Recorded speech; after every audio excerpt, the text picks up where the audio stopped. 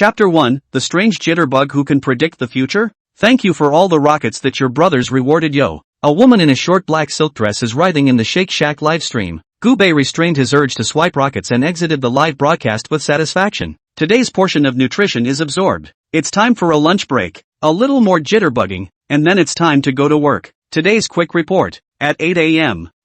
On 3/25, a fire broke out at the Yeolju convenience store in Donghu New Town. The fire was so severe that 3 fire trucks were deployed, and there were no injuries or deaths in the sojourn. As he swiped, a news item was suddenly inserted. Gubei glanced at it and didn't care. This season is dry and fires and stuff are really prevalent. Lamenting, he casually crossed over the news item. But the next moment, he froze. Wait, March 25th? Gubei was a bit confused and slid the video back again. What the hell? It's only March 24th? After Gubei double-checked several times and affirmed today's date, he scratched away the video somewhat breathlessly. That's how marketing numbers are these days. They like to spam the news for heat. Just then, Gubei suddenly felt a chill down his back. Gubei, are you slacking off again? Hearing this cool voice mixed with some anger, Gubei fell silent. He knew that his boss, Ran Qingqing, had come. Gubei turned back awkwardly and put his cell phone away. Sister Ran, isn't it lunch break? It's still an hour before I have to go to work, so I'll just brush up on my jitterbugs and relax. Ran Qingqing was a bit disgruntled as she took the stack of papers on Gubei's right-hand side and slammed them in front of him. These papers have been piling up here for an hour and a half, and you have the nerve to take a break? The time of someone like you who earns $3,000 a month really isn't worth anything. Waste is waste. Lunch breaks are not for social animals like you. Understand? Her words were hard to hear. It was hard to hear Gubei get a little angry. His fists squeezed and clenched. Finally put it down. One is a social animal, and others are leaders. And if it does come to a head, he's the only one who's going to get the hell out of there. A $3,000 salary is not much, but it's a good way to make ends meet. Yes, you're right. I'll work right away. Gubei stifled his frustration and put away his cell phone, inwardly already cursing Ran Qingqing's ancestors. Humph, you won't be allowed to leave work until it's done today. Leaving these words behind, Ran Qingqing directly turned her head and left, the sight of the other man wiggling his ass away. Gubei's fists hardened fiercely. When I have money, I must ask you to make 50 programs out for me overnight. Cursing, he opened the file and began the social animal's life of overtime. 8 hours later, Gubei dragged his tired body back home. This agonizing way of getting to work was getting him a little irritated. Day after day, I want to quit. Month after month, I'm full-time. That's what it says about people like him whose hearts are higher than the sky and whose wallets are thinner than paper. Damn. Exhausting. Sleep. Busy day. He really couldn't keep his eyes open any longer, and directly fell back to sleep, paying no attention to Ran Qingqing who was still sending messages to himself, requesting to modify the program. The next day, he was awakened by the sound of clanking. Clanking. Gubei picked up his cell phone to see that it was actually 9 o'clock. The time to go to work has passed. Gubei looked at the 40 or so unread messages from Ran Qingqing on WeChat, and he fell silent. When he didn't know how to reply, the non-stop swiping of the workgroup caught his attention. Asterisk. Ah. It's a good thing I left early today or I would have been burned to death in that convenience store. Man, you've got a great life. Click on it and it looks like people are talking about some kind of fire. East Lake New Town. That Yeolju convenience store is also too unlucky. A good reason to burn up. 8 o'clock is exactly when the traffic jam. The fire trucks also came late. It burned so bad went to 3 fire trucks. I even passed by today, but it was 7 in the morning. Luckily there were no casualties. No one got hurt is what matters. Watching everyone chat, Gubei always felt that this Yeolju convenience store seemed a bit familiar. He thought as he grabbed a roll of paper and made his way to the restroom ready to release himself. It's late anyway. A minute late is the same as an hour late. Having just crouched down, he suddenly sprang to his feet as if remembering something. Holy, I remember. He opened his Shake Shack browsing history, and at the top of the list was the one he had watched yesterday. Reclicking on this news item, a familiar voice appeared. Today's quick report. A fire broke out at the Yeolju convenience store in East Lake New Town at 8 a.m.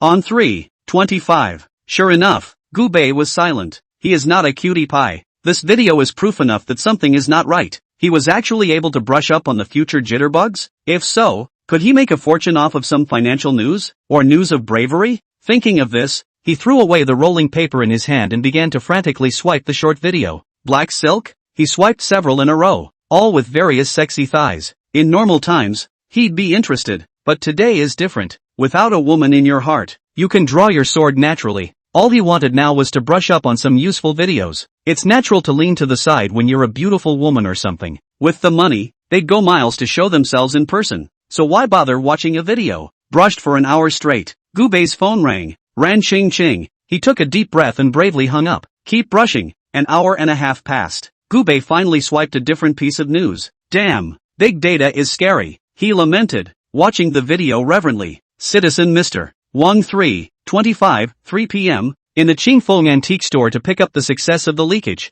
300 yuan to buy Zhang Banxiao authentic. Heritage connoisseur Jean Lao 21 million to buy away. In the video, a plain-looking painting appears. Two men take it. Seeing this news, Gubei's breath suddenly became short. $300 paid corresponds to 21 million. What is the concept of $21 million?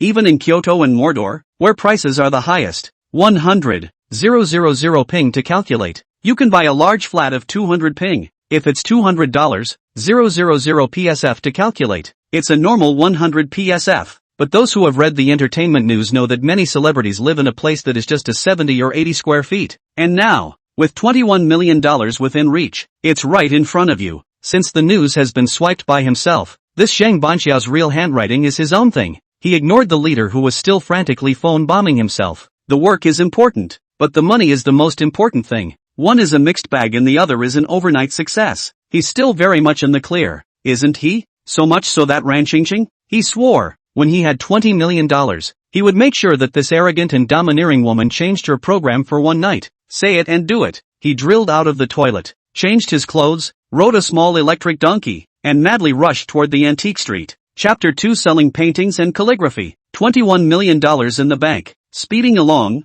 Gubei finally reached the antique street. Following the guidelines inside the video, he found the Qingfeng antique shop. This antique store looked ragged, and didn't look like a proper store at first glance. Looking through the doorway, the inside of this store was dimly lit and no normal person would have the desire to wander inside. He looked at the moss-covered doorstep, and without hesitation he took a giant step inside. 20 million, 20 million, Gubei's heart murmured, secretly cheering himself up. It was his first time in an antique store, and nervousness was inevitable. When I first entered the store, I was greeted by a stubbled older brother who was leaning back in a recliner and taking a nap. Feel free to look around, sir, just tell me what you see. Gubei took a look at the other party's appearance and couldn't help but be secretly staggered. I'm sure it's a small store, and this attitude of the shopkeeper would be daunting to any individual, right? I'll look at the calligraphy. Gubei spoke stoically, his face devoid of any expression. Hearing this, the shopkeeper opened his eyes and glanced at Gubei. The man looked so young and was still pretending to be deep, and it was obvious that he didn't have much money to buy anything. The store was not large, and Gubei took in all the paintings and calligraphy in one glance. Soon enough, a painting and calligraphy were seen hanging in the corner. Zhang Banxiao's inscription stimulated Gubei's eyeballs. The calligraphy and painting was exactly the same as the one he had seen inside the video. I'll take this one. He held out his hand and pointed to this Zhang Banxiao painting. I want this painting. I wonder what the price is. Gubei wasn't afraid of the rambling. After watching the video, he already had a good idea of the reserve price of this pair of paintings. One byte, 3,000. Hearing this, Gubei sked. Imitations sell for that much too? Gubei shook his head. 30, I'll take it straight away. The shopkeeper was dumbfounded by this statement. Nima is there such a cut price? The dragon slayer isn't as powerful as him, okay? This one painting was collected by him for $20.10. At first he hung the painting here, thinking he could make a little bit of money. But this painting and calligraphy, which had been sitting there for half a month, could not be sold. When people hear 3,000, they leave without looking back. The shopkeeper gritted his teeth. Rather than continue to sit here, I'm going to sell it cheap. Young sir is truly a wise man. This is the authentic work of Master Zhang Banxiao. $3,000 is definitely not a loss, alright. Tell you what, we'll each take a step back. 2,800? The shopkeeper sat up from his recliner and spoke with a smile. It's just worthless paintings and drawings anyway, so you can make a little bit of money. Gubei also didn't expect that he could actually offer such a high price. If he hadn't watched the video, he wouldn't have known that the other side's profits would be so high. Now that you've said that, I'll take a step back too. Gubei looked torn as he opened his mouth. The shopkeeper immediately showed an expectant look. 45. Is that okay? It's really high, and I've only got about 40 bucks in my pocket. Gubei blinked seriously. Hearing this, the shopkeeper instantly wanted to vomit blood somewhat. What was he expecting? Okay, you take it. He gritted his teeth and waved his hand with some reluctance. Gubei opened his mouth smilingly and fished out a few crumpled pieces of change dollars from his pocket. Go, sign the contract. Seeing that Gubei still had to sign the contract, he muttered something under his breath and asked for a template from next door. Gubei carefully read through the clauses and confirmed that there were no problems before signing his name. Come on, if you sell millions and millions of dollars in the future, you don't come to me. Gubei smiled and snorted. The shopkeeper couldn't help but smile when he heard the line. Yes, yes, yes, it's sure to sell for hundreds of millions. You've made a fortune. He didn't think that Gubei would be able to make any money off of this one painting. This one painting he had gotten appraised when he found it. It's just a plain painting. Sell it for 45 by itself and make lunch money. Taking the contract and the painting, Gubei quietly slipped away on a small electric donkey. Through the video, he knew that there was a black market deal going on this afternoon at 33 Fongyun Road. Many people take their monuments and come here to trade them. This place buys and sells things anonymously, and it's more secure to pay with one hand and deliver with the other. They don't care if what they sell is clean, as long as it's authentic. Take it. For a lot of people, it's a great place to sell their stuff. Coming to this place, Gubei realized that it was a small house. The people who came and went wore masks, so you couldn't see what they were supposed to look like. He even wondered if those people's stuff was clean. The things Gubei had plucked were clean, and he entered the house with a straight face. The people guarding the doorway glanced at Gubei and made way. Once inside, he saw an old man sitting above him. The one in charge of sitting today is our old Mr. Jean. There was a Cheongsam girl next to her, introducing the appraiser. The other party is a professional connoisseur and has tasted countless famous paintings and calligraphy. It's your first time here, isn't it? Our rule here, you give the goods, we give the price. Sell if you can take it, or go out the back door if you can't. There's no point in saying anything superfluous. Hearing the Cheongsam girl's explanation, Gubei nodded and opened the calligraphy and painting. Elder Jean put on his glasses and took a closer look at the calligraphy and painting in Gubei's hands. Then, his expression became a bit odd. Nope, he removed his eyes, replaced them with a magnifying glass, put on his gloves and began to carefully feel his way through the. This is Zhang Banqiao's real handwriting. Jean Laos looked at Gubei with great surprise. It is important to know that although there are many authentic Zhang Banqiao works, this one is a rare and good one. It was precious for Gubei to have such a work in his hands. Elder Jean, my ideal price is $21 million. Gubei's voice rang out. He directly quoted the highest price. That's exactly what the lucky citizen sold it for. When these words came out, Elder Jin's expression changed slightly. He didn't expect that this little young man would actually quote the highest bearable price in his heart.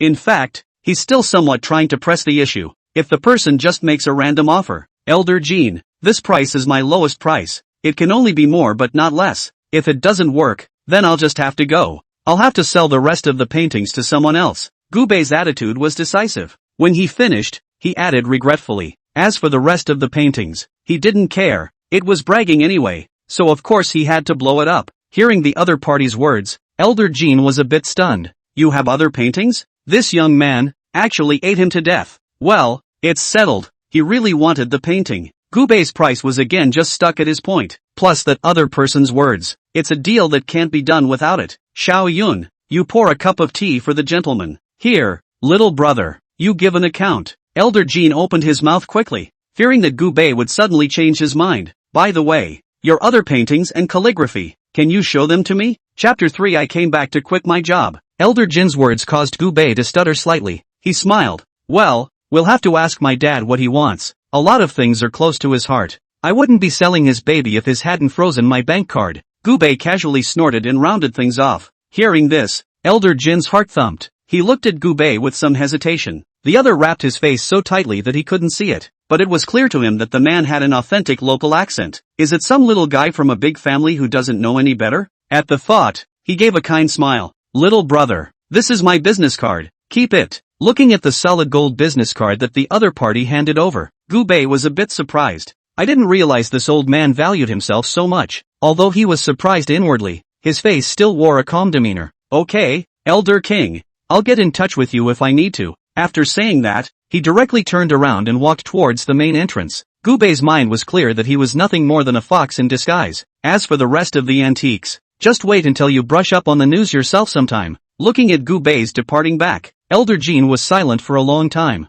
This man is not simple. Put on a proper attitude. Having received a huge sum of money, Gubei rode the small electric donkey back to the company in a leisurely manner. Just as he entered, he felt a horrible depression. Looking around, sure enough, Ran Qingqing was standing beside her workstation with a face full of anger. "Where's Gubei? Hurry up and find him for me." Hearing this, the colleagues around them all lowered their heads, not daring to speak. In their hearts, they had already cursed Gubei. This guy goes around causing trouble and angers Ran Qingqing into not coming to work herself. Now, they are the only ones who bear the wrath of the other side. Ran's sister, I do not know where he is. The co-worker looked at the pile of papers in front of him and cried a little bitterly. "Leader, looking for me?" Gubei leisurely returned to his workstation. He looked at the mountains of paperwork and couldn't help but feel a little annoyed. Pay yourself $3,000 to do $30,000 worth of work. What's wrong with you? Ran Qingqing trembled with anger when she saw Gubei's smug look. Her towering mountains made Gubei's head spin a little. What's going on?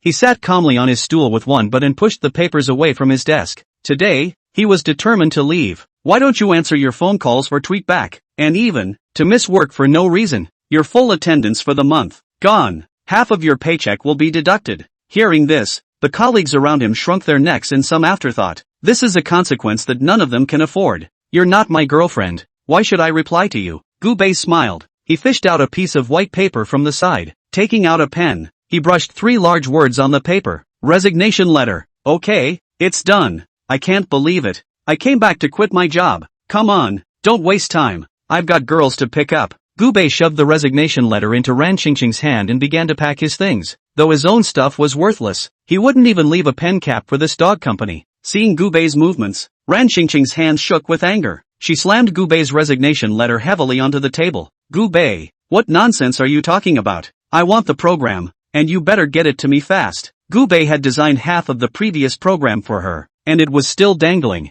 What about the program if he's gone? If you don't take this job, you won't be able to pay off your flowers. You think I'm going to believe your bull Ran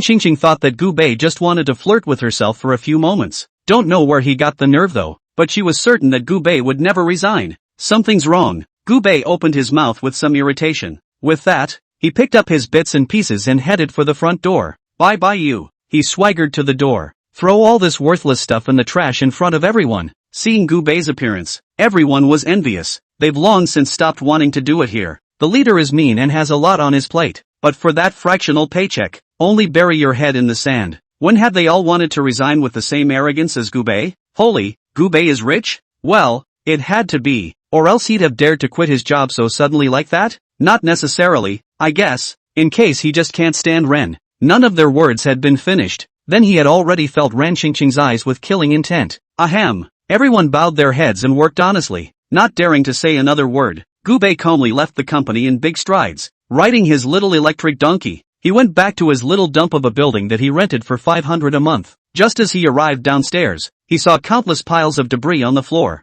Whose stuff is just piled up on the floor? This stuff? It kinda looks familiar. Come closer. He was dumbfounded. This is not your own thing. His bedspread, clothes, suitcase. These have been thrown downstairs. Yo-ho, Gubei, you still dare to come back? Hurry up and pay the rent. A middle-aged older woman appeared in front of Gubei's eyes. She was none other than Gubei's landlord. Pay up or take your stuff and get out. After saying that, she slammed the object in her hand at Gubei's feet and stared at the other party with disdain. Upon hearing these unceremonious words, Gubei frowned. Isn't my rent not due for 2 more days? The landlady looked at Gubei with a cold smile. 2 more days? People give in advance. Take it or leave it. This fat landlady made Gubei furious. He took out his cell phone and snapped a few pictures of the scene and went straight to the police. A few minutes later, the police arrived on the scene. Seeing the police present, Gubei turned on the recording. Lu Ifan, were you the one who threw my things out? Hearing Gubei's words, Lu Ifan was even more arrogant. Yes, it's all the old lady's doing. So what if you have 2 days before your rent is due?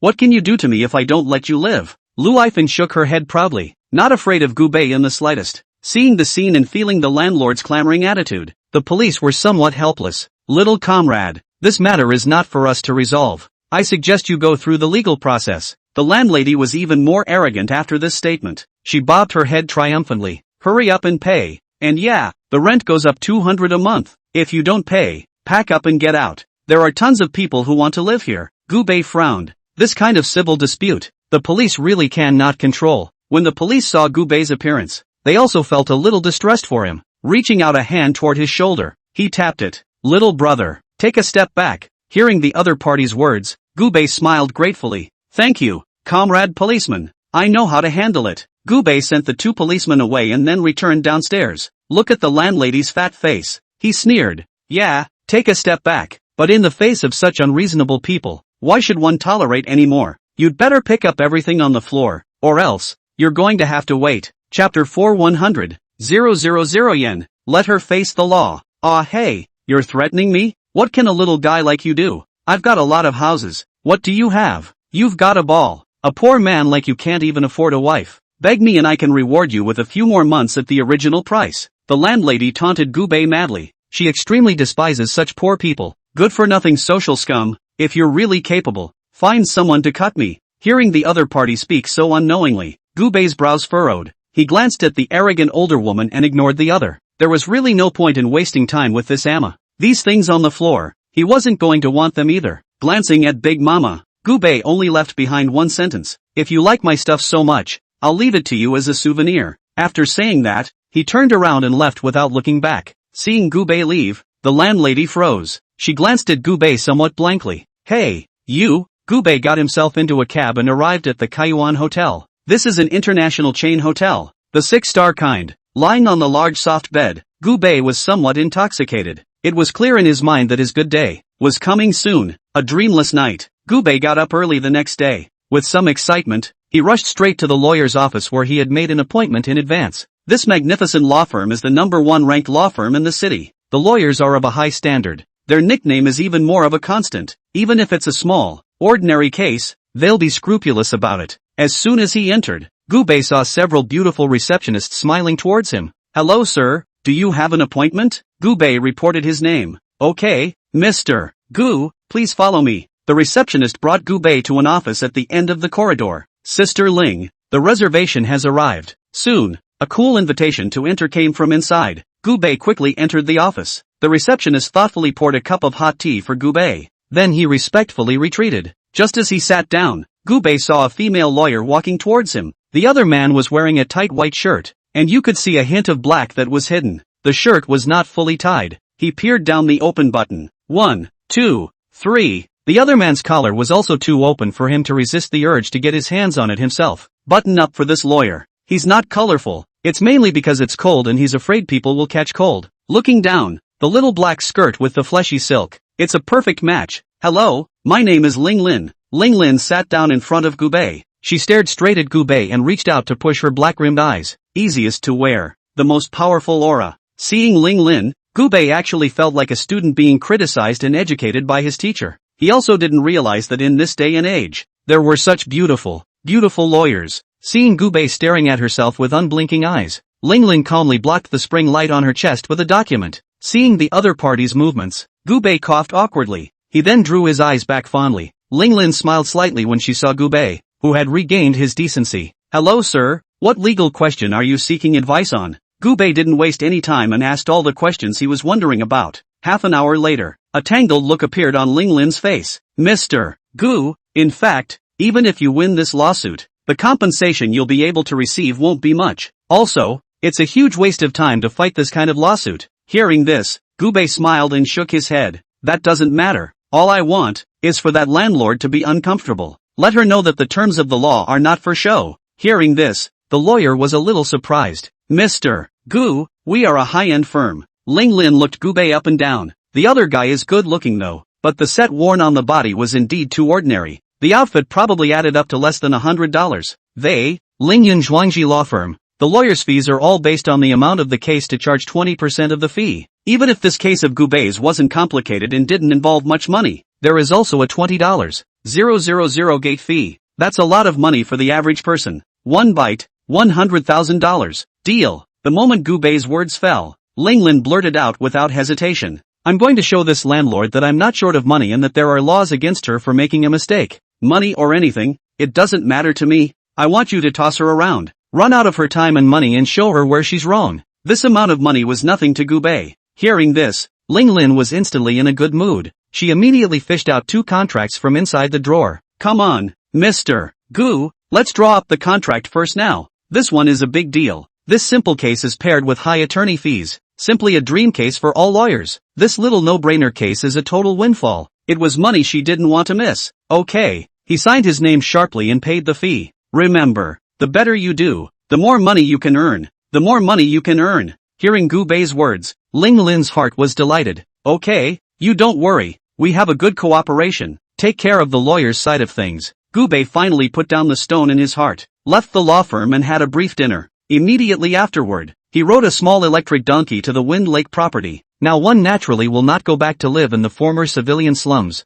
Renting a house is even more impractical. Man, it's still prudent to have a house of your own. Renting an apartment or something is the equivalent of paying someone else's mortgage. Now that you have $20 million in your hand, it's not a matter of minutes to buy a house or something. Besides, buying a home is the first step in a man's success. Wind Lake Realty entrance. He had just entered the sales office when he heard a surprised voice from behind him. Gu Bei, it's you? Hearing this, Gu Bei turned back. A familiar face appeared before his eyes. It's Chan Man? An involuntary smile spread across his face. This is a college friend of his. She's a legendary schoolgirl. Although, in his memory, Chen Man was indeed a proper gold-digging woman. But nah, people are good-looking. At this point in her life, wearing a white shirt and black skirt, the long hair was waist-length and draped over her back. The white waist was hidden under her clothes as she moved. It was obvious that the coveralls had been privately altered by her. The dress completely showed off her tiny waist. Thinking back then, Chen Man had easily taken the crown of the waist that the men in the whole school wanted to grab the most. Chapter 5, Re-encountering the schoolgirl.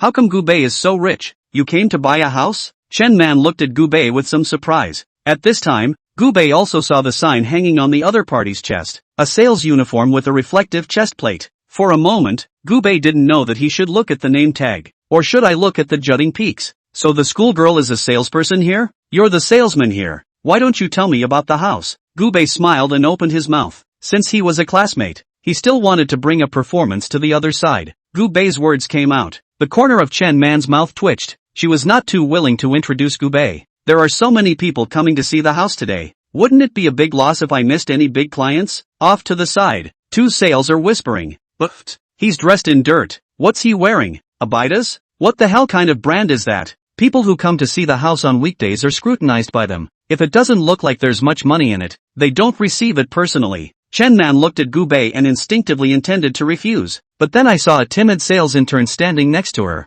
She had a plan in mind. Gu Bei, I do want to introduce you, but my booked client is coming soon. Why don't I get you a sister to introduce you? When she finished, she brought the little intern's sister aside. Gu Bei glanced at the somewhat nervous little girl and smiled bitterly inwardly. Originally, I wanted to take care of my old school performance myself. In hindsight, it does seem that I was too kind. One gives enough face, but people can have more on their minds. Sheen, you have to cherish the opportunity. If you become a single, you'll be converted. Chen Man hypocritically opened his mouth as if he was taking care of the other party that way. Xiao Qin nodded gratefully when she heard this. Sister Man, thank you. You're too kind. After thanking Chen Man, she hurriedly introduced the house to Gu Bei. Half an hour later, it's a nice house. Show me. Gu Bei nodded in satisfaction. A couple of salesmen on the sidelines couldn't help but sneer. And he has to look at houses? Isn't that a waste of time? Let him be. It's not like he's wasting my time anyway. And isn't that new guy still enthusiastic? Everyone is looking at Xiao Qin for a joke.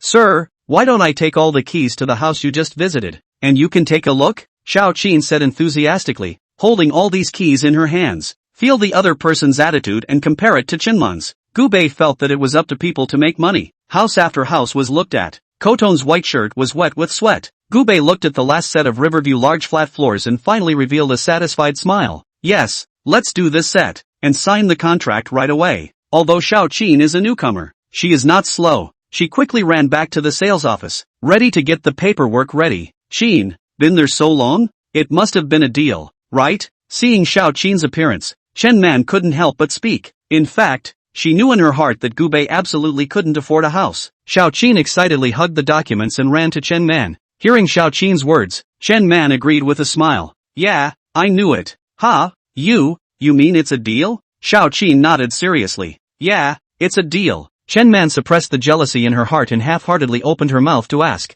really? Which set is it? Xiao Qin didn't see the expression on the other's face and gladly opened the contract. Look, it's this big flat with a river view. When these words came out, Chen Man was dumbfounded. The big flat? The $15 million one? There is only one Riverview bungalow for sale at the moment and it is extremely expensive. She even thought she'd misheard. Yes it is. Bought it in full. Xiao Qin was also happy that the commission was a totally huge amount of money. Chen Man's mouth opened wide in incredulity. She suddenly felt for a moment that she seemed to have misjudged Gubei. This guy's so rich? Half an hour to sign the contract? All at once? Only now did Chen Man react to the fact that his old classmate was so rich. Within a few minutes, Gubei also walked in. He swiped and signed his name to the contract. After thanking Xiaoqin a few times, he left without looking back. Gubei. Suddenly, he heard Chen Man's voice from behind him. Turning back, he found Chen Man running out of breath and his face was slightly flushed. What's more, her shirt was nearly open to her navel. Chen Man, what's the matter? Gubei glanced at her flushed cheeks. Well, it really was a pure desire ceiling. When old classmates meet, don't they have to leave their contact information? Seeing the other party pull out a QR code, Gubei froze. He was not polite. At least it's a schoolgirl, and it's a sight to see when you stay inside your address book. After fixing the house, Gubei returned to the hotel. He cozied up in bed and swiped through the jitterbugs. A bunch of black silk beauties had made it impossible for him to raise his interest. He just wants to read some useful news. Phone company developed a new technology for communication, and at 3:26 p.m., its value soared. The company's stock went straight up. Seeing this news, Gubei got excited. He knew that his chance had come again. Was worried that I only had $6 million left in change. It's so sweet that Shake Shack is now snowing in. He made a mental note of the name of Crest, and once again, he mounted the little electric donkey. Running furiously, Gubei quickly arrived at the stock exchange, even though he's new to the game. But opening accounts and whatnot has been extremely intelligent. With the guidance of a professional, he opened his account in 10 minutes. Kofun. Gubei searched for half a day and found the code for this company. Price dropped that bad? Gubei rubbed his eyes a little incredulously when he saw Kofeng's stock that kept falling. He even thought he had misread it. After a brief moment of surprise, he was ready to buy in bulk without saying a word. Just at that moment, he felt someone appear beside him. Little brother. Newcomer? Hearing this, Gubei subconsciously covered her screen. Seeing Gubei's movements, the spectators on the side smiled. Don't worry, I didn't mean anything by it. You're looking at Crest stock? I'd advise you not to buy in. This one stock has fallen too far. You buy now. You're a leak. Got it? With a smug smile on his face, the watcher advised Gubei. Gubei glanced back at him. A bald, middle-aged man. You can tell he's worried a lot about the stock. If you want to learn stocks, look me up. Feeling Gubei's gaze, he smiled and patted his chest. The package. Chapter 6. He's the god of stocks. That's a lot of sound for an old greaseball. To show how awesome he is, he purposely educated Gubei loudly, trying to get the other party to follow his investment. It's time to say no. My skills are still there for all you stockholders to see. I've made less than $500,000 in the last few years alone, just from stocks. He raised his head proudly as he said this. Everyone around them looked at the speaker with some surprise. Many of those present were newcomers. They're basically here to make a little money. This person in front of me, able to earn $500,000 in a few years. This is completely masterful. Master, may I worship you? You who? If it isn't old Chen? You're here to see the stocks again? Any recommendations? Little brother, this old Chen is really powerful. You have to trust him. Ku Feng, brother you'd better think clearly. This stock is really not work. Gubei was a bit surprised when she heard the words of the people around her. I didn't realize that this Kofun had been reduced to such a state. The market for Crest has been bad, so you don't want to look at his low unit price and buy in. Most of the time, he's down. If you buy it, you're throwing all your money inside the trash. Gubei didn't say much after hearing everyone's words. The lower the price of the Kofun, the better. Of course, it is better to be so low that you buy the most stock for the least cost.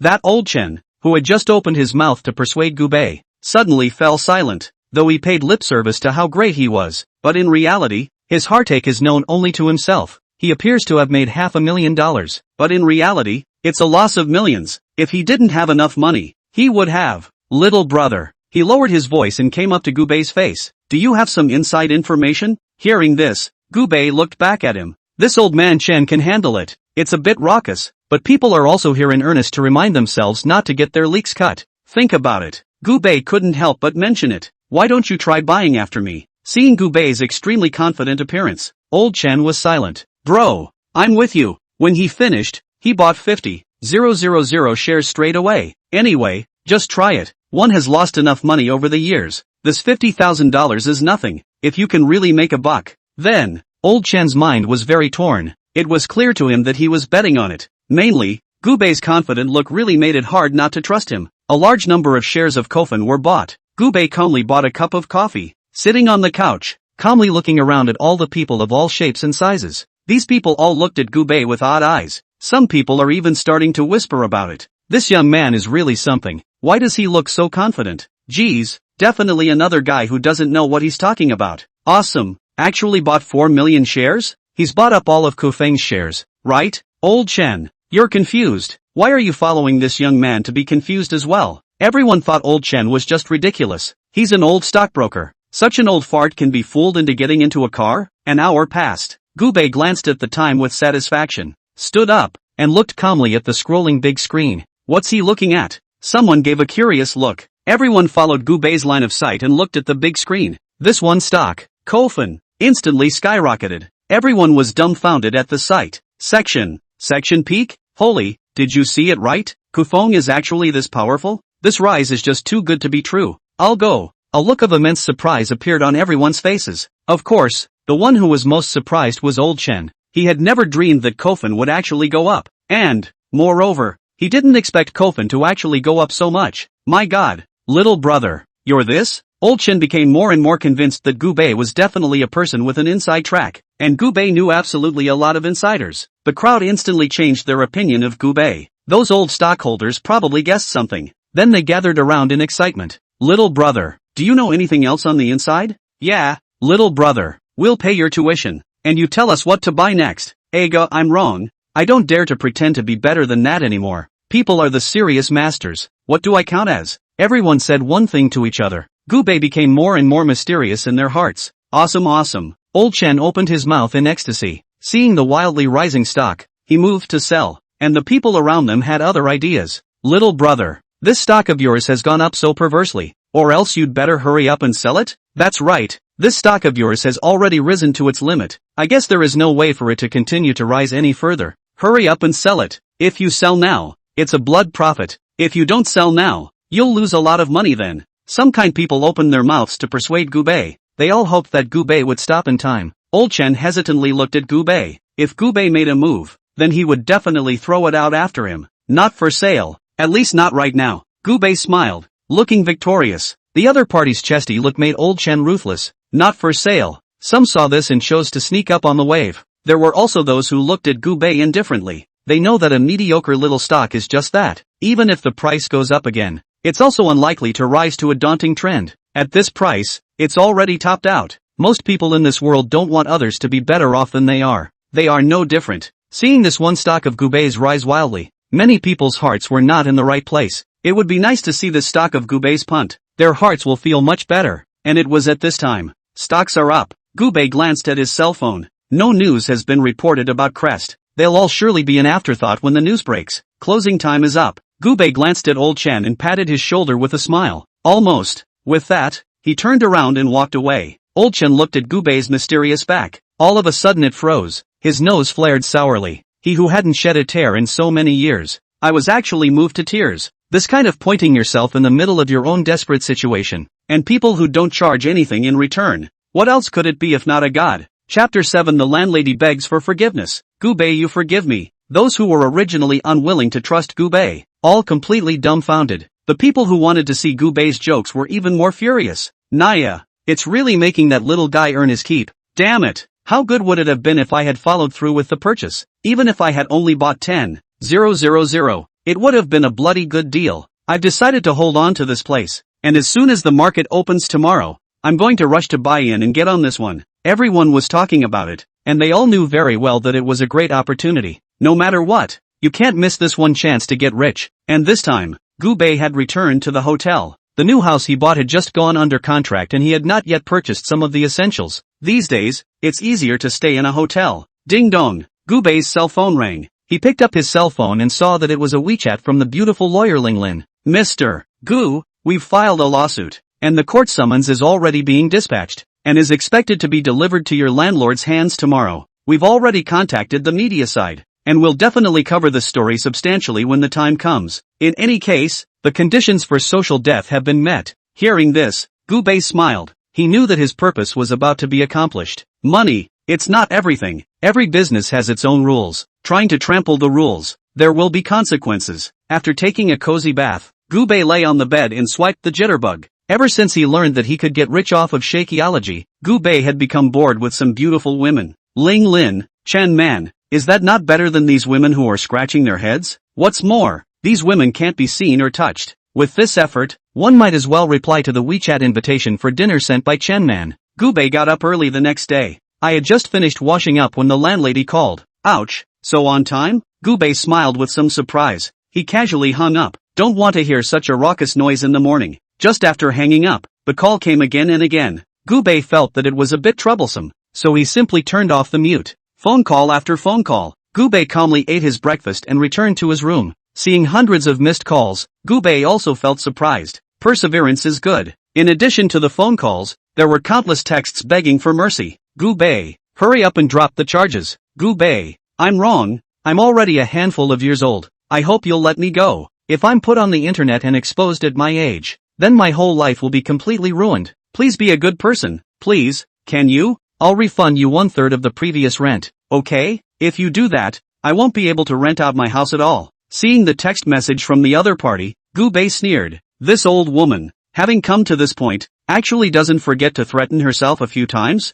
He coldly chose to pull the plug and fell backwards into the soft queen-sized bed. By the time Gubei woke up from his nap, it was already noon. He smiled in satisfaction as he saw the news push on his phone. The landlord's aunt has been making headlines. There were even countless journalists who went to interview them. He opened Jitterbug, and within a few swipes he saw a video of a reporter interviewing the landlord's aunt. Hello, Ms. Lu Fengfeng, we saw the video on our side, saying that you intentionally made things difficult for a young man who works alone outside. Is this true or not? For this event, we would like to interview you to find out what your journey has been, and is it possible that you might find your actions a bit deceptive? This reporter was found by Ling Lin, and although she looked polite and courteous, in reality, her words were all extremely arrogant. Hearing this, Lu Fengfeng's face became extremely ugly. She just blocked the camera from filming herself, then turned somewhat nervously to avoid the reporter's microphone. But there are so many reporters around, there was no way that she, with all her 3 heads and 6 arms, would be able to block the camera's dislike of her face shot. See the landlady's ugly face inside the video.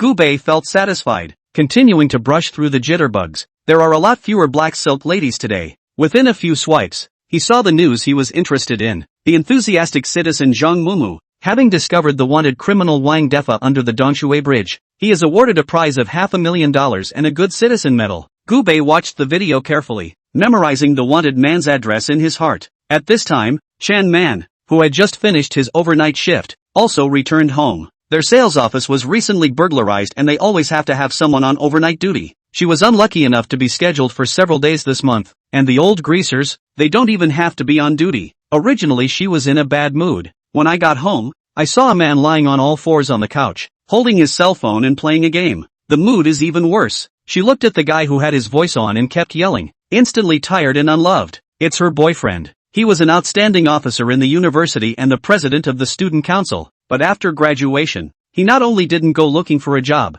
he had to pay for his own support. Every day just stayed at home with nothing to do and played games like crazy. Jun Woo, rub my legs for me. I'm really tired after standing all day. Chanman adjusted his emotions and walked over to the couch and sat down, and Lu Junyu didn't have the slightest intention of wanting to pay attention to Chen Man at all. Up the road. Gee whiz, what kind of support is this? Don't steal my economy. Get out. He didn't even hear what Chen Man was saying, just one cursing his teammates inside the game. Seeing the other party's appearance and glancing back at the takeout boxes that had been piled up in the trash for 2 days, Chen Man's eyes reddened. She remembers the words of some of her better connected colleagues in the sales department. This little young man is so handsome, and he's bought another $15 million house, still in full payment. Strong. It would be perfect if you could take him. And people don't show their wealth. Look at it, how low-key they dress. This kind of man is really worthy of being a boyfriend. Everyone was urging Chen Man to grasp a man like Gubei. However, everyone has forgotten who was mocking Gubei for dressing rustic in the first place. Thinking back to Gubei's handsomeness, and then looking at this picture of her own boyfriend's posing, Chen Man was slightly impressed. She glanced at her cell phone. He hadn't replied to his own message inviting Gubei to join him for dinner. Thinking of this, she finally gathered her courage and sent another tweet. Gubei, I'm off this Sunday. Are you free? Chapter 8A Backhanded Report. $500,000 in the bank. Gubei heard WeChat ding dong, but he didn't care who sent it. After a good night's sleep, he came to the police station. Although $500,000 wasn't much for him right now, but who would pass up such an easy way to make money? What's more, he was more interested in that good citizen medal. Hello comrade, I want to report it. Gubei smiled and opened his mouth, looking sincere. The police officer on duty froze slightly when he heard Gubei's words. Hello, what are you reporting? He saw that Gubei was so young that he was more than likely reporting something irrelevant. I'm reporting the wanted criminal called Wang Defa. I know his exact location. You guys hurry up and catch him. Gubei spoke calmly. Oh, Wang Defa, I've already credited you here. What? Are you talking about that A-class wanted criminal Wang Defa? The officer on duty didn't react at first. After he was quite clear about Gubei's words, he was completely dumbfounded. Well, yes, it's that wanted man Wang Defa. After saying this, he also straightened his collar. Is there a reward if I report it? The police officer on duty nodded and hurriedly called, reporting the situation to the leader. Okay, I'll take care of it. Hanging up the phone, the police officer on duty hurriedly invited Gubei to an unoccupied office. Gubei sat on the sofa and surveyed the immense room. All office supplies are neatly organized. Not a speck of clutter is visible on the tabletop. There's still this hint of freshness in the air. It seems that the leader is a woman. 3 minutes later, the office door slammed open. A panting woman appeared in Gubei's line of sight. Blue shirt with uniform pants. Valiant. Sharp short hair. A pair of almond eyes with a googly-eyed face. A different kind of flavor. Well, the legs are long. Although he was wearing long pants, Gubei could tell that the other party had a good figure. This police officer is in charge of Wang Defa's arrest and her name is Yun Chang. Yun Chang looked at Gubei with some excitement. You want to give clues? Countless people come forward with tips every day, though all they offer is information that has no value whatsoever. Every day, they run around the city doing useless things, but she would not let go of the slightest chance of catching the culprit. Sir, if you can provide valid clues, our police will reward you with $500,000. She straightened her collar, let out a deep breath, and sat across from Gubei. Aren't there a lot of bridge holes there at the East Water Bridge? He's inside the third bridge hole. You'll just have to go and see, Gubei said, and there was one more minute of excitement in his tone. He was afraid he was acting too fake. Yes sir, we'll go over and check it out now. She called a couple of police officers and was ready to go to the place Gubei said she was going to look at now. Sir, you can wait here for us, or you can leave your contact information and wait for our notification. If you provide a useful clue, we will notify you to come and collect the $500,000 reward. Hearing this, Gubei nodded. Good, then I'll wait here for you. Seeing how confident Gubei looked, Yun Chang raised her hand and called for the police officer on duty. You take this gentleman to the lounge and we'll go over to the Eastwater Bridge first. After giving an explanation, Yun Chang couldn't wait to act. 10 minutes later, the ops team had arrived under the Eastwater Bridge. Based on the information provided by Gubei, they found a guy who looked like a savage at once. Holy cops, Wang Defa, dressed as a savage, saw a large number of police officers approaching his door. Instant panic. This place is extremely secluded and shouldn't reasonably be discovered by the police. And this group of policemen looked like they had come prepared. They had blocked their way. When Wang Defa wanted to fight to the death, a cool female voice rang out. Wang Defa, you've been surrounded. Obediently bind your hands. Half an hour later, back at the police station. At this time, Gubei had already completed the registration procedure for receiving the prize. $500,000 would be released to Gubei's bank card as soon as the approval was complete. Sir, we'll be presenting you with a good citizen medal on our side, and we'd appreciate it if you'd come back then. Our leader will present it to you personally. The police officer on duty smiled and registered Gubei's information. He also found it a bit surprising. I didn't expect Gubei to actually have a message from Wang De. The report was successful, and a wide smile appeared on Gubei's face. Hiya, that's what dedicated citizens like us are supposed to do. Gubei smiled and prepared to leave the police station. He glanced somewhat fondly in the direction of the gate. That pretty cop isn't back yet. He would have liked to see the other side happy when they had captured the criminals. Reporting criminals can be very rewarding. Just thinking about it. A line of people walked in. Seeing this beautiful police officer who was almost 1.7 meters in height, Gubei also felt a sense of oppression. It was clear that he was going to be a head taller than the other guy. This woman's aura is really something else. Her cool face paired with this uniform made her a proper imperial lady. And just the right amount of short hair with flyaways adds a touch of spunk to her dry demeanor. The face, the aura, absolute. Yun Chang nodded at Gubei when she saw him. Sir, your tip-off was very useful and we have apprehended the culprit. Society needs dedicated citizens like you. Thank you so much for your contribution to social stability, Yun Chang said excitedly. The thought that she had captured the most wanted A-list criminal filled her with a sense of accomplishment. Okay, remember to notify me when you receive your prize. Gubei greeted the police officer on duty and turned to leave with a smile. That's $500,000 easy money and a good citizen medal. He decided to treat himself. Chapter 9 A chance encounter in a restaurant. The pretentious man appears. From the police station, Gubei bought a few outfits and went back to the hotel to change into them. Now that I'm rich, those clothes from the past are too much of a step down. $20 for short sleeves that really don't have the texture to wear. Wash up and rest for a while. When the sun set, Gubei climbed up from the bed and picked up his phone to look at the American group. Since you want to treat yourself, then you have to go to a good restaurant. He's got his eye on the waitlist restaurants that have recently exploded on the internet. The environment of this restaurant was very nice, and the taste of the food was also very good, so Gubei decided to give it a try. If it's as perfect as described online, you can bring a girl on a date yourself in the future. Took a cab to the waitlist restaurant. Gubei also discovered the inconvenience of not having a car. Just got out of the car and mentally muttered about buying a car. The next moment a raucous noise was heard from a group of people gathered together. Ha ha, our beautiful lawyer is going to give me more face today. It's not easy to have a meal together. It's my treat today. Eat whatever you want. Hearing these arrogant and incomparable words, Gubei only felt amused, especially when one has money. A change of heart had come over him. Those who can say such things are beggars who can't chase girls. Where would a really rich person say something like that? He subconsciously glanced at the pretentious man. I didn't expect to see my own lawyer. Ling Lin. Even less expected. The one this pretentious man was annoying was none other than Ling Lin. Gubei was a bit amused. Didn't go over to greet her though. We just did a business deal, and we didn't know each other well enough to do that. He calmly walked himself into the dining room. Right about this time, Gubei felt someone tugging on his arm. Ha! He turned around and saw that it was actually Ling Lin. At this moment, Ling Lin was looking at him with pleading eyes. Gubei, help me. I owe you a favor for blocking this rotten peach for me. Hearing this, Gubei was a bit surprised. He didn't expect Ling Lin to take the initiative to approach him. More than that, I didn't expect her to make the claim that she owed favors. Money, he doesn't need. Favors, he could use them. This lawyer was good at what he did, and it would be nice if he could get the other side to owe him a favor. Thinking of this,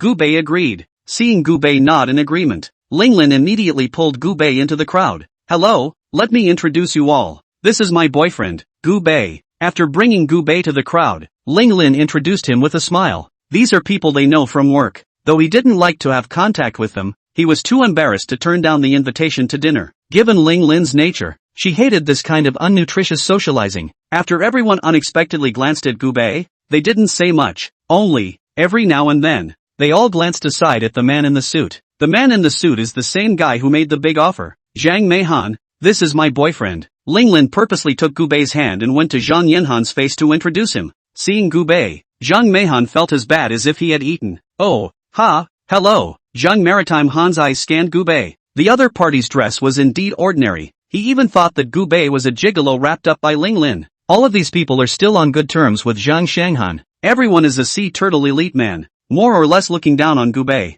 For this unexpected guest that suddenly appeared, Zhang Qinghan hated to be able to drive him out of the waitlist restaurant. Brothers, you know. Zhang Meihan took out his cell phone and wailed in the WeChat group of his brothers. Everyone looked at their cell phones and smiled. They all nodded towards Zhang Meihan, reassuring the other party. Gubei naturally saw their movements. The group uniformly looked down at their phones, with such a lewd smile again. One look and you know it's kooky. I'm sure that there is some kind of scheme to try to target yourself. When we entered the restaurant and sat down, someone opened their mouth without looking. Dude, what do you do for a living? Seeing this questioner, Gubei smiled contemptuously. It's not too impressive a job. Usually speculating, checking the disc or something. He was so calm and full of himself that the crowd froze. Speculating and watching the market? This guy thinks he's a rich kid? All of them are considered rich kids. But none of the group dared to live so leisurely. Zhang Meihan revealed a satisfied expression when he heard Gubei's words. Oh, so there's not much work? Do you want me to introduce you to a job? Come work for me. You'll get a base salary of $1,800 a month.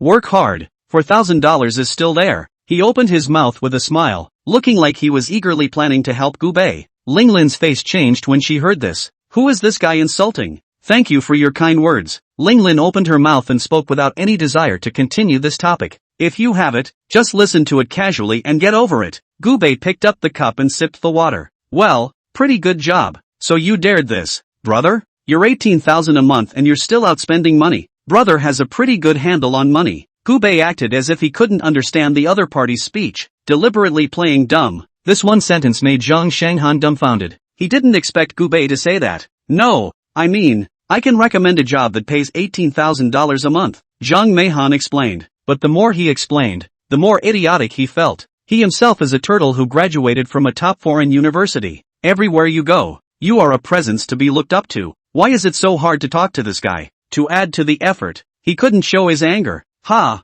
Upon realizing his idiocy, he glanced over his head with some annoyance at his brother next to him. The man on the sidelines immediately understood. Brother Gu, which school did you graduate from? I'm from Rice University and my brother Zhang is from Harvard. Man, you're also a graduate of a top political and law university, so I'm sure your boyfriend is of a high caliber. They talk straight. Anyway, it was to taunt Gu Bei. It's definitely going to be multifaceted and diverse. Education, job, savings, everything. By the way, I've heard that your bonus has arrived from Siam, 100,000 or so paid out this time, right? The people on the sidelines started bragging about Zhang Xianghan. They were trying to make Ling Lin realize, Zhang Yanhan is the one who's a diamond in the rough. This faceless-looking young man, is his wallet as thick as Zhang Yanhan's? Hearing his friend brag about himself, Zhang Xianghan smiled. Gee, yeah, but it's only $100,000 or so. It's really not worth it, ha. Zhang Meihan scratched his head and deliberately revealed his newly purchased watch. Ouch. Siam, is that watch Omega? I'll go. I've seen this watch before. It's got to be hundreds of thousands of dollars, right? The people around him kept bragging about Zhang Meihan. Gu Bei only felt a little bored. $100,000 is nothing. A casual tip from yourself is $500,000, and he hadn't even counted the benefits he'd gotten himself on the stock side. He, brother Gu Bei. Whatever you want to eat today, feel free to order. I'll treat man. It's not too bad for you. Zhang Meihan smiled and opened his mouth. His words were humiliating Gu Bei. Unexpectedly, Gu Bei actually didn't have any reaction. Zhang Meihan subconsciously thought, he certainly couldn't find a point to rebel against himself. Thinking of this, Zhang Qinghan smiled and handed over the menu, looking extremely gentlemanly. Chapter 10 Yunqing appears and invites Gu Bei to a celebration banquet. Really treat me? Gu Bei was a bit surprised. He had taken a look at the menu. None of the food here is cheap. There are 6 of them here. It's easy to eat this guy's $100,000 bonus. Yeah, please eat. You can order whatever you want. I've got a bonus for taking man to dinner. Zhang Meihan smiled and opened his mouth. He knew that the menu had many expensive dishes, but Gu Bei definitely didn't have the guts to order it. A man needs a face and a tree needs a skin. How could a poor man like Gu Bei be kind enough to let his love rival treat him to dinner? Who expected that? Gu Bei directly reached out and took the menu. He flipped through it beautifully and started ordering with the waiter on the side. This, and this. Gu Bei pointed to a few of the cheapest dishes. Seeing this scene, Zhang Xianghan put down the stone in his heart. Oh, he hadn't guessed wrong. This guy hasn't seen much of the world at all. How is it possible to order that incredibly expensive meal? I usually drink an 82-year-old Lafite, and a top-quality Auslese Dragon. Oh, I heard that a new shipment of top-quality red devil shrimp was recently imported. Want to try them? I used to eat it a lot when I was abroad. I haven't eaten it for half a year back home, and I'm still a little uncomfortable with it. Zhang Xianghan smiled and beckoned the waiter to serve a few servings of top-quality red devil shrimp that were only available abroad. Don't want these dishes. Serve everything else. Gu Bei ignored the other party's pretentious words and continued. Next moment, the waiter froze. Everyone on the sidelines froze. First, sir, these dishes are too much for the 6 of you to finish. Hearing this, Gu Bei waved his hand without a care in the world. It's okay, I can pack. After saying that, he urged the waiter to hurry up and report the food. Zhang Haihan was a bit flustered. He didn't expect Gu Bei to be so generous. The price of these dishes definitely adds up to over $50,000. Ha, you eat that much? Zhang Haihan looked at Gu Bei with a somewhat leathery smile. He was thinking about what method he would use to properly screw Gu Bei. Hungry, brother? Not so much? Someone opened their mouth to taunt Gu Bei. Ling Lin sat on the sidelines and couldn't help but want to laugh a little. Gu Bei did a really good job. The way Zhang Zhanghan pursues himself is disgusting. Always like to pretend to have money. She wouldn't even want to pay attention to such people if it weren't for the fact that they were in the way of her work. I'm not planning to see the world, am I? Gu Bei smiled and opened his mouth, not even half trying to explain. And at this time, Gu Bei heard a cry of alarm ring out behind him. Gu Bei? The familiar voice made him unconsciously turn back. A short-haired woman in beige short sleeves and tight jean pants with legs that were out of this world. Who else could this be if not Yun Chang? Gu Bei, why are you here? Yun Chang looked at Gu Bei with some surprise. She smiled and walked up and said hello. Oh, I came over here to eat, and I didn't expect to run into my friend. Gu Bei casually pointed at Ling Lin. The others, they don't deserve to be mentioned by him. Hearing this, Yun Chang scanned the crowd. These few guys who were pretending to be pompous all shut up decisively after seeing Yun Chang. It was as if this woman came with an aura that shut people up. A sweep of this eye that made people hold their breath. What a beautiful woman. Zhang Xianghan was instantly jealous when he saw the other party. He didn't think that Gu Bei would actually know such a beautiful woman. The legs are simply stunning, and long, and thin, and straight. He asked himself that he had seen countless beautiful women. This appearance was comparable to Ling Lin's, each with their own characteristics. The body is totally describable as perfect. Ling Lin was big enough, and this woman, long enough. It would be a cozy life if both women could be owned by themselves. We're having a celebration party. Are you coming? Yun Chang offered an invitation. Gu Bei was a credit to them, so he was naturally qualified to eat together. Our director said you're a meritocracy. You must come. No, no, no, I've already ordered on my side. Gu Bei opened his mouth and rejected the other party. Zhang Meihan sneered and spoke up in a hurry. Beauty, since you're brother Gu's friend, you're also my friend. Why don't we sit down and eat together? Our brother Gu has ordered a lot of food, and with his girlfriend here, it's not really appropriate to go over there with you, is it? Hearing this, Yun Qing glanced at Zhang Meihan with some displeasure. It was so obvious what this guy meant by his words. She's been a cop for so many years. It was simple to be able to hear all the underlying meanings within the other person's words. These two are friends? She wouldn't believe it no matter what. And, this time, it's to show brother Gu the world. Ordering tens of thousands of dishes. There's king crab, and Australopithecus. Don't miss it. These are the dishes I'm usually used to eating, and I know what the quality of the food is like here. We'll eat together and I can introduce you to them, no? Hearing this, Yun Qing glanced at Zhang Meihan and directly refused. It's not necessary. When she finished, it was as if she remembered something. Oh yeah, Gu Bei, that wanted criminal you reported. $500,000 has already gone through the approval process, and the money will be sent down to you tonight. Since you've got your girlfriend with you, why don't you come eat over there with us? Yun Chang wasn't very fond of this group of noisy guys. She wanted to invite Gu Bei over and talk to them. Yun Chang was very interested in the details of Gu Bei's efforts to find the criminals. Zhang Shanghan immediately stood up. Sure, why don't we go over there and eat together? I'll buy you all a treat. His heart leapt with joy. If you go over there to eat, you can still get to know some of the leaders in the bureau yourself, and one might even get to sit next to a beautiful woman. Show off your masculinity in 3 words when the time comes. Isn't this a minute away from being able to hold on to a beautiful woman? After thinking of this, he happily walked towards Yun Qing. Seeing the other party's appearance, Yun Qing frowned. Sorry, this is a celebration. We invited Gu Bei and his girlfriend. The case will be talked about more or less at dinner, and it may not be very convenient for outsiders to participate. Hearing this, Zhang Yanhan was dumbfounded. He froze and sat down on his stool with a somewhat embarrassed thump. Oh, yes and yes. Next time we'll make a date. Zhang Shanghan's heart hated his teeth, but his surface still wore a bright smile. Gu Bei, let's go? After saying that, Yun Qing twisted his head to look at Ling Lin. She invited Gu Bei. The fact that he was able to take credit for it could be somewhat unrelated to Gu Bei. Ling Lin on the side has long been unable to stand these people, but in the way of face is not good to be angry. She hated being able to get out of here early. Now that Yun Chang appeared, she was totally the tool person who was very good at unraveling the situation. Well, in that case, I'll be gracious. Gu Bei smiled as he brought Ling Lin and followed Yun Qing to the restaurant's private room. Zhang Shanghan meets his Waterloo in his life of picking up girls. He sat down on the stool a little downcast and disgruntled. Even more, he had the urge to crush Gu Bei. Sir,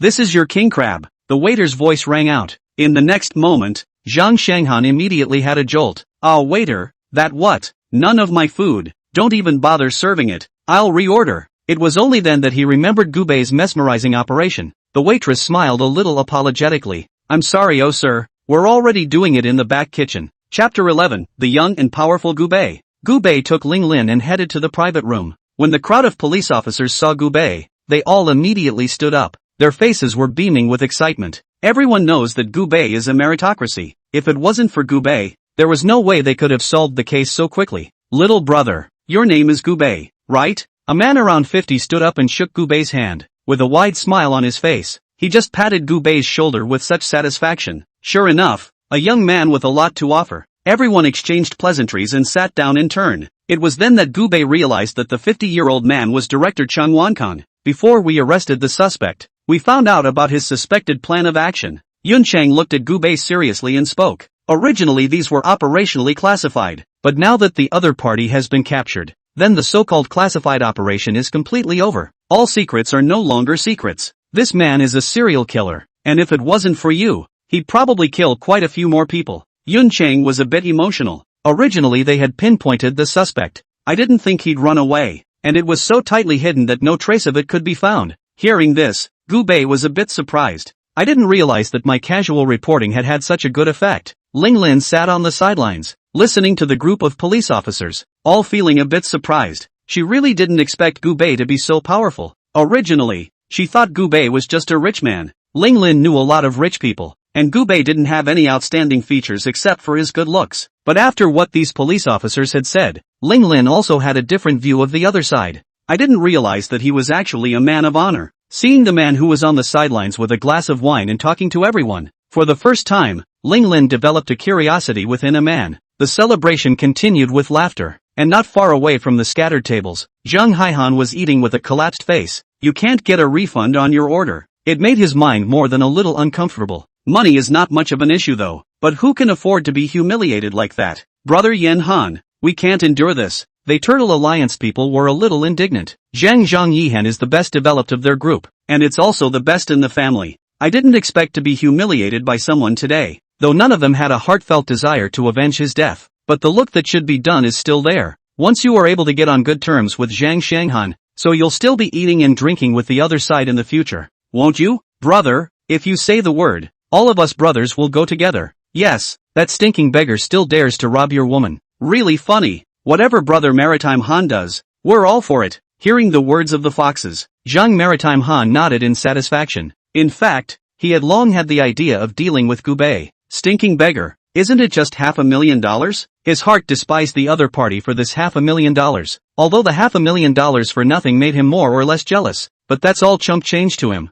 Hai Long, do you know a big man? Zhang Meihan pulled aside Dai Shilong and began to whisper. The celebration didn't last long. There were still police officers who needed to go back on duty, so they didn't drink either, and only Gu Bei and the chief had a few small drinks. Ling Lin felt the enthusiasm of the policeman and smiled in a rare moment. It was an atmosphere she loved. Compared to the atmosphere at my own work, the people here are all very real. After 3 rounds of wine, Gu Bei looked at Ling Lin on the side. Sister Ling, I'll take you back? The fact that he didn't have a car didn't stop him from giving his sister a ride home. Hearing this, Ling Lin snorted. I drove. How are you going to give me a ride when you've been drinking? It's better if I give you a ride. Ling Lin was not polite, and through today's meal, she felt that the relationship between herself and Gu Bei had gotten a little closer. This kind of sincere person, she liked. At least there's no pressure to be friends. As soon as Ling Lin's words fell, Gu Bei didn't hesitate to sit on the passenger side. As it happens, he doesn't have a car yet. It would certainly be best if someone could give themselves a ride home. Then I'll respectfully disagree.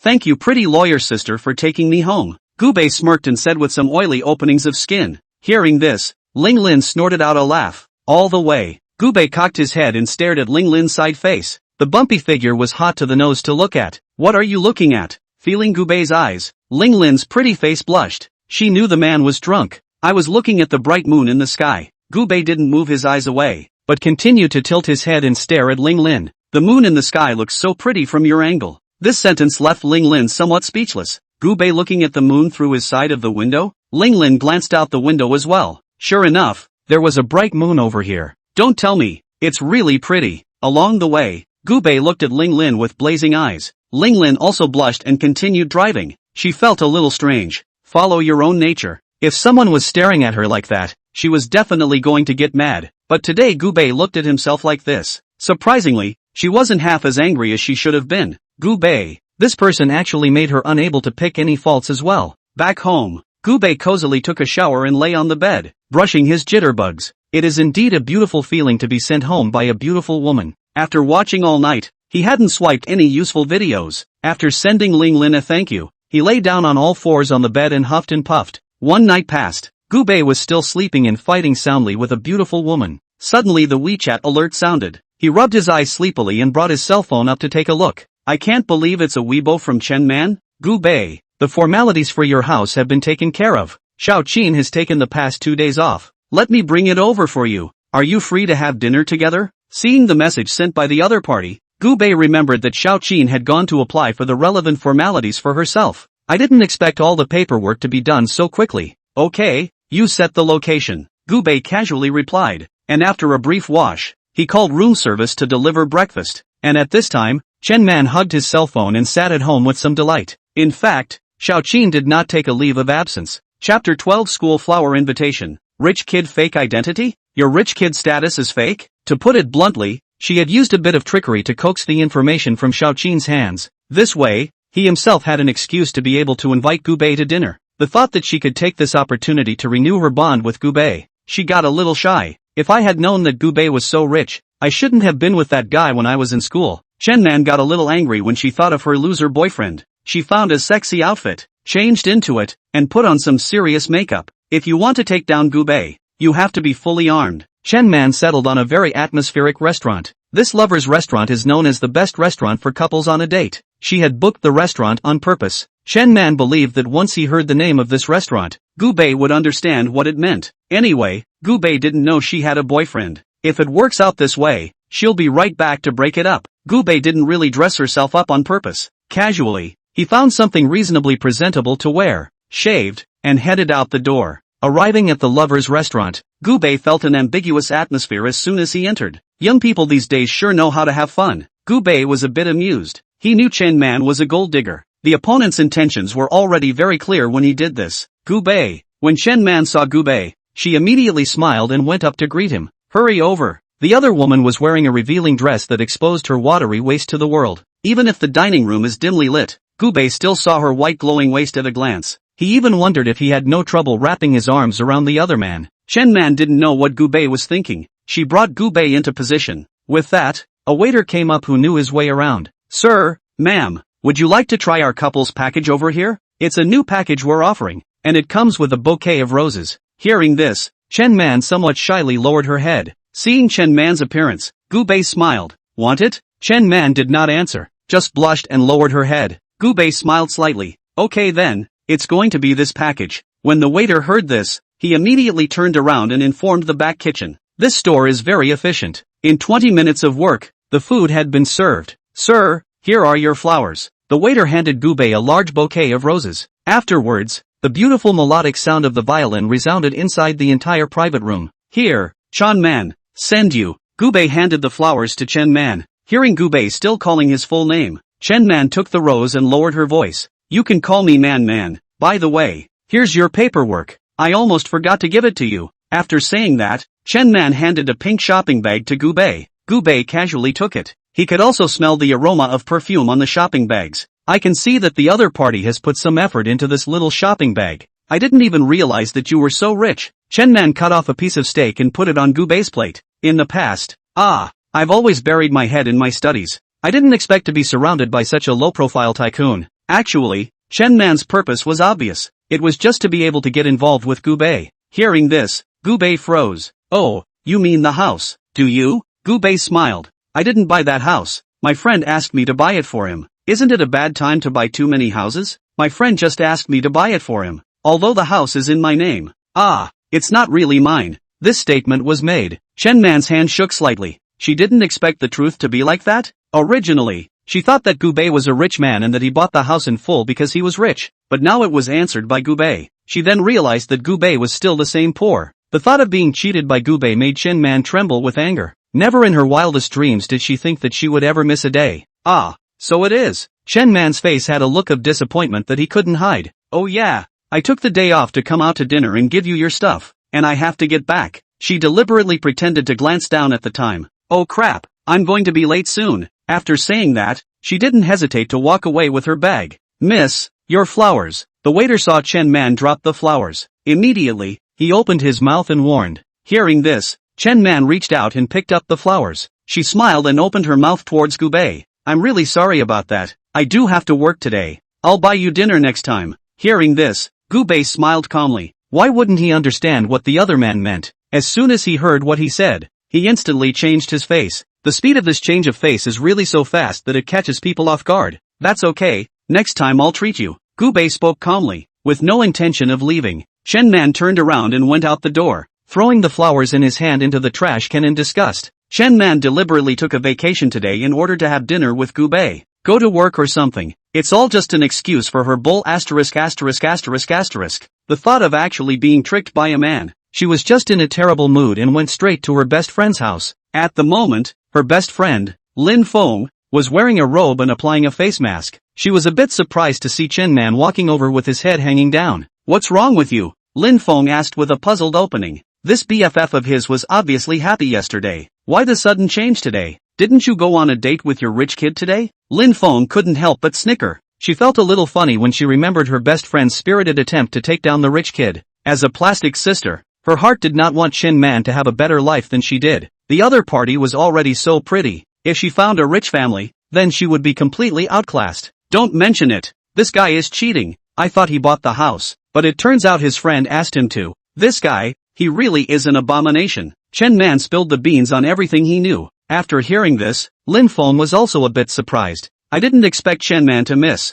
In the past, she used to look at those rich kids and they were a sight to behold. Today actually met its Waterloo? Lin Feng shook his head. Geez, why bother going after this half-truthful rich kid? If you ask me, might as well choose your lickspill. Chapter 13 Big Trouble for the Pretty Lawyer. Don't you have so many lickspittles? A guy said let you go out to dinner and hit you up for $30,000. And that rich kid whose dad owns a real estate company. He's a little ugly and sleazy, but he's rich. Lin Feng was advising the other party. Hearing this, Chen Man was a bit torn. She's an unapologetic face reader. Hey, forget it, let's take a step and see what happens. Chen Man was also a bit helpless, lying on the sofa tiredly and sighing. After eating a meal, Gu Bei returned to the hotel. He put the real estate license all in place, then changed into pajamas and cozied up in bed. After so many days had passed, he realized that there was no way he could leave his big, soft bed. Sure enough, nothing is more comfortable than swinging for the fences. Work? To hell with it. He swiped calmly at his phone, contemplating adding a cell phone holder to his bedside. That way,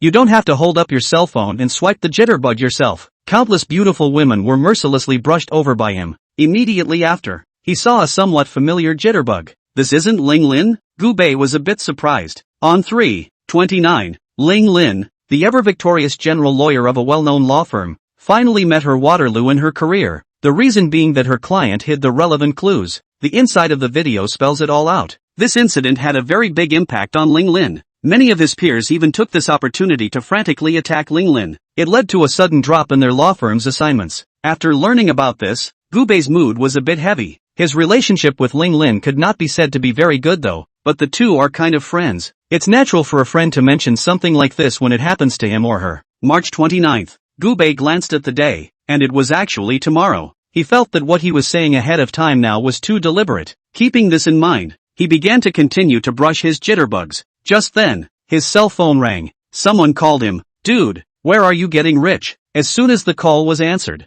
a raucous voice was heard. Gu Bei subconsciously rubbed his ears and opened his mouth with some amusement. Skinny monkey, didn't you get into graduate school? Still have the work to call and care about me? The person who called him was his high school roommate. The two have a pretty good relationship. Then the skinny monkey got into a first-class undergraduate program and even went on to graduate school. The other party was busy, so Gu Bei didn't bother him too much. I didn't expect Skinny Monkey to take the initiative to call and contact him today. You say that. Isn't this the high school reunion that Lu Chang organized? I thought you must not usually read the WeChat, so I came to inform you. Upon hearing Lu Chang's name, Gu Bei inadvertently frowned. This guy's not a nice guy. He was a keen pretender when he was at school. He is a man who was done wrong because of his family's money. Gu Bei hadn't been shaded by him much. It didn't do any real damage to itself though. But it's disgusting enough. When? He asked casually. The thin monkey heard Gu Bei's reluctance. A week from now, 6 o'clock in the evening, at that Maple Leaf Hotel, that 5-star hotel that's quite famous. Why don't you come anyway?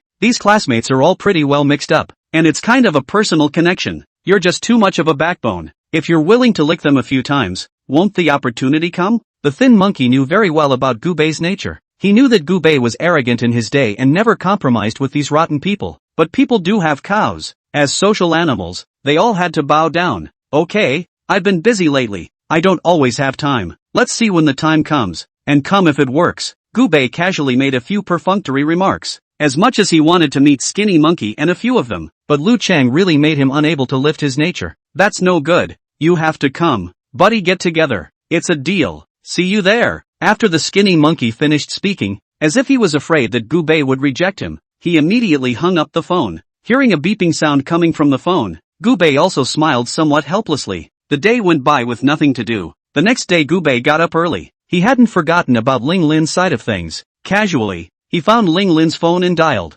Hello, Gu Bei? Ling Lin was dressed in a professional lawyer's outfit, holding a pile of relevant information in her hands. She was curious as to why Gu Bei suddenly called her. Sister Ling, so what? I heard you're in court today. I've heard from a friend about that client you have in court. He doesn't seem to be very honest, so keep an eye on him. This man loves to keep something important from the world. Okay, I'm just going to give you a heads up, so don't take it personally, Gubei said casually, then added, and don't be too unconcerned. He was really worried that the other man didn't care about his remark. Hearing Gubei's words, Ling Lin was a bit puzzled. However, she didn't say anything more than a soft thank you. Hang up. Ling Lin put down her cell phone with some seriousness. She twisted her head to look at the party next to her. Chen Ergu, are you hiding something from me? Ling Lin's sudden seriousness scared the person in question. Chen Ergu, a little flustered, he lowered his head, unsure of what he should say. Seeing the other party's appearance, Ling Lin understood exactly what the situation was. Hurry up!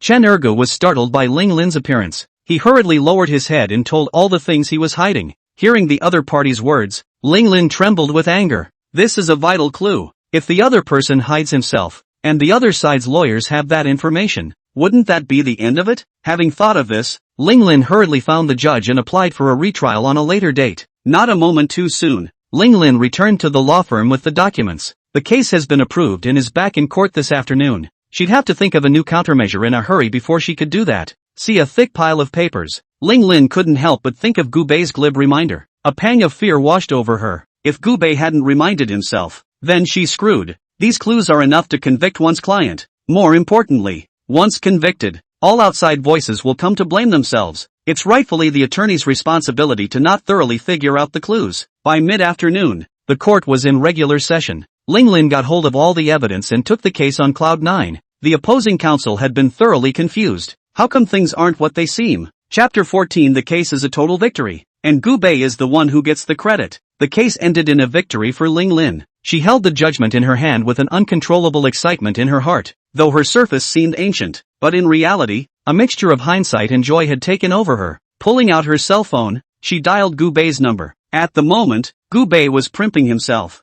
Well, at least it's a rich man. What's the point of being in the same outfit as before? Receiving the call, Gubei was a bit curious. Court is over so soon? Gubei, I'm done with court. If it weren't for your information, I might have been pitted. Ling Lin's voice was still so flat. Only Gubei heard a hint of excitement that was different from usual from inside the other party's voice. It's nothing, I'm just raising my hand. Gubei smiled, though the news did not bring him wealth. But bringing in the good graces of a beautiful lawyer is not a bad thing. Hearing Gubei's words, Ling Lin snorted. Still, thanks for the lift. I'll buy you dinner. See when you're free? Gubei glanced at the time. Ling Lin should happen to be hungry as well after court. Tomorrow night then? Though it's better to choose a day than a date. But you should still have some wrapping up to do, shouldn't you? Gubei's words fit right in with Ling Lin's thoughts. These finishing touches are also tricky and take some time. Having made a date for a meal tomorrow night, Gubei was calmly and incomparably admiring the clothes he had bought. The hotel is next to a large shopping area. Originally he thought he would still need to shop for his own clothes. I didn't realize that I didn't even have to shop around on my own. When you arrive at the store, there will be a special person to help you match yourself. As long as it goes well together, buy it and be done with it. These clothes were matched by the salesman to himself. It has to be said that a man is only as good as his clothes. Gubei changed into this outfit. Much more spirited indeed. Casual and informal. Rich without being greasy. Looks properly rich. This feeling of spending money is a thief's delight. At this moment, Chan Man, who had been working all day, opened the door of her home in a despondent manner. At the end of the shift, her co-workers were picked up by their boyfriends in their cars. Even the newcomer, Xiao Qin, was picked up by her boyfriend in his car. It's only a small car in the hundreds of thousands of dollars though, but people are just too sweet for that. Men, either they have money or they have love. And this boyfriend of his? Shen Man looked at her boyfriend who was lying on the sofa playing games with some chagrin. All she felt was tired. His own boyfriend is a little bit handsome though, but what's the point? Can handsome be a meal? She couldn't help but think back to Gubei. The news reported that a young guy in Jiangchang relied on picking up leaks and auctioned his Zhang Banqiao work at a low price of a few tens of dollars, and turned around and auctioned it for $21 million. A news report came on the TV. Chen Man looked at the news with some envy. That's when she realized that the young guy it's actually Gubei? He lied to me. The thought that Gubei hadn't sent himself any messages in the past few days. She was also a little flustered. After thinking of this, she pulled out her cell phone and sent a message to Gubei. I'm sorry, I really had to work that day. Are you mad at me? Why don't I buy you dinner someday? How about finding a day off? Gubei, who was swiping the video, saw the WeChat alert. When I clicked on it, it was actually Chen Man. He glanced at the message the other man had sent and found it somewhat amusing. He then found a photo of a black silk beauty on the internet and sent it over. "I'd love it if you wore this to dinner with me." Chenman held his cell phone a little nervously after he sent the message. She expected Gubei to reply to her sooner, and he was afraid that Gubei's reply would be cold and heartless words. Ding dong, the Microsoft alert went off. She immediately picked up her phone and glanced at Gubei's dialog box. The picture of this sexy beauty made her blush instantly. Black silk? Wearing black silk is not a problem, but this is sexy over the top with the clothes. This outfit is kind of like a revamped maid's outfit. One shoulder white top with half of her waist showing. Underneath was a short, black dress. Even the black silk is from a fishing net. Seeing this outfit, Chenman was a little upset and flung his cell phone on the bed. How can I go out in this outfit? She threw away her cell phone and sat alone on her bed, contemplating life. One night passed. Gubei received a call from Linglin at noon. She had already booked the restaurant and called ahead to remind Gubei not to forget to come. Gubei took a taxi and came to Luan Xing restaurant. This happens to be downstairs from Linglin's law firm. She was dressed in a professional outfit, the same familiar blouse and black skirt, her proud peaks striking. In this outfit, she looks like a proper royal lady. At this meeting, the other party had obviously dressed up on purpose. After touching something fragrant on her hair and being near herself, Gubei also felt soothed. "You're looking pretty good today." Gubei smiled. Hearing this, Linglin gave a rare snort. "Don't I usually look good?" Gubei froze. "No, I mean, it's especially nice today. Eat for an hour." Gubei's eyes always glanced at the other party's exposed spring light without thinking. He's really decent. It was just that the dress was open so low that it always somehow caught his eye. Finish eating. Gubei looked at Linglin's back with some intent. His whole body boiled over as he watched. "Gee, why don't we find a club and relax?" Gubei was, after all, a young man who had been bloody spared. He always felt sorry for his second brother if he didn't do something, but it's not appropriate to do something too random. He, for one, is still pretty picky. Just at this time, his WeChat rang again. Picking up his cell phone, he saw that it was actually from Chun Man. She went silent yesterday after posting the picture herself. Originally, he thought that the other party was pissed off at himself. Now it seems that I was overthinking it. I can wear this out. When's dinner? Seeing this reply, Gubei's heart was delighted. It seems that our schoolgirl is completely compromised. Later, have a snack, Gubei casually replied. By the way, I sent the location of my hotel. If you have a midnight snack, don't I have to have a midnight snack too? A midnight snack? Isn't it a little late? Chen Man replied with some hesitation.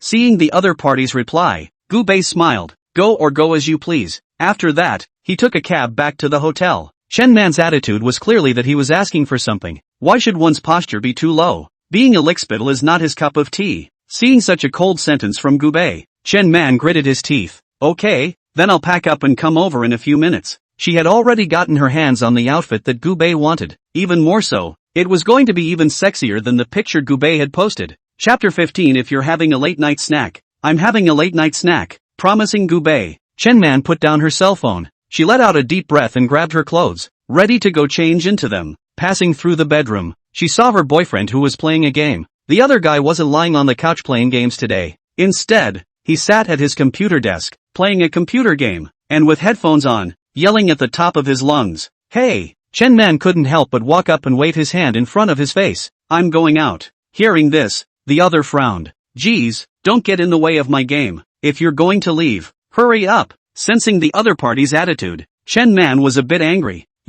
Chen Man didn't say anything more, changed his clothes and turned around to leave. She put on her coat and took a cab to the front of the hotel. According to the door number given by Gubei, she knocked on the door. Click. The gate opens. Gubei? Chen Man opened his mouth somewhat torn. Gubei sat comfortably on the sofa, raising his red wine glass and looking at the other party. Come in. He was wearing a nightgown. It's not a late night snack at first glance. I thought you said a snack. Chen Man clenched his teeth and opened his mouth to ask. Gubei didn't say anything, but poured Chen Man a glass of wine. You go take a shower. Hearing this, Chen Man froze. No, can't, I'm not. I didn't mean that. Chen Man laughed a little wolfishly. She knew that Gubei must have thought she was that kind of woman. 10,000. Gubei lightly quoted the price. Hearing this, Chen Man shook his head with a bitter smile. 20,000? He raised an eyebrow and looked at the other man calmly. Chen Man opened his mouth with some intent. In fact, she makes just over $10,000 a month. One can rarely get a commission on weekdays, and the income is basically low. Seeing Chen Man's appearance, Gubei thought that the other party felt that the money was small.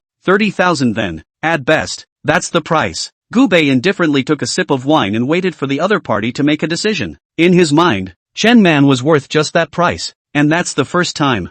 $30,000. You can go play celebrities in the industry. Chen Man is also an acquaintance, classmate, and female schoolgirl, added to this price. Besides, what kind of good guy is Chen Man? And then have a boyfriend and still willing to come to the hotel. Our adults do not understand what it means. Seeing Gubei's appearance, Chen Man sighed. She picked up the wineglass Gubei had placed on the table and drank the red wine in it. You wait for me. After saying that, she went straight into the bathroom. The sound of clattering water came, and Gubei smiled in satisfaction. Early the next morning, Chen Man put on his coat and returned home. Charge, damn it, letting someone have a wave of counterkill. Speechless, just as he entered, he heard a grumpy roar. Will you stop playing games? Chen Man frowned and spoke with some dissatisfaction. Hearing this, the other turned his head impatiently. What were you doing gone so late? Hurry up and order me a breakfast. Right, is there any money left? Transfer me 3,000. I want to buy the newly released skin. The thief is handsome. The other party's words instantly caused Chen Man's mood to become extremely bad. She pushed her boyfriend's computer straight to the floor. Play what game?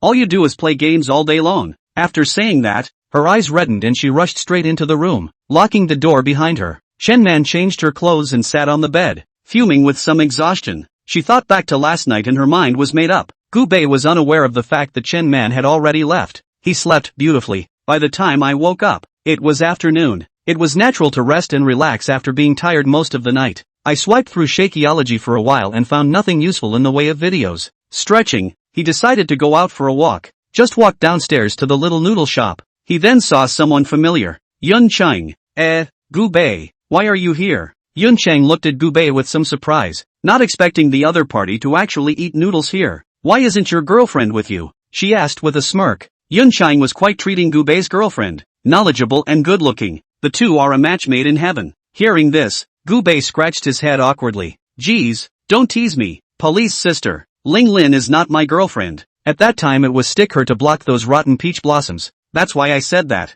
Gubei's explanation made Yun Chang snort with laughter. Beautiful women do have a lot of bad luck. The two chatted as they ate. What? You live right over at Golden Elephant Park? Gubei was surprised. My house hasn't been handed over yet, so right now I'm staying at this hotel. So, we're still neighbors. Gubei smiled and opened his mouth. Yun Chang was also a bit surprised. Since you're neighbors, why don't you simply come over to my house for dinner? She had a good feeling about Gubei. The other person is not only a good citizen, but he or she is also invariably helpful. Just yesterday, she was promoted. Now, it's become the youngest detective chief. If it wasn't for Gubei's help, she wouldn't have been able to get a promotion and a raise so quickly and walk to the peak of her life. Therefore, it was essential to thank Gubei properly. My cooking isn't amazing, but I personally think it tastes good. If you'd be so kind as to come over for dinner tonight? It was now 3 in the afternoon and she had only come for a meal to pad her stomach. It's definitely the best day to choose, if you're sincere about a dinner date. Feeling the other party's enthusiasm, Gubei smiled. Yeah, that's naturally no problem. A family dinner is a reception of the highest order, and I'm looking forward to your cooking. The thought of a beautiful police officer cooking for herself. Gubei then had a feeling of extreme enjoyment. Okay, add a WeChat and I'll send you the address. Tonight at 7 p.m. See you there. After saying that, Yun Chang took out his cell phone and opened the QR code. Gubei also cheerfully added the other party's WeChat. Seeing the other party's WeChat avatar, Gubei didn't hold back his laughter. It's a quirky little dog. Her personality signature is that there are no difficult jobs, only brave dogs. I can see that the other person is really cheerful. I'll see you this afternoon then? Gubei waved his cell phone and paid the bill for Yun Chang. Seeing how polite Gubei was, Yun Chang smiled helplessly. Back at the hotel, Gubei also honored his promise. He transferred $30,000 to Chen Man's WeChat. The other party was late in receiving it. Gubei didn't care, just opened Shake and continued to watch the video. And at this time, Chen Man was holding her cell phone. Looking at this transfer, her heart a little tangled. Does she take it, or doesn't she? Chapter 16 The mayor's daughter fell in the water? Torn between three, Chen Man finally accepted the transfer. For her, money is just too important. This sales job by himself is not doing as well as he would like, and this month's performance ranking, even ranked at the bottom of the list. It was clear in her mind that if she couldn't do any more, it would be the end of her. $30,000 isn't much, but it's enough to last yourself a long time. Just then, there was a sudden knock on the door. Chen Man trembled in fear. After she collected the money, she hurriedly deleted her chat records with Gubei. Hey, What are you doing pussyfooting around in there? The boyfriend's voice came from the doorway. Chen Man forced himself to hold back the anger in his heart and went forward to open the door. What's the matter with you again? The thought of the other party being such a waste of space made Chen Man furious. I asked you if you have any money. What do you mean you didn't reply half the time? Hurry up with that. This skin is important to me. The other party ordered Chen Man to hurry up and get the money out. Hearing this, Chen Man's face became increasingly ugly. I only have $1,000 left. Taking a deep breath, Chen Man spoke patiently. Hearing this, a trace of excitement flashed across the other's face. Enough is enough. Give me 800. Take the rest and keep it for yourself and spend it. Seeing the other party's overwhelmingly happy appearance because of a few $100s, Chen Man couldn't help but think of that Gubei who was tens of thousands of dollars a minute to reward himself. Say man, how come the difference is so big?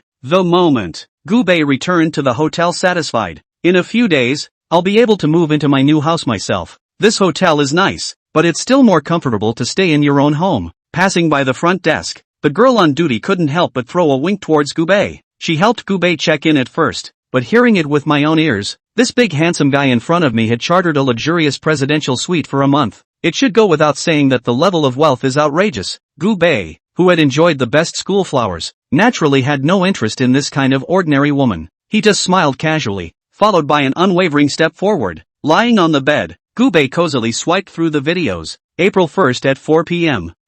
Enthusiastic citizen Mr. Lin in Guantan Lake to save high school students falling into the water. Later confirmed that this child for the mayor's only daughter. The mayor awarded Mr. Lin C Righteousness and Bravery Medal, and presented a bonus of 300,000 yuan. Swiping on this video, Gubei violently jumped up from the bed. There was no way that the $300,000 would be able to attract him. What really attracted him was the mayor's daughter. Ugh, this chance to save the mayor's daughter. To be precise, it's hard to get involved with someone at the level of mayor. In the past, even if someone had been introduced, there was no chance of getting a thank you from the mayor. It would be different if we could get the mayor's only daughter back. This favor? It can be a good way to promote the relationship between yourself and the mayor. He glanced at the time and confirmed the exact location, then went to bed satisfied. Half asleep, he could still smell the scent of Chen Man's hair. One night passed. Gubei's sleep quality was obviously very good. Long dormant souls are released. Gubei only felt that life was completely sublimated.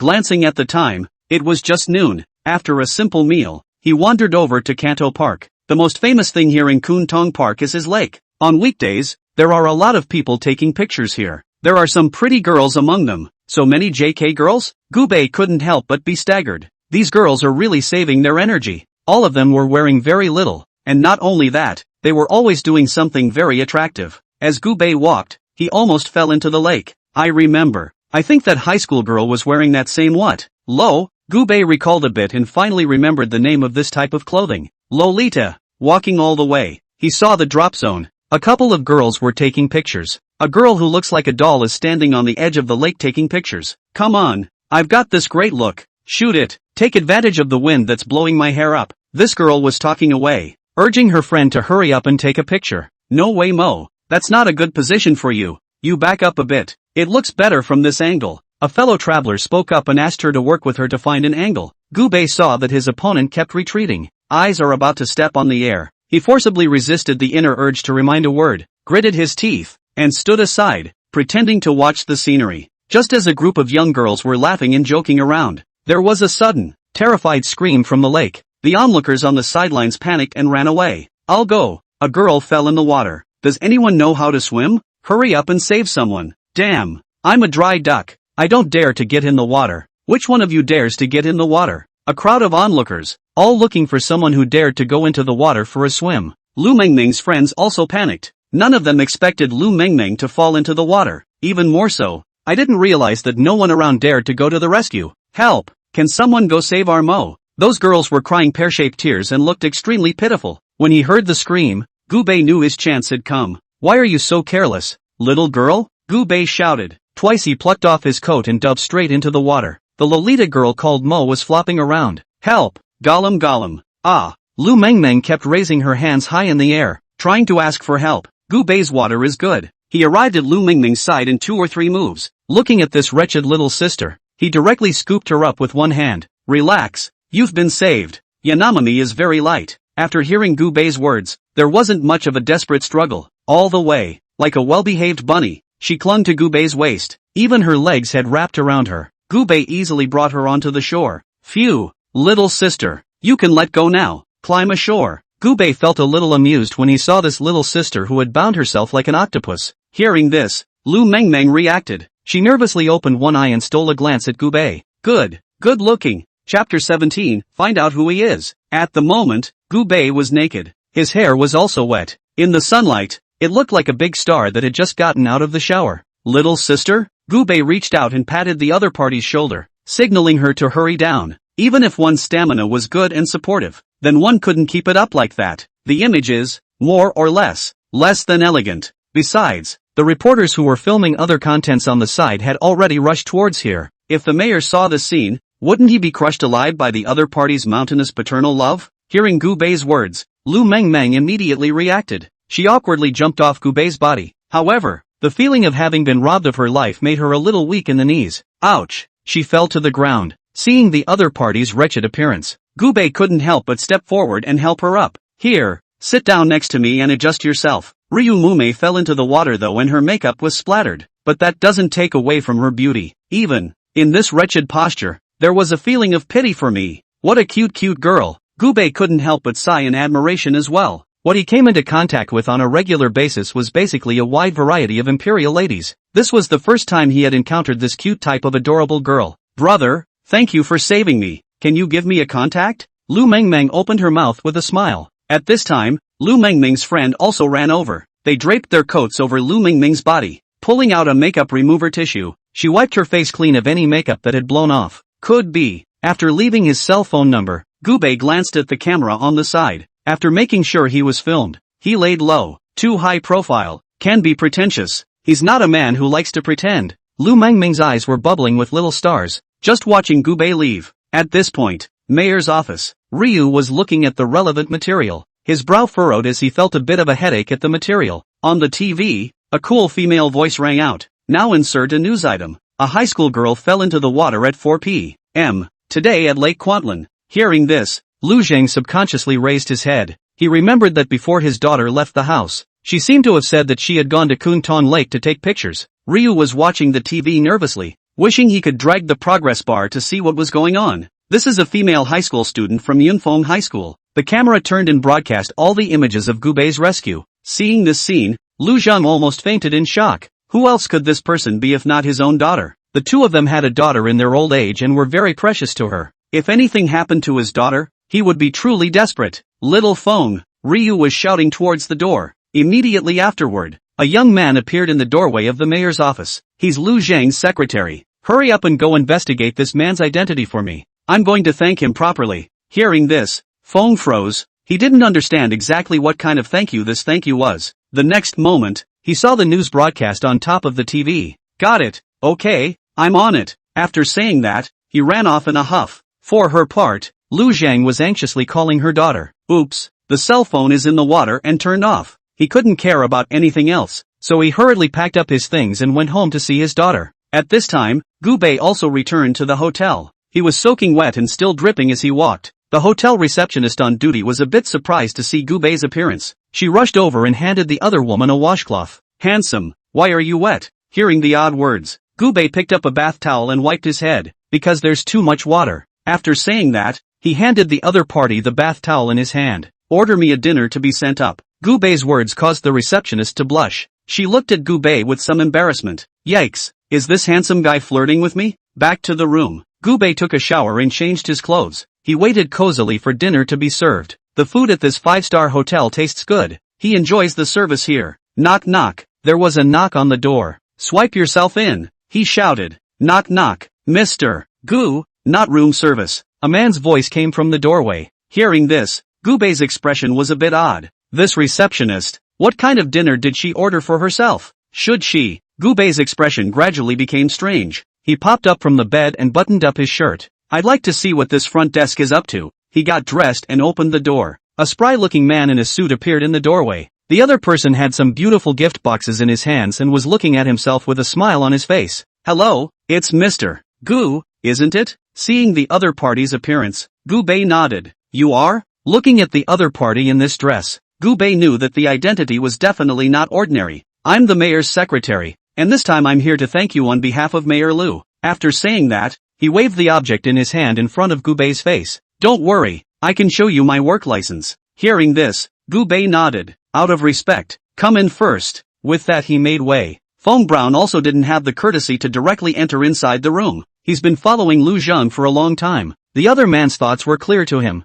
Being able to let himself go and personally thank Gu Bei, it was enough to prove that Gu Bei was important to Lu Zheng. The girl you saved today is Mayor Ryu's daughter. Jay Kung, you are seeing justice. In private, you are saving Mayor Ryu's daughter. Either way, he is going to thank you a little bit. Hearing this, Gu Bei deliberately revealed a look of surprise. So that's how it is. Then I'm flattered. Gu Bei smiled and said with a bright smile under his eyes. He himself relied on the video and gained favor with the mayor. This is indeed a blood moneymaker. Mayor Liu would like to invite you for dinner. Do you see when you are free? Feng Brown opened his mouth and asked. He knew how much Mayor Ryu favored his daughter. In order to repay Gu Bei, I'm afraid that he would fulfill all the demands that the other party made that weren't excessive. Chapter 18, You're here to buy a car. 2. Dinner? Gu Bei froze. I didn't expect the mayor to be so polite. I'm free anytime, depending on the mayor's availability. He's working so hard with his day job. It's good to see how everything works out with his time. Gu Bei's eyes were smiling. The video he saw was just the market giving the other side a medal for outstanding citizenship and bravery, as well as $300,000. Favorable feelings and all that. Although it wasn't mentioned,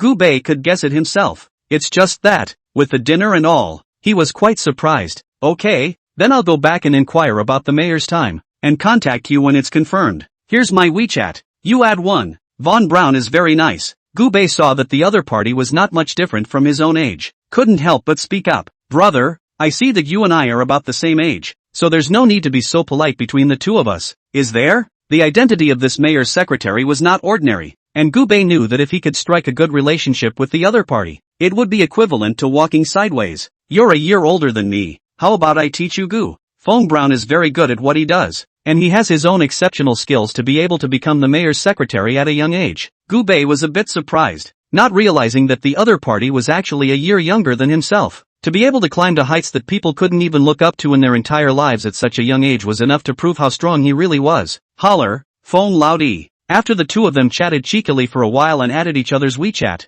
Feng Brown returned to the mayor's office. Make a dinner date. Book a restaurant. All in one fell swoop. The two had arranged to have dinner together the next day at the mayor's home. When he received the news, he was indeed a bit shaken inside. We all know the highest level dinner parties are not at some high-end restaurant, but at home. Especially a mayor of such a very high and incomparable status. The fact that the other party was able to invite himself to his home was a great recognition. After receiving Feng Brown's text message, Gu Bei decisively went to the 4S store. Regardless, one still has to have a car. It's really too much of a hassle to rely on a taxi to get everywhere you go. Although Gu Bei wasn't poor, he didn't want to be too high profile. He just wants to stop a random BBA for a ride. Taking a taxi to the nearest BMW 4S store, Gu Bei saw, as soon as he entered, countless busy sales. The store was doing well and there were quite a few people waiting for sales to come in and present the vehicles they were looking at. There were also a lot of people wandering around on their own. When Gu Bei entered, no one noticed him. It was just as well that he was happy to be free. This one imported X7 is the only one in stock in the country. As he passed by an SUV,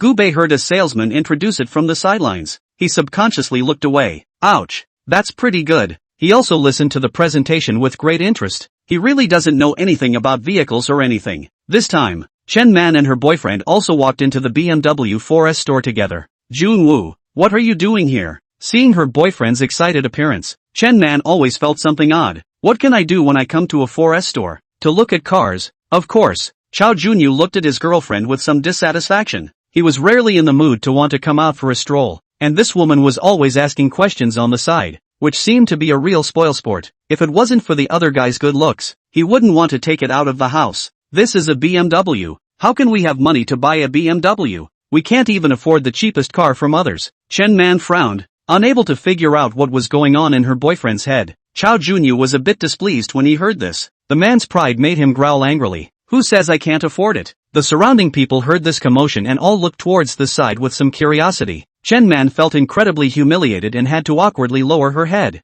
Well, hurry up and watch it. Watch it and go back. I've got things to do later. Seeing her boyfriend looking so unkempt, Chen Man just wanted to bury her head in her clothes. Oh yo, look at that X7 out front. Chao Junyu saw the SUV in front of him and revealed a look of surprise. Man, come on, go check out that car. After hearing this, Chen Man was a bit impatient. What are you looking at this for? I can't afford it. The cheapest car here costs over $300,000. You even asked for $300. The more Chen Man said, the angrier he got. And inwardly he felt a little aggrieved. What are you doing looking at these things for nothing? Hearing this, Chao Junyu unexpectedly did not get angry. Hiya, isn't this a look? Set a small goal for you. You should make a lot of money in sales, so within 2 years, you'll have no problem buying me a BMW X7, right? I wasn't trying to show you. After saying that, he took it upon himself to walk towards X7. By this time, the guy who was looking at the X7 had left. It just so happens that the sale is also empty for Gubei. Sir,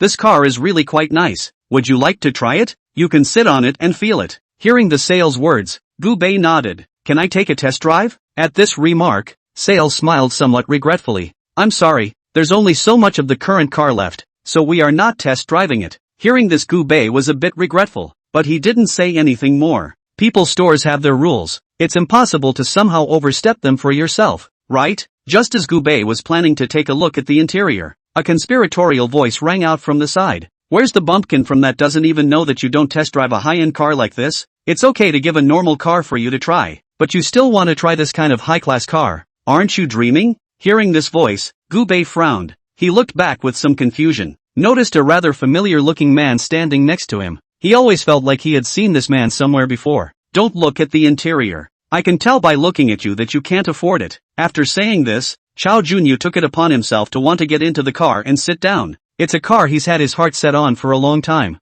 I can't afford it, but I can always look at it, right? The car will cost $1,700,000. Naturally he can't buy it with his financial level, but he was convinced that the youngster in front of him could not afford it even more. Wait, Gubei reached out his hand and stopped the other party. You don't look much better to me. Although Gubei didn't want to cause trouble, he wasn't a soft touch either. You mess with me, I can let you off the hook. You provoke me, I can still let you off the hook. But I am not a horse herder, ya? Chapter 19 Buying a car. Don't you get in my way here, get out of the way. Seeing Gubei's appearance, Chao Junyu couldn't help but open his mouth to urge him on. Sales stared dazedly at Chao Junyu from the sidelines, not expecting that a Changbian would suddenly be killed halfway. After a second of professional judgment on the part of the salesman, he decisively chose to continue the introduction with Gubei. Gubei didn't look like a rich man who could afford such a luxury car though, but he was at least dressed more normally. And with Chao Junyu dressed in a scruffy outfit, it's really not something people want to get close to.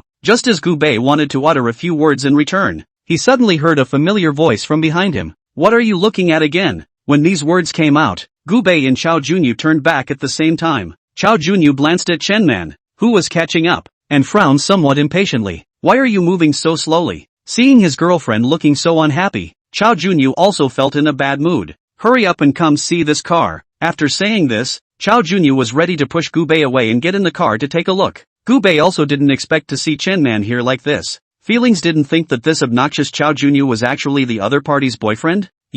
After seeing Gubei, Chen Man was instantly dumbfounded. All at once she felt her head go blank. This image is as sour as it gets. Is this your girlfriend? Gubei glanced at Chao Junyu with a smirk. This guy is really green and doesn't know it. Chao Junyu skimmed Gubei and nodded proudly. What?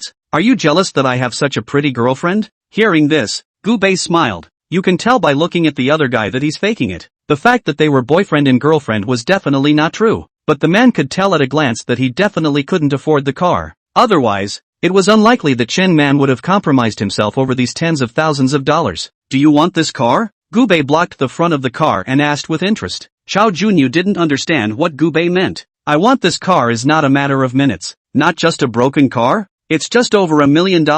I can buy it if I want to. He opened his mouth with a big grin and seemed to be very brash. Seeing the other party's appearance, Gubei smiled. He raised his hand directly to the side and called for sales. Please prepare the contract for me. I'm going to buy this car and pay for it in full. Gubei said calmly as he pulled out a bank card from his bag and handed it to sales. The salesman was dumbfounded at the sight. There have been a lot of guests wanting to see this car, but most people don't buy them. The car is not considered too expensive, but for ordinary people, it is already a far-fetched existence. What are you pretending here? Chao Junyu couldn't help but giggle when he heard Gubei's words. He had never seen such a pretender, and this is a really poor pretense. Didn't get his girlfriend's attention. As far as that goes, you don't think I can afford to buy it in full? Gubei was a bit puzzled, not knowing what the other party was laughing at. Seeing this person looking like a deranged person, Gubei only felt pity for Chen Man. Chen Man lowered her head in embarrassment and tried to stop her boyfriend from talking. However, this guy was just like he was on top of his game, and the more he talked, the more energized he became, chattering and humiliating Gubei from the sidelines. And by this time, the sale had shown up with the contract and the POS. You're just swiping your card, sir, right? The contract has been drawn up on our side. Sales won't miss a great opportunity to sell a car like this. The relevant information has long been prepared. Chao Junyu just looked at Gubei with a cold smile, unwilling to leave. He was planning to expose Gubei's idea of pretending. In his eyes, Gubei was nothing more than a deadbeat pauper. The other guy is trying to get his girlfriend's attention, so he says things like he wants to buy a car. It was only natural that his own girlfriend was so beautiful that she would be easily targeted. Gubei glanced at Chen Man who was standing next to him. The other side remembers the taste of himself vividly. Looking back on that night was pretty memorable. When Chen Man saw Gubei, she lowered her head somewhat uncomfortably. Just swipe your card. Gubei didn't say anything more, and he didn't want to waste time with Chao Junyu. He himself had a family dinner to go to in the evening, so he didn't have time to toss around. Chao Junyu looked at Gubei with cold eyes, already prepared to taunt the other party.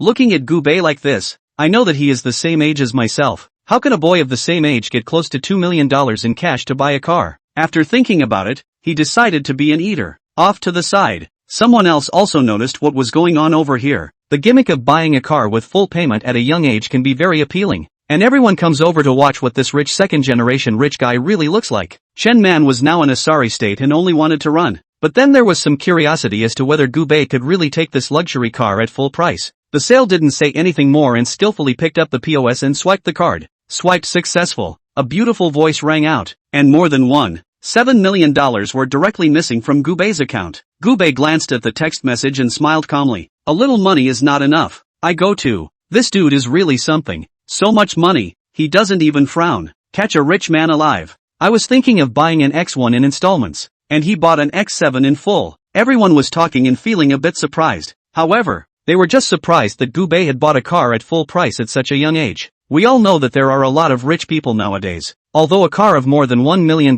is very expensive for them, the ordinary people. But for the rich, it's totally half a month's pocket money. Chao Junyu froze. He looked at Gubei with some embarrassment. Gubei was able to buy the car in full payment, which is really an operation he did not expect. He had always thought that the other party was simply trying to act like a bully. Who knew that the person who was actually acting like a bully was actually himself? Well, I'm paying full price for this car now. Do you want to mention one too? Buying a car is no big deal. It's just a little bit of money. Of course Gubei knew that the other party was poor. Otherwise, Chen Man wouldn't have been able to subordinate himself because of $30,000. I don't like the car, so why should I pay for it? Chao Junyu sneered. He turned away a little stubbornly, too embarrassed to stay on. Seeing her own boyfriend's appearance, Chen Man only felt very humiliated. The contrast between Gubei and Chao Junyu came out at once. Chapter 20. No comparison. No harm. One is a handsome young man and the other is a loser at home who only knows how to play games. Chen Man's mood was a bit complicated. If God could give himself a chance to start over, then he would definitely not choose to be with this loser. High-flying is the best. Chao Junyu didn't know all the things between Chen Man and Gubei. Leaving the 4S store in large strides, Chao Junyu only felt a little angry. Can't you make a good living? Make more for me? See, now I can't even afford a BMW. What a shame. Chao Junyu cursed as he walked away. He doesn't feel he's at fault at all, instead blaming his girlfriend for everything. What's it to me? Chen Man was originally furious. I didn't expect the other party to blame himself somehow. Isn't this a brain problem? How is it none of your business? If you could make more money, couldn't I afford this car? They say you guys make a lot of money as salesmen, but I don't see you making much money. Chao Junyu in his unreasonable anger scolded the other party with disdain in his eyes. After hearing this, Chen Man suddenly stopped in his tracks. She couldn't stand it anymore. Over the years, this guy has eaten his own, lived in his own, used his own, and now you're actually blaming yourself for not making enough money? Do you really think you're some kind of big bully? Gubei would never be able to say such words, and there was no way Gubei would force himself to make money. When she thought of all the good things Gubei had done, Chen Man only felt her heart sink. Chao Junyu, I can't stand it anymore. You're too much of a loser. I think I need to calm down. I don't want to give you another dime. Only I have to remind you that there are still 3 days left to pay the next quarter's rent, so remember to pay the rent yourself if you want to continue living here, or else the landlord will evict you. Chen Man reminded the other party, then turned around and wanted to take a taxi out of here. It just so happened that at this time, Gubei also drove his new car out for a stroll. Money makes the world go round. Although the new car is not yet licensed, but it does not affect Gubei's normal use. Everything is taken care of by sales for him, so Gubei doesn't need to worry. Seeing Chen Man and Chao Junyu, who were arguing at the door, Gubei smiled calmly. He silently rolled down the window and looked at Chen Man, who left alone. Chan schoolgirl, where to? Do you want me to give you a ride? Chen Man had originally wanted to run away from her boyfriend quickly. Now that she saw Gubei driving out in his car, she didn't even think about it and directly got into the other party's car. Please take me home. I want to go home and be quiet. Chen Man felt a bit humiliated though, but anyway, he had already lost face in front of Gubei, so what was there to be afraid of? After Gubei asked for the address, he drove directly toward the other party's home. He also found it quite surprising. At first Gubei thought about how miserable she had been, but I didn't realize that the schoolgirl was actually having such a miserable time. What was the most gold-digging schoolgirl of all time is now getting nothing. I have to say, there's still a bit of irony in that. After the quarrel and leaving, Chao Junyu realizes that Chen Man actually didn't come after him. He was shaking with anger. Damn. Sure enough, some women are like that. I'm going to go back and teach you a good lesson. Ro, if you're unkind, don't blame me for being unrighteous. Just you wait. Chao Junyu angrily takes a taxi, intending to return home to abuse Chen Man. It's almost time to pay the rent. What can I do if the other party doesn't pay? He only had a few $100s in his pocket, which was not enough to pay the rent. Bitch, when I go back I'll make sure to clean you up. Chao Junyu cursed and called a car. In his eyes, Gubei, a rich man, was already his enemy, and by this time, Gubei had already sent Chen Man to his home. Gubei. Chen Man clenched his teeth, a little torn inside. Seeing the other party's appearance, Gubei instantly realized the other party's thoughts, but if Chen Man didn't take the initiative to say anything, it was unlikely that he would open his mouth. Who has nothing better to do than rush up and be a lickspittle? Gubei. Thank you. Chen Man's pretty face blushed, and she knew that it was somewhat inappropriate for her to say otherwise. Thank me? Gubei smiled. Thank me how? His goal, however, is to be a scumbag. Hearing Gubei's words, Chen Man froze. Yeah, how does one want to thank the other person? Want to thank me? Show me your attitude. Gubei glanced at her. Honestly, this woman is pretty pathetic too. Obviously she was supposed to be a gold digger, but she's been reduced to this. Ha? Chen Man froze slightly, not knowing how she should answer Gubei. You go back. I'll get water. Gubei glanced at her and didn't say anything more. The other party would naturally know how they should be thanked if they had the heart to do so. Gubei just left. At this time, Chao Junyu also chased after him. He subconsciously froze when he saw Gubei's car. Naya, he lives here too? The car was rare, and it still had no license plate, so at a glance, he knew that Gubei had just bought it. He wouldn't give face to a love rival. He rushed up and gave Gubei's car a kick in the ass. Then, lifting something nearby and smashing it towards the car. He's pissed off. His girlfriend, who had been with him for years, had a fight with him because of him. It's just that you don't have the money to buy a car? What makes this man rich enough to buy it? That's not fair at all. Ran his own ATM. Who can stand it? The thought of it brought him close to losing his mind. Chen Man was still downstairs looking at Gubei's departing figure in a daze. She suddenly saw him smashing his car and nearly fell to the ground in shock. What are you doing? Seeing this scene, Chen Man trembled in fear. The other guy is an uneducated loser though, but always a man. In college, he was also captain of the sports team. Coupled with such a violent rage, Gubei's car would definitely not be saved. As she ran up, it is too late. The other party had smashed Gubei's car. Afraid of what? Chao Junyu glanced calmly at Chen Man. Look what a wimp you are. There's no surveillance here, so what are you afraid of? When he finished, he turned directly to go upstairs. This thing, it's not over yet. Gubei returned to the car after buying water. Saw this one smashed up car. The face was a little hard to see. He called Ling Lin directly. Hey, Gubei. Ling Lin's cool voice rang out on the other end of the phone, instantly dispelling the fire in Gubei's heart. Hey, my beautiful barrister. Are you finally free? Chapter 21. Someone smashing up the car. At first, when Ling Lin didn't reply in time,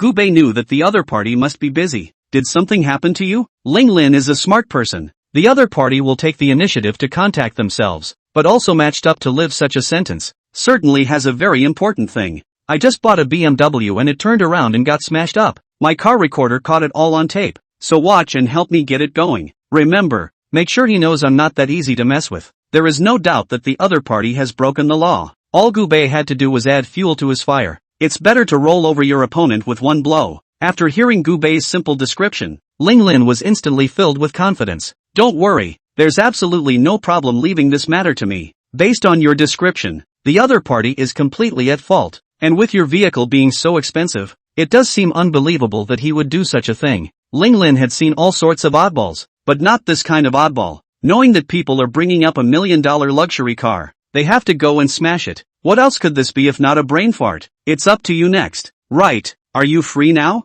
I'm in the shopping district next to your company. Why don't you come with me to buy something? Gubei casually opened his mouth and asked. Buying things for people and whatnot is just a bit difficult for him. He knew very well that with his level of appreciation, it would be difficult to buy this kind of high school girl's favorite contraption. Ling Lin froze slightly and raised her hand to look at the time before agreeing to Gubei. It's right here at this whatever Edson's Lolita boutique. I'll be right here at the door. Gubei was a person who didn't argue with fools. He knows who did this thing. The other side is willing to slam it, so by all means continue. He's not afraid. Having the best lawyers himself, he could make this poor to the bone man snowball in a minute. Not to mention the rest. The repair bill is estimated to be in the millions. After contacting Ling Lin, he sat calmly and called the police. 2 policemen soon arrived. Comrade, hello, I'm calling the police. A person called Chao Junyu smashed my newly bought car, worth around $1,700,000. Please deal with this person properly. He smashed the new car I just bought. I have evidence here in the car recorder. I can copy it if I need to provide it. And the other side is involved in a very large amount of property to be compensated. So I will file a lawsuit. And a specialized attorney will come over to handle this for me when the time comes. The amount of compensation required is tentatively estimated to be around $1 million.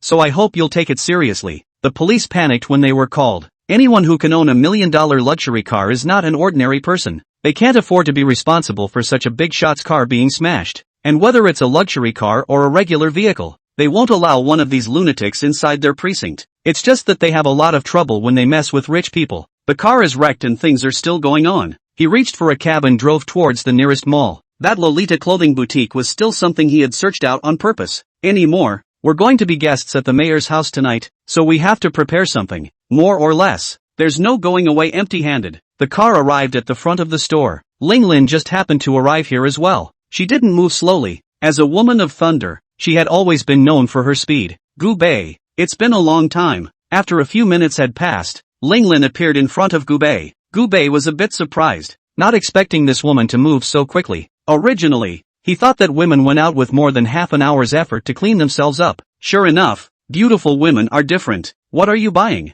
Ling Lin glanced at the store and the corner of her mouth twitched. She had learned about relevant things before, and she hadn't realized that Gubei was also good at this. I have a friend's daughter who loves these things, and isn't this a visit to their house? So I'm going to buy some gifts for them. Gubei had long ago already inquired clearly. Lu Zhang, they are old enough to have a daughter, so for this daughter is extremely important. It doesn't matter what you buy them, as long as you can make this baby girl happy, it's all good. Ling Lin didn't hesitate and walked straight into the store. I have a friend who loves these too, and I just did some research a while ago, and there's a dress called Summer Forest that seems to be the most sought after. The sales standing next to them also heard Ling Lin's words and revealed a look of delight. I didn't realize that you're still a connoisseur. Girl, indeed it is true. This dress from Summer Forest is very famous, and it was hard for us to get a good deal on our side. Why don't you take a look at this dress? The Summer Forest dress has always been extremely expensive, as anyone who plays Lolita knows all too well. A lot of young people don't have that kind of money, so they can only look up.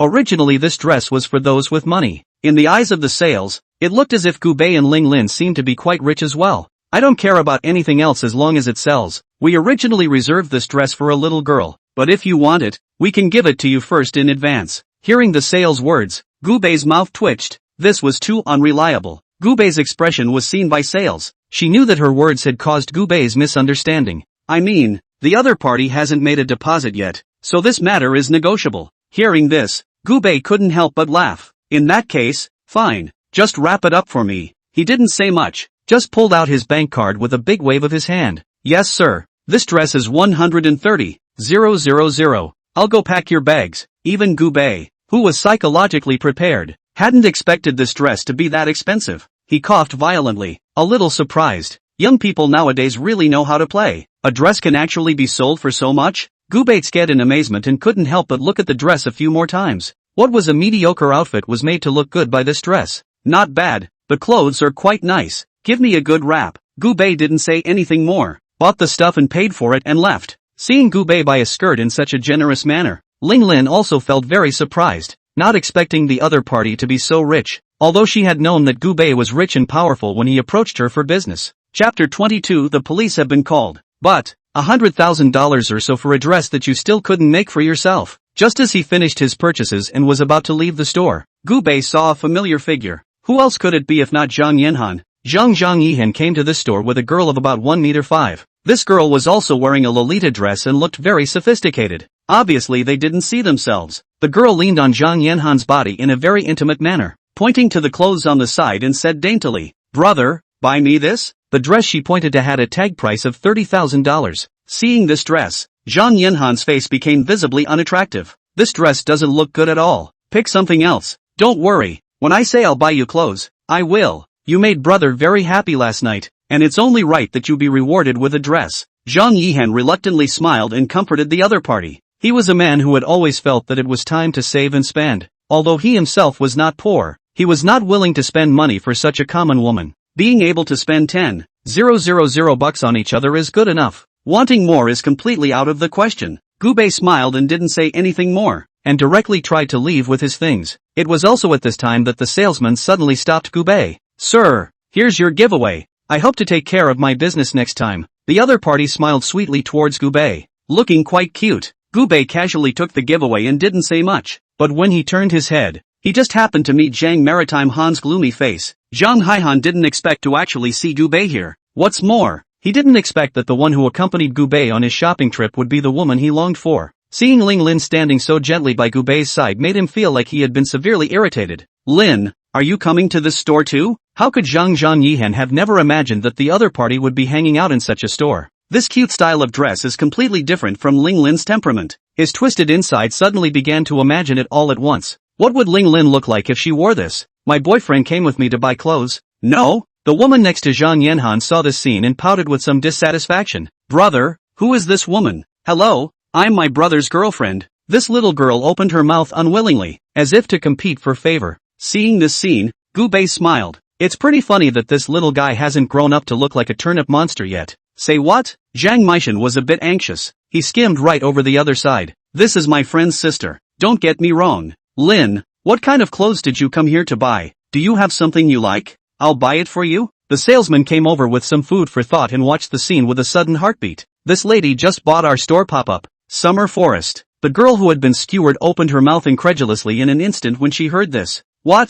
Bought Summer Woods? So rich? This dress looks like it costs over $100,000, doesn't it?" Since the other party had been in contact with Lolita clothing for a long time, they were well aware of the prices of various well-known big brands. When he heard more than $100,000, Zhang Yanhan didn't even blink his eyes. "It's just a little money. If Ling Lin wanted it, then she could totally afford to give it herself. Isn't it just a dress? You bring me this dress, wrap it up for me, and I'll give one to my goddess." Zhang Meishan waved his hand and said cheerfully. In reality, he had already cursed Gu Bei to death in his heart. Hearing this, the salesman smiled a little embarrassed. "I'm sorry, sir. This set of clothes only one has been sold to them. If you want it you can reserve it. About half a month's time will come to the goods." The salesman's words undoubtedly slapped Zhang Yanhan's face once again. The corner of his mouth twitched and he looked up at Ling Lin. "Lin, do you have any other favorites? It's fate to meet once, so I'll give you a couple dresses." Seeing the other party's moralistic appearance, Ling Lin felt a little nauseous.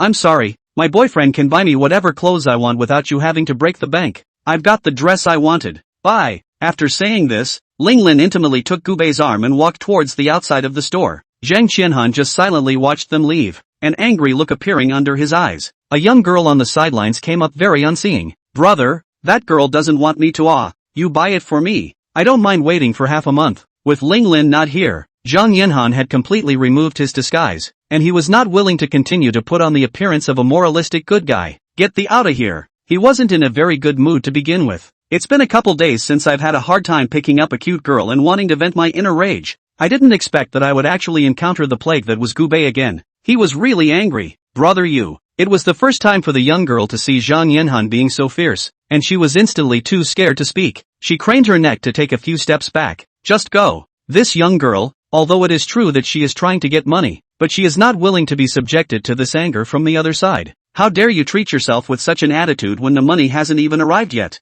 Zhang Yanhan's mood was extremely complicated as he calculated that he must teach Gu Bei a lesson. Thinking about it, he pulled out his cell phone and dialed a number. Ling Lin accompanied herself to buy something, and Gu Bei bought the other party a cup of coffee. Dinner or something will have to wait for another time. I have something today. Gu Bei fondly moved his eyes away from the other party's body. Ling Lin can't get enough of wearing this uniform. I'll just take you to dinner when I'm free. You've given me such a big list. I'm sure I owe you some thanks. Speaking of this, Ling Lin smiled. She would go get Gu Bei's car recorder in a moment and copy it into her computer as evidence for prosecution. Everything was filmed according to the other side. Then the case is simply easy. And since the case involves a high compensation fee, it is natural that one's attorney's fee cannot be any lower. Okay, then I'll wait for you to contact me. So go ahead and get busy. Remember, I want this man to take the law into his own hands, and it's best if he realizes that impulsiveness has a terrible price. Gu Bei said calmly. Why didn't he know that Chao Junyu was just acting on impulse? However, impulsive people also need to pay for their behavior. The police are quick on the case. Those extremely hidden surveillance.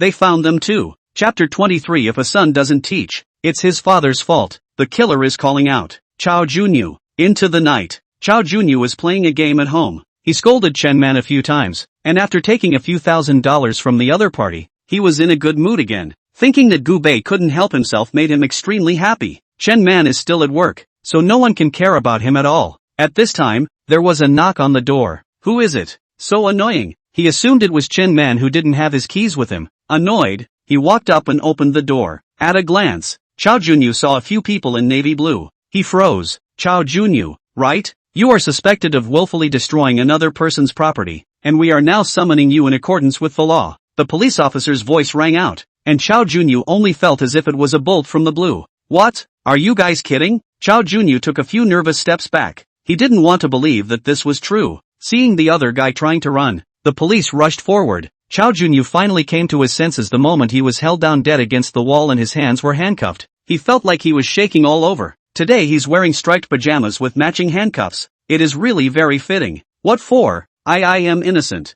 You guys let go of me. Hearing that the other party was actually being sophomoric, the police were also angry, and they looked furious. When Chao Junyu saw the somewhat angry police officer, he instantly softened his legs and directly kneeled on the ground. He's really scared. It's hard to believe that you've been seen smashing cars? He didn't know what the hell was going on. He just felt panicked. Soon he was taken to the police station. Chao Junyu, did you smash someone's car? That car, over $1 million. You know, the repair price given there at the 4S store was over $1 million. When these words came out, Chao Junyu was stunned. A huge amount of compensation in the millions, which is totally killing yourself. You can't even come up with $1,000 yourself, let alone have to give millions more for compensation. If he really had $1 million in savings, he would have been over the moon already. How is it possible to remain nestled in this ordinary little house and be a geek? The police officer made a statement and looked at the other side somewhat helplessly. Why would a nice guy do such a dog thing? This time, Chen Man also received a call. She had just gotten off work and was dragging herself home. I didn't realize the police department called and said her boyfriend was suspected in a criminal case. She got to the police station as fast as she could. Seeing the wretched Chao Junyu inside the police station, she stepped forward in exasperation. Chao Junyu, what the hell is wrong with you? Chao Junyu told her before. No one will know about the smashed car, though she was a little alarmed. But the thought that this old neighborhood really doesn't have surveillance, and she let it go. I didn't realize that it actually came out of the east today. Ma'am, this compensation amount is confirmed by us and the 4S store side. It won't be fake. If this money is out, we can still call the owner over to talk. If the other side doesn't hold him criminally liable, he probably won't have to go to jail yet. The policeman was persuasive, but he also knew that the $1 million compensation figure was just too big. It's much harder to get it out. Chen Man was silent. After a few minutes, she pulled out her cell phone and called the other woman's parents. Hey, aunt and uncle, is this? Chen Man told everything. She felt a little powerless at the end of her sentence. It's millions, not hundreds. She was well aware of Chao Junyu's family situation. Both parents are ordinary workers, and their monthly salary adds up to just $5,000 or $6,000. After saving for so many years, I guess it's only $100,000 or $200,000. That amount of money doesn't even amount to a fraction of what it would take to compensate someone. Chao Junyu's parents were instantly confused when they heard this. What's going on? Why is this happening to my son? How did you take care of my son, to let him go smashing cars? The other side of the conversation is all about blaming the other side. If it wasn't for Chen Man not taking care of his son, how could he possibly make a mistake? His own son, but he is very well behaved, right? After hearing this, Chen Man fell silent. She had been silent far too many times today. What's that got to do with you? It was clearly the other guy himself who had somehow smashed up someone's car. Even asked myself not to tell. How does that make you a failure to take care of their son? Chen Man was a little aggravated, her eyes slightly red. Wait inside the police station. We'll be right there. Keep an eye on my son. If anything happens to my son, I won't let you go. Chao Junyu's parents threatened Chen Man. Hearing this, Chen Man forcibly suppressed her urge to smash the phone and hung up. At this moment, in an old residential building, a couple is getting dressed. They were all furious beyond belief. I told you, that woman is a spoilsport. When I first met the parents, I had a feeling this woman wouldn't work. She's so good looking. You can tell at a glance that she's absolutely immodest. And thanks to my son, he's still trying to work to support her. Chao Junyu's mother cursed. My son just called them a couple days ago. He said that the company had recently taken an annual vacation, so he could play at home for a few days. Originally, they thought their son could have a good time relaxing. I didn't expect to turn my head and have these things happen. Thinking about it, Chao Junyu's parents were so angry that they were trembling. Whatever. Go over there and check out that stinky girl and see how she explains herself to us. The two changed and took a cab to the police station. As soon as they entered, they saw Chen Man sitting on a bench. She hadn't had a chance to change out of her work clothes and was currently sitting on a bench, exhausted and distraught. The company had been busy and she hadn't eaten all day. Just got off work and ran into this again. It's really annoying. As soon as Chao Junyu's parents came in, they were the first to start cursing. Chen Man, what the hell is going on? Really a sweeper? You put my son in the police station. Hearing the other party humiliate herself so much, Chen Man was a bit angry. Auntie and uncle, aren't you talking too much? Used to go to their house by myself. Both were well spoken. One never falls short of propriety oneself. Every time, they send things over in big bags. It's just as well they never returned the gift. Doesn't cook much for himself either. Now that they are in a situation, they have really exposed their ugly faces. Thinking about this, Chen Man shivered slightly in anger. A policeman on the sidelines glanced this way. Step in and give Chen Man a hand. Chapter 24. Chao Junyu was scared less. Don't raise your voice. Is this a place for you to curse? Are you the parents of that Chao Junyu? This policewoman was still very sympathetic to Chen Man. As Chao Junyu's girlfriend, she was still really unlucky. If a son doesn't teach, it's the father's fault. Chao Junyu's parents are like this. What kind of good children can they raise? At this point, Chao Junyu let out a cry inside the interrogation room. His mental defenses aren't working. The police just asked a few questions, and he just pissed himself? Maybe it's because of being a thief. He was in a panic now. I want to meet my girlfriend. Chao Junyu gritted his teeth and made a request towards the police. Seeing that the other party had confessed to the crime, the police did not say anything more and arranged for them to meet. Chao Junyu's parents tried to follow him, but they were stopped by the police. You guys don't have to go in there. He just wants to see his girlfriend. I kindly remind you that you can go and prepare the money. With a conservative estimate of $2 million in damages and even more. The car was completely wrecked and the price of the repairs was more than enough to buy a car. The couple heard this at once, momentarily dumbfounded. They stood dazed in the doorway of the interrogation room, not knowing what to say. At this time, Chen Man also entered the interrogation room. As soon as she entered, she smelled a very bad odor. Her face was a little hard to read. I didn't expect Chao Junyu to be scared like this. This is too humiliating, isn't it? As soon as I thought of the image of a tall and handsome gym student in my mind, and then compared it to the other person's current appearance, Chen Man was a bit speechless. It's really hard to accept such a disgusting man, compared to Gubei's clean and dry appearance. It was indeed a bit of a head-scratcher. One is dirty and poor. One is a young, golden, tall, handsome aspiring young man. The contrast, it's just not too obvious, okay? Ahem. Man, now you're the only one who can help me. Chao Junyu also felt that he was a bit embarrassed right now. He coughed to hide his weakness. I heard from the police that they found surveillance and were able to prove that I did it all. And there's a car recorder. They said the man was a friend of yours. Man, do you know that guy? Can you tell him to forgive me? I know I'm wrong. I was really spooked to do such a thing. Can you ask your friend to forgive me? Chao Junyu tried to reach out and give Chen Man a hand, but he had handcuffs on his hands and there was no way to catch Chen Man. The compensation for this one, $2 million. Chen Man felt even more guilty inside when she heard the other party's words. She knew everything had to do with her. If it wasn't for himself, Gubei's car wouldn't have been smashed somehow. Chen Man was torn. Chao Junyu wished to contact Gubei himself, but she didn't know how to ask. You let me think about it. Chen Man frowned and left the interrogation room. She ignored Chao Junyu's parents who were frantically screaming at the door, straight to the lounge. At this point, Gubei bid farewell to Ling Lin and took a cab to Lu Zhang's home. He had been happy that he was finally happy with his favorite car. I didn't expect to turn around and have that guy ruin it. It is absolutely impossible to say that you are not angry. One could think of the punishment Chao Junyu would face next, and Gubei's mood improved greatly. This cuckold is quite a drag. Feng Brown had already been waiting for Gubei in front of the house. He immediately greeted Gubei when he saw him. Geez, old buddy, you're actually waiting for me at the door? Gubei felt a little surprised. This whole thing was kinda embarrassing for him. Wasn't I afraid you wouldn't be able to find your way? It purposely came a step early. Feng Brown smirked. He was quite good at it. That's just so much appreciated. Gubei didn't say anything more. He knew that for all of Lu Zhang's guests, the other party must have treated them the same way. After all, he's the mayor's secretary, and he knows exactly how good the other guy really is at his job. After being led into the house by Feng Brown, Gubei saw a little girl in a plain short skirt lunging towards him. Brother Gubei, I've been waiting for you for a long time. Seeing this figure, Gubei subconsciously tried to dodge it, but Feng Brown was blocking him, and there was no way for him to retreat. It was all that could be done to allow the petite figure to fling herself into her arms. Ahem, what about? Gubei asked himself not to be a decent person, but his parents were in front of him. Mo! Gubei heard an extremely authoritative voice coming from the front. He looked up. This person was none other than Lu Zhang. Yu Young didn't look any different from his image inside the TV. Extremely dignified, with an air of nonchalance. Seeing the other party, Gubei actually felt a bit of psychological pressure. You're Gubei, right?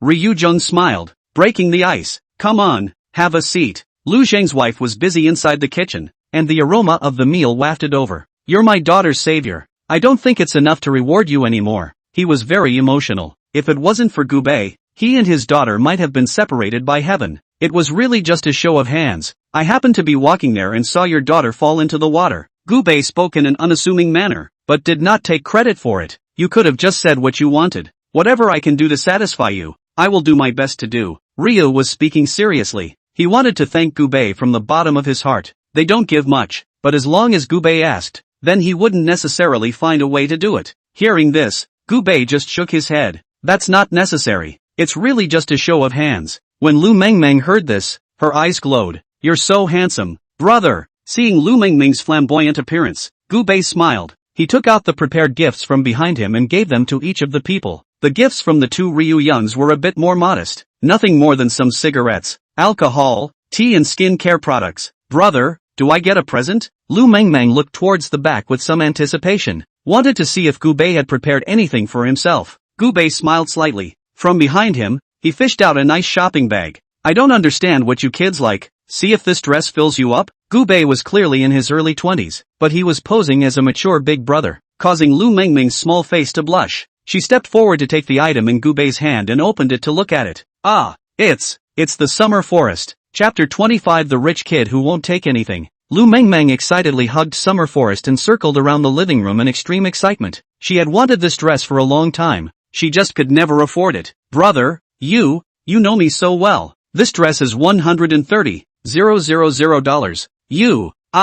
I love you so much. Lu Mengmeng was overjoyed. On the side, when Lu Zhang hears the price of the clothes, you can't help but twitch the corners of your mouth as well. He didn't expect Gubei to be so willing. When he was about to say something, a soft voice came from the dining room. Come on, dinner's ready. The mayor's wife smiled and brought out a steaming hot meal. Seeing the other person's appearance, and then looking at Ryujo's appearance, it's true that a talented man is matched with a virtuous and beautiful woman. No wonder Lu Mengmeng was born so good-looking. This parent's genes cannot be worse. Come on, let's go eat. Lu Zhang invited Gubei with a satisfied smile on his face. Through the exchange just now, Gubei was getting taller and taller in his mind. Lu Mengmeng sat down next to Gubei with her but she looked at Gubei with a smile on her face the entire time, not willing to move her eyes away at all. Brother, eat the food. Brother, this is delicious. The cola chicken wings my mom makes are simply amazing. Brother, have some more soup. I'll serve you some soup. Seeing his daughter so attentive, Lu Zhang couldn't help but be a little sour.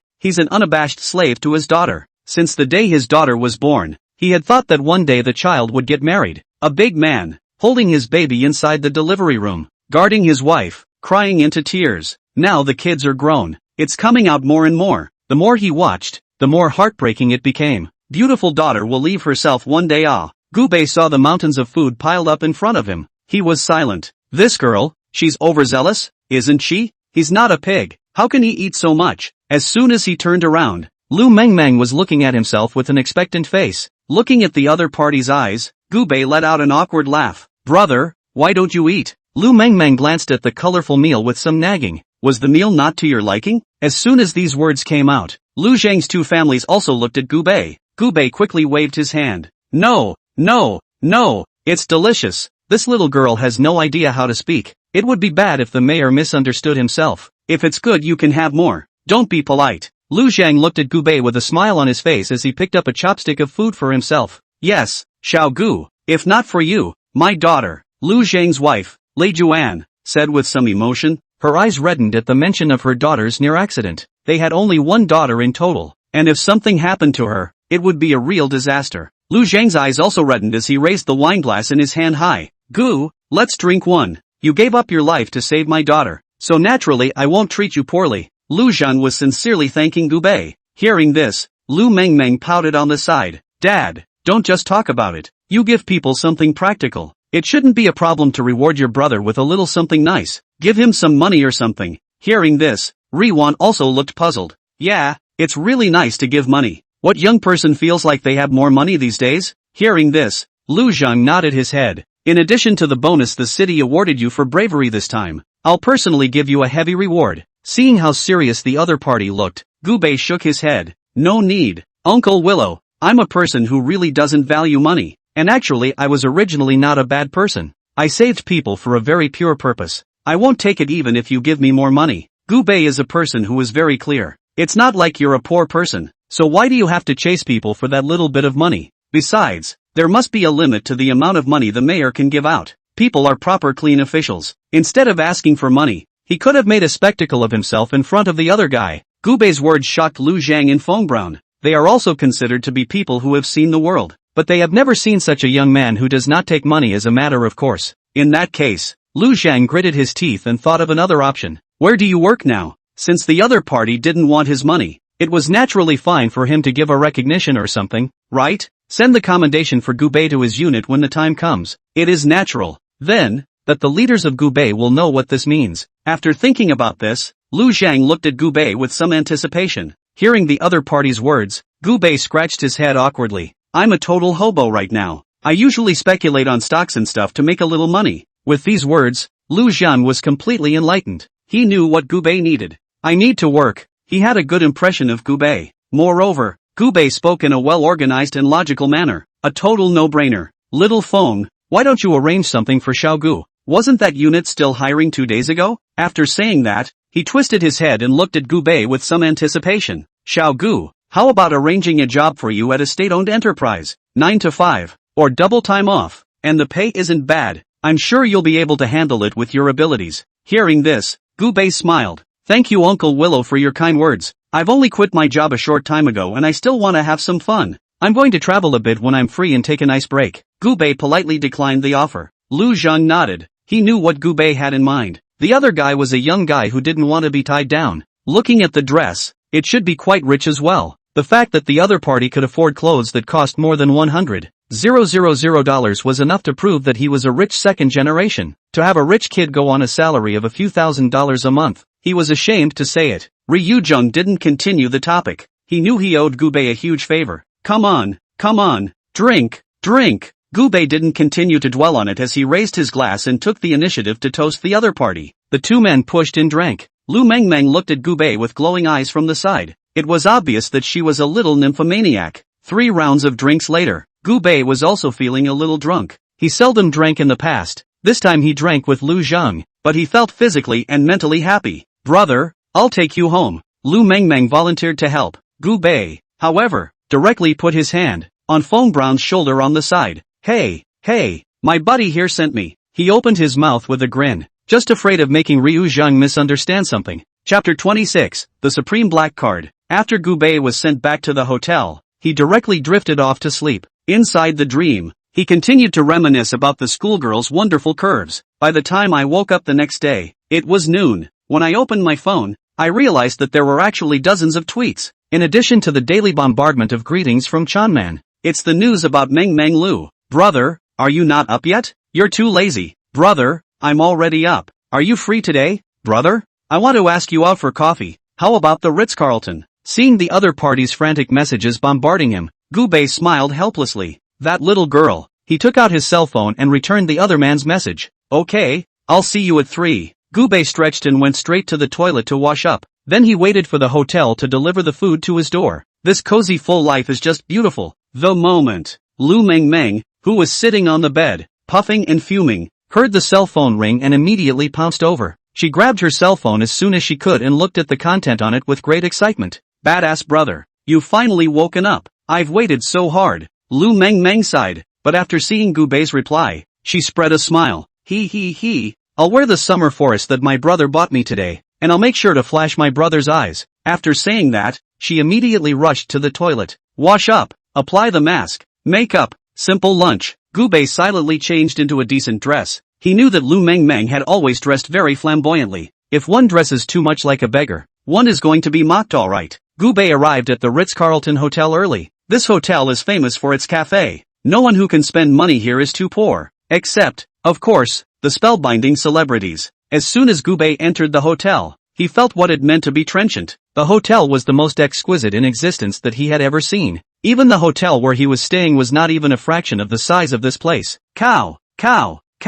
Gubei stood at the door and let out a sigh of relief. And soon a specialized receptionist came forward. Hello sir, we are on an appointment system here. Do you have an appointment? The other man had a big smile on his face. It seems very amiable. The receptionists here are all very nice. Gubei shook his head. There's a girl named Lu Mengmeng who seems to have made an appointment. What about you guys checking? The other party had asked herself to come here for coffee, so she must have had an appointment to do so. Upon hearing this, the receptionist immediately opened her tablet and checked it. Yes sir, Miss Willow has made a reservation for our private room here, and please follow me. The receptionist smiled and showed Gubei the way. He glanced at the opulent hotel and couldn't help but feel a stirring in his heart. If you don't have a reservation, there's no way to spend money here? He opened his mouth and asked the receptionist. The other man froze when he heard this. We're a members-only hotel, and only members are eligible to make reservations. Only our Supreme Black Card customers are permanently reservation-free. When these words came out, Gubei's heart thumped. Regarding this hotel, Gubei was still very clear. They have a number of related industries under their umbrella that are doing great. Those big shots love to come and spend their money in places like this. Wouldn't it look a bit humiliating if you didn't have a membership card for this place? With that thought, he called off the receptionist. Don't rush to take me there. Get me a membership card. Now the receptionist was a bit dumbfounded, but professionalism allowed him to quickly adjust his emotions. Sir, we have 5 grades of membership cards here, and the white card is ranked 5th, requiring a pre-deposit of $500,000, of which the opening cost of the card is $30,000, followed by the pink, green, blue and Supreme Black cards. The opening cost of the card is in increments of $20,000 at a time, and the pink card requires $1 million to be pre-deposited. Hearing this figure, Gubei was also slightly staggered. It's not unusual to pre-save or anything. It's a bit of a big number, but having it on the card is the same as using it for yourself. That's a truly shocking amount of money to open a card. You want to open the Supreme Black card for at least $110,000 in card fees?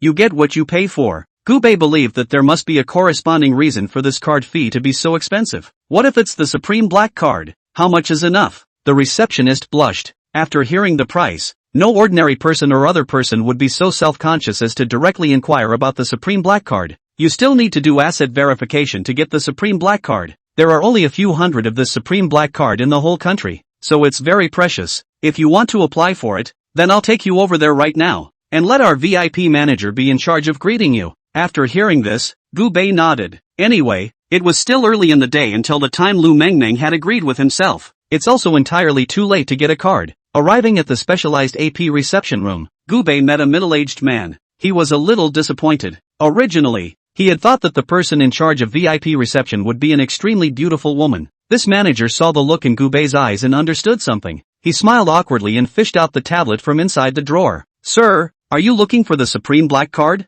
The manager informed Gubei of the rules for the card. If you apply for this black card, you don't have to store any amount of money in advance. We just need to verify your assets. Hearing this, Gubei was a bit surprised. Not bad for a top-of-the-line Supreme Black card. He opened his stock backend system directly. It's money he's never touched. The manager stood by and watched Gubei operate, his expression gradually becoming shocked. This young man, he's only in his early 20s. How come he's so rich? There were a lot of rich people all over the country, and he knew it by heart. But not all rich people qualify for their hotel Supreme Black card. Seeing Gu Bei's backstage, the manager's mind remembered the stock myth he once heard before. He was also an extremely keen speculator, but there is always more to lose than to gain. Until some time ago, when he saw the news, a young guy who buys a lot of stock at a super low price. Now this company has flourished and, even, has the feeling that it is going to be a dominant player. The market value of the stock in this chap's hands could be said to be immeasurable. Mr. Gu, can I see which stock you have?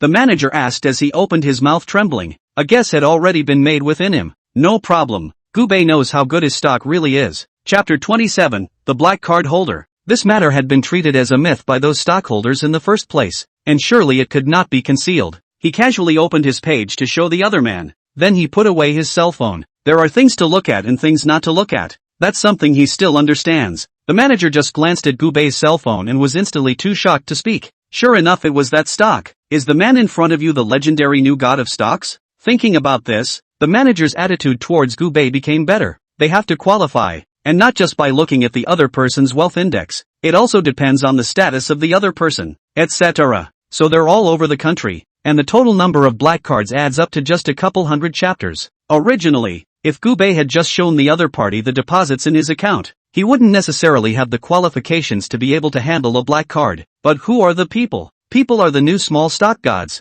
Doesn't this kind of character qualify for a supreme black card? There is. If he's not qualified, who else is? Mr. Gu, I'll prepare the appropriate things for you. All you need to do is leave your contact information, and we'll be here on the hoof to take care of your black card. Gu Bei was calm enough to leave a relevant message. It was clear in his mind that with this black card, the next thing would be much better. They originally had ready-made black cards here. Now it was just a matter of entering Gu Bei's key information. After some maneuvering, the manager escalated the matter to the boss. As the manager of the Ritz-Carlton, he naturally had the right to make decisions. Gu Bei didn't reply. He could exercise his power as usual. Soon, Gu Bei obtained this black card. He smiled contentedly and left the manager's contact information. You can just call me Little Chin. The manager smirked, his face wearing a pleasing scowl. Seeing the other party look so knowledgeable, Gu Bei was satisfied. When you present this card, you can enjoy all the business in our hotel, and all of them are extremely honorable services. The other party briefly talked to Gu Bei about how to use this black card. He then sent Gu Bei to the private room. When Gu Bei arrived at the private room, Lu Mengmeng had already been honestly sitting on the sidelines for a long time waiting. Seeing Gu Bei striding towards her, Lu Mengmeng couldn't help my smiling and pouncing. Brother, you're finally here. After saying that, she even waved in front of Gu Bei's face. Seeing this naive and romantic look on the other party's face, Gu Bei smiled slightly. The dress that Lu Mengmeng wore today was obviously the one she had bought herself. This dress looked extremely gorgeous, and it looked even more adorable on Lu Mengmeng's body. It was as if the outfit was tailored to fit the other person that way. Did you ask me out for coffee today for something? Gu Bei opened his mouth to ask with some curiosity. It was reasonable to say that the two of them had only known each other for a short while, and the other party shouldn't be so eager to want to see him. Hearing this, Lu Mengmeng blushed. Can't people ask you out for a cup of coffee if they have nothing else to do? Lu Mengmeng pouted and opened her mouth to ask. It was obvious to hear that the other party was a little disgruntled. Gu Bei waved his hand awkwardly. That's not what I meant. I'm just a little curious. Don't you have to stay home and rest and relax today? The other party had only just been fished out of the water and was supposed to be recuperating for a while. Lu Mengmeng waved her hand after Gu Bei's example. Why didn't you want anything yesterday when my dad said he was going to reward you? Lu Mengmeng looked at Gu Bei with an innocent and romantic expression, as if they had to get an answer out of each other. Gu Bei opened his mouth. He couldn't tell people that he had a magical jitterbug and didn't need money from her dad at all. Could he? I'm more of an idea person, and I'm not willing to stoop to the level of people, or to be honest and go through the motions. I'm able to make a lot of money on my own, so I'm still very grateful to your father for looking out for me, and I have more ideas. Gu Bei downplayed the matter and rounded it off. Unbeknownst to him, Lu Mengmeng's eyes were even more excited after hearing this. She had never seen such a wonderful man. In the past, in school, Lu Mengmeng could have many suitors, but these suitors were too childish. Lu Mengmeng couldn't look at anyone. In Lu Mengmeng's eyes, it seemed that it had to be at least someone of her father's level to be qualified to have contact with her. With her lion-like father as a role model, how could Lu Mengmeng even look at anyone else? But today, she met Gu Bei. Lu Mengmeng felt that she had finally met her destined son. The two of them exchanged pleasantries, and it was only then that Gu Bei realized that the other party had already been admitted early to the country's top university, Qingbei University. It was true that a tiger father does not have a dog daughter. Gu Bei did not expect Lu Mengmeng's academic performance to be so good. You can even be admitted directly without taking the entrance examination. which could have been quite extraordinary. After talking for over 2 hours, they too terminated the conversation. Lu Mengmeng received a call from her father Abu T. The bailing out. She had to go back and hand in some information. There was no way to continue chatting with Gu Bei in depth. She looked at Gu Bei with extreme regret. Brother, let's make another appointment. Lu Mengmeng stared blearily at the other party, afraid to hear a single word of no from Gu Bei's mouth. The opportunities to come out with Gu Bei were all exceptionally cherished by Lu Mengmeng. I'll take the initiative to ask you out next time when I'm free. Alright, hurry up and turn in your information. Your business is more important. We can both make another appointment anytime. Gu Bei opened his mouth and comforted the other party. He rather liked the little sister. The other person is simple and unpretentious, and his words reveal a naive romanticism. Compared to contact with Chenman, Gu Bei preferred this kind of uninhibited chat. Lu Mengmeng left in a hurry. Gu Bei, on the other hand, half leaned already on the sofa and continued to drink his coffee. You can't waste all that money, can you? As he savored the mellow, rich coffee, a couple of young guys heckled next to him as they walked toward him. They're all little-known rich kids in this area. You don't say. The chick that Dick found last time was pretty hot. I still have flashbacks. Hey, isn't that easy? Just ask them out. Yeah, it's been a long time since we went to a bar together to taunt the poor guys, and it's kinda uncomfortable to think about it. They say half a bottle of water rings a bell, and so do these rich kids. They are not considered particularly rich or poor, compared to the rich people in the city. They're only a brother. Chapter 28. He's a big man, but again, inside the district, they're one of the best in the business. It's these half bottles of water that are the loudest when shaken. On weekdays they take pleasure in taunting the poor and showing off their awesomeness. Some people, by nature, like to pretend. Instead, they are a group of like-minded foxy friends. Without taking 2 steps, they saw the slightly lazy Gu Bei. The other man leaned aside, sipping his coffee and eating a waffle, looking extremely cozy. After the group of people made a wink at each other, they directly approached towards Gu Bei. Hey, kid, you drinking coffee here all by yourself? One of them, a man wearing black short sleeves, leaned to the side of Gu Bei. Gu Bei keenly sensed the other party's ill will. He glanced at the group of inexplicable youngsters and couldn't help but shake his head. Say what you have to say, fart what you have to say, and don't waste my time here. After a mouthful of coffee, Gu Bei also patted his stomach with satisfaction. Eat, drink, and be ready to go. Who are you with? The man in black was a little angry. In fact, they didn't mean anything else. They simply wanted to find presence in Gu Bei's body, but they didn't expect this guy to be so arrogant. They've been crisscrossing this area for several years, and they've never seen such a draggy guy. Just a dead poor guy. How dare you pretend to be a bully? I came over here to talk to you because I think you're good. The man in black really didn't expect Gu Bei to be so suddenly arrogant. His brow furrowed, and for a moment he forgot his original intention. Brother, this dead poor guy actually taunted you. He doesn't want to live, does he? Can this be tolerated? Brother, just him. Everyone was beside themselves with mocking uproar. The black-clothed second generation's face became more and more ugly as he just stared straight at Gu Bei, trying to see a hint of fear in Gu Bei's eyes. But he couldn't do it. Gu Bei's eyes didn't have any extra emotions in them, only strong contempt. Little friend, that's not how you want to pretend. Gu Bei naturally knew what they wanted to do. He just smiled faintly and raised his hand to beckon the waiter. The waiter had noticed the situation over here early on, but he didn't even dare to speak. The identity of these young men was clear to him. The other party was a very bullish rich second generation on this district, though it seems like nothing compared to other rich kids, but people's status was here, and it wasn't something they could sway. Hello sir, may I help you? The waiter opened his mouth to speak, his voice trembling. Hearing this, Gu Bei smiled slightly, looking kind. I'll take the check. Although Lu Mengmeng claimed that she wanted to invite Gu Bei for coffee, Gu Bei was not a shameless person. What kind of girl gives money to a girl? It's not like you're short of money yourself. The money has to come from him. Sir, you have spent a total of $3,700. How do you pay for it, please? Seeing the waiter's timid appearance, Gu Bei fished out the black card from his pocket. The manager had already told him that this black card was the general equivalent of a credit card. The authorized amount is extremely high. It was still the first credit card in his life. Yes sir. The waitress reached for the card, her face changing slightly. How does this card? In the next moment, he almost couldn't hold on to the card. You are a black card holder. The other party was able to work as a waitress here, so he more or less still had some eyesight. About the black card, he hadn't seen it, but he had been systematically trained in it. He can still recognize the authenticity of a black card. Black card holders? Are you kidding me? Yo! The man in black couldn't help but sneer from the sidelines. He felt that this waitress was talking a little too much. He knew exactly what the black card stood for.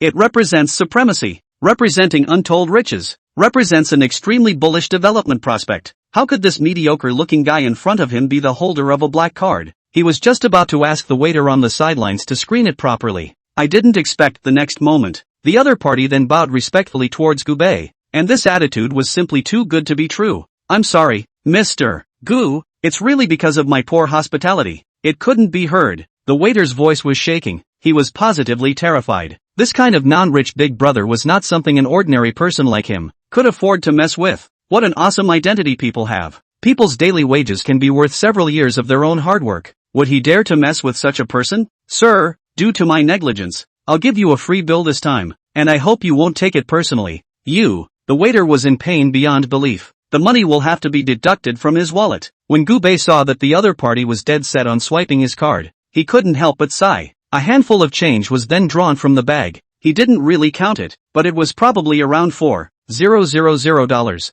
Come on, I don't mean to blame you, just take the money. After Gubei handed the money to the other party, he directly turned around and left the cafe in large strides. He wasn't willing to waste his time in this place, so much so that the few rich kids with half a kettle of water rattling around, they've been dumbfounded for a long time. If Gubei was really an ordinary person, then it was unlikely that the waiter's attitude would suddenly undergo a major transformation. As it turns out, the other side is by no means ordinary. That black card, more than likely, is real. At the thought of this, their faces suddenly changed. Damn, I was out looking for excitement, but now it's good that I somehow offended a big brother because of you. That's right, I wasn't thinking of messing around with you like that. Tell yourself what to do about this. Now we've offended the big man. If they blame us, what's going to happen? Everyone's expression was very tangled, and their faces were quite ugly. People at this level of bigwigs, wanting to deal with them was a complete matter of minutes, and it didn't take much effort at all. Perhaps one word from people is able to make them lose all their money. Done and done. So what's next?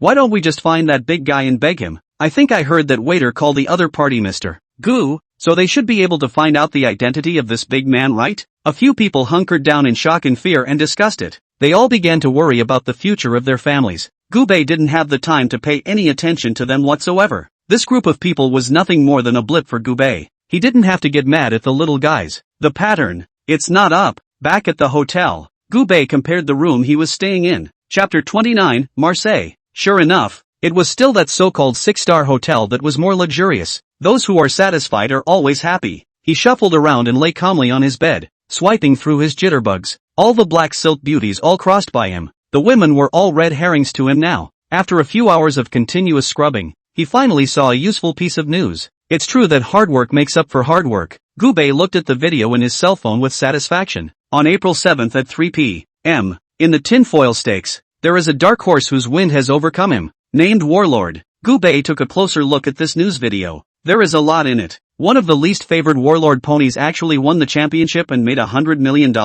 Seeing this news, Gubei moved. He hastily opened his cell phone and searched for this horse race tomorrow afternoon. Sure enough, the two windiest horses in this horse race were called Chasing the Wind and Invincible. These two horses have always been regular winners and have no defeats. The fact that they meet in the same game this time around certainly makes it a big spectacle. The internet has been up in arms about this horse race. My family chases the wind YYDS. It's going to win. I've already placed my bets. Brothers who believe in me go by Invincible. This time Invincible is fully prepared. How come no one is going to buy the God of War? It's just a badass name, isn't it? One look and I can tell that the one upstairs is new. God of War is a spent horse. Not useful at all. Whoever buys it is a leak. Gubei's expression became a bit odd when he saw these comments. How does it feel that these horses, too, have become objects of pursuit for the stargazers? The tournament has officially taken bets. Gubei glanced at the odds and didn't expect the God of War's odds to be so high. 1 for 30. He rubbed his hands together in excitement and put in 5 million straight away. When he bought over, the amount inside the prize pool then floats. Though $5 million isn't much for the entire prize pool, but he was the only one who bought Warlord.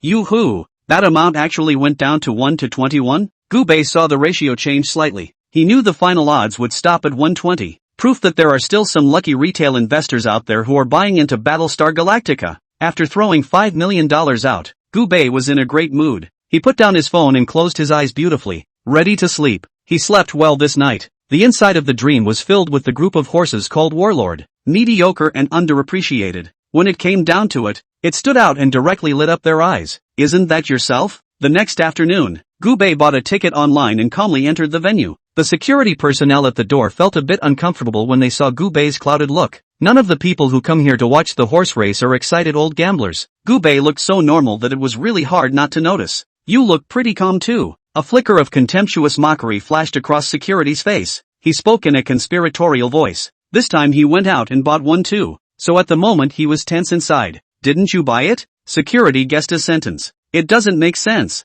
Those who have the leisure to watch horse races are basically old gamblers with years of experience. Why was Gubei so calm when she was so nervous? Jealousy deformed his face. Bought ya. Randomly. Gubei glanced at the time, and it was already closed at this hour. Security frowned. You're so confident? Who did you buy? Chaser or Invincible? Gubei felt that the other party was talking a bit too much. Warlord. After that, he sat himself down and waited for the start of the horse race. Gubei was just there to see a result and experience the excitement of Marseille. He also didn't intentionally choose any VIP seats, but bought an out-of-the-way one, far away from people. Oops, you bought a warlord? Aren't you looking for death? You're supposed to be a newbie white guy, right? The security guard looked Gubei up and down. In his opinion, Gubei shouldn't have much money either. He probably only bought a few $1,000 million.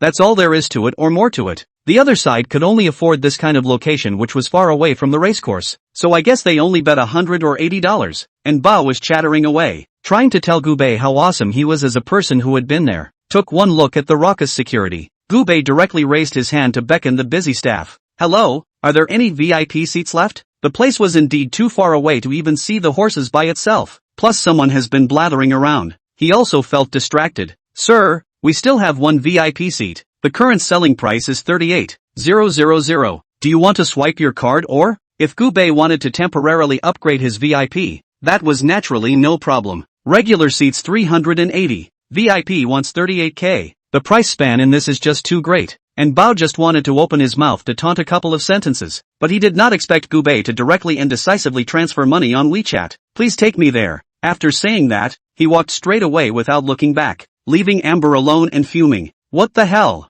This mediocre man is actually that rich? He's so rich, it's hard to believe that the god of war. After thinking about it, and Pastil put all his thoughts behind him, that god of war may have a good name, but he's a notorious loser, so how could he possibly make any money? With that thought, he said nothing more. Just wait in peace for your chosen chaser to win. Gubei had just arrived at the VIP seat with his front foot, followed by a group of middle-aged men surrounding him. They all had curious looks on their faces, not expecting a new face to suddenly appear today. You look familiar. Brother, which horse did you buy? I guess this brother definitely bought a chaser. Or it could be Invincible. Both horses have too much wind in their sails. Don't be in such a hurry. Can't you just let them speak for themselves? Seeing this group of people speaking one sentence at a time, Gubei couldn't help but let out a bitter laugh. Gubei switched to this optimal viewing position simply just to admire his god of war. I'm buying Warlord. Gubei wasn't half as entangled. Anyway, it's already closed. Even if one buys right or wrong, that won't help. Everyone instantly fell silent after hearing Gubei's words. They looked at each other, probably not expecting Gubei to buy the god of war. Little brother, you're a bit of a wannabe. You can't be a pure newcomer, can you? Did you not do a rundown before you bought it and just followed it by looking at his name? The crowd of men around them sympathized with Gubei. They also began to talk to Gubei about the circumstances involved. Overall, it was a complete waste of Gubei's money. Chapter 30. A lesson for you. Young man, we do sympathize with you. You should not have invested much money. This small amount of money as a lesson. Well, in the future want to engage in these things, it is best to know in advance. I see you should be a newbie. Hey, it's okay, just consider it a tuition fee. Everyone opened their mouths to comfort Gubei. Some were consoling each other with the mindset of watching, and some were genuinely feeling sorry for Gubei. A man with a big belly sitting on the side skimmed Gubei and didn't say much. It was as if he wasn't interested in any of this. Gubei didn't say much as he smiled and casually waved his hand. Doesn't matter. It's been bought anyway. Besides, I bought $5 million. He spoke very calmly, as if the $5 million were just like $500. The surrounding onlookers were inexplicably sour when they heard this. I didn't expect a mediocre young man to come up with such a huge sum of money. Some people had the intention to befriend Gubei and planned to talk to him. At a glance, it was clear that Gubei was a newcomer. If they themselves taught Gubei a lesson, then Gubei would definitely be grateful to them, and they would also be able to reap Gubei's friendship. Just as they were about to open their mouths to speak, Gubei pointed ahead. The game is about to start. With a gunshot, the horses were turned loose. At the beginning, both Invincible and Wind Chaser were running at extremely fast speeds. and one look at the stance told them that it was by no means ordinary. All the other horses were only able to follow silently behind. Even if they tried their best to chase after them, they couldn't catch up with the two steeds, Invincible and Wind Chaser. There is no doubt that the winner of this one will only come from one of the two horses. During the last lap, the God of War, who had been lagging behind the horses, suddenly looked as if he had woken up from his sleep, and madly rushed towards the front. Beyond the first horse, the second, all the way to the end,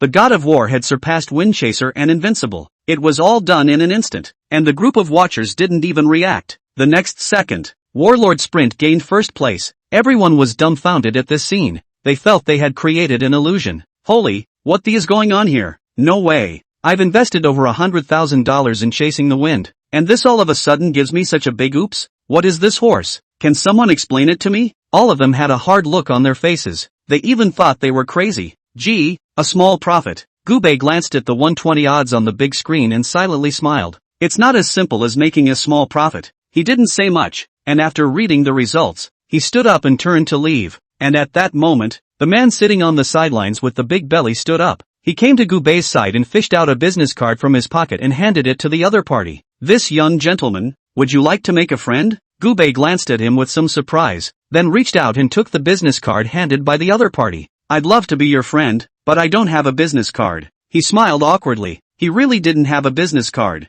In these high society circles, it seems like you can't get around without a business card. The other party waved his hand without any concern and took out his cell phone, and Gubei added a WeChat to each other. The other party was called Monsoon, which was quite an interesting name. What did you buy? Gubei saw that the other party was quite happy, thinking that he had also made a big profit. I bought a $500 000 chaser, and I didn't realize this guy didn't give a damn. A trace of helplessness flashed across Monsoon's face. Indeed, he didn't expect to suddenly kill this kind of powerful dark horse, but he didn't say anything more. This amount of money was all chump change to him. Seeing the other party looking so frank, Gubei glanced again at the group of people with ugly faces beside him. The contrast is too obvious. The pattern has manifested itself at once. Little brother Gu, what a surprise. You're so discerning. Originally, when I heard them talking about you, I thought you were really a newbie white guy. Monsoon didn't mince words in praising Gubei. He really didn't expect Gubei to be so capable, even if he knew Gubei before placing the bet.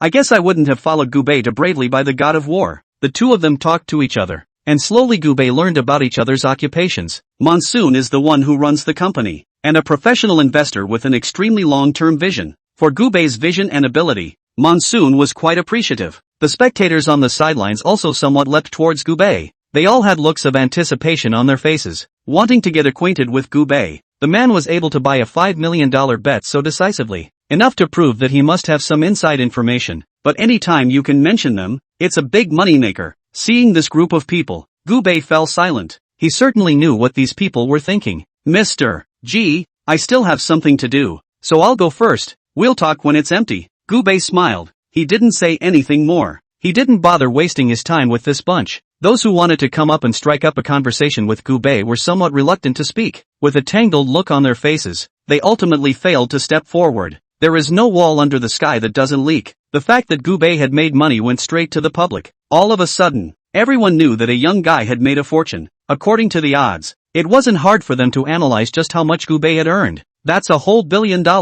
Finishing the coke in his hand in 2 gulps, Gubei walked out of the racetrack in stride. The next step is to just wait for someone to pay yourself. Just then, a couple of women's voices came from the doorway. A group of extremely coolly dressed sexy beauties walked towards Gubei. Seeing the group's aggressive appearance, Gubei stood still. How could he not be aware that this group of beauties was coming for him? As expected, the next moment the group of beauties surrounded themselves. Handsome, alone? The corner of Gubei's mouth twitched when he heard this. Wasn't he a man? Was he still a dog? This beauty who couldn't speak was directly ignored by Gubei. The other choppy beauty, on the other hand, had her arms around Gubei. She leaned against Gubei daintily. Little handsome, I'm going to lose big time this time. Would you like to buy me a drink and soothe my inner pain? Feeling the other party's delicacy, Gubei smiled faintly. Naturally, no problem. Let's go to the bar. He knew of a new bar in the neighborhood that was extremely swanky. Just in time to go to that bar myself and see what it's all about. Chapter 31, Thinking of Fifi. The group swarmed into the bar. This newly opened bar was indeed bustling with countless luxury cars parked in front of it. The sight of these superb supercars made the eyes of a group of sexy beauties glisten. Looks like it was the right day after all. Even if she couldn't catch Gubei, Being able to find a rich man here was enough. Entering the bar, the waiter guarding the doorway immediately greeted him. With a bright smile on his face, he directly brought Gubei in. The fact that Gubei was able to bring so many sexy beauties over was enough to prove that he was an extremely rich man, alright. The barman had been working here for a long time, and several of the sexy babes had long been familiar to him. He knew exactly how much of a gold digger the women really were. The man in front of me is absolutely huge. Sir, we still have the VIP large private room here. See if you need it? As soon as the waiter arrived, he introduced the most expensive VIP room to the other party. Although there were quite a few rich kids here, those who could bring so many beautiful women were in the minority. Gubei wasn't short of money. He had made $100 million and was in a good mood. No problem. As soon as the words were out of his mouth, he caught a glimpse of the wine that had been set aside. There were dozens of foreign wines set up here, and they looked extremely high-end. These wines are pretty good. Gubei spoke gently. The waiter immediately understood what Gubei meant. Sir, let me introduce you to the bars. As soon as the other party's words fell, Gubei waved his hand. No need for introductions. All of them. He's not that far off. Hearing this, the waiter was as excited as if he had been hit by chicken blood, and he almost pinched someone. Fine. I'll put it on for you. Please wait. The waiter, after saying yes several times in a row, rushed out directly with excitement. He's going to make a lot of money just on commission this time. The sexy beauties on the side stared at Gubei in shock, their faces showing an extremely shocked expression. That's tens of thousands of dollars for a bottle of wine, and even over 100,000. The dirtbag in front of me actually bought it straight away without even thinking about it. The crowd of beauties suddenly felt as if Gubei had become even more attractive. The waiter quickly brought up all of Gubei's foreign wines. It was very dignified to give Gubei a week around the field. The surrounding people who were drinking and watching the beautiful women dance were all looking at Gubei with some surprise. They didn't expect Gubei to be so rich. These dozens of bottles of foreign wine will cost at least $1 million, right? Whether they were rich or poor, they couldn't help but cast envious looks at Gubei. With a wave of his hand, Gubei had the waiter open each of these wines. Pour me a small glass to taste just the same. Gubei's bravado was shocking, and the waiter didn't expect Gubei to just want to taste each cup.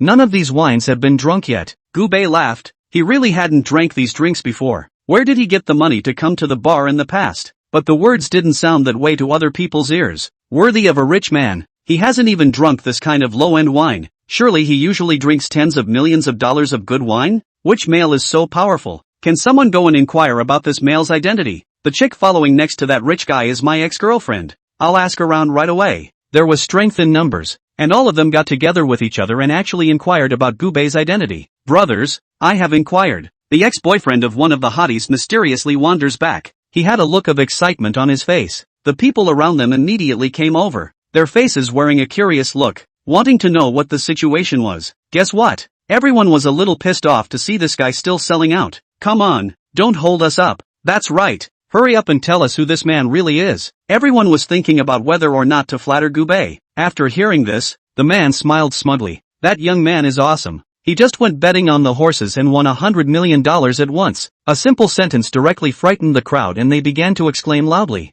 People can casually make $100 million betting on horse races, but they can only lose money. And that 100 million people are not in the eyes of it. He seems to be some kind of top rich second generation. Specific for the time being, no one is clear about it. Word of these things spreads right out. Gubei's identity also gradually became mysterious. Even in the end, the rumor spread that Gubei had turned out to be the heir of a great family with an extremely hidden identity. Gubei didn't realize that someone was privately inquiring about himself, but he also guessed something. Aren't you guys going to drink? I've prepared so much wine for you guys, so you'll have to drink it all for me today. Gubei picked up the wine that the waiter had poured for himself and took a shallow sip. He was so relieved. This rich man's life is just so much more flamboyant than one could ever imagine. When the choppy beauty who had just seen Gubei's appearance, her mind moved and she immediately posted over. Handsome boy, it's no fun to drink like this. Why don't I teach you our newest way of drinking? After saying that, she directly passed the cup over and had a cup drinking session with Gubei. Smelling the aroma of the other party's hair from close range, Gubei also felt a bit fidgety. And at that moment, a woman in an evening gown approached. Gubei skimmed the other party. In his drunken haze, he couldn't see the woman's face clearly, but he could tell that the woman was much better looking than the mediocre people around him. The other party walked over, and his slender fingers directly rested on Gubei's shoulders. Feeling the other party's cold skin, Gubei felt his entire being awake. This gentleman is very posh. She winked and winks. Gubei watched as the other party's fingers traced across his chest, silently picking up his wine glass and trying to take a sip. Unexpectedly, the next moment she actually reached out and snatched the wineglass from Gubei's hand. You seem pretty good. My name is Fifi Lin. After saying this, the woman simply drank the wine in her glass. Immediately afterward, he drew a business card from his chest and handed it to Gubei. Here's my card. We can have some business dealings too. Gubei casually prepared to take this business card, but I didn't expect the woman to suddenly close her hand. She gently left the imprint of her flaming red lips on the card. Afterward, the business card was once again stuffed into Gubei's coat pocket. Seeing the other party's flowing operation, Gubei didn't say anything. The long and white fingers were bright and exciting to his eyes. The hands are quite nice. It's always thought-provoking. Well, trying to get into Fifi. Chapter 32 Chen Man's Request. As the night passed, Gubei's heart couldn't help but curse Lin Fei. The woman had done a good job of stoking the fire in her own heart, only to turn away again at the critical moment. That's not a good feeling. He stretched and shuffled out of bed. Pick up your cell phone and take a look. I can't believe there were over 30 missed calls, and all of them were called by one person. Chen Man. He is not a cutie pie. Naturally, he knew what Chen Man was looking for. Having left the other side hanging all night, it was appropriate to make a phone call now. Was thinking of calling back, just in time for the call to come through again. Hello? Gubei ate his breakfast and spoke carelessly. When she heard Gubei pick up the phone, Chen Man was so excited that she almost burst into tears. Gubei, my boyfriend thing. Chen Man was quite direct in what he said. Your boyfriend smashed up my car. You know that, right? Gubei spoke calmly. This thing is not that simple. One's new car is not even warmed up yet, and it's being trashed by someone else. Who can feel good about this? I know this is something my boyfriend did wrong. Are you able to give a chance? Anyway, you're so rich. It shouldn't be a problem even if you lose a little less, right? Chen Man lowered his voice in disgust with Gubei with an expectant look on his face. She's been worrying about this all day. After hearing those words, Gubei stared with some surprise. He had never seen anyone so brazen. What did you say? Even if he thought he knew the oddballs well, he didn't think he'd hear that comment. She's a pretty girl. Why don't she have a brain? If you came over here to talk to me about that, then you don't have to. Your boyfriend has to pay me back whatever he's supposed to pay me back. There's no denying that. After saying this, Gubei was ready to hang up the phone. It's bad luck to get a call like that early in the morning. Hearing that Gubei was going to hang up the phone, Chen Man's heart was so flustered that she couldn't wait to be able to kneel down for Gubei. No. How about this? You tell me what it would take to forgive my boyfriend? Or would it be okay if you loaned me a couple $1 million? Hearing this, Gubei sneered. How do I have to forgive your boyfriend? That hotel from last time. You should remember the location, right? The usual place where you can come over and have a nice talk with me. It's not out of the question if it's a deal, Gubei said cozily, his face wearing a calm demeanor as he stretched out and leaned back on the bed once more. It's not that simple for the other guy to try to save his boyfriend. If they were let off so easily, then they might even insult their own stupidity behind their backs. Once Gubei's words came out, Chen Man fell slightly silent. Good. I can promise you that. With the experience of the last time, Chen Man agreed a little more readily this time. If this method could be used to negotiate with Gubei, then things would be much better. Chen Man hurriedly returned home from the police station and changed into a decent outfit after washing up. Of course, it's only superficially decent. She knew exactly what Gubei all wanted to see. Gubei was at ease in the hotel, swiping through the videos, and it wasn't long before he heard a knock on the door. Opening the door, the visitor was none other than Chen Man. It had been an extremely tiring day.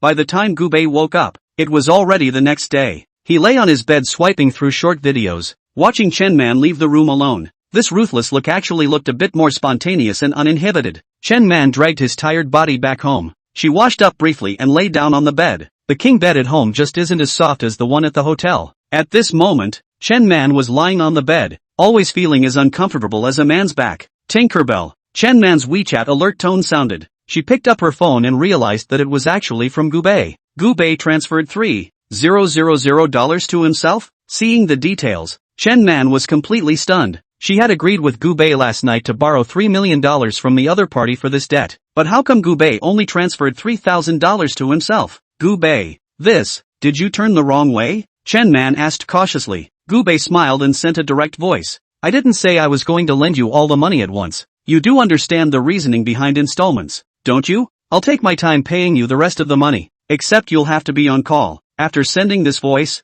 Gubei cozily went to the restaurant downstairs to eat. Chen Man was holding her cell phone in the room, her face a little ugly. How could she not know in her heart that Gubei had no intention of letting her boyfriend go? Gubei, since the money thing didn't materialize, my boyfriend. After this tweet was sent out, It was exactly like a stone sinking into the sea. Gu Bei didn't reply for half a day, making Chen Man's heart itch with anxiety. After an hour, Gu Bei's reply was finally sent over. It's not really hard to want your boyfriend to be safe. You tell him to come over here and apologize to me on his knees. If his attitude is sincere enough, I can naturally consider forgiving him for this matter. Gu Bei's words silenced Chen Man. She always felt as if Gu Bei's words were not very reliable. What if her own boyfriend apologized and Gu Bei still didn't forgive him? Is there any other way? Chen Man asked boldly. There's no other way. After saying this, Gu Bei directly turned off his cell phone, unwilling to continue to pay attention to the other party. Seeing what Gu Bei had sent, Chen Man was inwardly torn beyond measure. How was she not aware that Gu Bei was angry about this matter? Be more aware of your boyfriend's personality. Getting him to apologize to Gu Bei would be almost impossible, even though the other party had such a humble attitude in the police station before. But those were just words against his will. A serious attempt to apologize would be an absolute impossibility.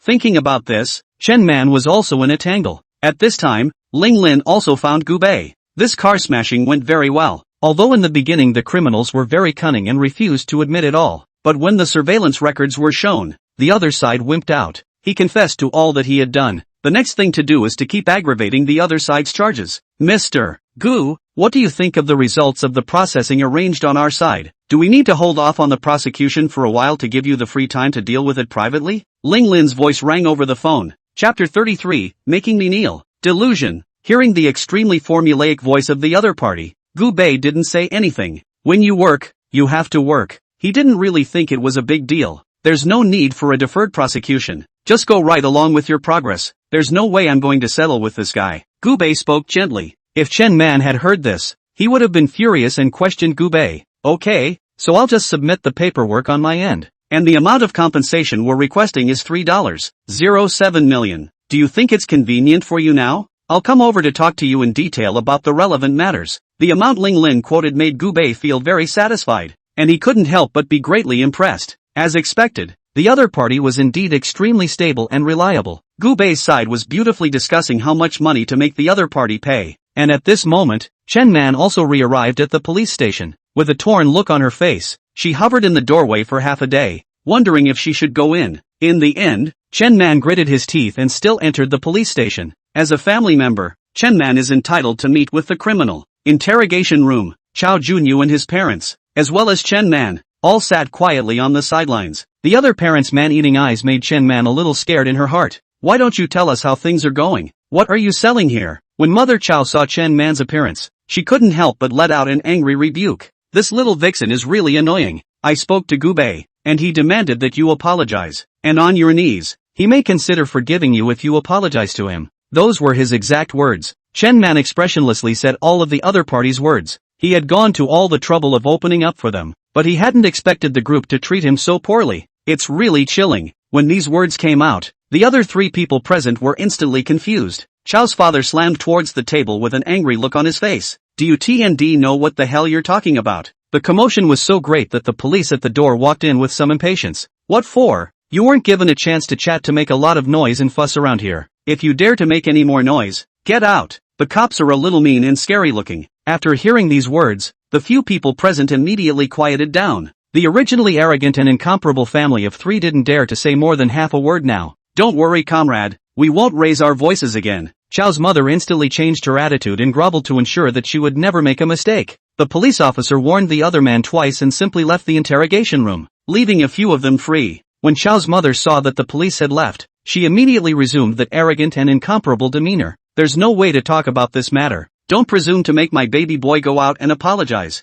This isn't bullying. Anything else is fine, but don't even think about kneeling down and apologizing. The family's thinking was extremely feudal and traditional. In their eyes, it seemed that their own son's status was honorable, and he was absolutely unable to kneel down and apologize to someone. Then there's nothing I can do about this matter. Chen Man shrugged his shoulders, his face full of helplessness. Chao family members were furious when they saw Chen Man's appearance, but they were in the way of the police at the door and didn't dare to have a fit. I knew your punk-ass guy couldn't get it done. Chao's mother and her husband looked at each other and had an idea inside. Give me that guy's address and I'll go get him. Chen Man was pressured and eventually told these two about the hotel where Gu Bei was staying. After ending the conversation at the police station, the two of them hurriedly killed their way to the entrance of Gu Bei's hotel. By the looks of them, they were planning to have a hard-fought battle with Gu Bei. The family arrived at the hotel entrance just in time. and Gubei also came down to pick up Linglin. In Gubei's eyes, the other party was different from Chen Man. There was no need to give too much face when dealing with a woman like Chen Man, but Linglin was different. It's a real pain in the ass to have to come down and pick me up in person. Linglin smiled slightly with an apologetic look on her face. Gubei didn't say much as he waved his hand in a very calm manner. The other party was still wearing this lawyer's uniform, and it looked charming. I've already done the specific matters inside the plan. I'll tell you about it in detail in a while. Linglin spoke as she and Gubei headed inside the hotel. Just then, Chao Junyu's parents also recognized Gubei. Although they hadn't seen Gubei in person, they had memorized Gubei's looks through the evidence of their own son's crime. It's really easy to tell the difference between men who look this good. Gubei. Without saying a word, Chao's mother directly chased towards Gubei. Her face wore an angry look, wishing she could eat Gubei alive. Gubei heard someone calling his name from afar. He twisted his head in some confusion, trying to see who it was. The next moment, two large, angry faces appeared in front of him. Good you Gubei. It's really insulting enough. Do you know what I've come to see you about? Hearing the other side tugging on some words in a literal way, Gubei silently frowned. This face of the other party looked familiar, and he could probably guess the identity of the other party. We're here for Chao Junyu. What grudge does my son Chao Junyu have against you? What grudge? What gives you the right to give him such a hard time over and over again? Chao's mother spoke aggressively, looking like a shrew. The people around them pretended to be passing by unnoticed. In fact, they're all watching the place from the sidelines. Slowly, more and more people gathered around, and they became more and more licentious. There were even people who couldn't help but strike up a conversation with each other. What's your situation, old lady? Tell us and we'll judge for you. The words of the man of good deeds completely inspired Chao's mother's desire to tell her story. She slapped her thighs vigorously and was excited to relate the story. My son is so miserable. It's not just smashing his car. He actually wants to sue my son for $3 million. Hearing this number, the people around them opened their mouths in some surprise. It's not a small number, and it's capable of wiping out a person's family in a matter of minutes. But they were all keenly aware of what was going on. The couple's son trashed someone's car. How much is that car you smashed up worth? Someone spoke up curiously. Upon hearing this, the couple fell silent. It was as if they had suddenly gone deaf, and they didn't say a word. Chapter 34, I'm wrongfully accused. Linglin revealed a speechless expression beside her. She had been a lawyer for so many years and had seen all kinds of people, but she really hadn't seen this kind of oddball. The car your son smashed is worth $1.7 million. The onlookers couldn't help but take a deep breath when they heard this. So in that case, doesn't the other guy deserve to be held criminally liable? We've both worked so hard for so many years, and all of a sudden we've been knocked back to the bottom by this guy. Tell me if that's reasonable. More than that, we really can't come up with all this money. If you want to hold us responsible, just kill us, or maybe we'll just run our old asses headlong into your face. Is that okay? Chao's mother spoke aggressively. Gubei frowned. He didn't expect this woman to be so annoying. Old lady, there's a saying that listening to people's advice is a good way to eat. I advise you, keep your wits about you. That's right, it's really wrong for your son to smash someone's car somehow. Ouch. I really don't know where this person gets his face. Do you want us to help you to criticize people? Everyone said one thing to each other. They did feel a little surprised, not realizing that there were still such old ladies with a problematic outlook on three things in the world. When Chao's father saw his wife fall to the ground, he immediately chased after her and explained. Who says there's no grudge? This man. He wanted to plant evidence to falsely accuse Gubei of solving the problem. However, he realized that he had no way to say anything. It always feels like it's always the family that gets the short end of the stick, doesn't it? Linglin also somewhat couldn't stand the arrogant and domineering appearance of this group of people. She stood directly in front of Gubei, staring straight at the other party. It looks like you guys shouldn't know much about the law. Linglin smiled slightly and fished out her lawyer's license from her bag.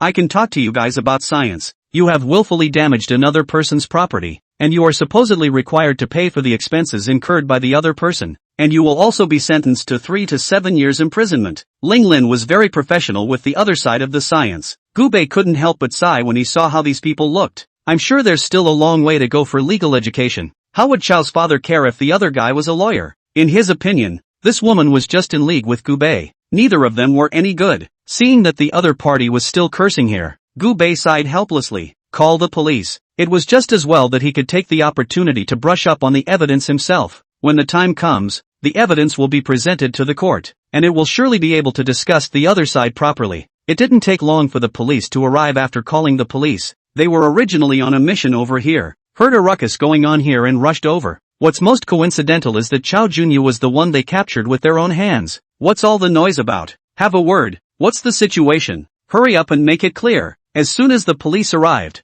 they saw the crying parents of Chao Junyu. Chao's mother cried as she told what had happened. The police were also a bit speechless at this statement. What this attorney is saying is that this matter against your son is not that simple. Willful destruction of other people's property is indeed punishable by more than 3 years in prison. Receiving an answer from the police, the two men fell silent. Their expressions instantly clouded a bit. A 3-year sentence? Both of their expressions were a bit ugly at the thought that their son might be sentenced. We know all about your son. He's the one we took back with our own hands. The police officer in charge looked at the other very seriously. I can tell you with certainty that this matter is not that simple. 3 years more or less can't run away. When these words came out, the two families were as if they had lost their souls and were trembling with fear. Ah, this is all true? Chao's mother only felt her legs go weak and almost fell to the ground and fainted. Chao's father couldn't help but bawl even more when he saw how serious the police looked. Comrade policeman, we were wrong. What should we have to do to save our son? The two men knelt on the ground and kowtowed desperately towards Gubei. Their hearts panicked. And at this time,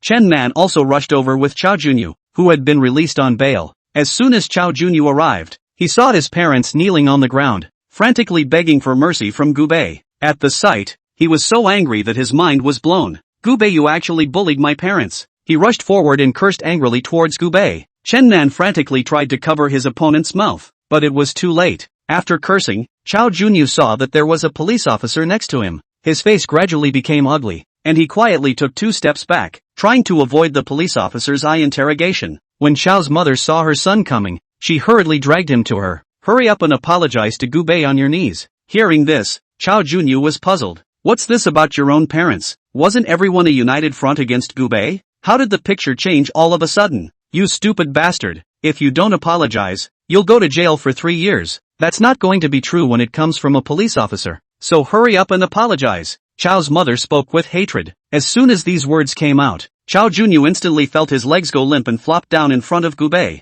He, as a client, can be more afraid of going to jail than anyone else. I was wrong. Forgive me. He knelt on the ground and desperately kowtowed toward Gubei. He really didn't want to go to jail. Chen Nan felt a bit humiliated when he saw this scene. She cast her head straight aside, unwilling to look again. Snap! The sound of slaps kept echoing in front of the hotel. The people around them felt a bit oozy when they heard the commotion. Gubei wasn't willing to buy it. When the other side does something like that, there are consequences. If he had promptly admitted his mistake to Gubei before this, then Gubei's attitude naturally wouldn't be too bad. I'll just pay for it. But now things have gotten to the point where they are completely out of control. Gubei was also unwilling to waste time with the other party. Comrade police officer, they inexplicably came to my door to humiliate me. This matter is indeed a bit excessive. You see how it should be handled. Gubei had left the matter to the police to resolve, and it was clear in his mind that the police would certainly not be able to stand by and do nothing. As expected, after receiving the alarm from Gubei, the other party directly sent the troublemaker to the police station. Chao Junyu was a bit tearful. He didn't expect that he had just come out and actually encountered this situation again.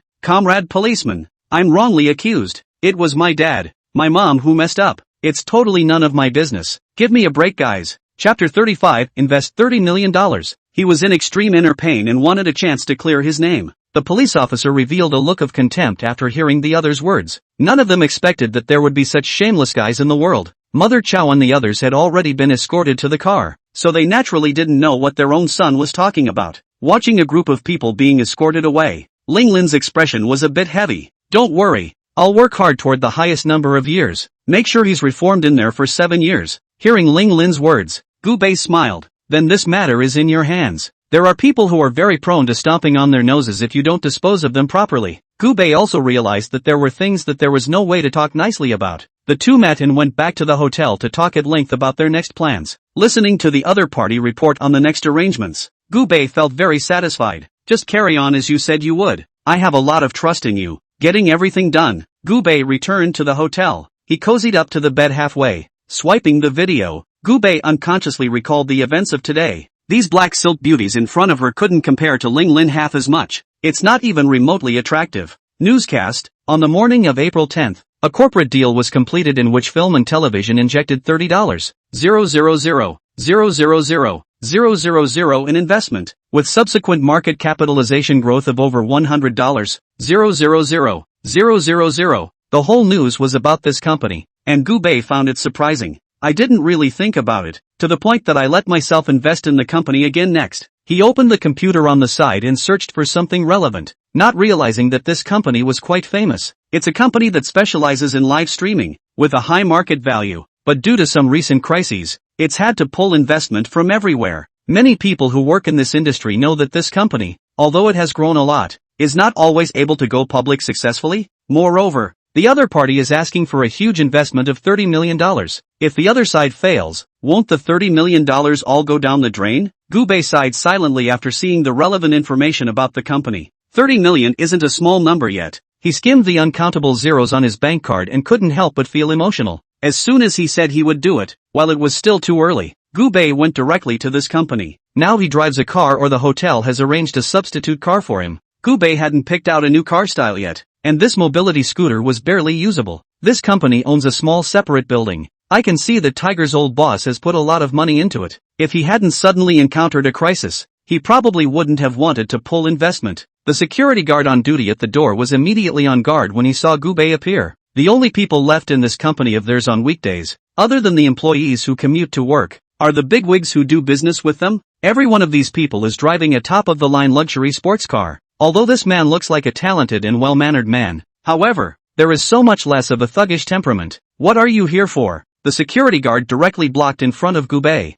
unwilling to let him in. Recently, their company was facing a financial crisis, and he was also afraid that the other party was looking for trouble. I'm here to see your old boss about a business deal. When the security guard heard this, he immediately understood what Gubei meant. Definitely here for the money. I'm sorry, our old boss is in a meeting right now, so we won't be able to receive you for a while, and our old boss is very busy, so it's best to make an appointment before you come, otherwise you'll have a hard time meeting him. The security guard used classic words to deal with Gubei. Hearing this, Gubei smiled. I think you could go and brief your family's old boss. After saying that, Gubei directly sat on the sofa aside and quietly waited for this employee to report the situation. The security guard's face was also a bit ugly. He hadn't expected that since Gubei was so stubborn, he had no choice but to go forward and inform the meeting room. At this time, Tiger's Tooth's old boss was sitting in the conference room with a group of executives, very annoyed. They have messy hair, like a chicken coop. The clothes on his body hadn't been changed in 2 days. Right now they were in no mood to toss that around. Your own company is in danger and there is no way you can be able to continue your business. Seeing the company he had invested so much money in,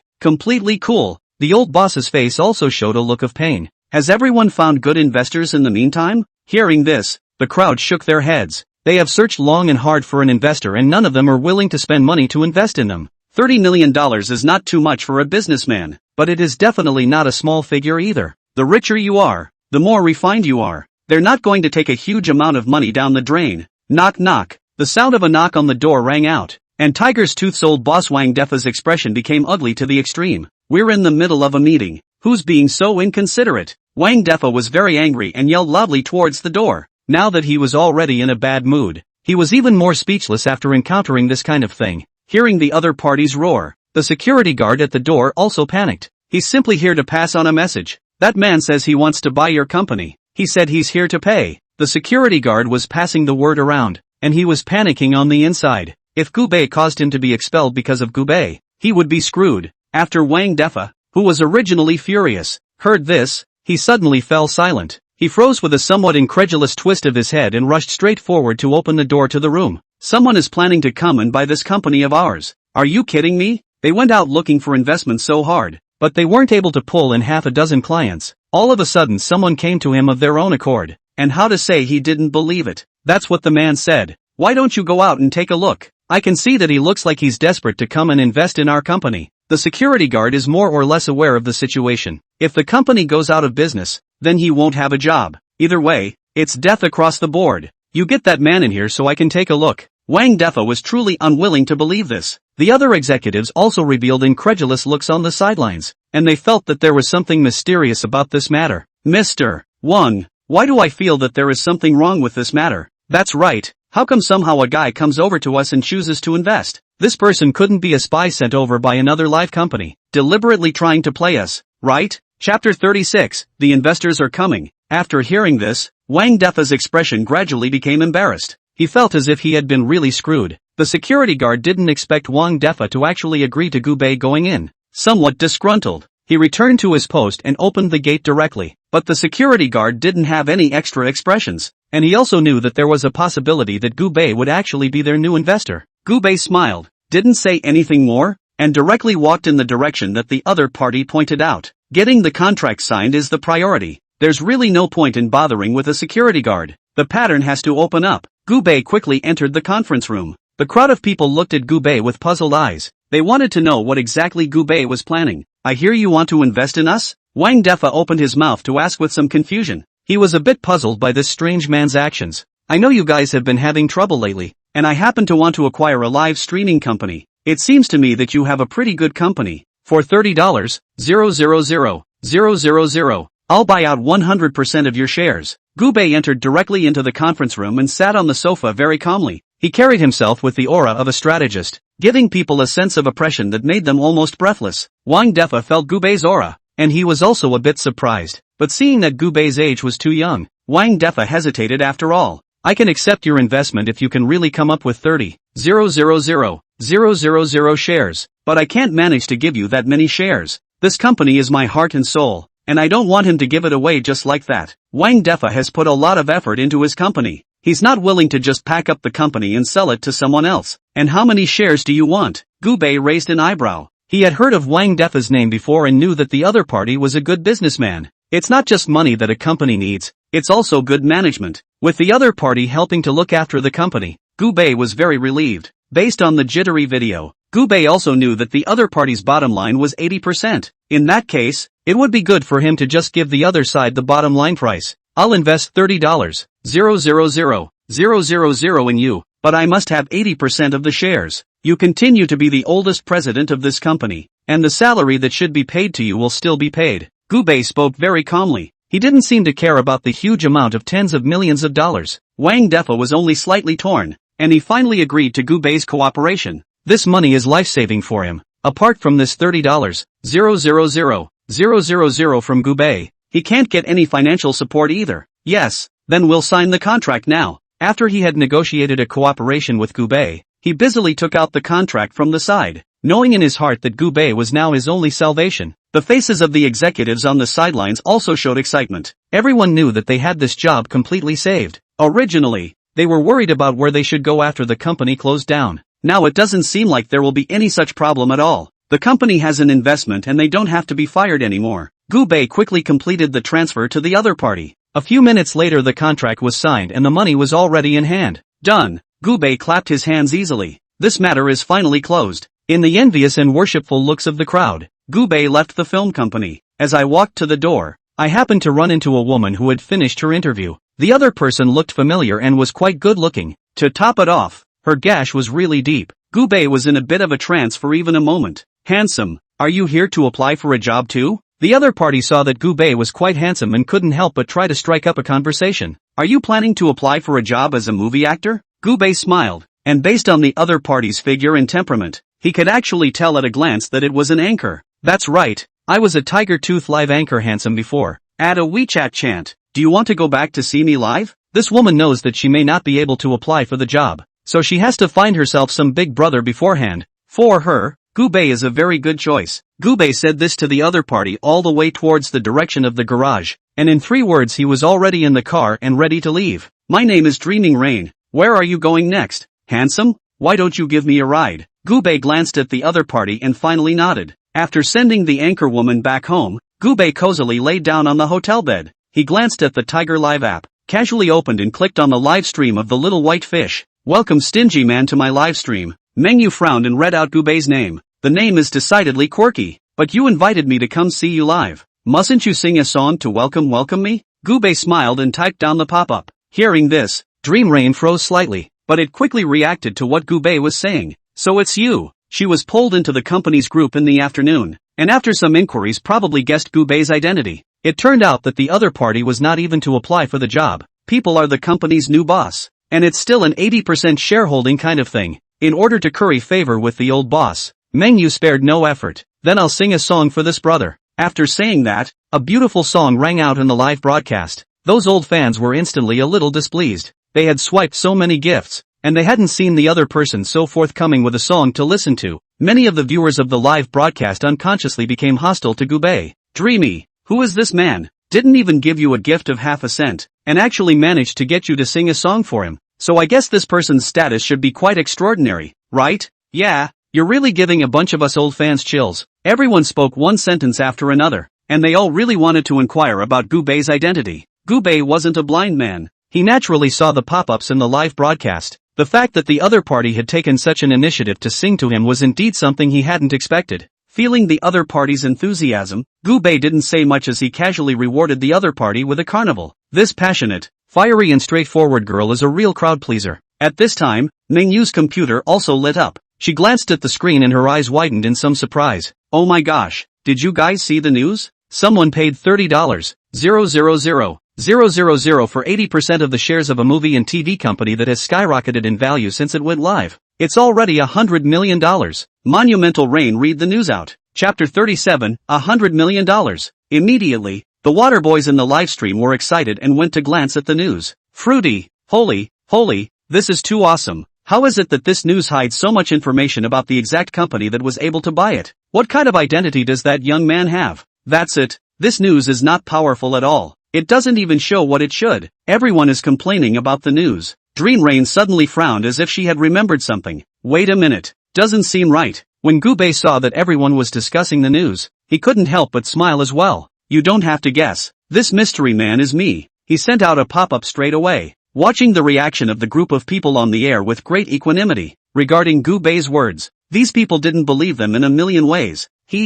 Are you thinking of farts to eat? This kind of person was able to make this fortune purely because of good luck. I don't think you should have such good luck. This brother, it must be another king of pickups. I can't believe that this man's vision is so good that he can make a big profit from this investment. I have a friend who is in the movie and TV business. I'll call him right away and ask him if he knows what's involved. None of the people inside the live broadcast room were willing to believe that this matter was related to Gubei. After all, water lovers love to chat and brag on a regular basis. When something good happens, they are up on the pole grasping to admit it. That was why they felt extremely disdainful of what Gubei had said. Just another person who wants to play hard to get. Dream Rain silently smiled after seeing the group's words. Don't you want to know who this mysterious person is? The news reminded Dream Rain of what his co-workers had said inside the work group. Isn't this person Gubei? Seeing that this group of people were unwilling to believe in themselves, Gubei backhandedly flushed a huge sum of money. Let's start with 10 carnivals. Gubei's wave of rewards instantly silenced many of the clamoring people. Most of them are actually just mouth breathers. They've never even rewarded a single rocket. Seeing Gubei's bold appearance, they naturally didn't dare to continue to be stubborn with him.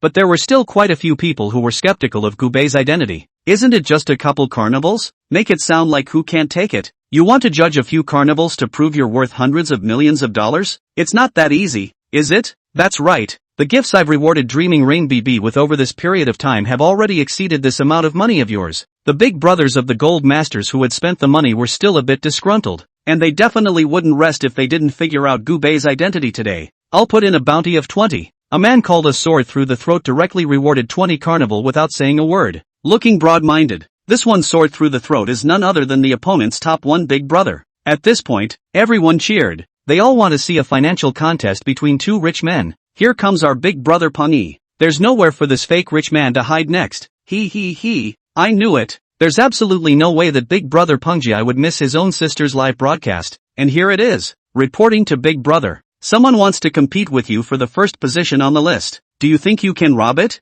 Our good Big Brother is not a poor people reward money has more than $1 million. Gubei couldn't help but smile when he saw the comments on the Water Friends pop-ups. He also didn't realize that the competition here was actually that fierce. With nothing else to do, Gubei rewarded another 20 carnival. This amount of money was no pressure for him. The first big brother of the list immediately caught up. Look like, is planning to go against Gubei. That stingy man, come out and say something. Are you a wimp? Aha, the stingy man must be pretending. How could he possibly be capable of snatching the position of our ranking one big brother? I'm guessing that's as far as that person goes financially. And it's a critical time than the wallet to try to keep going after it. Everyone was saying one thing to each other. And even though they were separated by the screen, Gubei always felt that he could see the look of watching a good show on their faces. Round after round of carnival brushed up, and Dream Rain was finally properly awake now. She hastily giggled towards the live camera. Fellow waterbenders, you can stop arguing. This one called Keychain is a friend of mine. I testify that he really invested $30,000,000 today, and just now I went to the people at this company to ask for verification. They said it, and this guy is the stingy man. Dream Rain opened her mouth to explain. She had a big smile on her face. These big brothers swipe so much money for themselves that they could be happy on anyone. Dream Rain was excited and kept bouncing on the air. The peaks that rose and fell up and down. Flashing Gubei did not hesitate to brush 20 Carnival. You are not allowed to say that. Dream Rain spoke with some urgency. She was afraid that these people would speak in a way that would offend her gold master. Big brother. Other people didn't know, but Dream Rain knew very well. How can Gubei's identity be that simple? This big guy is the one who paid $30,000,000 to acquire it. The news is absolutely true. Don't you believe it? Mengyu spoke anxiously, her face wearing an anxious look, just as she was afraid that everyone would misunderstand Gubei. People are not a pretentious beggar. He's a serious rich man, and a handsome, golden, top-ranking rich kid. The water friends in the live broadcast room instantly fell silent when they saw Dream Rain so serious in his explanation. They knew that Dream Rain would never joke about such a thing. I'll be damned. Dream Rain, do you dare to promise that you're telling the truth? 666. I've finally met a real big shot today. To put it this way, the other party must be a bullish investment expert to be sure. Holy, according to you, then we can't even compare to our ranking one big brother. The identity of the first big brother of the list is clear to them, and the other party owns a company with a market capitalization of over $100 million. But even so, there was no way he could be able to compare to Gubei. You know that big brother of that list one is awesome, but he is not in control of 100% of the shares. He only has 30% at most. But this mystery man is different. People have extraordinary skills. At a stroke, you control 80% of the shares. Even if you count it as less, that's still $80 million.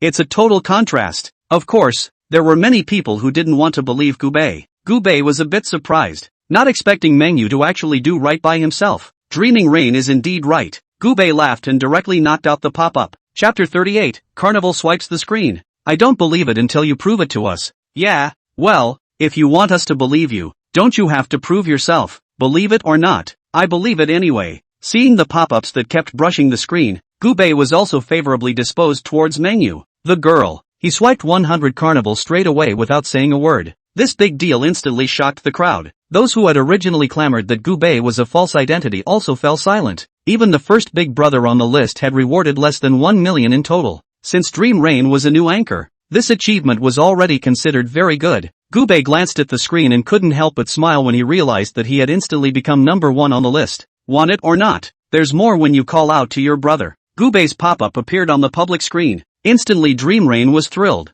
Yes, yes, yes, brother, give it to me. You're such a good brother to Dreaming Rain. Gubei smiled and swiped 100 Carnival again, as if money was nothing to him. The list one big brother who was originally clamoring for more, directly chose to remain silent after seeing Gubei's actions. After a long time, he silently posted a pop-up. Bro, can we get acquainted? Seeing this pop-up, Gubei didn't hold back either and laughed out on the spot. By this time the broadcast room was completely buzzing with everyone chatting in the pop-ups. Dreaming Rain also sings a song and does a little dance for all the gold masters from time to time. The whole atmosphere was extremely harmonious. As the night passed, Gubei couldn't recall how many carnivals he had rewarded Dream Rain for. Anyway, the other party is pretty and sweet-sounding and can talk, so she really makes herself happy. Apart from career-oriented beauties like Ling Lin, those pretty girls who could talk were also very capable of attracting Gubei's attention. Early the next morning, Gubei saw the friend circle of the salesman who sold the car before. It says it's a fair at the convention center over at the Sports Plaza downtown. These car shows are something that Gubei is very interested in. He swore he definitely wasn't going for the pretty girl. What's more appealing to a man than looking at cars? Driving the car, Gubei went directly to the convention center. There were quite a few young men and women all along the way, making their way to the center of the venue. Some are going to the Sports Plaza to work out. These people were basically college students of all shapes and sizes, and their youthful and beautiful faces could feast Gubei's eyes. Hello sir, are you here for the car show? A man greeted Gubei just as he got out of the car. Seeing the other party's handsome features, Gubei shook his head. What's with this car show? He thought there would be beautiful women to conduct the reception. Sir, here's your number plate. After that receptionist handed Gubei the number plate, he left directly. He had other clients to attend to. There was no point in wasting time on Gubei, as he didn't look like someone who could afford a luxury car even with the way he was dressed. Casually attaching the number plate to the back of his hand, Gubei visited to himself. In addition to a large number of expensive luxury cars, there are also a variety of beautiful car models. Beyond that, the photographers who were on the ground were the most visible. Seeing those photographers who were still madly drilling at a handful of years old, Gubei shook his head. What kind of hobby is this? As he walked, he came to the Ferrari section. Seeing the various kinds of sports cars, Gubei was also a bit moved. The previous car I bought for myself was too understated. I'd rather have a higher-end one. He instantly fell in love with the Ferrari Rafa at the top of the list. One look at the lines of this car and you can tell it's absolutely expensive. Gubei hadn't done much research on cars before, but he knew that expensive cars were naturally expensive for a reason. The salesperson on the side immediately walked over when he saw Gubei. The other person circled around their car several times and felt like they possessed an intent to buy. Hello sir, are you looking to learn more about this Ferrari Rafa we have? This sale? Short skirt with meat silk is totally captivating for men. Moreover, the slightly powdered face was a sight to behold. I have to say, this sale is much better looking than most car models. That's right, please tell me about the car. Gubei circled around to look at the prices. At over $20 million, it is indeed within one's reach. It's not easy to be rich, so naturally you want to be dashing. Money is totally just a number to him now. The model of the Ferrari Rafa on the side also walked towards Gubei. The other party was wearing a long black dress that complemented this red sports car and looked extremely seductive. This one car. Sales was blah blah blah blah blah blah blah blah blah blah blah blah blah blah blah blah blah blah blah, and at that moment, a young man and woman came toward the place, arm in arm. Honey, look, it's the legendary Ferrari Rafa. If only I could afford this car. That's over $20 million.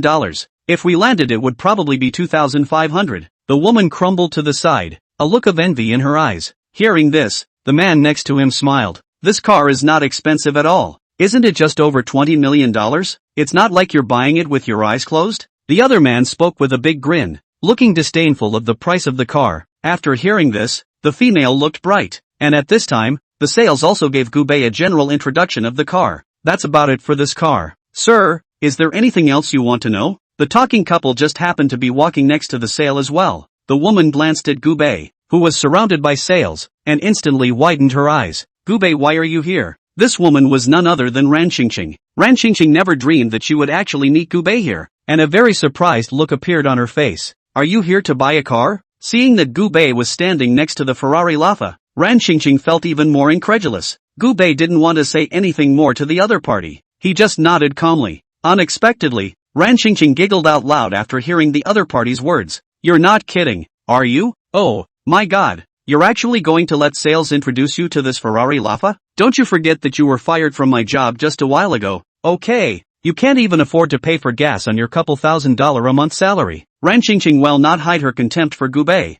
and the boyfriend on the side instantly puffed up his chest when he heard Gubei being so down and out. Regardless, the compulsion must be in place. Chapter 39, Buying a Sports Car. I can't believe now the monthly salary of a few thousand people. No. Fired by the company actually have the face to see Ferrari Rafa? I thought only a veteran like me who owns a company with a market capitalization of over $100 million would dare to come and see it, the other man said with disdain, while darkly introducing himself. Gubei only felt 3 more black question marks on his head. What's all this? Honey, let's buy this car and show him what it means to be rich. The richest people he's ever seen in his life are probably us. Geez, let's not skimp on this money. It's all small change anyway. Ran Qingqing bragged proudly from the sidelines. Urge your own boyfriend to buy this car. Hearing this, the other party fell silent. He smiled awkwardly. The car doesn't look like anything special. I personally don't like it too much. People like us who see a lot of luxury cars are very particular about sports cars. He kept making excuses and just wouldn't buy the car. Ran Qingqing was a bit anxious. If your own boyfriend doesn't buy a car, how else was she going to punch each other in the face? Thinking of this, Ran Qingqing directly pulled her boyfriend aside. I thought you said that over $20 million was peanuts to you? Since it's also a drop in the bucket for you, buy a car so I can humiliate this guy. Kids pulling a boyfriend on the sidelines and whispering, and a breathless look flashed across Gubei's face. Mr. Sales spoke with some curiosity on the side, wanting to inquire about Gubei's thoughts. Gubei was also too lazy to pay attention to Ran Qingqing and the others. These two are totally like jumping jacks. It's obvious that you don't have any money, but you still have to act like a pussy in front of people. Please, I'll take this car. Check me in. I'll go over and swipe my card now. Gubei calmly fished out a bank card from his bag and casually handed it to the other party. Seeing Gubei's movements, sales froze. They had heard everything Ran Qingqing had just said. This man was fired from his job, an average working man who made a few $1,000s a month. Why do you suddenly have to pay for a car all of a sudden? And it's still the very best of Ferraris. Sales didn't say much though. He went straight for the POS with a smile on his face, ready to swipe his card. He didn't expect this business to turn out so well. Seeing that she couldn't talk her boyfriend out of it, Ran Qingqing turned her head back with some dissatisfaction. I didn't expect to see Gu Bei signing a contract as soon as I turned around. This scene left Ran Qingqing completely dumbfounded. She walked over to take a look with some suspicion and realized that Gu Bei had actually paid full price for the Ferrari Laffa. Ran Qingqing felt like her people were stupid. She couldn't be mistaken, could she? And Gu Bei was able to pay for the luxury car in full? Rubbing her eyes, Ran Qingqing once again looked at the contract in Gu Bei's hands. As luck would have it, the other guy really did pay full price for the car. Seeing this scene, Ran Qingqing was completely soured, and the acidity was even more excessive than the sauerkraut. You bought it? Ran Qingqing stood frozen, for a moment not knowing how she should talk to Gu Bei. Isn't this man just a mediocre poor man? How did you get so rich all of a sudden? Countless doubts appeared in Ran Qingqing's mind. She even suspected that Gu Bei had suddenly won the lottery. Ran Qingqing froze at the side, while the car model had already seized this opportunity and came straight up. Mister, I've always seen you as a handsome man. Why don't you add me on WeChat? The car model's skin was white and her legs were long. Although it was not as good as a high-quality woman like Ling Lin, it was still considered to be the best among ordinary women. At least it was much prettier than something like Ran Qingqing. Without hesitation, Gu Bei took out his cell phone and added the WeChat of the car model's sister, just in time to buy a new car. Why don't you come with me for a test drive? It was the first time Gu Bei had tried to touch this kind of luxury car. It's hard not to want to show off. Hearing this, a hint of delight surfaced in the car model's eyes. Yeah, I'm looking forward to it too. After saying this, the car model directly pulled open the driver's door for Gu Bei. Distinguished Ferrari owner, allow me to open the door for you. Gu Bei smiled and got into the car, and the interaction between the two looked extremely interesting. The people on the sidelines watching the car buyers had already soured, but they couldn't do anything but take the opportunity to look at the beauty a few more times. The most sour person was undoubtedly Ran Qingqing, and her boyfriend who only pretends to be a pussy. This man also didn't expect Gu Bei to actually be that rich. He had an incredulous look on his face, just looking straight at Gu Bei. Holy, this man is too rich. Gu Bei didn't have the heart to pay attention to the two people who were dumbfounded. He drove right out of the convention center. The car is now its own. No one should be around to see it. Watching Gu Bei drive his car straight away, he even took a beautiful car model with him. Ran Qingqing only felt flustered with jealousy. Oomph, she snorted coldly and left the convention center on her own. Originally she had come over on her lunch break to check out the car show. At first, I was going to coax my boyfriend into giving me a car. I didn't realize the man was so rich, but he wouldn't buy himself a sports car. Gu Bei was extremely dashing as he took the car model for a spin and sent it back to the hotel he was staying at. Brother Gu, people don't live here. The car model daintily opened her mouth, looking at Gu Bei with a smile on her face. Gu Bei didn't say anything, but directly drove the car to live in the garage. Gu Bei slowly woke up the next day when the sun was up. He really loved the paperwork. After swiping a few videos in a row, Gu Bei felt a bit bored. He simply changed his clothes and drove straight to the company where he used to work. As a person who held grudges,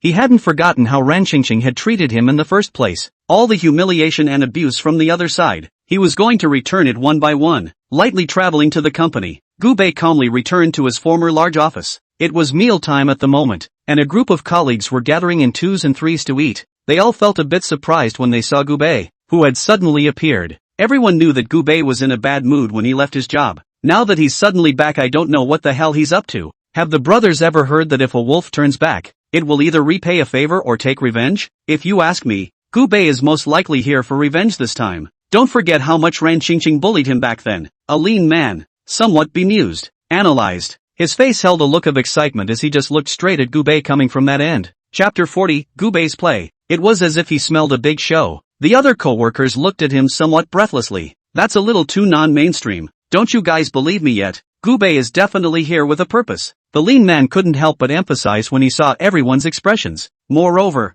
you guys look at the casual clothes Gu Bei is wearing. It's definitely not cheap, alright. Some people were more favorable towards Gu Bei, while others kept their malice towards Gu Bei. Their eyes were filled with mockery as they looked at Gu Bei. Normal people mixed. Well, how could they somehow go back to the company?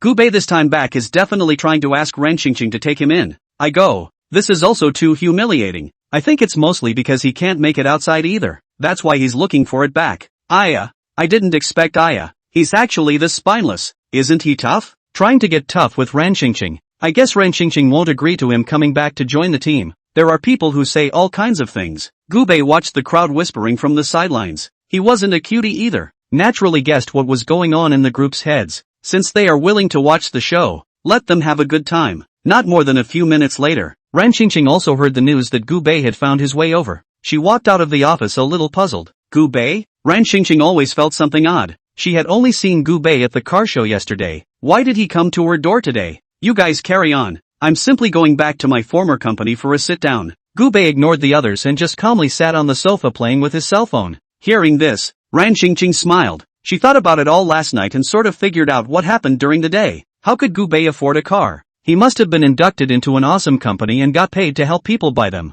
For a poor man like him, he can't even afford a used car for tens of thousands of dollars, and he still wants to buy a Ferrari Lafa? Thinking of this, Ran Qingqing couldn't help but open her mouth to taunt Gubei. Hey yo, have to come back and sit down again? You're not welcome in this company. I bought a car yesterday, so you're kind of addicted to pretending, aren't you? Hearing the other party's mockery, Gubei shrugged his shoulders. He looked as if he didn't care about Ran Qingqing's words. I came over to inspect the work of the company. The supervisor on the side also revealed a very disdainful look when he saw Gubei's appearance. He and Ran Qingqing were in the same breath. You're not out of your mind, are you? Do you need me to recommend some hospitals? Seeing the supervisor open his mouth so nonchalantly at himself, Gubei smiled calmly. Why? You want to refer me to those hospitals you frequent? When this comment came out, the colleagues next to him wanted to laugh but didn't dare to do so. The supervisor was shaking with anger. He didn't expect Gubei to be so sharp-tongued. You're the one inspecting the company. You must be suffering from hypochondria, right? Where's security?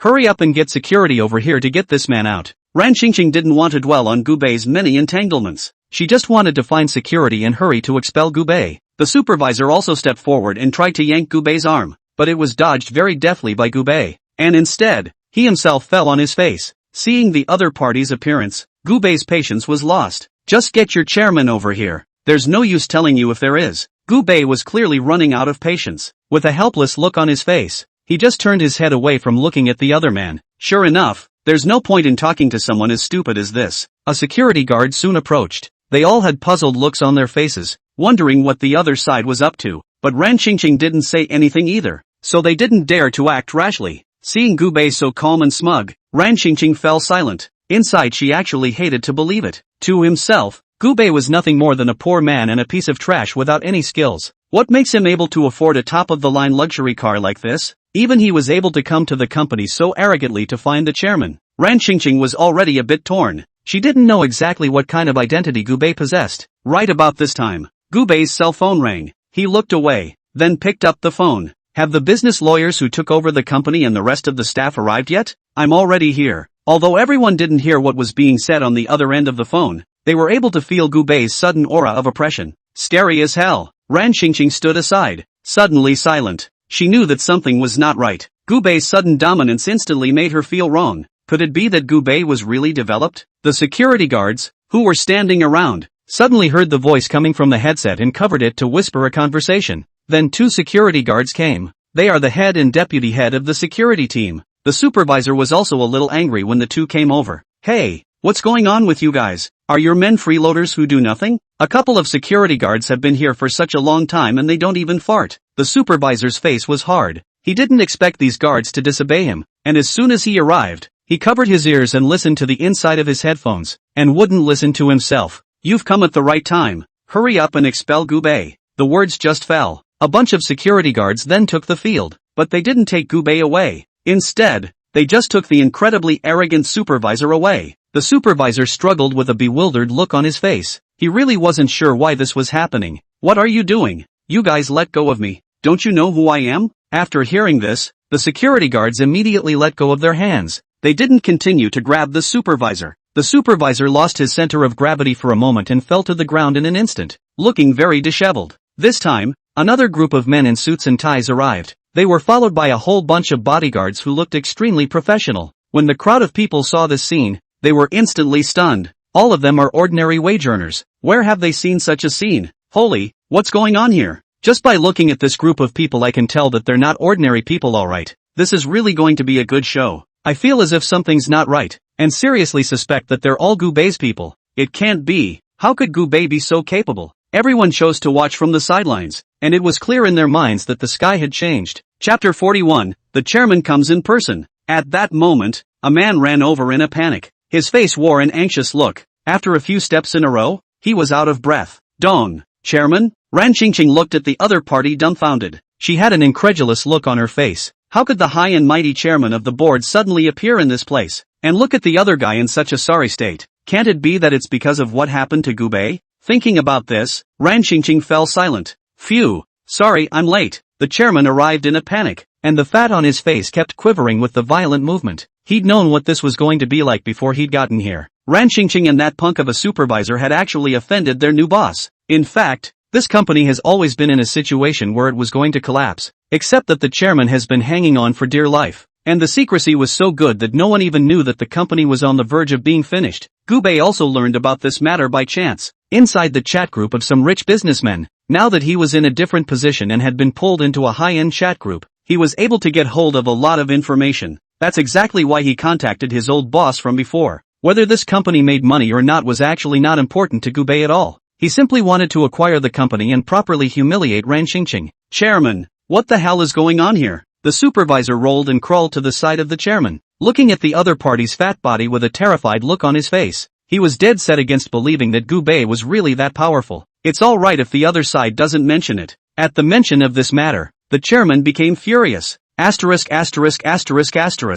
forgot about it if you didn't tell me. Are you two shameless guys out of your minds? Can't even recognize your boss? This man is the future boss, not some punk, nor is he someone who can be taunted by you guys, understand? Thinking back to that phone call with Gubei last night, he felt terrified. It would be beautiful if Gubei could really acquire his company. Ran Qingqing stood on the sidelines with an ugly expression on her face. She hadn't expected Gubei to be so powerful. Unlikely. Until now, Ran Qingqing was still mumbling. A crowd of co-workers were stunned. They felt like they were going to be stunned. Was this person really Gubei, who had been secretly mocked? Remember when Gubei was humiliated so badly by Ran Qingqing? It turns out that people simply want to go undercover in this place and learn about this company. I knew Gubei wasn't an ordinary person. Look at his handsome aura. Simply handsome, okay? You're toxic, aren't you? Because before you were humiliating Gubei. How come you're like this now? Humph, I told you, if a wolf turns back, it's either a favor or a revenge. Gubei has mostly just been lurking in the company in order to find out what's going on here, right? Enduring humiliation, it's really awesome. The co-workers around him were talking frantically. Those who were on good terms with Gubei, their faces all wore a look of excitement, and those who had brightly mocked Gubei before had ugly expressions. It is natural for some people to rejoice and others to be saddened by the situation. Seeing the chairman in such a sorry state, Gubei smiled. If you want me to invest, then fire these two first. Hearing this, the chairman immediately nodded in agreement. No problem, I'm opening them up. In order to be able to get Gubei's investment, it was fine to make him a licking dog. The supervisor was dumbfounded by this statement. He originally wanted to find the chairman of the board of directors to stand up for himself, but he did not expect that things would suddenly turn out this way. Chairman, don't I've been working diligently for so long, can you not fire me? I've been doing this for a long time, so I'm not getting any credit for it. Hearing this, Gubei was just a silent principal. He knew very well that this chairman was definitely not a cutie. What's firing an old employee when you want your investment?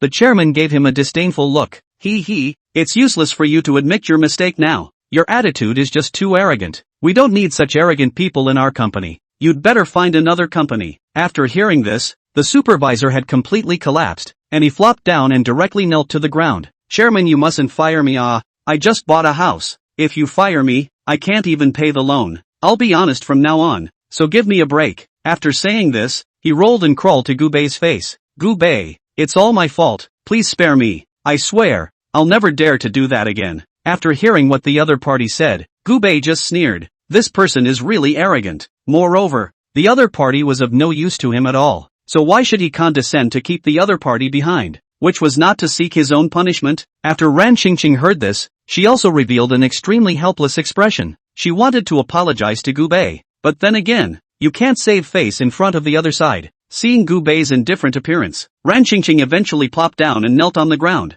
I was wrong. Please forgive me. Gubei glanced at Ran Qingqing and didn't say anything. When the chairman saw the look in Gubei's eyes, he understood what kind of situation the other party was in and immediately spread a smile. He craned his head to look at the supervisor aside and fired off a direct curse. There's nothing more for you to do, so get the hell out of here and don't make me say something nasty. Upon hearing this, the supervisor left in disgrace. He knew that continuing to stay here wouldn't do him any favors, and he'd lose face instead. It would not be too late for him to find a way to please the chairman privately at that time. There was no need to be so humiliated now. Seeing the supervisor leave, a group of co-workers couldn't help but feel their hearts tremble. They all felt that this thunderous character of Gubei was just too oozing. Ran Qingqing sighed, and the bottom of her eyes were already covered in teardrops. Gubei, can you not fire me? With things having come to this, Ran Qingqing really didn't have any way out. She knew that there were things that would only work if she begged Gubei. It's easy to not get fired. You're coming down with me. Gubei calmly walked out of the company and directly got into the car. This new Ferrari Rafa just feels good to sit in. Chapter 42. I'll buy this company. Ran Qingqing saw Gubei get into the car and stood below with some hesitation, wondering if she should follow. If you want to talk about staying, get in the car yourself. Gubei smiled and patted the passenger side. He should not be too obvious. Ran Qingqing had at least been in this line of work for many years, so she naturally understood what Gubei meant by this. She hesitated a little, but finally got into the car. 2 hours passed. Gubei calmly got out of the car. Go park my car in the garage. Congratulations on your success in convincing me. You keep your job. Seeing Ran Qingqing sitting in the car with her pretty face flushed red, Gubei just smiled slightly. Hearing this, Ran Qingqing let out a complete sigh of relief. Phew, just keep your job. After taking care of Ran Qingqing's side of things, Gubei hoofed it back to the office. The chairman and a group of people had been waiting for Gubei for a long time. The professional lawyers he brought with him had already drawn up most of the contracts, just waiting for Gubei to discuss some details. The chairman immediately stood up when he saw Gubei appear. Mr. Gu. He opened his mouth with a grin. Everyone was a man, so it went without saying that they all knew what Gubei had just gone and done. That woman, Ran Qingqing, is really good. The opponent's body and face are of superior quality. He had been salivating for a long time. Let's talk about the acquisition. Gubei smiled and spoke. This company is worth around $10 million. Negotiate and you can still get it for a low price. At the moment, a group of co-workers were surrounding Gubei outside. They all couldn't help but discuss the events of the day. Gubei Jin went in to talk to the chairman about the contract? Isn't that nonsense you're saying? Didn't you see the chairman's dog-like appearance? That's a lot of gumption for a supervisor who has been doing this for years to just say he's going to open up. Just open it. That supervisor wasn't a good person anyway, and their group was originally a group of raccoons, so it's a good thing that it's open now. Everyone whispered. Gubei saw the way they were posted at the door and found it a bit funny. The contract was quickly negotiated. Gubei had managed to take down the company with only $8 million. Were it not for the fact that this company is on the verge of bankruptcy, the other side wouldn't have sold it for that price. Blame it on too many assholes inside the company. They have corrupted this company beyond repair. Taking the contract, Gubei returned to the hotel. A message from his good buddy, Skinny Monkey, was also sent. Brother, the previously scheduled class reunion has been cancelled and changed to a wedding reception. Do you know about this? Seeing Thin Monkey's message, Gubei was a bit bewildered. What's the situation? Gubei originally didn't want to go to this class reunion, and now that the party was cancelled, it naturally suited his wishes. Oops, it's Lu Dan and the two of them getting married. Wasn't there supposed to be a reunion? It just happened to collide with their wedding date. So they said they just cancelled the reunion and everyone would go to their wedding. You remember to come then. After saying that, he sent all the specific locations of the wedding to Gubei. The day after tomorrow? Gubei glanced at the time. It was kinda rushed. He had little impression of this person, Lu Dan. Gubei always felt that the other party was organizing this wedding purely for the purpose of circling the drain.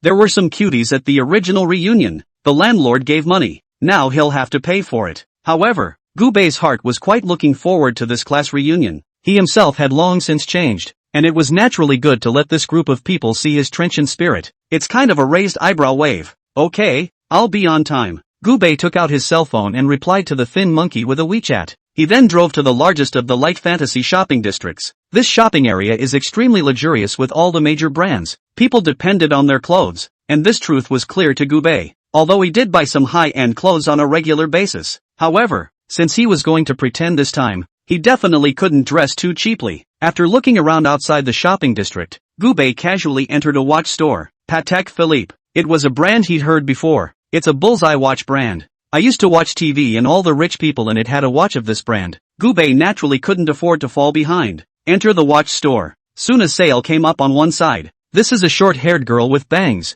I could tell by looking at the other person that they weren't very old, and they felt like a part-time college student. Hello sir, welcome to Patek Philippe. What style of watch would you like to see? After hearing this, Gubei casually glanced at the counter. Here instead, the price distinction is clear. $1,000,000 watches on one side and hundreds of thousands of dollars on the other. Gubei walked straight towards the million level. Look for a watch that suits my temperament, and you help me match it. Gubei walked over calmly and scanned the counter. To his eyes, the watches seemed to be much the same. Sales was instantly agitated when he saw Gubei's appearance. Today is her first day on the job. I didn't expect a big business to come in. The other salesmen stood in their places and watched this side with some amusement. These salespersons have the ability to see through the eyes. Who is rich and who is poor can be distinguished at a glance. In their eyes, it seemed that Gubei would at most buy a watch that was over $100,000. Young and not dressed rich enough. How could he afford such an expensive watch? Moving to $1,000,000 watch is something only childish kids do.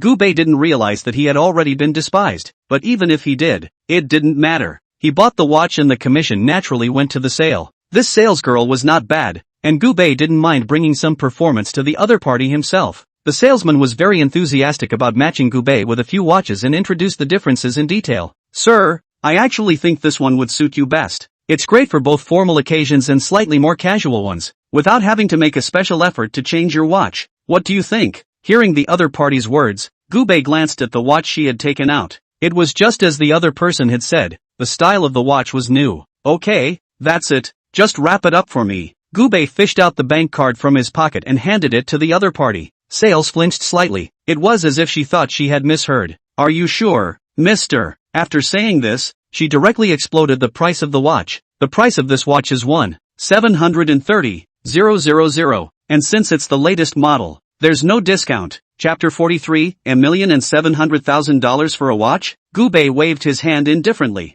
Just wrap it up for me straight away. He was quite taken with the sale. Sales was shocked beyond belief when he heard Gubei's words. After a brief moment of surprise, though, she quickly reacted and immediately ran up to swipe her card dryly. After swiping away more than $1.7 million at once, Gubei didn't feel any pain. As if this amount of money was just a drop in the bucket for him. Actually it does. Those who had wanted to watch Gubei's hilarity were instantly dumbfounded. A group of salesmen looked at Gubei dumbfounded, always feeling as if they had missed out on some big customer. That's a lot of commission. Sir, here's your watch. The salesgirl cheerfully handed Gubei what was in her hand. Sir, need to leave a contact information? I'll send you any new models or watches that come out for you when the time comes. This girl was very uptight and directly pulled out her cell phone, blowing her wink at Gubei. Gubei naturally wouldn't refuse. Being a successful person, owning just a watch is obviously not enough. With this girl to match herself with, it's a pretty good choice. Gubei also quite believed in the other party's vision. If there's anything good for me in the future,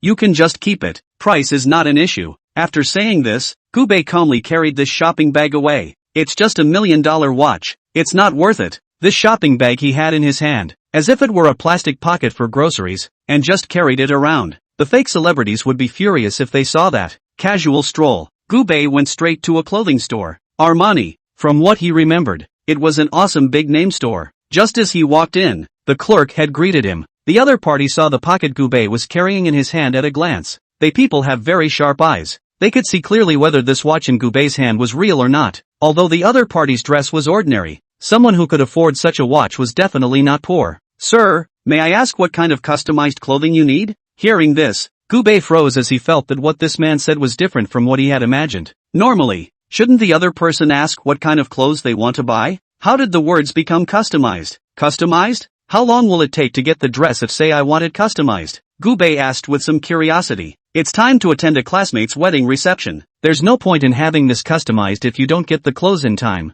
Hearing Gubei's words, the clerk froze slightly. However, he still understood what Gubei subconsciously meant. The other party must be desperate to get their hands on the clothes. That's why they ask themselves such questions. We have a dedicated customizer here who is ready to customize it for you. And our main focus is to specialize in customizing all kinds of clothing, so that when you wear the clothes you will not have the same style as others, but will also look extremely high-end. The clerk was chattering away to Gubei. After hearing the other party's words, Gubei nodded silently. The man has a point. You are more able to look good in customized clothing. Since he was trying to go to a class reunion to play hard to get, a high-fashion outfit can be just essential. Soon Gubei was brought to a specialized VIP service room. Measure height and weight and design Gubei's specialized clothing. Everything is completely in one piece. After taking care of everything, Gubei organized his clothes and calmly walked out of Armani's store. The other party promised that the suit would be rushed out overtime and would be delivered to Gubei's home tomorrow. Gubei naturally had great faith in the other party's promise. Well,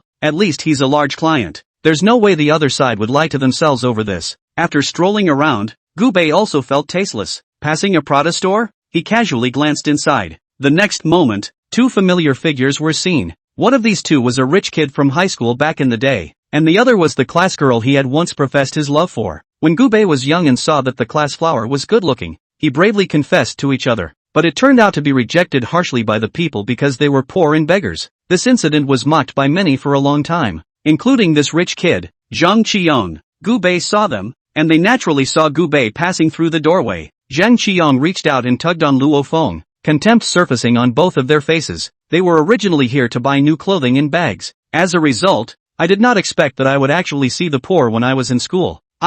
Isn't this Gubei? Zhang Qiong didn't expect to actually see Gubei and couldn't help but walk straight out. Gubei really didn't expect that I would actually see you here. Can't it be that you are also here to buy Prada? Zhang Qiong looked at Gubei with amusement. He didn't hide the mockery in his eyes. To him, Gubei was a great diversion. What's it to you? Gubei's face didn't look good, and he didn't press any desire to catch up with Zhang Qiong. Originally they weren't familiar with each other when they were in school, and now they were suddenly having an awkward conversation, and no one was able to talk. Luo Feng glanced at Gubei and directly walked forward to take Zhang Qiong's arm. TSK. It's been a long time. Gubei didn't expect you to still be such a beggar. The other party's words did not hide their contempt for Gubei. Gubei frowned. My chapter is buying me a bag. Something you can't even afford. Want to see it? Although Luo Feng is pretty, she is a real gold-digging woman. Gubei understands gold worshippers, but don't understand such small-minded women. It was precisely because you were too poor that I didn't agree to your advances in the first place.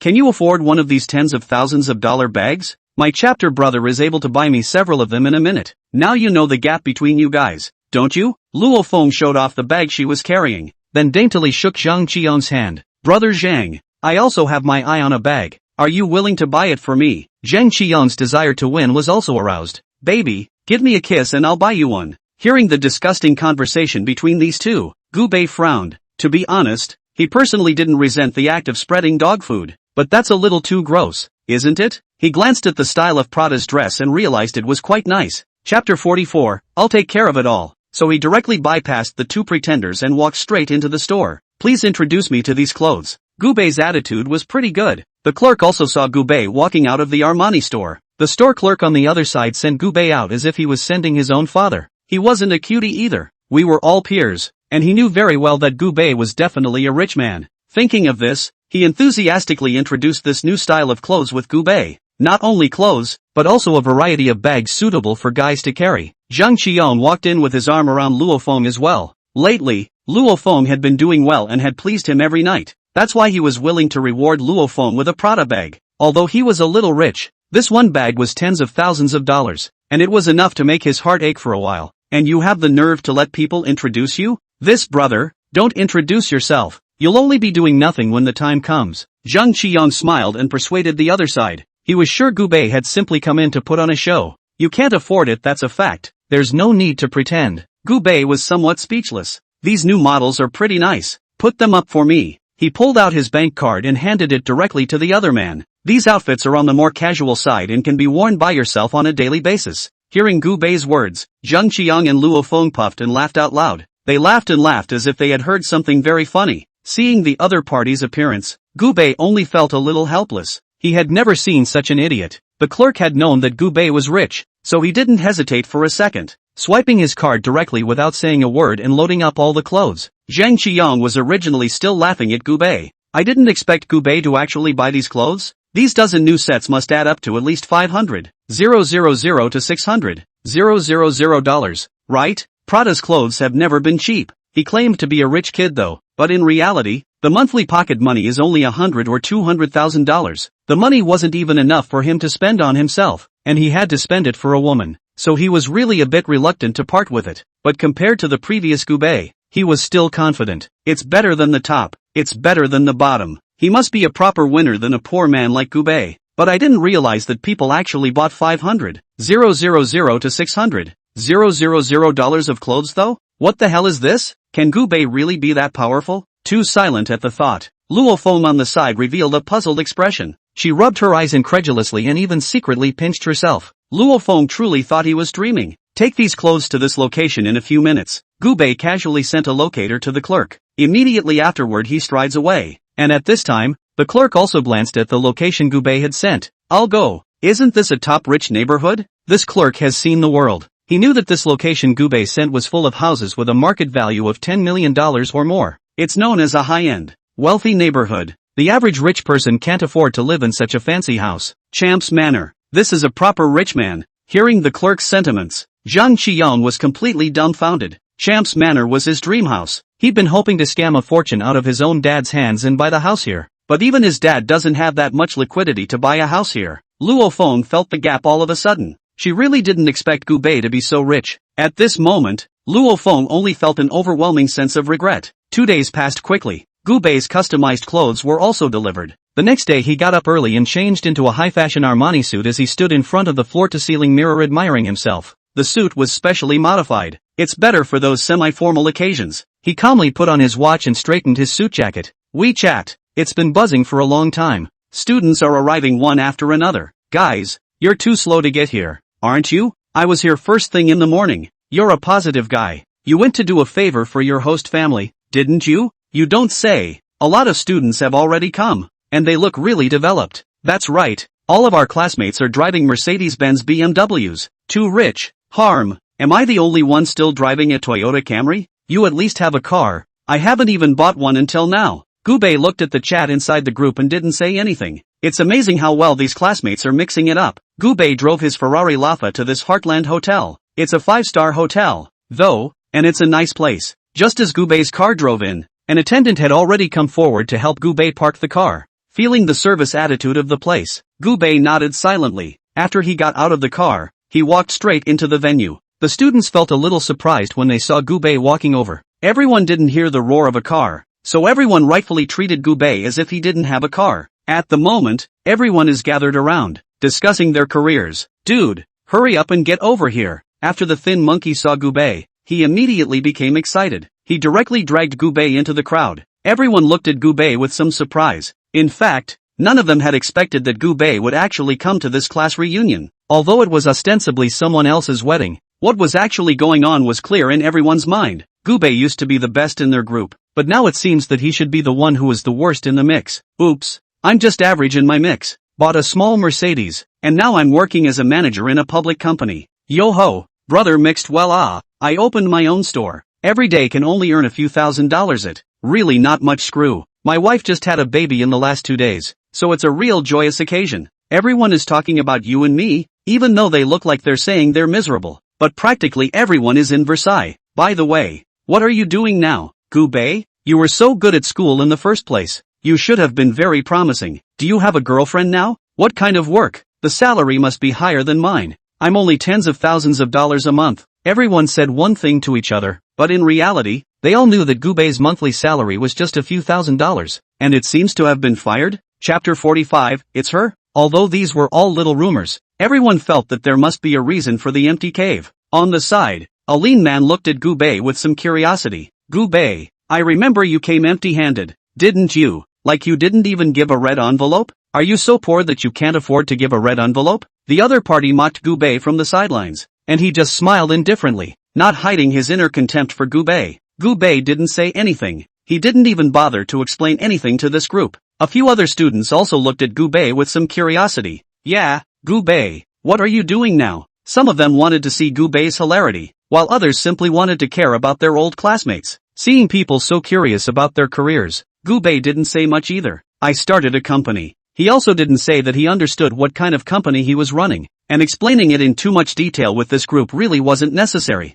The lean man from before heard Gubei's words and let out a giggle. You don't run a purse company, do you? I thought you were really quite capable, but I didn't realize it was just a. At that, he covered his mouth with a laugh. Hearing this, how could Gubei still not understand the other party's meaning? He glanced at the other guy and didn't put the guy in his sights. It's naturally fine for the other side to want to taunt them about being a shell company. I hope these people don't give themselves any chance to pretend, or else they'll know they're wrong when the time comes. When everyone saw that Gubei didn't say anything, they thought that Gubei had wimped out. Che, trash, the lean man sneered. He was looking down on Gubei from the bottom of his heart. What's the use of good grades? What's the use of being handsome? You're still a loser. How well he's doing on his own. he's now the lobby manager of a hotel. The future is promising alright. One by one, everyone was seated and the waiters went from table to table. Everyone, this dish is called emerald white jade soup. When the waiter serves the dishes, one by one, he introduces the name of the dish. See all these dishes that look high-end, but are actually quite ordinary. Gubei smiled back and didn't say anything more. Zhang Qiang sat not far from Gubei. They were far apart, but then again, they were at the same table. Still can't avoid eye contact. Gubei and his affair inside the Prada store. It made him instantly understand the gap between himself and Gubei. Originally he thought he was a rich man. In hindsight, what's a little bit of your own money worth? Gubei, why don't you eat? These dishes are quite expensive, but it's not so bad that you don't dare to eat them, right? Someone was blatantly mocking Gubei. When Zhang Qiang heard this, he immediately came over. Ugh, it's not exactly a prestigious dish. It's just that, the name was given a more advanced name. It's actually a very ordinary dish. Zhang Qiang was someone who had seen the world. He wasn't like the group who started taunting people for not being able to afford it just by hearing the name of the dish. Everyone didn't expect that Zhang Qiang would actually take the initiative to help Gubei. The relationship between the two of them wasn't this strong when they were in school, was it? The person who had just taunted Gubei was called Hu Minghua. His eyes gurgled and he was inwardly thinking about how exactly he should please Zhang Qiang. This dish sounds like a good value, but more importantly it comes from a 5-star restaurant. There are people who don't look like princes even when they wear yellow robes, and there are dishes that come to a fancy restaurant and become fancy. Rich second generation like you have naturally seen the world. Like Gubei this. Gee, doesn't he make it clear that he can't afford it? Gubei's brows furrowed as he felt that this person's brain wasn't working too well. Just now, Gubei had also thought back, and he hadn't offended him in any way. It's unbelievable that this oddball exists. In order to please Zhang Qiang, you don't have to humiliate yourself so much, do you? Skinny Monkey also appeared at this time. He sat directly next to Gubei, somewhat dissatisfied. He looked at Hu Minghua. Would it kill you to eat your own food or something? As Gubei's best friend, he really couldn't stand to watch some of it. This man is so licked that the war wolves among the licking dogs are not as much as he is. The students on the sidelines also looked at each other with some disgust. This man doesn't even care about his own face in order to lick Zhang Qiang. Luo Feng didn't say anything from the sidelines. Yesterday's scene had completely opened her eyes to the world as well. The extent of Gubei's wealth was outrageous. Originally, Luo Feng had wanted to find a chance to curry favor with Gubei, but she also didn't want to offend so many of her classmates by pleasing Gubei. With Skinny Monkey stepping in and scolding the group a few times, they all stayed quiet too and didn't say much. A wedding was soon over, and Gubei only felt tasteless. Sure enough, these so-called class reunions come with a certain amount of pretentious gusto. All the way through he just listened to the group go crazy and pretend. If he was still the kind of poor person he used to be, then he would have looked at all the bigwigs with envy. Even if he was humiliated, he wouldn't even dare to let out a fart. But now it was different. Gubei didn't bother with them because he felt that this group of people were pathetic. What could they do even if they were madly mocking themselves? After this reunion is over, don't they still have to go on living a life of social animal misery? And he himself wakes up every day with a date with a beautiful woman, with countless assets. These days are nothing short of beautiful. This group of people want to get high, let them go. Anyway, who is a beggar who knows in his heart? Gubei's attitude of taking everything lightly made Zhang Qiang even more terrified.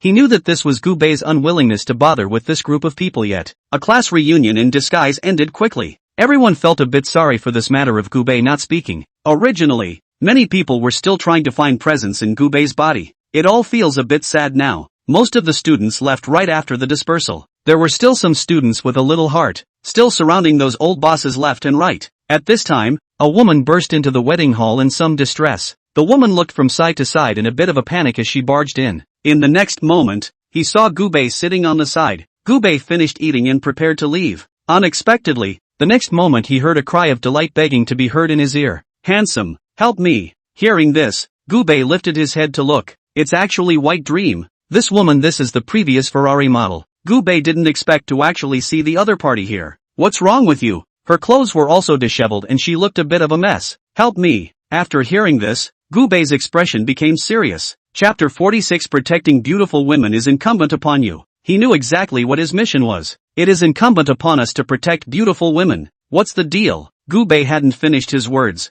The next second, a man broke in after him. The other party held a bottle of red wine in his hand and looked at Bai Meng with a smile. "Didn't you say you were going to the restroom? What took you so long?" Hearing this, Bai Meng trembled in fear. She was very much afraid of this man. "I've said I don't want to drink with him and he's going to do this to me." Gubei was able to see exactly what had happened through the other party's torn clothes. He asked himself not to be a decent man, but he was also extremely ashamed of all that had happened to the other man. Men are meant to conquer women by their personal charms, not by these unwarranted dirty tricks. People's sisters don't want to. Why should they force them to do these dirty things? Thinking of this, Gu Bei was also furious. This person's name is Tangy Cheng, an executive of an entertainment company. I want to enter the entertainment industry. But, White Moon's face wore a tangled look. This man is just too much of a bully. Tangy Cheng wobbled over, and although Gu Bei was blocking Bai Meng's way, he didn't think it was a big deal. Little girl, this is my place. Where do you want to go? Might as well be honest about this drink, and I'll help you with whatever you want to do when the time comes. After saying this, Tangy Cheng hemmed and hawed. He had a big smile on his face. In reality,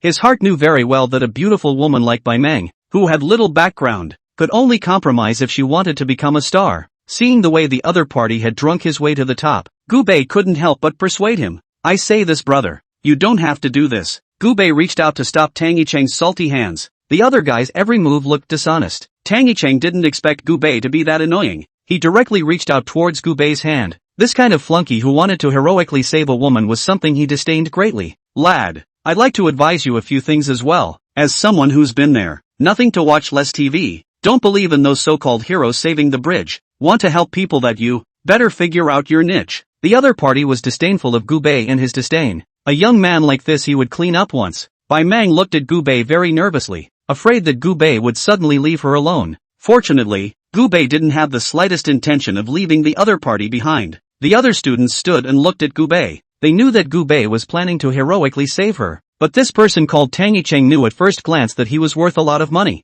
not something they could afford to offend. No one wants to touch the mold. Gu Bei glanced at the group. Other than Zhang Qiong, all of them looked at each other with extreme indifference. Zhang Qiong somewhat jumped at the chance to come and help, but he didn't take that step after all. Tangy Cheng glanced at the group around him, looking at Gu Bei again. A look of disdain appeared on his face. None of your companions are willing to come over and help, so is it hard to believe that you're going to keep standing here? You're a loser. Recognize your own position. You scrappy scum of society. Tangy Cheng kept abusing Gu Bei like a mad dog. Here the other side. Gu Bei felt that even if he had good qualities, he still had some difficulty accepting it. He went straight for the red wine in the other man's hand. You don't want a drink? Wait until you've had enough to drink today. After saying this, he directly spilled all the red wine on the other party. Tangy Cheng hadn't expected to be attacked by Gu Bei either, and his face wore a look of shock, not reacting to what was going on for a moment. There was no difference between him and a fallen chicken at this point. The hair was all down on his scalp and his chin was still dripping. Seeing this scene, Bai Meng also felt a bit amused. The other students couldn't help but laugh at such an image. Although, none of them dared to mess with this guy, but people still feel like laughing. Are you looking for death? Tangy Cheng quickly reacted, his face wearing an angry expression. Gu Bei's offense made him feel extremely bad. The suit he wore today was specially customized. This suit can be worth a lot of money. The brat in front of me just ruined his clothes. Gu Bei also didn't expect the other party to actually be his own men. He also found it somewhat amusing. When Bai Meng said the name of this movie and television company, Gu Bei had it all figured out. The fact that the other party was an executive of this company meant that it was just a little beggar who had never seen himself before. It's just as well to fire an average character like that. Don't look at how arrogant he is now. When he knows his identity, he will definitely be scared out of his wits. Do you know my identity? Do you believe that I will find someone to kill you? He opened his mouth to threaten Gu Bei, not putting Gu Bei, a young man, in his eyes. After hearing what the other party said, Gu Bei just silently sneered. Why don't you call and ask Lu Qin who your company's boss is? Gu Bei spoke very calmly. After hearing Lu Qin's name, Tangy Cheng became a little dazed. Why was he not clear about who this person was? This person was none other than the secretary of their company's old boss. As the president's personal secretary, the other party's identity was very precious. After hearing Gu Bei's words, Tangy Cheng was a bit puzzled and made a call. There must be a demon when things go wrong. And the fact that Gu Bei could suddenly say such things proved that there must be something odd. The secretary's call was quickly answered. A puzzled voice came from the other end of the line. Hello, Mr. Tang? Tangy Cheng didn't have the heart to care if the other party's voice was good or not at this time. I heard today that our company has a new boss. Who's that new boss? Lu Qin was a bit speechless when she heard this. Didn't you read the company announcement? The name of that new boss of ours is Gu Bei, a very young rich second generation. After saying that, Lu Qin was briefly silent for a few seconds. No more questions, right? I have things to do. You usually don't think about picking up girls all the time. Take a look at our company's intranet more often when you have time. As soon as the words left her mouth, Lu Qin hung up the phone. since Tang Yicheng was on speakerphone. The voice on the phone was heard clearly by everyone. They all heard Gu Bei's name. The boss of this movie company was actually Gu Bei. Someone who also watches the news on weekdays suddenly seems to remember the news they've read. Chapter 47. Gu Bei is a rich man? Wait. I remember this company had a mystery person invest $30,000 and ended up making $100 Holy, I think I've heard of this news you're talking about. I'll find it and check it out. Awesome. I also saw the news of this. At that time I was wondering which big brother. I didn't realize that the big brother is actually beside me. This person is actually Gu Bei. Why can't I believe it so much? Believe it or not, Gu Bei is really something anyway. In an instant, Gu Bei had quite a few more liquors. They deliberately chided those who questioned Gu Bei loudly, wanting to leave a good impression in front of Gu Bei. Bai Meng also looked at Gu Bei with some surprise, not realizing that since Gu Bei was so bullish, she knew the other party's name when Gu Bei signed the contract. She also knew that Gu Bei was a rich man who could buy a luxury car at the drop of a hat. But it didn't occur to me that Gu Bei was actually still the boss of a movie and television group. This is a diamond in the rough who's worth over $100 million. Tang Yicheng didn't know what was going on. After all, he had no idea who Gu Bei was. So what? What was the purpose of your asking me to call? Tang Yicheng's brows furrowed as he felt as if something was wrong. Seeing the other party's appearance, Zhang Qiang bristled. This person in front of you is Gu Bei. When these words came out, Tang Yicheng was completely dumbfounded. His face wore a look of disbelief. His mouth was open and felt like it was about to dislocate. Impossible. He didn't want to believe it was true. Tang Yicheng immediately logged into the company's intranet and opened an internal group message. As a result, he was surprised to find that the personnel changes on the intranet had not only published some basic information about Gu Bei, but even a picture of the other party. Seeing the photos in the internal group, he then glanced at Gu Bei in front of him. Tang Yicheng only felt like he was going to faint. Toxic. He himself just wanted to come out and pick up a girl in the name of the executives. What's going on? His insides were terrified beyond belief, and he had long been scared to death. He had really kicked the bucket this time. He suddenly hated Gu Bei a little. Why didn't you say so earlier when you have such a high status? What's with the low profile? But now he didn't dare express any emotions at all. He knew he had angered Gu Bei. Thinking of this, without saying a word, Tang Yicheng flung himself onto his knees for Gu Bei. Mr. Gu, please forgive me. It's me who has eyes and doesn't recognize MT. Tai. We're also the Dragon King's temple in a big flood.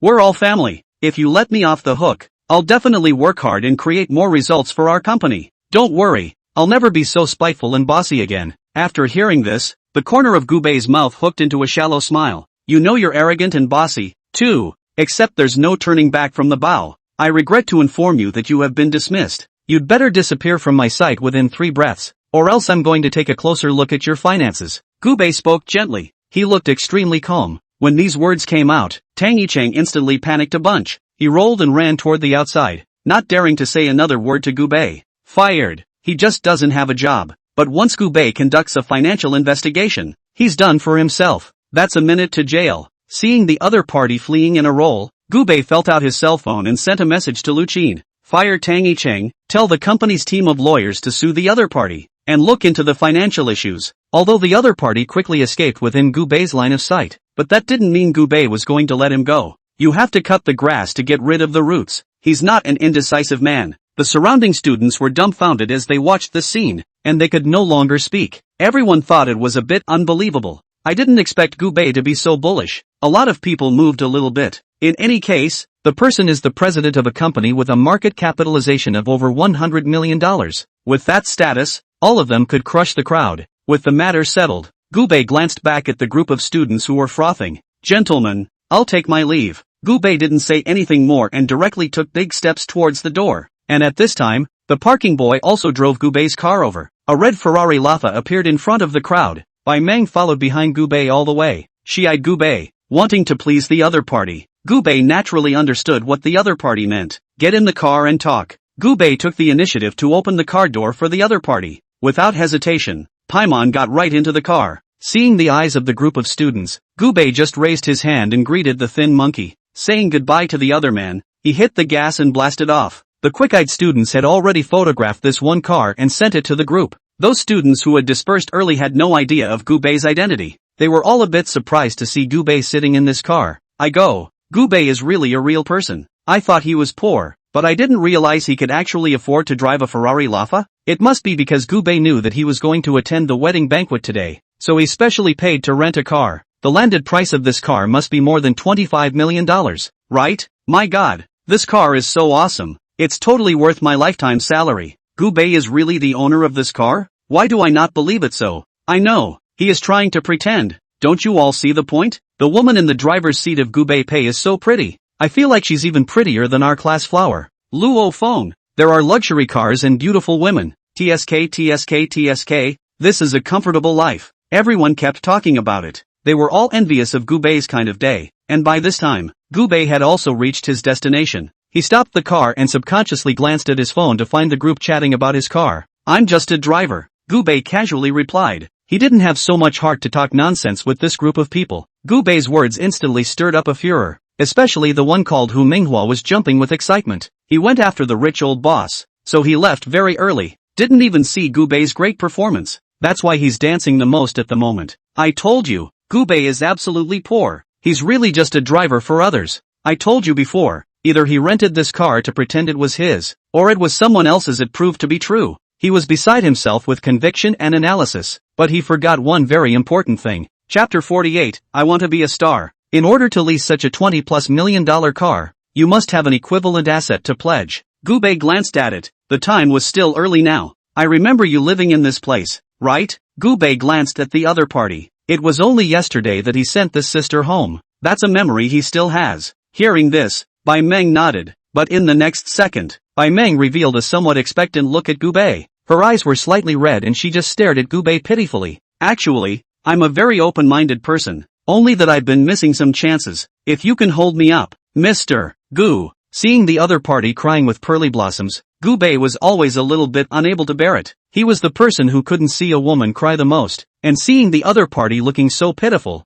Gubei decided to do something about it. Since you've already said so, it would indeed be hard on my conscience if I didn't give you a hand. Gubei shook his head gravely. He turned right around and went back to the hotel. The two made their way back into the hotel. The night passed quickly. Early the next morning, Gubei cozily enjoyed the breakfast that the other party had brought over for him. White Moon's service was quite attentive. Gubei enjoyed this feeling of being served. Mr. Gu, I know you're busy with your day-to-day work and must be very busy. Is it okay if I want to delay you for a few minutes? Bai Meng looked at Gubei somewhat nervously, looking a bit overwhelmed. A heartbroken look came over her face. I could tell she was torn. Gubei enjoyed the fruit that the other party fed him.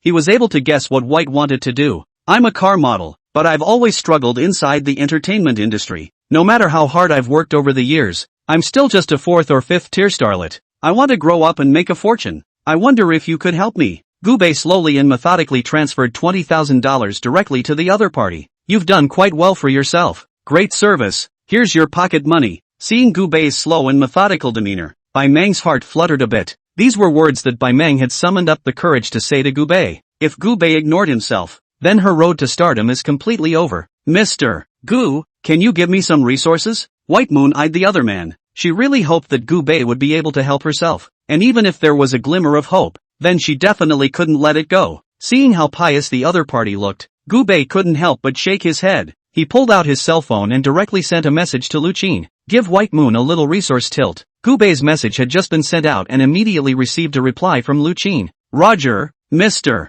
Gu. Recently, a small web series is being drawn up to be filmed, and White Dream is being assigned an important role. What do you think? Gubei replied with an OK emoji. All of this was watched by Paimon. Bai Meng also didn't expect that since Gubei was really willing to help himself. This company is just giving themselves a chance to do a small web series though. But it meant that she had been given the opportunity to show herself in front of people. One step at a time, you can eventually get ahead. Bai Meng was overjoyed and happily barfed a kiss towards Gubei's face. Gubei smiled prettily as he hooked his hand towards Bai Meng. That's it? Hearing this, Bai Meng blushed a little shyly. Embarrassed, she set the fruit aside. You wait for me to take a shower first. Tossed all day, Gubei lay in bed at night, and was even a little sleepless. Suddenly, WeChat rang. He picked up his cell phone and realized it was the home crowd that had been silent for days. Love one another as a family. What an easy to understand name. Gee, my son recently interviewed for a pretty good job that pays over $10,000 a month. How's that?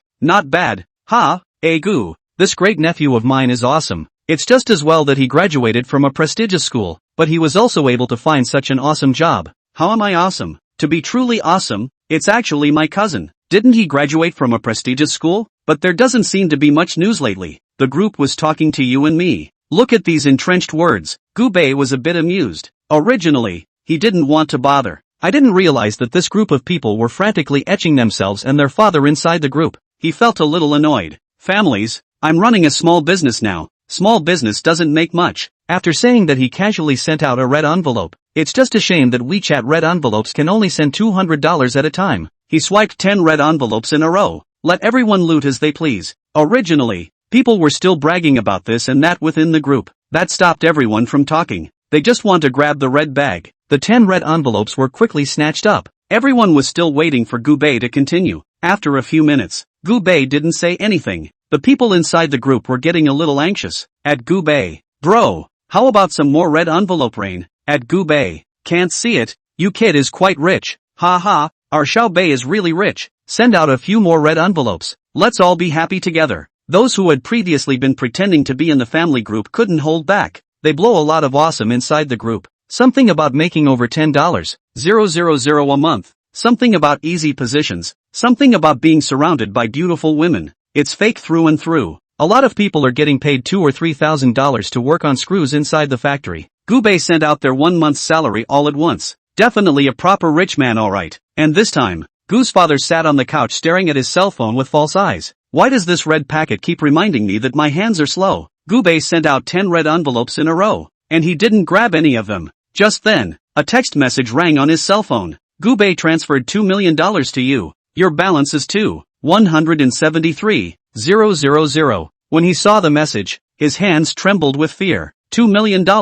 His own son transferred so much money to himself. As he did, the phone just dropped to the ground, shattering the screen. When he picked up the phone again, he realized he couldn't see anything. What's wrong with this cell phone? He frowned with some displeasure and scrambled downstairs, trying to get his cell phone fixed. Before leaving, he slipped his bank card into his pocket. He was going to check whether the transfer was a case of his own eyesight or the real thing. Early the next morning, Gubei headed to the Lanjian Terrace sales department. This is their all-top-of-the-line property. Gubei had previously bought a large flat. Now on a whim, I want to buy a villa to live in. Anyway, with so much money, it's natural to buy more real estate. Chapter 49, Buying a Villa. Whizzed all the way to the front of the sales office in a Ferrari Laffa. He just parked his car sideways in front of the door. The sales department immediately ran out several people to greet Gubei. All of them are smart people. Someone who can afford to drive a luxury car like this. Definitely a big client. Even if Gubei parked his car horizontally in their sales department, and no one had half an opinion. Sir,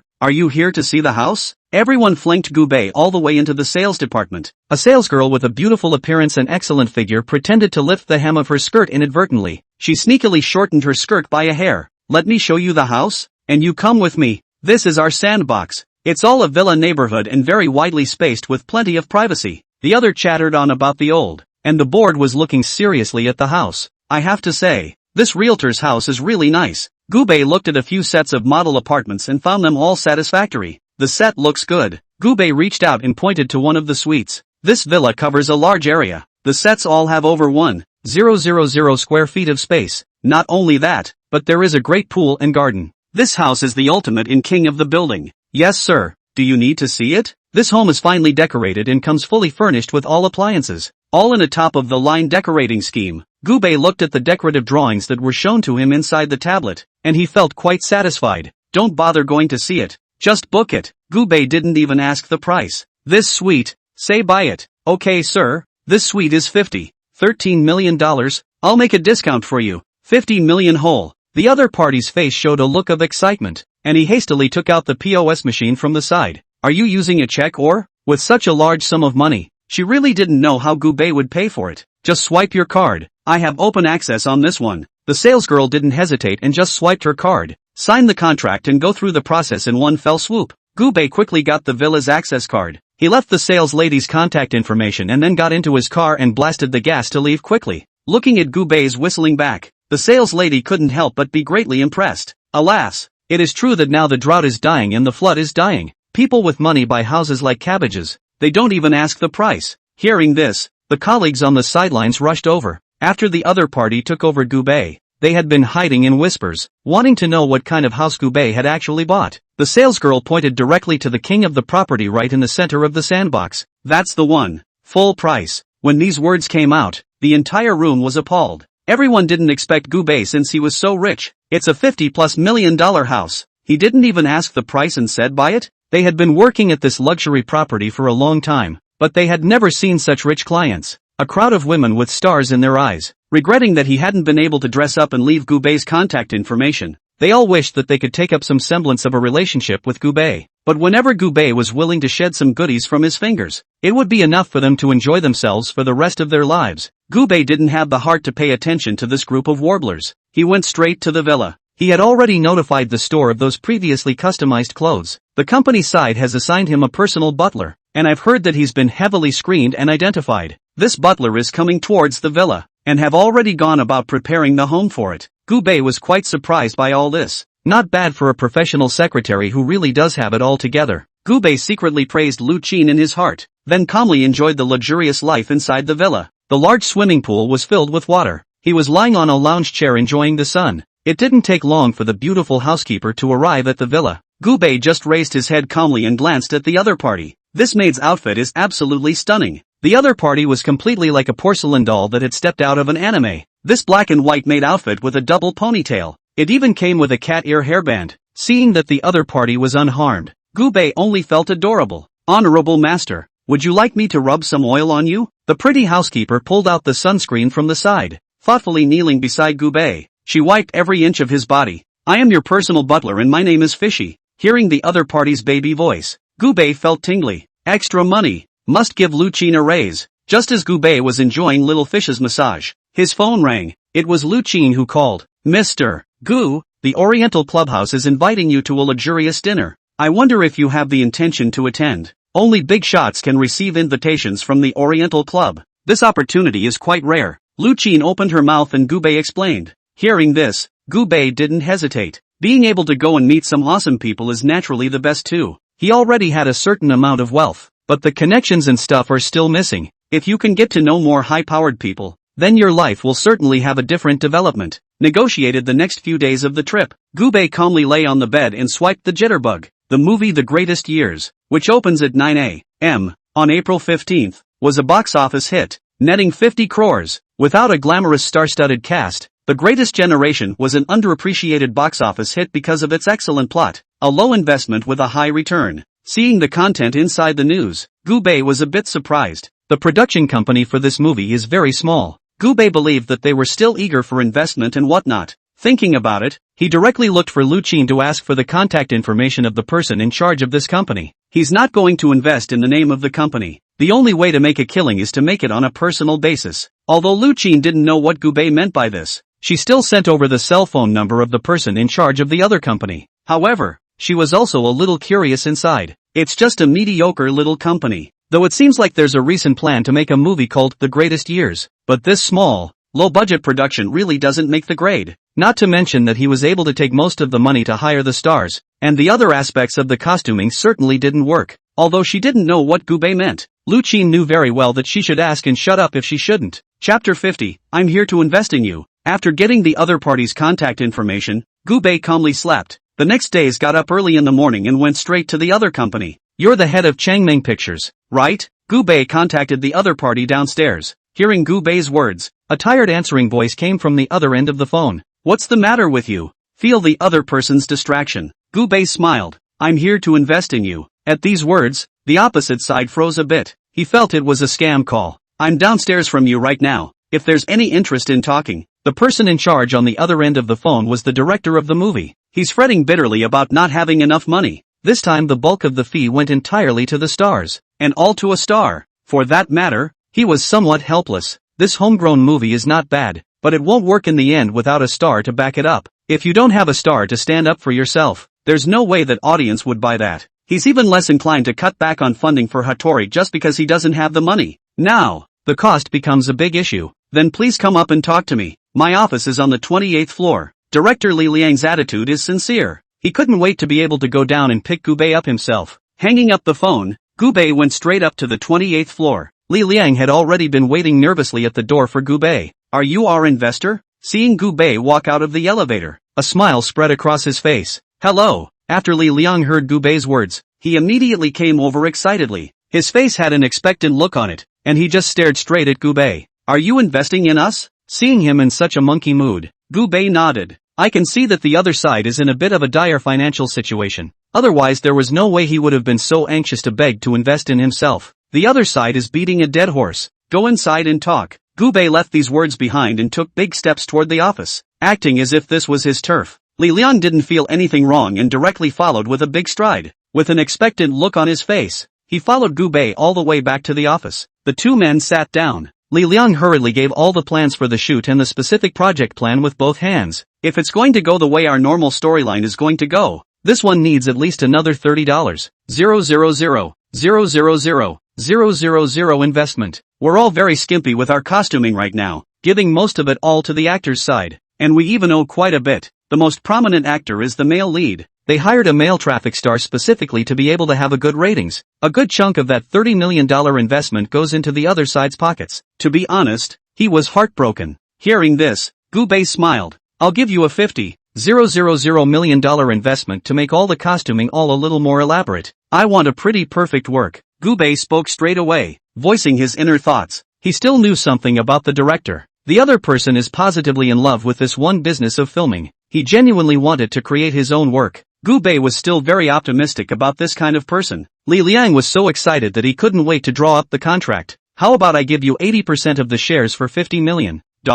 Li Liang was also a very straightforward person, and he knew that there was no halfway point in bothering so much with Gu Bei. Although he had been a setup since ancient times, he felt that he should still be honest. Hearing the other party's words, Gu Bei revealed a surprised look. I also didn't expect the other party to directly give that price inside the video. It seems like he's really straight. Good. In that case, let's sign the contract. I won't interfere in your filming matters, but if there are actors I don't like, I have the right to make transfers. Gu Bei emphasized that he wasn't sure who the actors for the shoot actually were until now, so he needed to add that all of the actors and actresses must be drawn up according to the final cast that will be released in theaters. Hearing this, Li Liang was slightly stunned. He thought that the other party would plant some of his favorite actresses in. It's called bringing money into the group, I think. Although he was a bit helpless about it, he couldn't rise to refute Gu Bei once he thought of the fact that he had added so much investment. The contract was quickly signed, and Gu Bei directly followed the other party to the shooting site. The two of them stood by and watched the actors arrive one by one.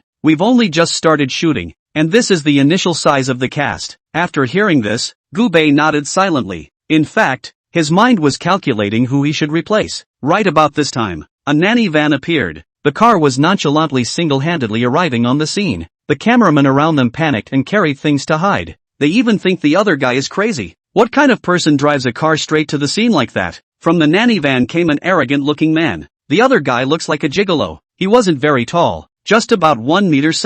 It looked thin and small, giving it a very feminine feel. What's the matter with you guys? I can't believe you didn't send me a car, and I'll get myself a nanny van to bring me here. The other guy cursed as soon as he got out of the car. Not only that, but he kicked over a stool. The breakfast prepared this morning was also sparse. How come none of those things I wanted were prepared? The agent ran down in a great hurry and held up an umbrella for his star. Hey Gu, my little ancestor AI, you can go back. It's too sunny in here. Don't let that little get to you. Where do they deserve to make you angry? Hearing the agent's words, Gu Bei felt like throwing up a little. How did it turn out that they didn't deserve it when it was obvious that this person came down here looking for trouble? The strange logic left him speechless. Gu Bei stood aside and didn't say anything. He wanted to see what kind of demon this man was planning to make. This actor he knew. The other side is famous for acting in some bad dramas, but she has gained a lot of fans by her soft appearance and various CP bundles. In front of his fans he is the sassy cockney, gentle as jade, knowledgeable, but after the veil was lifted,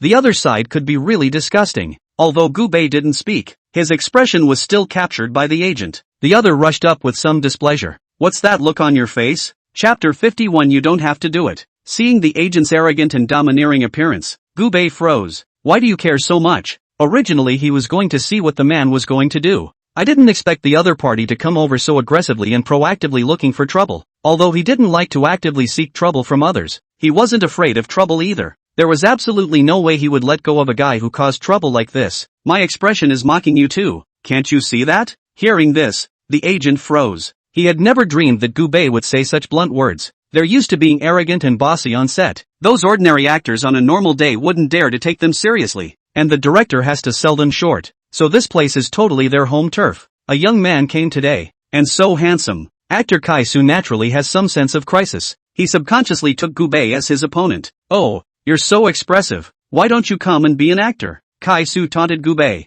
his eyes looking unkind. Gubei calmly pulled a stool from one side and sat down. I'll be an actor. So what do you do? Shouldn't someone with such poor acting skills like you be replaced? Is getting such a high salary for a dry spell? Gubei's words were unceremonious, infuriating Kai-soo and making him tremble. He just felt humiliated. In normal times, how would anyone dare to humiliate themselves like this? Kai-soo's eyes suddenly turned red for a moment, looking rather aggrieved. Seeing this scene, Gubei's face twitched. The economist immediately pulled out his cell phone to take a few close-ups. The reddened eyes, the trembling corners of the mouth, and the aggrieved look were clearly captured on film. The other party's movements were so fast that even Gubei didn't react. Kai-soo immediately changed his face after seeing the agent take the picture. Rubbish. Is lousy something you can look down on? He had a disdainful look on his face. Here were all the people in the circle. He had no need to disguise himself. I make more money in a day than you make in a year. So what are you talking to me about here? In his opinion, Gubei was neither a star nor a staff member,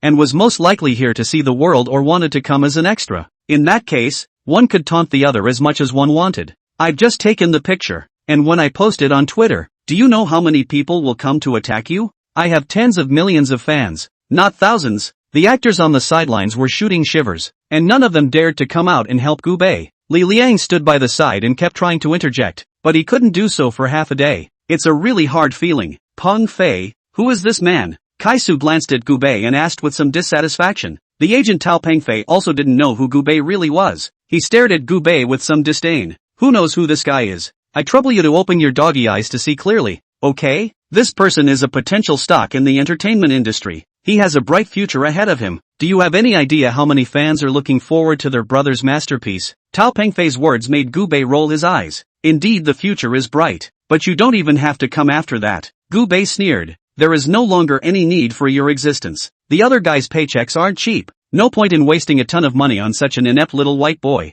And such people can be exposed to blackmail at any time. Wouldn't it be a big loss if it affected the movie then? Hearing this, Kai-soo frowned. He craned his head to look at Li Liang. Who is this man? He always felt as if Gubei's identity wasn't that simple. A bad feeling suddenly came over his heart. This man is an investor in our movie. A major shareholder. Li Liang expressionlessly told Gubei's identity. He was also speechless at the group. Never in his wildest dreams did he expect Kai-soo to inexplicably punch Gubei as soon as he arrived. In fact, he didn't want Kai-soo to do this drama. The other side wants too much money for the movie and is haggling with himself. If he had known he was getting $50, 000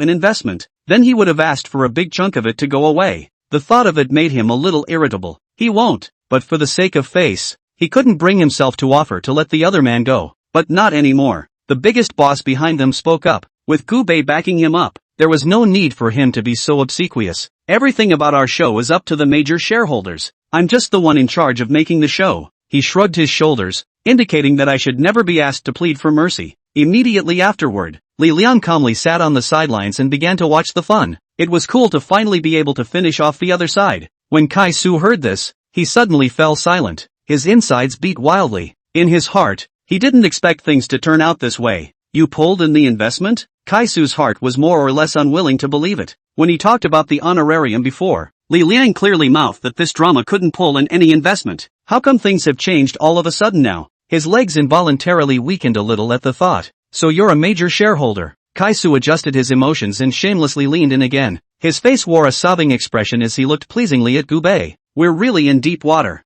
Don't worry. I'm very optimistic about this drama. I'll do a good job. Speaking of which, Kai-soo directly fished out the script from inside his bag. I purposely went all night last night to memorize the script, and I'm very serious about this drama. Although he's very famous, and there are a lot of fans, but there are more stars in the entertainment industry than you can count. The best stars are even more of a catch. He has to keep filming and doing variety shows to refresh his exposure. Otherwise, there was no way for him to have his place within the Flow Stars. The show wasn't great though, but he can easily squeeze the director and still have the opportunity to be the male lead with tons of appearances. It was his dream job. Besides, this guy in front of me is a top veteran. They are actors who want to make a movie. Behind the back of all kinds of Gubei's investment, if Gubei knows other investors? They talk so much over drinks. What if no one wants to invest in themselves then? Thinking of this, Kai-Su's legs directly went weak. He was so scared that he directly cried out. Where was the arrogant and incomparable look he had just had? Seeing the other party's cowardly appearance,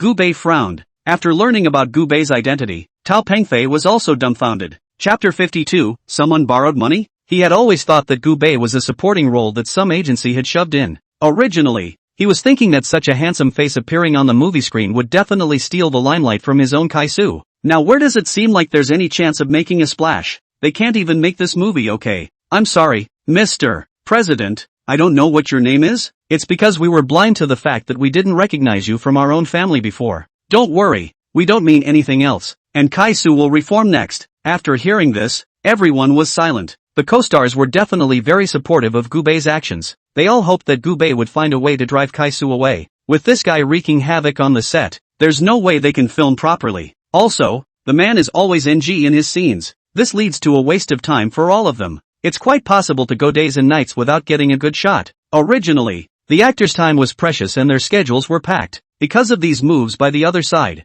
Instead, it also caused them to not be able to finish the mission on time. People like that are feeling the headache. Gubei glanced at Kai-Su, who was looking at him blearily. After glancing at the actors who hadn't said a word, "Director, please, you still need to settle the gas money for people." Gubei didn't have any intention of being merciful. The actors on the sidelines heard this and instantly breathed a sigh of relief. Gubei calmly fished out $20 from inside his bag. Enough? After saying this, it was as if he remembered something. The price of gas has gone up a lot lately, so I'll privately add an extra $10. After saying that, he touched out another $10 and stuffed them together into Kai-Su's arms. This time, even Li Liang couldn't hold back and laughed outright. Gubei didn't half want to keep them. Straight away, he waved his hand at the security guard. The security guard naturally knew Gubei's identity, and he didn't dare to neglect the other party. "This gentleman, please come this way. Please give us the keys to the car first and we'll take care of getting the nanny car out for you." Originally, it was just not allowed to drive across the street within the confines of the set. This guy was so arrogant that the security guards were a little hard to look at. After hearing this, Kai-Su was furious. However, he still wanted to continue to develop within the entertainment industry, so he couldn't tear his face off with Gubei today. With that thought, he honestly handed over the key. There wasn't even the slightest hint of wanting to look at Gubei the entire time. It wasn't that he didn't care. He is simply afraid. And this time, Gubei also received a call. Said a couple of his relatives came to the door of the movie studio. This movie and television company has been completely renamed after Gubei's acquisition, Northwatch Pictures. The name was given by Gubei himself. At the moment Lu Qin was standing in front of the company. She had a puzzled look on her face. The group claimed to be Gubei's relatives. They've come straight to the company to borrow money. Lu Qin was a little puzzled. How could my own boss, who was so rich, fall for such a poor relative? But as a professional secretary, her mind was clear. The old boss's business can't be discussed in a publicized manner. "I know you all have your own demands. Why don't you come sit with me inside the VIP room? Our old boss isn't back yet. I'll contact you first after he's back. Is that okay?" Lu Qin is very nice. Everyone can see this is a bunch of unqualified thieves. After hearing this, a group of relatives waved their hands dismissively. "Do you think we're stupid? Now that we've gone to the restroom with you, isn't that the same as being at your mercy?" "No, they're going to wait at the gate for Gubei to come back. If he doesn't pay, then we'll make a scene here." This group is unqualified, but pretty smart. Yesterday Gubei said in the family group that he had started a company. Today they searched frantically for Gubei's name on the internet, and sure enough, they found a publicly traded company. This company has a market value of $100 million, which is a totally huge amount of money for their rural relatives who have never seen the world. It is precisely because of this that they have shamelessly come to the door to cause trouble. Gubei soon received Lu Qin's report. The other party's tone is very anxious. It seems to be in trouble. If it was an ordinary matter, then Lu Qin could find a way to help Gubei fool around. But it's different now. The amount of money involved is just too much. And every one of these people who want to borrow money intends to ask for a lion's share. There was absolutely no way Gubei would spoil them. Soon, Gubei drove his car to the entrance of the company. Gubei stuck his hands in his pockets and looked at this group of people indifferently. He knew that the group had come to him simply to borrow money. "Gubei, you're finally back. That asshole secretary of yours said you were away on a business trip. You need to get a grip on this secretary. How dare she even lie to us? By the way, Gubei, we came over this time to borrow money." Everyone was talking to each other with no sense of embarrassment at all. To them, Gubei was a relative of their own family, which meant that they should fulfill all their demands. Borrow money? Gubei frowned. these relatives he knew. On a normal day this group of people didn't even have a normal hello with themselves. This so-called kinship is fading. I didn't realize that at this time. It is actually inexplicably looking for the door to want to borrow money, which is not a joke. He knew that it must be because of what he said inside the group yesterday that caused this group of people to stare at him. Oh, actually I don't have much money. You might as well get a loan from me. After saying that, he directly pointed to the advertisement posted on top of the utility pole not far away. It's got the lending number on it, and although the interest rate is a little higher, I think it's still pretty good. At least it will relieve your immediate needs. When these words came out, the expressions of the crowd of relatives became extremely ugly. They had never dreamed that Gubei would actually say such words. After hearing this, the expressions of the group of relatives became more and more ugly. Hey, are you broke? Someone spoke up curiously and asked. Several other relatives were also looking at Gubei nervously. They wanted to know what the situation was. After hearing this, the corners of Gubei's mouth twitched slightly. The group was much more shameless than he thought. You're so poor. Why are you still pretending? I thought how rich you were. But this? Forget it. It's a waste of time to talk to you so much. A poor man has to pretend to be a bully. I really don't know what you're thinking. Chapter 53, Relatives. This family had a very disdainful look on their faces. In their eyes, Gubei was an unapologetically poor boy. Lu Qin looked at the crowd from the sidelines somewhat speechlessly. After she answered a phone call, she respectfully came to Gubei. Mr. Gu, the butler we arranged for you first has already arrived at your door. Your villa is a bit large for a personal butler to take care of. I'm sure. The flowers were very sweet, and Gubei nodded in satisfaction. And at this time, the bodyguard that the company had assigned to Gubei also rushed over. They bowed deeply toward Gubei with apologies. Mr. Gu, is it necessary to kick out the idlers? The other party was extremely pious. These few relatives weren't cuties either. They instantly understood what was going on when they saw the scene. Gubei wasn't a poor man at all. He was deliberately pretending to be poor. When they thought of this, they instantly panicked and hurriedly stood aside to apologize to Gubei. That what Gubei before we are joking with you, and there is no other meaning. You do not think too much that's right, we just simply want to joke with you. There is no other idea. We are all relatives of should be to help each other, is not it? I'm really sorry. Maybe my joke just now made your mind uncomfortable. Here's my card. A young man came forward anxiously and handed over his business card. He knows very well how big Gubei's company is, and if he can help himself, he will be able to live in this kind of luxury house and drive a luxury car. Gubei took the business card handed by the other party with one hand and glanced at it. He simply wanted to know the names of the group. The crowd of relatives looked at Gubei with anticipation. They all hoped to hear what they wanted to hear from Gubei's mouth. But unexpectedly, Gubei directly threw his hand to the ground after reading the business card, looking extremely disdainful. Watching this scene, the crowd was dumbfounded. Those relatives panicked internally. Now, they knew that Gubei was a rich man, and they also knew that once they hugged each other's thighs, they could live quite comfortably. But he himself had offended Gubei to death. Gu, nephew, just forgive us. You know we haven't seen much of the world. That's why we said such things. We're all relatives. Don't we owe it to each other to help each other out or something? That's right. Don't worry, brother. If you give me a hand, I'll definitely make achievements and definitely won't let you down. I'm wrong. Don't sweat the small stuff, okay? A man shouldn't be like this. They went straight to moralizing. Gubei was a little disdainful. He gave the bodyguard a wink. Soon, the bouncers came right on and chased the group away. These disgusting guys are so disruptive. Lu Qin glanced at the group of relatives and silently memorized their appearance. In any case, when the time comes, you must not be able to let such relatives in again. They didn't know that they had now been added to the blacklist, and the group of relatives were still regretting that they hadn't gotten Gubei's help. After Gubei took a look at the company, he absently walked towards the convention center. It's been a long time since the car show. Gubei also planned to take this opportunity to see more of the world. Luxury cars and stuff are a man's favorite. There is not a single person who would mind having less cars. Entering the convention center, he noticed that the main exhibit today was a Lamborghini Transformer. This car is a man's dream come true. A lot of people gathered around this car and kept taking pictures and snaps. The bottom of their eyes were full of envy, and they couldn't wait to be able to empty their family's fortune and buy this car. This is really quite a nice car. Both in terms of equipment and whatnot is top-notch. The perfect lines of this line of vehicles made Gubei unable to help but tsk in awe. When he became interested in the car, an abrupt voice sounded from the sidelines. Oops, this is Gubei? Before the other person arrived, the voice appeared first. He turned his head toward the edge when he heard the other man's voice. A 6-foot-something man appeared in his line of sight. This was none other than a cool classmate in college who was a cool pretender. The other guy is a rich kid. Although he was average looking, his height was extremely impressive. Plus he possessed a great deal of wealth. There were quite a few girls who were willing to throw themselves at him. During the school days, Gubei felt that the other party was really ridiculously rich, but now it seems that it's really just a slight well of its own. Every month there are tens of thousands of dollars of pocket money only, which can be called a rich second generation.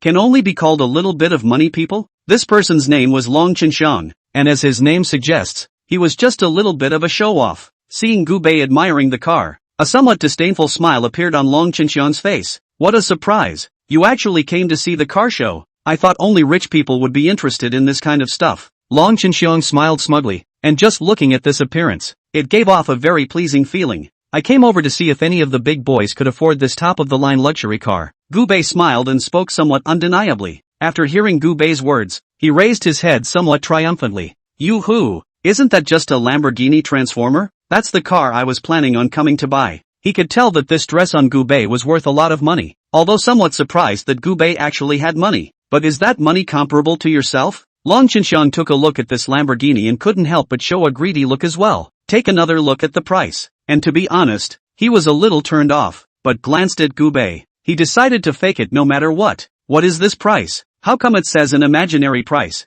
Long Chinxiang opened his mouth to ask in a pretense of curiosity, his face showing the look of I'm not bad at money. Hearing this, the sales beauty on the side smiled slightly. Sir, this $50,000 price tag is just an inflated price, as this one is an auction model. The actual price is around just a few million. Hearing this, Long Chinxiang let out a sigh of relief, but the huge figure of several $1 million also gave him some heart palpitations. Gubei opened his mouth at this time, extremely unintelligent, and asked a follow-up question. Old classmate, don't you want to buy this car? Then you can participate in the auction. A couple million should be a small number for you, right? After hearing these words, Long Chinxiang's complexion became slightly ugly. Chapter 54 $4 million for a car. Oh yeah, it's just a few million. It's just a month's living expenses for me. He was so nervous he even tried to wipe the sweat off his forehead. And at this time, Gubei also smiled slightly and turned his head to find the salesperson. When will the auction take place? The salesman took out his book and started counting the number of people.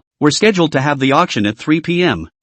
It's almost time. Are you guys planning on signing up? Hearing this, Gubei nodded. My old classmate Long Chinxiang and I are both going to participate in this auction. Long Chinxiang glanced at Gubei, and he suddenly felt that he was riding a bit of a tiger. But seeing that there were so many people's names on the top of the list for the auction, he also put down the stone in his heart and didn't say anything more. The big deal is that someone else bought it, and he or she simply wanted to play it cool, so there was no need to really put himself or herself in the middle of it. The auction ceremony started soon after. A bunch of rich people were honestly sitting on the sidelines. They all eyed the Lamborghini. The starting bid for this car is $2 million, with $100,000 per increase. The salesperson, after stating the rules of the auction, immediately, someone started shouting the price.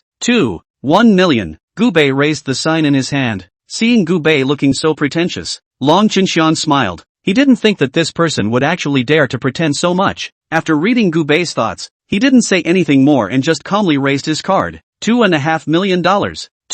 7 million. Everyone has been following along non-stop. Slowly, more and more people withdrew from this auction, until finally, only 2 people, Gubei and Long Chinxiang, were conducting the auction. I'll give you 2 million. After Long Chinxiang shouted out the price, his face suddenly changed slightly. He realized that there was actually no one left to follow. He and Gubei were the only 2 people present who kept calling out the price. Gubei was slightly silent when he heard the other party's words. He seemed to be considering whether or not he wanted to keep following. On the side, the salesperson in charge of the auction was a little nervous and started shouting, 2 million first call. Hearing this, Long Chinxiang immediately panicked. He even almost fainted. That's $2 million.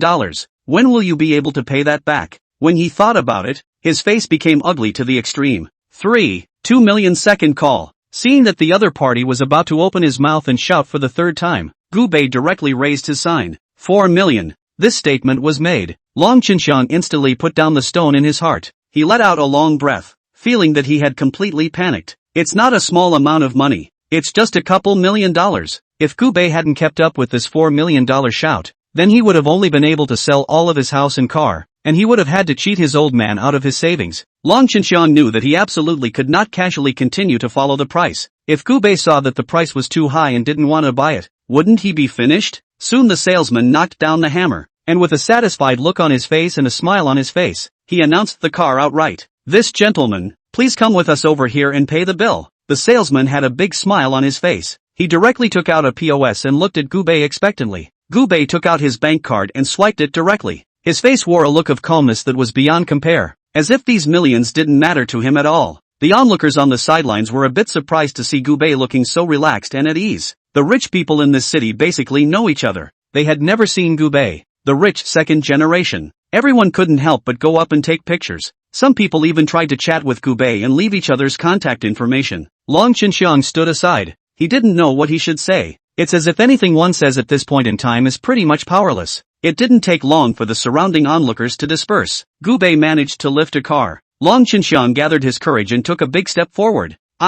Buddy, I really didn't expect you to be quite rich now. Where do you work?" Seeing the other party's appearance, Gubei smiled. "It's no big deal. It's just stock speculation and a small company. It's not even worth mentioning. It's not even half as big as what you've accomplished." After Long Chinxiang heard this, he suddenly fell silent. He also didn't know whether Gubei was mocking himself or being modest with his words, but he didn't spare a moment to take a group photo with Gubei, and then a few additional photos of the vehicle. Looking familiar with the situation, he's a smart guy, and it's a good idea to get that right, no matter what. Gubei picked up his car and left decisively. He wasn't going to waste his time here with boring people. Long Chinxiang was slightly silent as he looked at the picture of Gubei inside his cell phone. He thought about it for a while and finally sent a friend, not to mention the rest. Just by virtue of this boldness of Gubei's full payment of $4 million for the car, he had some admiration. After lifting the car, Gubei returned to the villa. Now that he has countless houses and cars, he has no need to stay in a hotel. A dozen or so nannies were hired and divided up to take care of various aspects of the villa.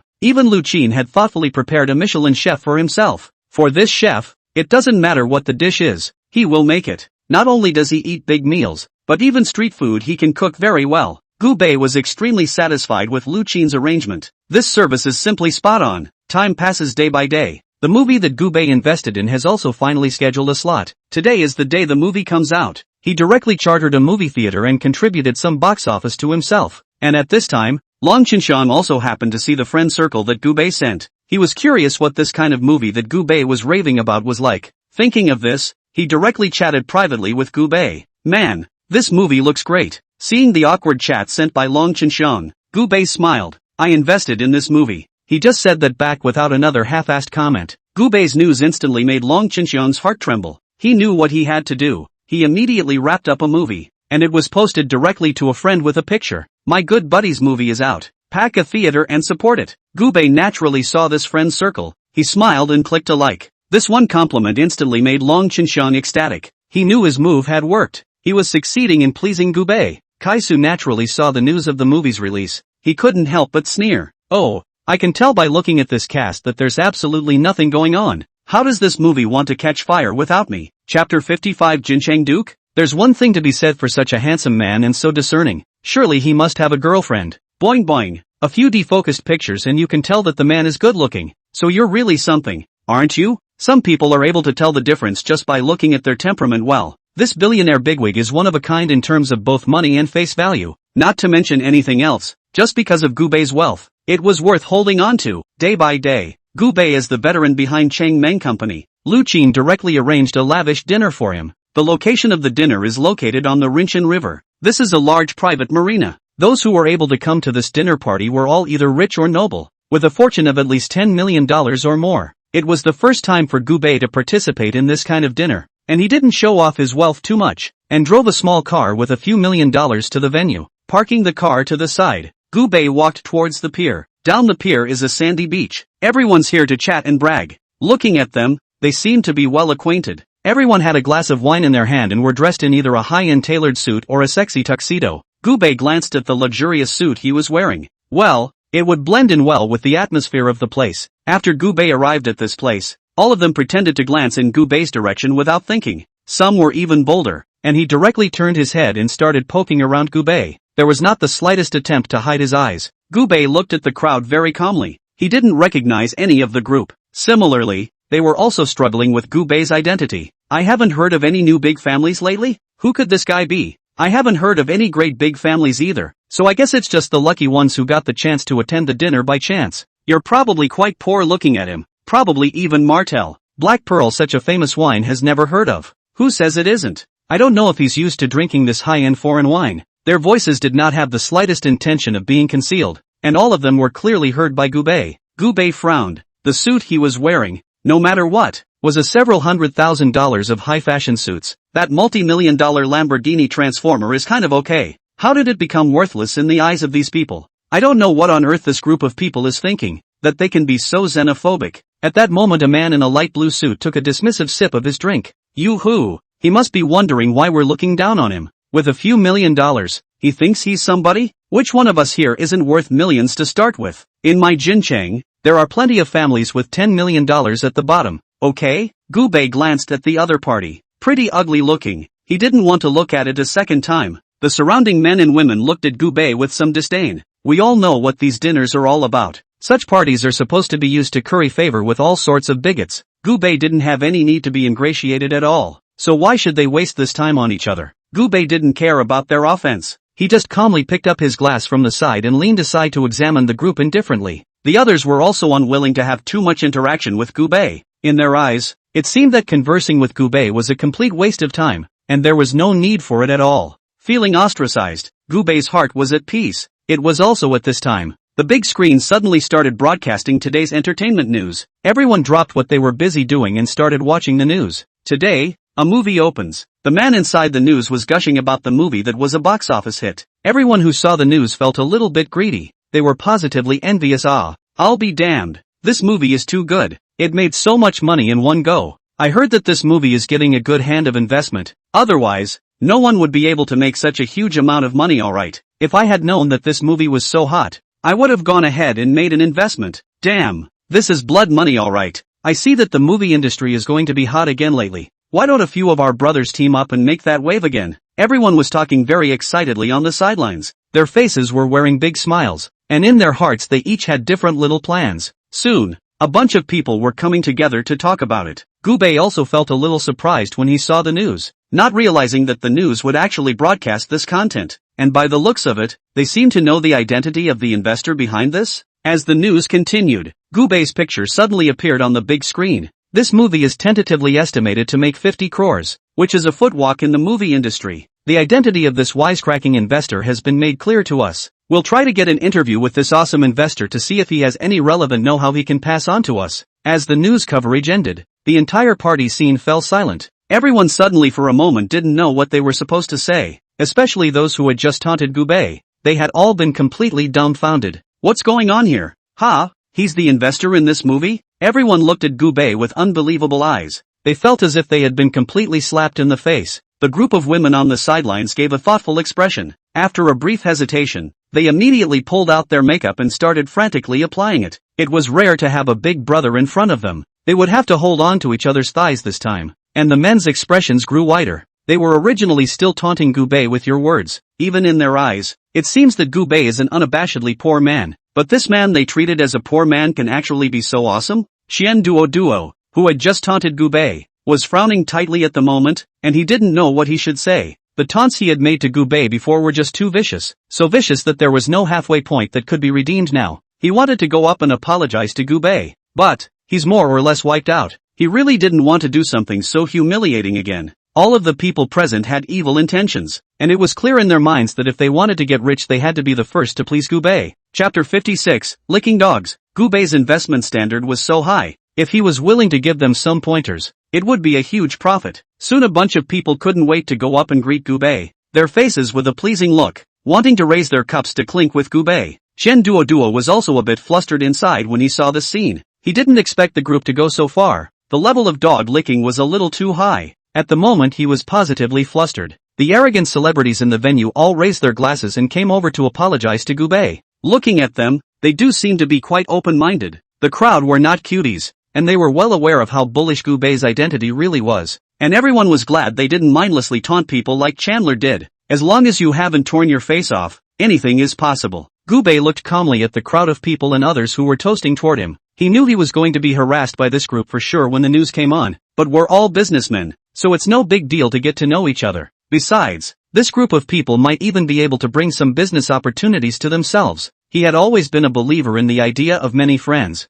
many wives, Many homes. Chen Duoduo watched Gubei chatting playfully with a group of people, and his heart was incomparably jealous. He only felt remorseful at the moment, regretting that he hadn't been able to get along with Gubei. Even he hated to slap himself. I blame myself for having to make a fuss about it, otherwise how could I have offended Gubei now? Chen Duoduo struggled for a while, but in the end, he still came to Gubei's front with some despondency. At the moment, he was in pain like a demoralized and bereft dog. He had to force down the pride within him. Having thought of this, Chen Duoduo carried his wine cup directly to Gubei. He clenched his teeth, but in the end, he couldn't control his emotions. Seeing the other party's appearance, Gubei couldn't help but frown. Chen Duoduo, why did you come over? Aren't you kinda looking down on people? That's right, it's what you said that's funny. Still think that people only have a few $1,000,000. You're looking down on me really will laugh okay. Do not look at what kind of class people are and what kind of class you are. TSK, words do not say much, say it all quite hurtful. Everyone frantically stood in line.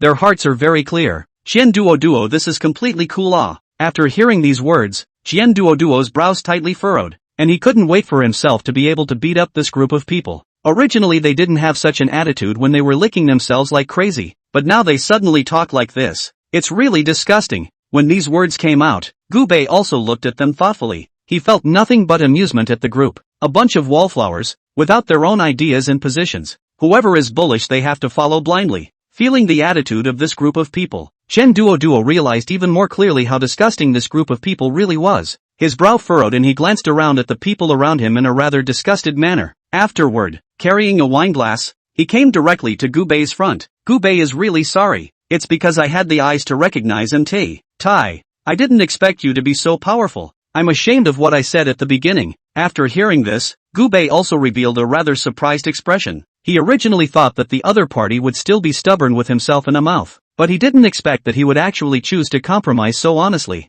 The transformation is, indeed, a bit of a surprise. I was blind to it at first, and I hope you'll forgive me for my offense. Gubei just laughed and didn't show anything else. Come what may, some things still have to be seen later. Gubei didn't say the words to death. He opened his mouth in a very calm manner, as an answer to the other party. Sensing Gubei's attitude, Chen Duoduo smiled awkwardly. He knew that Gubei would most likely not pay attention to himself for a while, and since people were like this, he had to make time to please the other party. Anyway, it's ultimately an honor to know such a great man. Gubei naturally guessed that the other party had these little plans in his heart, and he didn't break it down. At that moment, a woman in an evening gown walked towards Gubei. The other party came to Gubei's heels with deep affection. Beautiful legs just on display. Gubei glanced at the other party's high split skirt. A smile tugged at the corners of his mouth. Hello, handsome. Gubei also watched TV a lot, and he knew who this woman was. Young Rice. Yang Mi is a big red-hot star, an extremely impressive presence.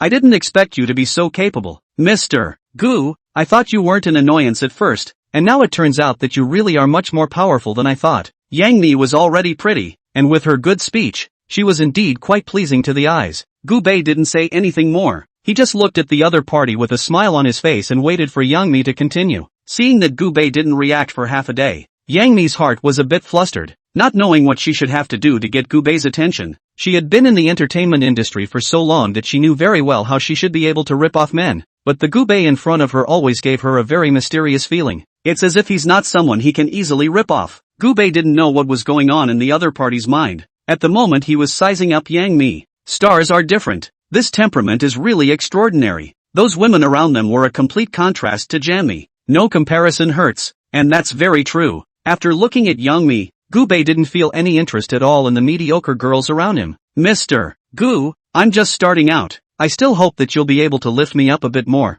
If it's possible, I'm thinking of making a movie under your company. Yang Mi is not a cutie. Gubei's company is now considered to have completely exploded in popularity. By then, the company's market price will follow suit, and the movie and television productions made by this company will absolutely explode directly. If he or she could seize this wave of opportunity, then he or she would make a complete fortune. As long as Gubei was willing to give himself this opportunity, then Yang Mi believed that he could definitely take off. Here's my number, and we can talk about the script when we have time. It all depends on your sincerity, and if your performance doesn't disappoint me, then all is well. Gubei spoke very calmly. Hearing this, Yang Mi was so excited that she was trembling all over. She had never dreamed that she, in fact, really had such a good opportunity. And at this time, a man in a suit and tie walked toward Gubei. Chapter 57 talking about the script. The other party looked decent, and just by looking at the temperament, he was able to tell that he was definitely the son of a large enterprise. This person walked directly towards Gubei and flashed a very sincere smile at him.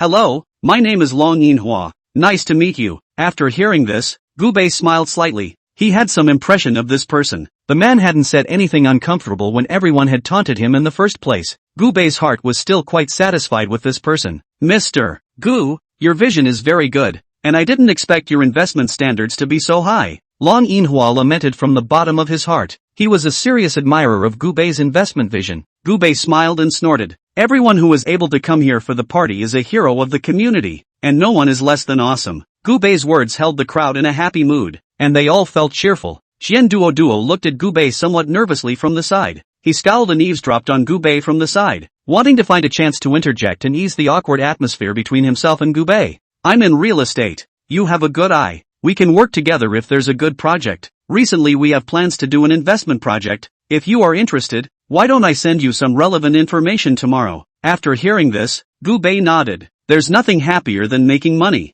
If the other party really had any good projects, then he would never mind investing in one. The two of them quickly exchanged contact information, and Gubei's face overflowed with a bright smile. Looks like it was a bit of fun to attend this social event for once. The night passed quickly, and all the big celebrities were frantically bragging about Gubei. Those business people were close to directly kneeling down for Gubei. Chen Duo had saddled up as a junior for a night and finally got Gubei's proper attention. For this, his heart was 10,000% satisfied. At least Gubei didn't hate himself, didn't he? This is so much better than the previous attitude. At night, Gubei stayed at a hotel near the dinner. This is a uniform arrangement by the host of the dinner. They were all well aware of the small minds of these rich people, so they purposely arranged for everyone to stay in the same hotel. Gubei's room number wasn't a secret, so naturally it would soon be inquired about. Knock knock. The sound of a knock on the door rang out, and Gubei knew that this was someone planning to come to the door. He stepped forward calmly and opened the door. Sure enough, the person who came over and knocked on the door of his room was none other than Yanmi. Yanmi had a script in her hand and looked extremely professional. "Has Mr. Gu talked to me about the idea of a script? I'm a bit confused about what's on it." After hearing that, Gubei smiled and nodded. "Naturally, I'm happy to help you out, pretty lady." When he finished speaking, he directly stepped back and made way. Yanmi smiled and hurried into the room. The night passed quickly, and Gubei had a good night's sleep. Only those in the room next to his hadn't slept all night, for no other reason than it's just too loud. Even though this is a top-notch hotel, but not people are really loud. "I'm very pleased with your service. I'll read the script when it's left, and I'll be sure to give you an answer that satisfies you when the time comes." Gubei opened the door and once again gave way so that Yangmi could leave. Yangmi held onto the wall in some distress and flashed a bright smile towards Gubei. "Well then, I can wait for your reply to me." After saying that, Yangmi limped straight towards his room. Seeing this scene, Gubei smiled and shook his head. "That's interesting." By noon, Gubei was ready to drive his small car home. Long Inhua appeared in time. "Mr. Gu, we have a yacht party today. I wonder if you're interested." Speaking here, Long Inhua deliberately gave Gubei a color, a hint that was simply not too obvious. Yesterday he lived next door to Gubei, and the loud noise kept him awake all night. He knew exactly what Gubei liked. If he wanted to be friends with a character like Gubei, then he would have to throw his weight around, a truth he knew quite well. Hearing what the other party said, Gubei raised an eyebrow. That would be a good offer. He had never been to a yacht party before and wondered what this so-called party was really like. "I've prepared a swimsuit for you specifically on my side, so we can change into it then and we can head straight to the party." Long Inhua had already helped Gubei get all this ready long ago, and he thoughtfully sent the other party to the cruise ship. Originally, Gubei thought that a small yacht would be specially prepared like on TV, but he didn't expect that what awaited him was actually a large cruise ship. There were countless beautiful women sitting on the ship's armor. They were all wearing bikinis and looked very cool. "Hello handsome boy looks so familiar. Is this your first time playing here?"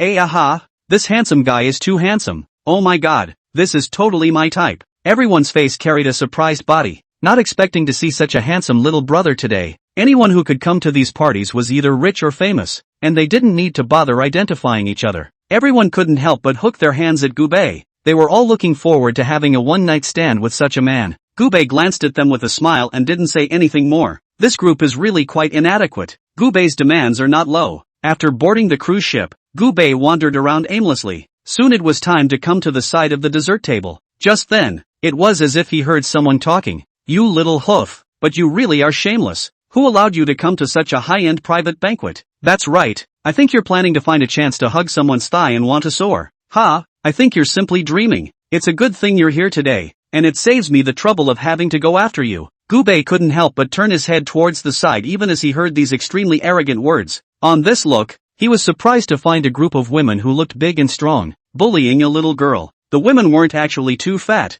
just a little tuggy and solid in comparison to this little girl. I didn't mean anything else. Chapter 58, A Cry for Justice. This poor little girl opened her mouth to explain, and it looked pathetic. And the woman in charge didn't even care what the other woman thought. She just cracked up. If you dare to lay your hands on my little piggy this time, then I will definitely throw you into the sea and feed you to the fishes. Do you understand? You've got a pretty little face. It'd be a shame to have it scratched. Hearing the other party's words get more and more outrageous, Gubei frowned. He decided to step in and help. It was incumbent upon him to help the beautiful people. At the thought, he stepped right up. What are you doing? Everyone didn't expect to suddenly hear someone speak, and instantly trembled in fear. Afterward, the crowd turned their heads towards Gubei with some dissatisfaction. Yo ho, who did I think it was? Turns out it's just a beggar who wants to heroically save a beauty. A mere beggar is nothing. And I want to know if you don't have a good position for yourself? You may be a guy, but do you think you can handle us? This group of women directly surrounded towards Gubei, and looking at the other party's attitude,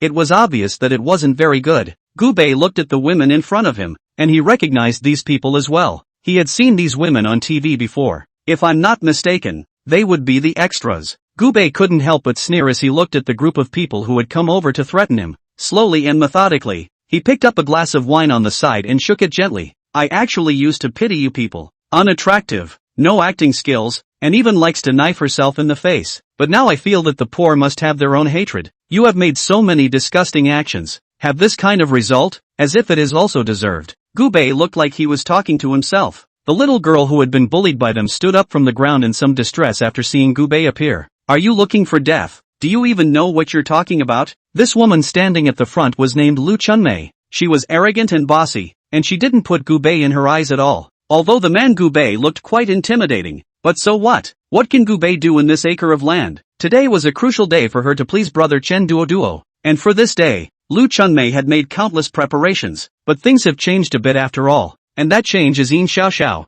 Yin Xiaoxiao looked extremely pure and beautiful, a point that no one could refute. Inuyasha's heart also loved this kind of innocent hanging woman. Lu Chunmei knew that once she let little Piggy look at the other party, then she would be completely out of luck, so she had to take the lead before Xiao Zhu saw the other side. Yin Xiaoxia stood in a very sorry state, very flustered inside. She wanted to tell Gubei to leave, but felt as if what she said was nonsense. So your man is that what's his name Piggy? Gubei spoke as he moved closer towards the other party, his eyes extremely unkind. As soon as she heard someone mention brother Piggy's name, Lu Chunmei immediately tilted her head proudly. That's natural, my little Piggy brother is awesome. Hearing this Gubei sneered. He only wanted to taunt the other party, but he didn't do that. He had simply poured all the red wine in his hand over the other man's head. Anyone who can come to a party on a yacht is either rich or famous. You should know that very well. Is it hard to believe that I came to the party with this face like you? Have you ever thought that maybe I have some other identity? Gubei spoke slowly and methodically, and he looked extremely disdainful. It was as if the other party was just a plaything in the palm of his hand.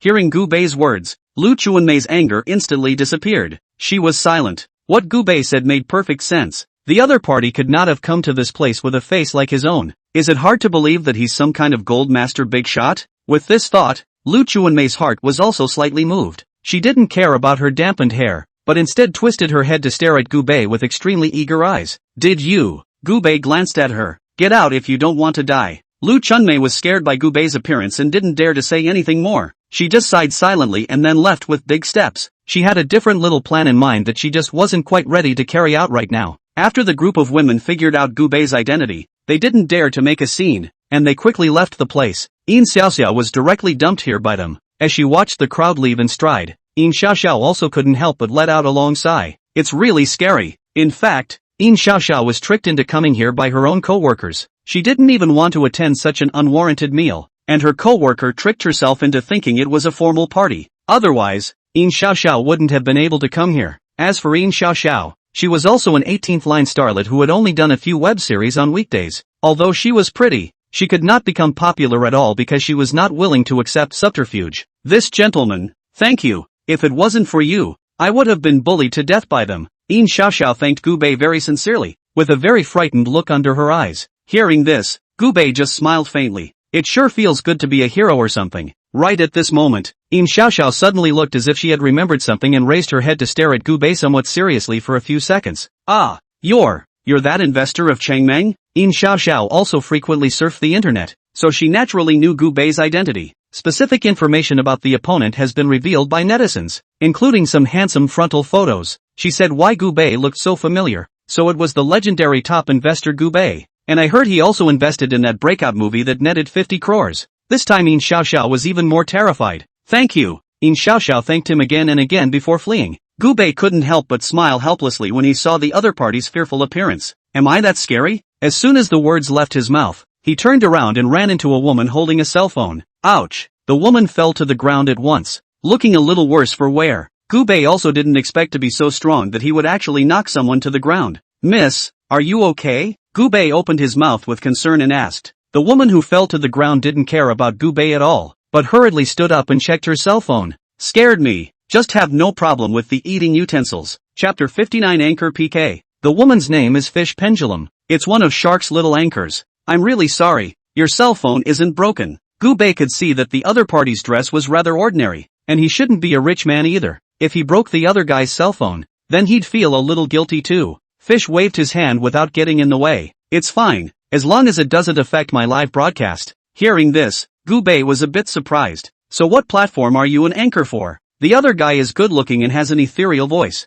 so I'm sure he'll sing well. Fish Pendulum froze slightly. I didn't realize that the other party was actually curious about this. Aren't you forcing me to reveal my own vest? Seeing the other party's smiling appearance, Gubei also found it interesting. So add a WeChat? Seeing how sincere Gubei was, Fish Pendulum shook his head. Then I'd better tell you my number on Shark Live. If you're willing to be my list one big brother, I can still add you on WeChat. When these words came out, Gubei couldn't help but smile as well. He didn't reject the other man, but actually, I'm just a small, unimpressive anchor, and I'm always bullied on a regular basis. I haven't managed to make it to the top the last few times I've been PK, and I'm guessing I'm going to get fired from the company if this keeps up. Hearing the other party's self-deprecating words, Gubei smiled. If you're good, I'd like to promote you to the top. He could see that this little star had some potential, and if the other party obeyed, then he wouldn't mind making the other party famous. And you can still put me on the map? Fish Pendulum didn't hold back and laughed outright, listening to the words and feeling as if she distrusted Gubei that way.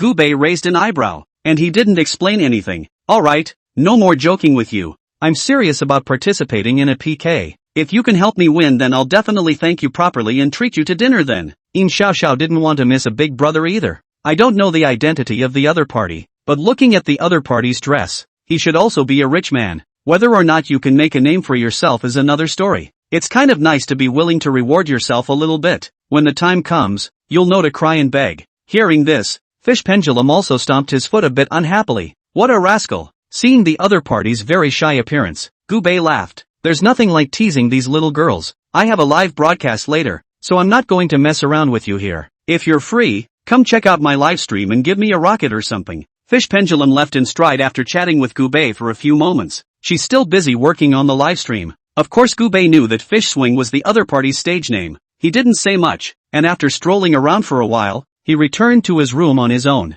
Looking at the luxurious bathtub in the room, Gubei poured a glass of red wine and soaked in the bathtub to enjoy a different life. It's really cozy. That's when he, suddenly, remembered the Fish Pendulum he had encountered today. Shark Live. Gubei downloaded an app and then opened the live stream of Fish Pendulum. He was surprised to find just over 100 followers in there. That's a pretty low number, isn't it? Brothers, I'm going to participate in the PK competition later, so I hope you can help so I can win. The only way I can stay signed with the company is to win. Otherwise I'll have to go off the air and I'll never get to meet my brothers again. Fish Pendulum said pathetically, looking very miserable indeed. He glanced at Fish Pendulum, who was chatting with everyone, and was just about to reward his opponent with a carnival. I didn't expect the call to come in out of the blue. It was Lu Qing who called. Mr. Gu, the movie we invested in has exploded in popularity. Do you think it's appropriate to distribute it overseas? Hearing the secretary's report, Gubei smiled. Let's pick a reliable person to work on this matter. Overseas distribution is beneficial and harmless for us,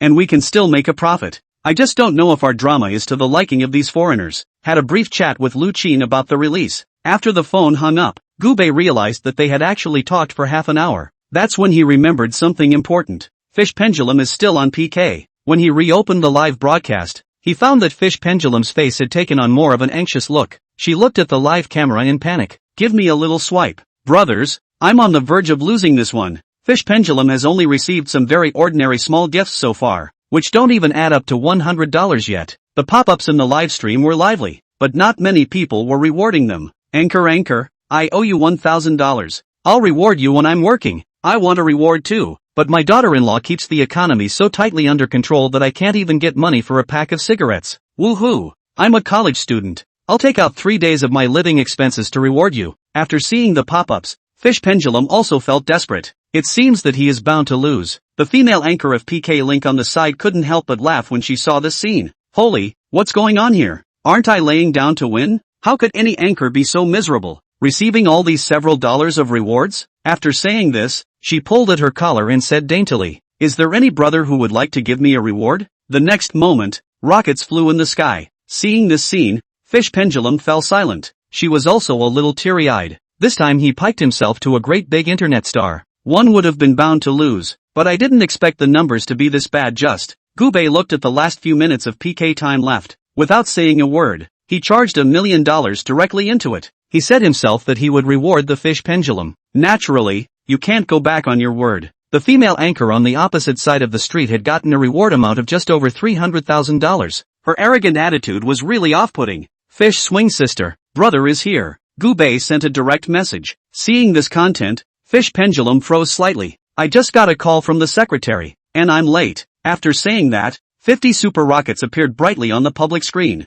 Before Fish Pendulum could react to what was going on, he saw his PK index rising wildly. The anchor woman on the other side of the room was also dumbfounded. What's going on here? If I say I'll help you to the end. Gubei typed this pop-up and followed it up by swiping dozens of super rockets again. Thank you for this brother's reward. Fish Pendulum was trembling with excitement, and even, his voice trembled as he spoke. Gubei couldn't help but smile slightly when he saw how excited the other party looked. It's only $1 million, and that's all it takes to get the other guy excited. Chapter 60, A Million Rewards. Anchor submits. A mere million is nothing. Gubei's glib remark caused all of them to completely explode. There was no shortage of rich people who came to see the live broadcast, but no one is rich enough to spend millions on each other in a matter of minutes. The anchor on the opposite side of the room was completely dumbfounded. She was very excited to look at the live camera. Why don't you take a look at me? This big guy? People are good at everything. Yo, I'm fine with whatever type you like. The anchor on the other side of the room hadn't seen such a capricious rewarding man either, and she lost herself in rocket after rocket. When Fish Pendulum heard this, his expression instantly became very ugly. What are you doing? Why are you still trying to rob people at my place? In their line of work, the most taboo thing is to be robbed of their golden father by these people who possess bad intentions. After hearing the words of the fish swing, the opposite anchor also showed an embarrassed look, but quickly relieved. Look at the appearance seems to have long been used to this kind of operation. Come and see my performance. Brother, it will definitely satisfy you. The other party was still trying his best to snub Gubei, hoping that Gubei would come and enjoy his performance. It looked like this PK was about to end, yet he had landed a big section on the other side. This is a real headache. Brother, Fish Pendulum pouted and opened her mouth a little torn. She didn't want Gubei to be cheated by this woman. I was and didn't know what she could do. Thinking about this, Fish Pendulum's heart felt a little torn. Gubei laughed. He also didn't expect this group of people to actually fight over themselves. Don't worry, I said I'm here to back you up. How could I run to someone else? How can I say that I have to kill a bloody road for you today? You can rest assured of that. Gubei blatantly flirted with the other party on the screen,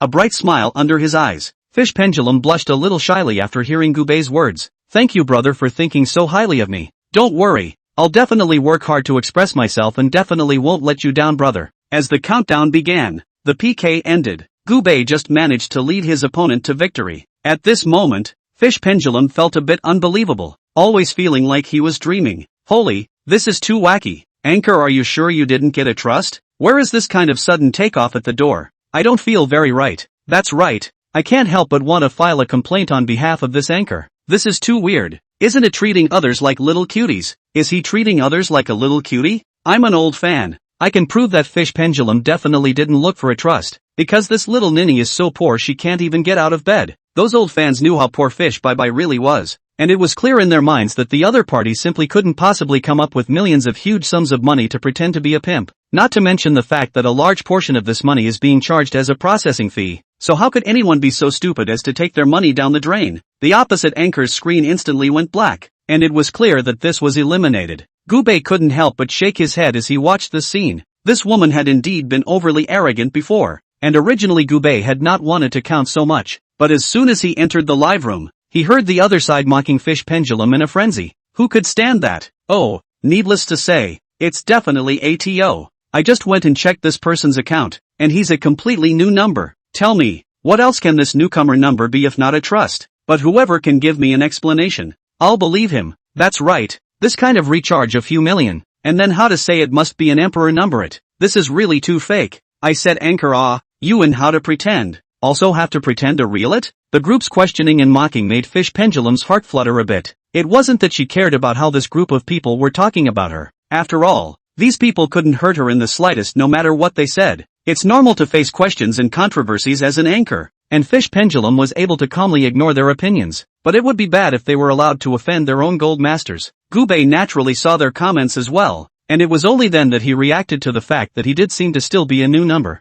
Thinking of this, he didn't hesitate to directly recharge $3 million towards his account. Anyway, there are several more rounds of PKs to come, and all this money is small change. In an instant, Gubei's account was directly upgraded. He went from an ordinary account to the legendary Emperor's number in one fell swoop. Those who had the hindsight to try to find out more about Gubei's account, however, directly froze. What's this situation? People are totally a no-nonsense Emperor number, alright? How come in this group of people's mouth becomes a common number? Have you guys ever been clear before you speak? This is called an ordinary number, and if this is ordinary, then there's really nothing to say about the numbers of everyone here. That's right, obviously when I clicked on it, I saw that it's an unquestionable Emperor's number. Okay, this grade can be higher than the ordinary number. I don't know how much. I don't know what kind of brain you people are crazy. It was at this time that the system reacted as an afterthought and started broadcasting information about Gubei's recharge. Congratulations to user I Love Fish Pendulum for successfully recharging 3 million and upgrading to an Emperor account. Congratulations to user I Love Fish Pendulum for successfully recharging 3 million and upgrading to an Emperor account. Congratulations to user I Love Fish Pendulum for successfully recharging 3 million and upgrading to an Emperor account.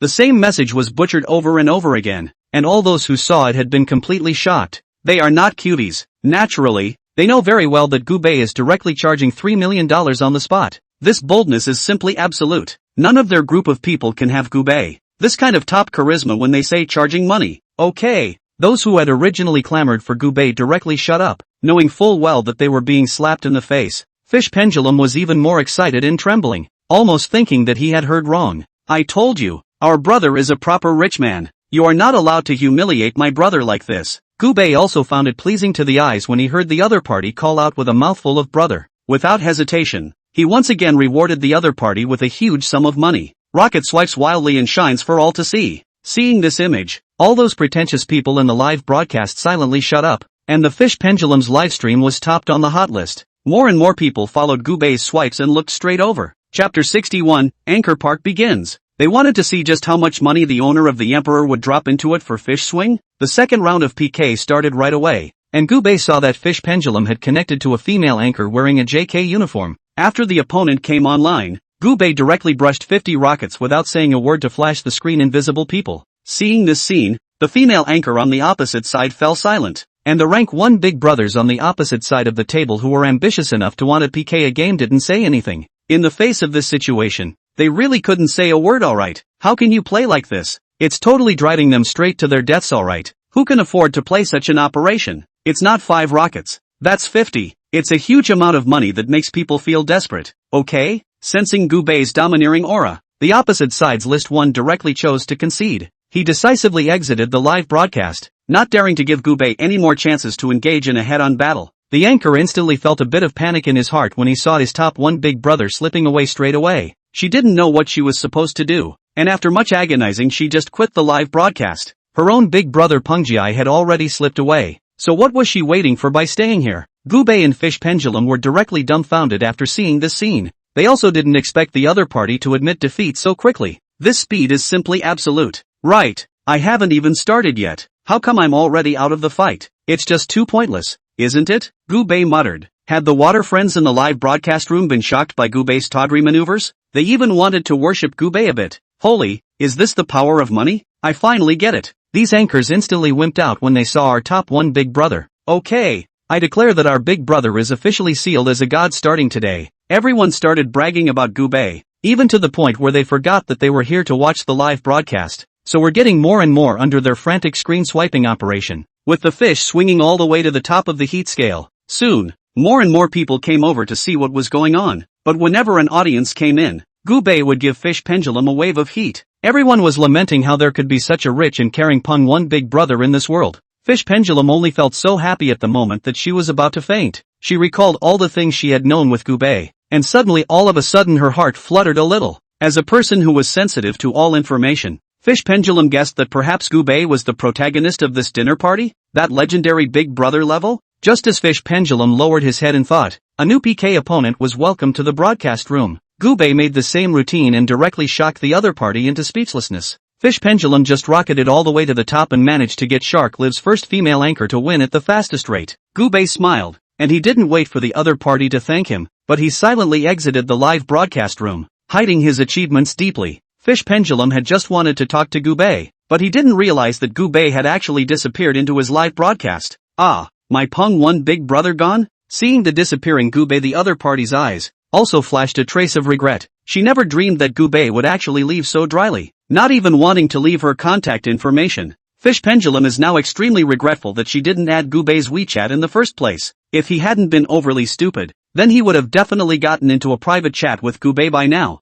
right? Thinking of this, Fish Pendulum also hurriedly went off the air and directly found Gubei's contact information in the background. It's just a shame that the two were only able to talk to each other via Shark Live. Gubei exited the live room, but he didn't choose to exit the software Shark Live. He also wanted to gather around the group that was live streaming to see if he could identify some pretty female anchors. Just then, his background ticked on and off. Gubei curiously opened the private message and glanced at it, realizing that it was actually a message sent to him by Fish Pendulum. Brother Pengji, can you add a WeChat? If there's any program you want to watch, I can give you a private performance. Oh. Seeing the message from the other party, Gubei smiled. Add me on WeChat. He sent the micro signal directly to the other side. Fish Pendulum instantly breathed a sigh of relief after getting Gubei's micro signal. She knew she had almost missed this dear big brother of Pengwan. It didn't take long for the WeChat request to be sent out, and Fish Pendulum received a reply. Gubei just sent an address. Beyond that, there were no more words. Seeing the message sent by Gubei, Fish Pendulum's pretty face blushed and instantly understood the other party's meaning. Okay brother, replied. Fish Pendulum somewhat sheepishly begins to put on her makeup. She's going to meet her big brother, Pengji. Flip-flopping all night at the villa. Gubei woke up and opened his cell phone with some fatigue. The WeChat alerts just kept going off while he was sleeping, which was really annoying. He opened his cell phone and found that it was actually the people in the family group chatting. Oh, this is so unfair. It was his own cousin who spoke. Gubei was very impressed with his cousin Lu Hong, and he remembered that the other party was working in a very high-end large-scale enterprise. He is a dedicated worker and a nice guy. Now that the other party was crying inside the group, it was obvious that they had encountered something troublesome. I've been working overtime so many days in a row this month. I'm just exhausted. My performance is obviously not bad, but that hateful old boss planted all kinds of unenviable things and even planned to fire me. Seeing the message sent by the other party, Gubei was slightly stunned. He hadn't thought that this cousin's life was actually so miserable. Lu Hong, your life is a bit too miserable. Why don't you just change your job? Don't stay there. It's not good enough to stay there anyway. Why waste your time with them?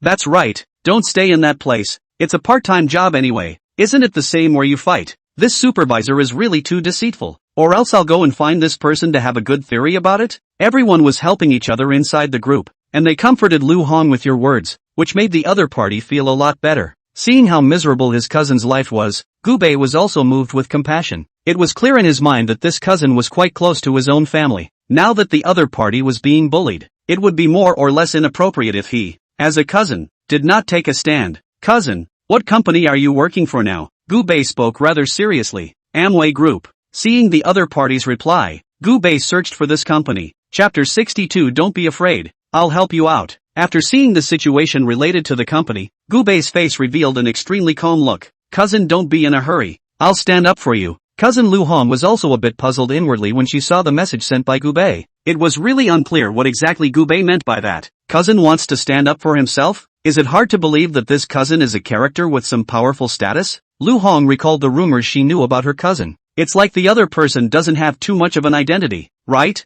He's just an ordinary person who doesn't compromise me. He was verbally abused by a company executive. The other party, no matter what, was at least a not-so-small leader. Actually, Gu Bei was able to get out of the way at will? Although Lu Hong was skeptical of Gu Bei's words in his heart, he didn't say anything more. It's kind of nice to have someone willing to help themselves out. Gu Bei didn't think much about it. He directly called Lu Qin. Secretary Lu, you go to that Amway group and deal with this matter. Gu Bei told the other party the general story. Lu Qin directly agreed in one mouthful, which wasn't a difficult thing to do. As Lu Qin rushed towards the Amway group, Lu Hong was once again called into the office. Lu Hong, why are you making a mess of these documents? Do you still want to do a good job or not? If you don't want to do it, just say so, and then pack up and get out. What's the point of keeping you around when not only do things so poorly, but also waste so many company resources? The supervisor spoke menacingly, a disgruntled look on his face. By the looks of it, it seemed to dislike Lu Hong. Lu Hong was criticized and educated,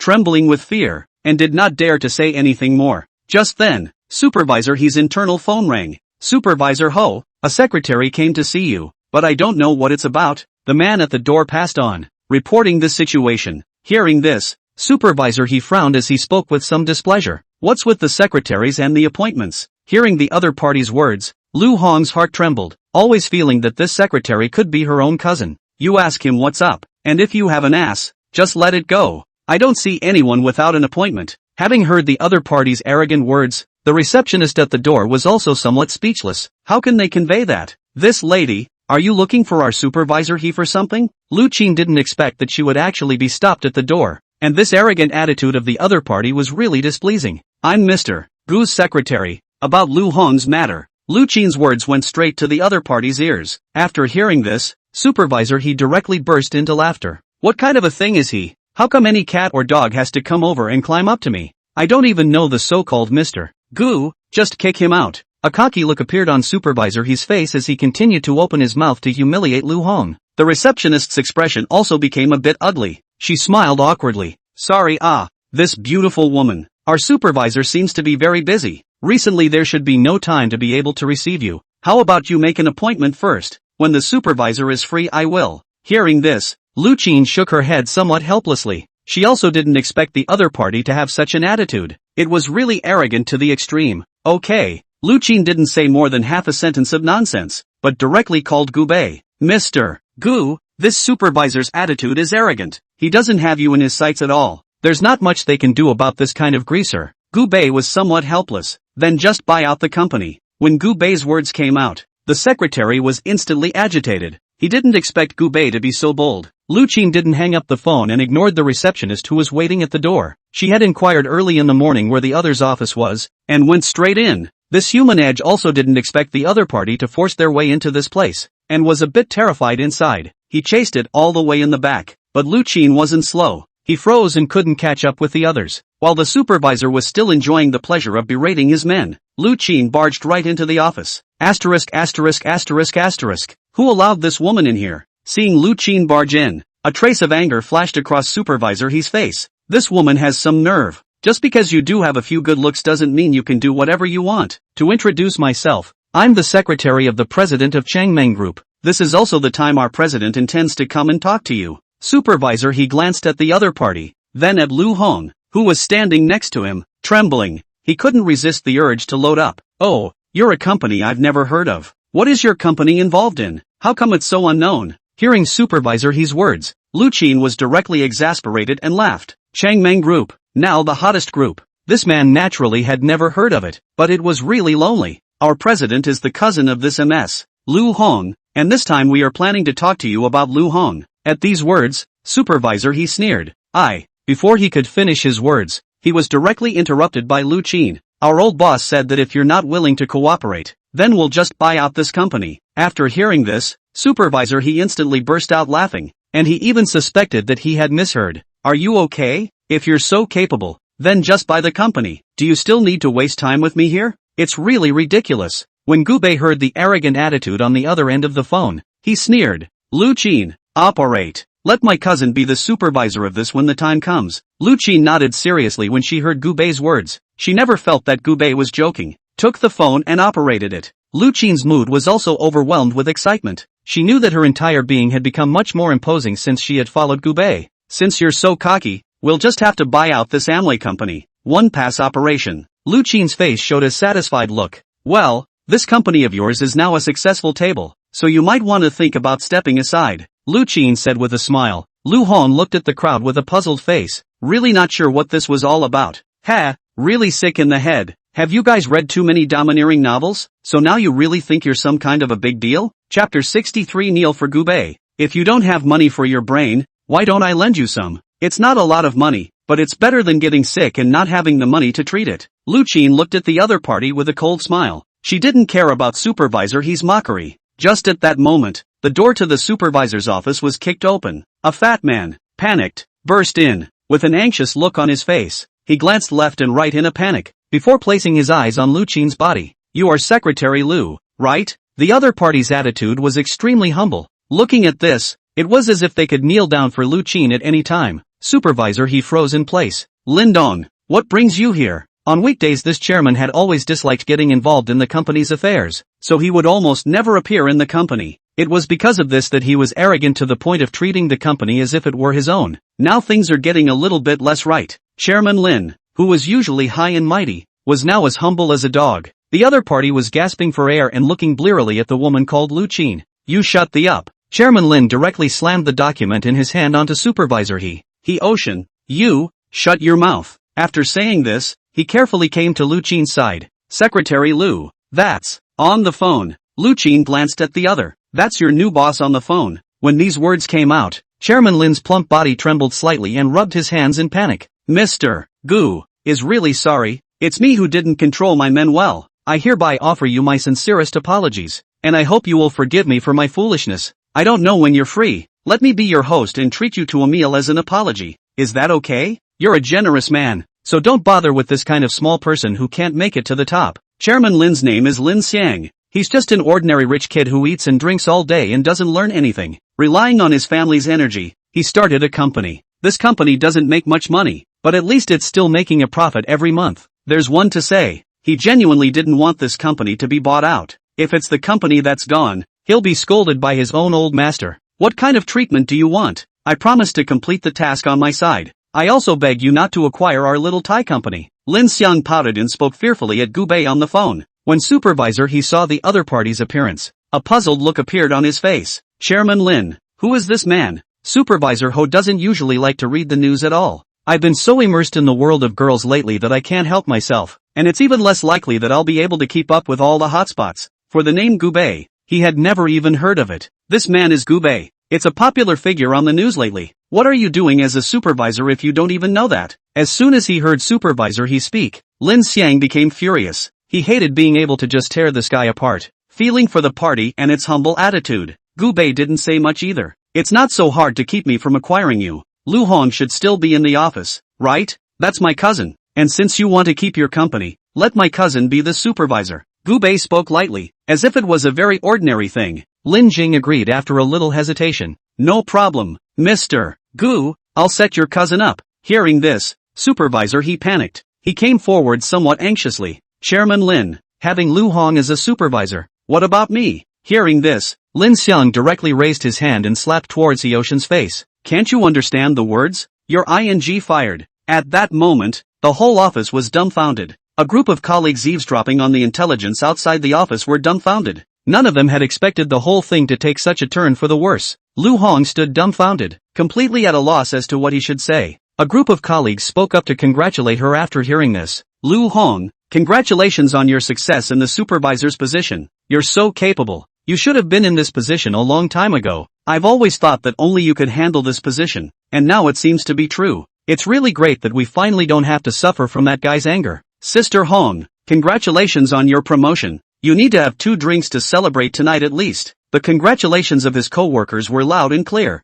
It wasn't until this time that Lu Hong really reacted to what was going on. Become a supervisor yourself. Gubei smiled and hung up the phone after hearing the movement on the other end of the line. It was clear in his mind that with Lu Qin helping with the errand, all the matters need not concern himself. After making the call, Gubei released his body and mind and leaned back on the sofa at ease and swiped the jitterbug. Half an hour later, a jittery news item appeared in Gubei's phone. The top international school Qingtu Middle School landed in Linen District. The school district housing profits skyrocketed. Citizens Mr. Wang spent 30 million to buy 30 sets of school district housing. Successful profit of 100 million. Seeing this news, Gubei's heart rejoiced. It looked like he had money to make again. Without hesitation, he drove his Lamborghini to the East Lake sales office. The sales center was quiet at this time. There simply aren't many people who want to come and buy a house here, because it's a remote area. House sales are poor. The group of salesmen in the sales center were also sitting on the sidelines with sad faces. This month there is no performance. They will not have much salary.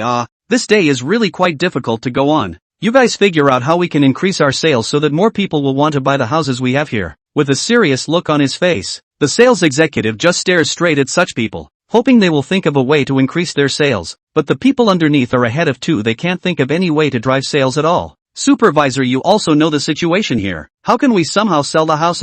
That's right. Those rich people in charge of people's homes are more sophisticated than one another. And they usually don't buy houses in this kind of location. It's extremely inaccessible and doesn't have enough amenities. All those school districts and such that rich people value so much are simply not available here. How can such conditions attract rich people to buy a house? This is not a joke. Chapter 64, Buying a House. Buy him more than 30 sets. The sales supervisor knew this very well in his own mind, so he just sighed silently and didn't say anything. If this really continues, his track record will be cool. Alas, indeed, so is. Just at this time, Gubei parked his car at the entrance and walked towards the sales center with big strides. He also felt a bit speechless about the location of this sales center. This place is not convenient for parking at all. It took him a long detour before he parked in a more remote place, and after all that he had to come here on foot, which was really hard work. Finding the door to the sales center, Gubei directly pushed it open and walked in. The group of people who were in the middle of a meeting didn't expect someone to push the door in.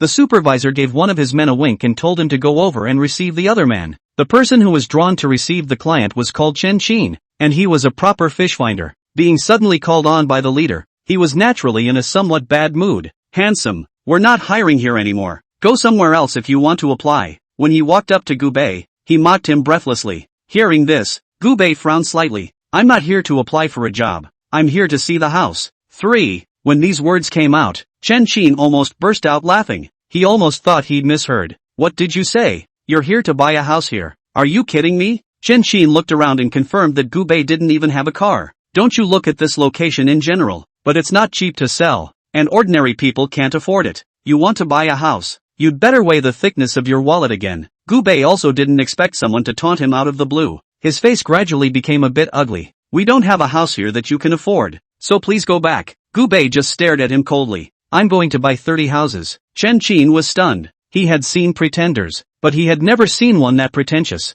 Who in their right mind would offer to buy 30 houses? But seeing this serious face of Gubei, he hesitated. Chen Qin agonized over it and finally went to call the supervisor. Supervisor Chen, the man at the door said he wants to buy 30 houses. Chen Qin jogged all the way to Chen Zheng and spoke. Hearing this, Chen Zheng's face changed slightly. Buy 30 sets? Then how dare you call someone that guy? That's ing god alright. After saying that, Chen Zheng directly stepped forward to actively greet Gubei. He came to Gubei and looked the other party up and down. To be honest, his heart was also pondering whether Gubei had so much money. Hello sir, are you buying 30 houses? It costs a minimum of $30 million to buy a 30 house, and there are price variations depending on the type of house. He wanted to go over the relevant matters in detail with Gubei. As a result, he didn't expect Gubei to wave his hand and press on without listening to his introduction. I'm not kidding you. Just show me the floor plans and everything, and just pick 30 sets at random. Chen Zheng swallowed hard as he saw Gubei in such a domineering manner that he ultimately chose to believe the other party. Sir, can you see if any of these houses are to your liking?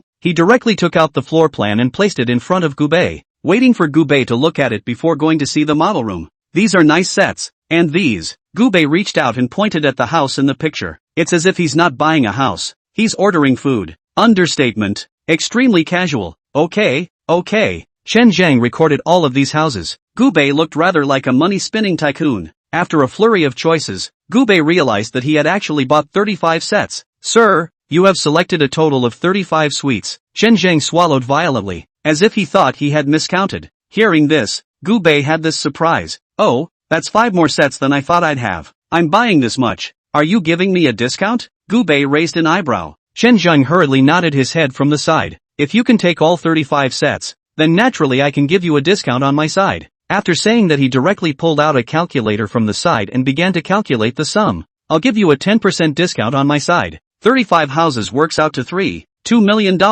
Hearing that price, Gubei couldn't help but tsk his mouth as well. That's cheap. When Chen Zhang saw Gubei's appearance, he thought that the other party was trying to back out.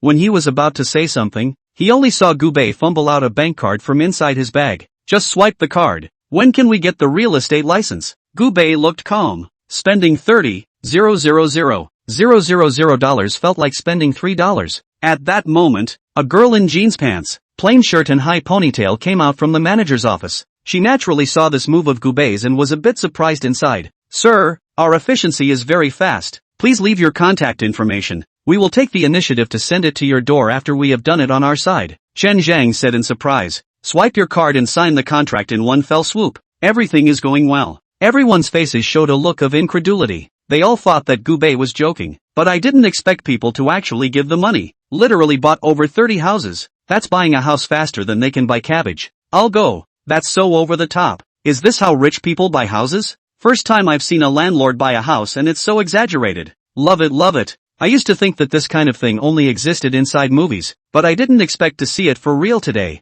I'm going to send it to my friends. A group of salesmen were on the sidelines with extremely shocked looks on their faces. They all regretted that they hadn't received Gubei personally. Originally they didn't have much of a track record, and now all of a sudden someone buys over 30 suites. It's a total profit, alright. Chen Zhang's entire body was dumbfounded. He watched the scene incredulously, blinked hard. Mr. Gu, don't worry. I will definitely do everything properly for you, and will definitely not let you down. I'm on my way to take care of it for you. After saying this, he rushed off to get busy. The woman who had just walked out of the manager's office, on the other hand, came next to Gubei in stride. Her eyes were glowing as she looked at Gubei. Mr. Gu, right? She had just interviewed for a sales position here today, and she didn't expect to meet such an extreme tycoon as soon as she arrived. Such a big leg to hold. Chapter 65. We can get in the car and talk business. Gubei glanced up at the other party, not to mention the rest. The woman's voice alone was perfect. It was hard not to be mesmerized by the delicate voice on the other side. Sir, if you still need to buy a house, you can always come to me to find out. I will know everything and tell you everything I know. Do you need me to explain the houses to you in detail? The other party blinked at Gubei with a slight look of anticipation in his eyes. It could be seen that the other party really wanted to introduce the house properly to Gubei. No problem, but I don't have time to sit here and listen right now. Gubei shrugged his shoulders, looking a little regretful. A panicked look instantly appeared on the sales beauty's face as she hurriedly opened her mouth towards Gubei. Then why don't we get in the car and talk, and I can go over the details with you, and I'm sure you'll be very pleased with my service. The sales beauty had a big smile on her face. Gubei didn't hesitate and directly nodded in agreement. No problem. The next can have to work hard to give me a good detailed introduction. If the introduction of let me satisfied, then this house to buy a few more sets is not impossible. Gubei smiled slightly. It's not that he doesn't want to buy it, but the houses here are limited by the developer to a few rules. Gubei could buy 35 units, which was already considered a backdoor opening. After hearing Gubei's words, the sales beauty instantly showed a smile and followed Gubei towards the outside with a big smile. The crowd of salesmen revealed extremely envious eyes and just looked straight in the direction Gubei had left. Ugh, if only I were a pretty girl, maybe I'd have closed a big deal by now. That beauty definitely gained a lot, and she could have gotten that rich guy to buy a few more sets with her efforts. How can you buy more houses when you're already limited to 35? That's true, but this rich man's thoughts are really hard to figure out. Even a lot like this can buy more than 3 dozen sets. That's a bit too much, isn't it? What do you know? People's investment brains are not something we can figure out. If anyone can figure it out, then wouldn't the other bigwigs just have to eat dry rice? Everyone looked at Gubei's departing back and whispered. All of them were extremely envious of this new beautiful saleswoman. Unlike them, they're not even qualified to strike up a conversation. The other party quickly followed Gubei to the car. Seeing these two Lamborghini transformers of Gubei, the beautiful saleswoman had an incredulous look on her face. Mr. Gu, I have to introduce you to a sleepless night. When Gubei woke up the next day, he only felt a sore back. The Lamborghini still seemed slightly narrower and less suitable for doing anything drastic on it. No, after tossing and turning for so long, he was already feeling a pain in his back. The sales of East Lake Real Estate Company also went to work one after another. Yesterday everyone made a big profit and the manager invited everyone to spend some money. If only there were more of these dirtbags today. Some people couldn't help but open their mouths and lament, each of them expecting a miracle to happen. If they had this many customers every day, It wouldn't be long before they made a fortune. Don't you dream? Wasn't this a good thing yesterday because everyone was lucky enough to get it? It would be a total dream to have this kind of dirt every day. But there is a say the house here is really nothing to buy. How that person is so sure to buy 35 houses Just as everyone was thinking about it, they couldn't figure out what Gubei was doing. The TV is starting to show the morning news. 2. The branch of Qingtu Middle School landed in Linen District, and the price of the lot skyrocketed, shifting from 10,000 a square foot to 40,000 a square foot of top-quality mansions. The news broadcast the detailed information. Hearing the crowd in the room staring incredulously, they even suspected that they had heard it wrong. Holy, what's going on here? A new policy that popped up this morning? Cow. Won't the house price go up completely this time? Alright, everyone, don't worry, the house here won't sell. When the time comes there will be countless people coming over, begging us to sell the house to him. The manager couldn't help but snicker as well, and it wasn't clear in his mind that their spring was about to arrive as well. It was also at this time that the manager, as if he had remembered something, suddenly looked down at the large pile of real estate certificates placed aside. Wait, yesterday that Mr. Gu came over and bought 35 suites. The manager was silent. They had been gloating about the money they made yesterday. On second thought, Mr. Gu bought so many suites at once. After hearing the manager's words, everyone was dumbfounded. How did they forget about this? I'll be damned. I told you. How could anyone come and buy a house here for no reason? That's right. No one came to buy the houses here originally at all. And the developer's side only released so many 30-odd quotas. Yesterday was suddenly bought out by someone at once. There must be a problem. How come none of us reacted?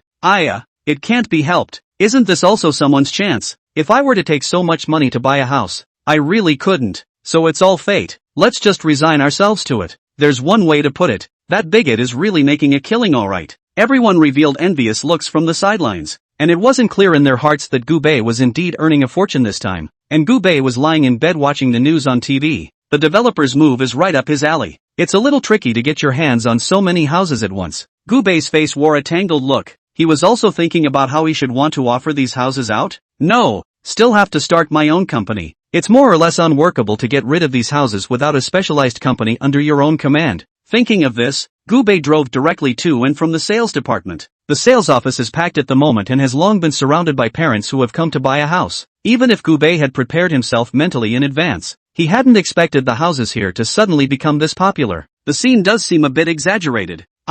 Old Chen, you came here to buy a house too? Yes, old Lin. The houses here suddenly skyrocketed all of a sudden. And the price is simply daunting. Chapter 66 House prices skyrocketed. Gubei has made a fortune. Isn't that right? The houses here become top educational resources all of a sudden. So of course you have to buy in advance, lest the prices go crazy then. Or you have a high vision. Now there are no supporting facilities around. The price won't be too high. By then if it really goes up, it won't be easy yo. Everyone said one thing to each other with a look of excitement on their faces. This time they had made full preparations and wanted to come over to buy a house. The supervisor saw Gubei from a big distance and immediately rushed up as fast as he could. He rushed over very nervously to look at Gubei. Mr. Gu, you're here. We're still in the matter of Liaoning. This wave of your operation is really too far-sighted. Let us simply admire it. This time the realtor's side has also opened up new permissions for us to buy more houses. The supervisor looked at Gubei with a smile. And he also knew that it was naturally impossible for Gubei to purchase a new house. This visit was mostly for the sale of the house. Do you have any specific plans for your house? Is it ready to be sold or? The supervisor looked at Gubei with a smile. He was looking forward to Gubei's decision. Gubei shook his head. He had no intention of selling the house. I'm going to convert the houses here into gold apartments and a boutique hotel, and I'll be breaking ground in a little while. Prices here could go up at least another degree, conservatively in the 50,000 to 60,000 range. Hearing this, a look of surprise appeared on the supervisor's face. That's a little too much of a price increase. Alright, you see to the rest of the arrangements. Get the program all worked out as early as possible, and hand the stuff over to me when the time comes. That 35 houses would be just right for these. Gubei glanced at the bustling scene, and he didn't continue to disturb the other party. With so many people coming to buy houses today, they must be so busy that there's no point in continuing to waste time here themselves. The parents on the side naturally heard the conversation between Gubei and the other party. They all had incredible expressions on their faces, not realizing that the young man in front of them actually had so many houses. Looking at Gubei's departing back, all the people were agitated. Did you hear what that young man just said in my district? He actually bought 35 houses here. That's too much, isn't it? I just thought I heard it wrong. but I didn't realize it was all true. Oh my god, it's like a dream. It seems like the environment here wasn't that great before, but to think that someone would be willing to spend so much money to buy a house is indeed quite bold. He deserves to get rich. This group of parents were extremely envious of Gubei. He even hated that he could become a rich man like Gubei. After taking care of the house, Gubei cozily drove his car around the river. He felt the breeze on his face and suddenly had a lonely feeling of being alone and seeking defeat. The view is nice. Gubei parked his car at the riverside, and he just looked around in a cozy manner, admiring the beauty of the surroundings. Just then he saw a club in the distance. Gubei drove his car quickly to the entrance of the club and found the words Jasmine Club written on it in big letters. The Jasmine Club? That's an interesting name to hear. Looking at the gorgeously decorated store, Gubei had a feeling of wanting to go in and spend some money. Just then, a woman made a phone call and passed by Gubei. That's right, Lily, I've only made over $100,000 this month. I know it's only the beginning of the month, but I feel like I'm still making too little. If only I could make more. Gubei subconsciously glanced at the other party, and he had to say that this chick was quite good looking, with a different look. Watching the other party leave on the phone, Gubei glanced back at the security guards on duty. Dude, what's this woman's deal? Hearing Gubei's words, the security guard was happy. This is the headliner of our Jasmine Club. Isn't she pretty? This face has mesmerized so many men. Speaking of which, the guard hemmed and hawed. Naturally he was one of the group of men. Gubei silently glanced at the other party, then drove straight after him. Soon he caught up with the headliner. Hey beautiful, I heard you're the head honcho at the Jasmine Club. Interested in going out with us? Gubei curiously opened his mouth to ask while operating the steering wheel with one hand. Hearing this, a look of disdain flashed across the other party's face. This brother, you think you can invite me?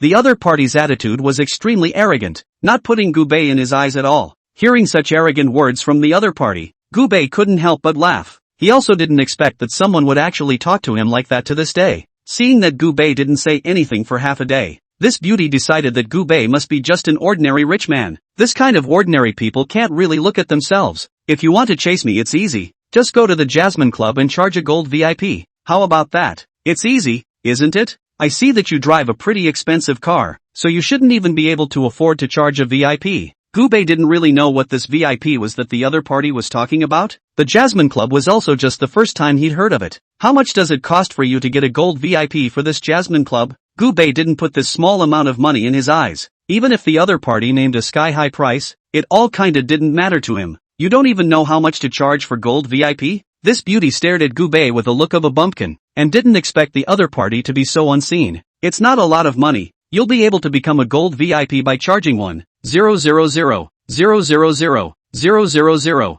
and you'll have to charge more if you want to continue upgrading. Of course, if you don't have much money, you can also consider charging a regular VIP, but that's not the kind of thing that will get me asked out. The pretty girl at the end of her sentence? Somewhat disdainfully, he raised an eyebrow. She had just about finished her call at that point as well and was ready to rejoin the club. Seeing each other back at the club, Gubei didn't waste any time as well, as he followed closely behind and followed into it. He had just walked in when a waiter greeted him. The other party looked at Gubei respectfully and with a very good attitude. Hello sir, is this your first visit to our Jasmine Club? The waiter looked at Gubei very seriously, with a hint of anticipation hidden in the bottom of his eyes. He had seen the man park his car in the garage. People drive Lamborghinis, and this kind of car is not affordable for ordinary people. He felt that such rich people should still be quite decisive in recharging their membership cards. Chapter 67 Jasmine Club. Our Jasmine Club is classified as a private club and it's also for members only. This is your first time here, so let me introduce you.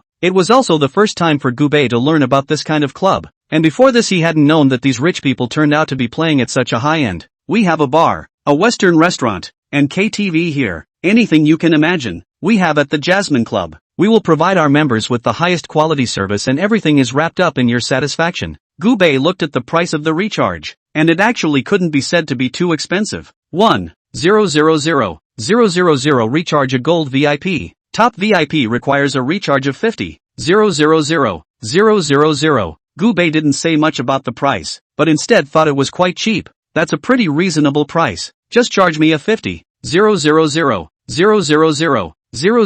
VIP straight away. Gubei calmly pulled out his bank card and directly chose to recharge. The waiter didn't expect Gubei to charge a huge sum of money so decisively, and a look of excitement appeared on his face. Okay, I'm going to get everything set up for you. Would you like to go to the private room for a short while now? This private room is specially prepared for our VIPs. It is extremely private, and every Supreme VIP has an exclusive room. You can rest assured of that. Hearing the waiter's words, Gubei also felt satisfied. The privacy here was nice, and it was really his preferred type of place. Soon Gubei was brought to the exclusive private room, and he couldn't help but secretly tsk his tongue as he looked at the luxurious decoration of the room. Coming to this place, he even had the feeling that he had become an emperor. Feel free to serve me some of your good wine and let me get a feel for what you've got. For Gubei, who wasn't bad with money, no matter what kind of wine the other party served, it would be stress-free for him. Okay, Mr. Gu, do you need us here to arrange our beauties for you? All of our headliners here are beautiful and will absolutely please you. Hearing this,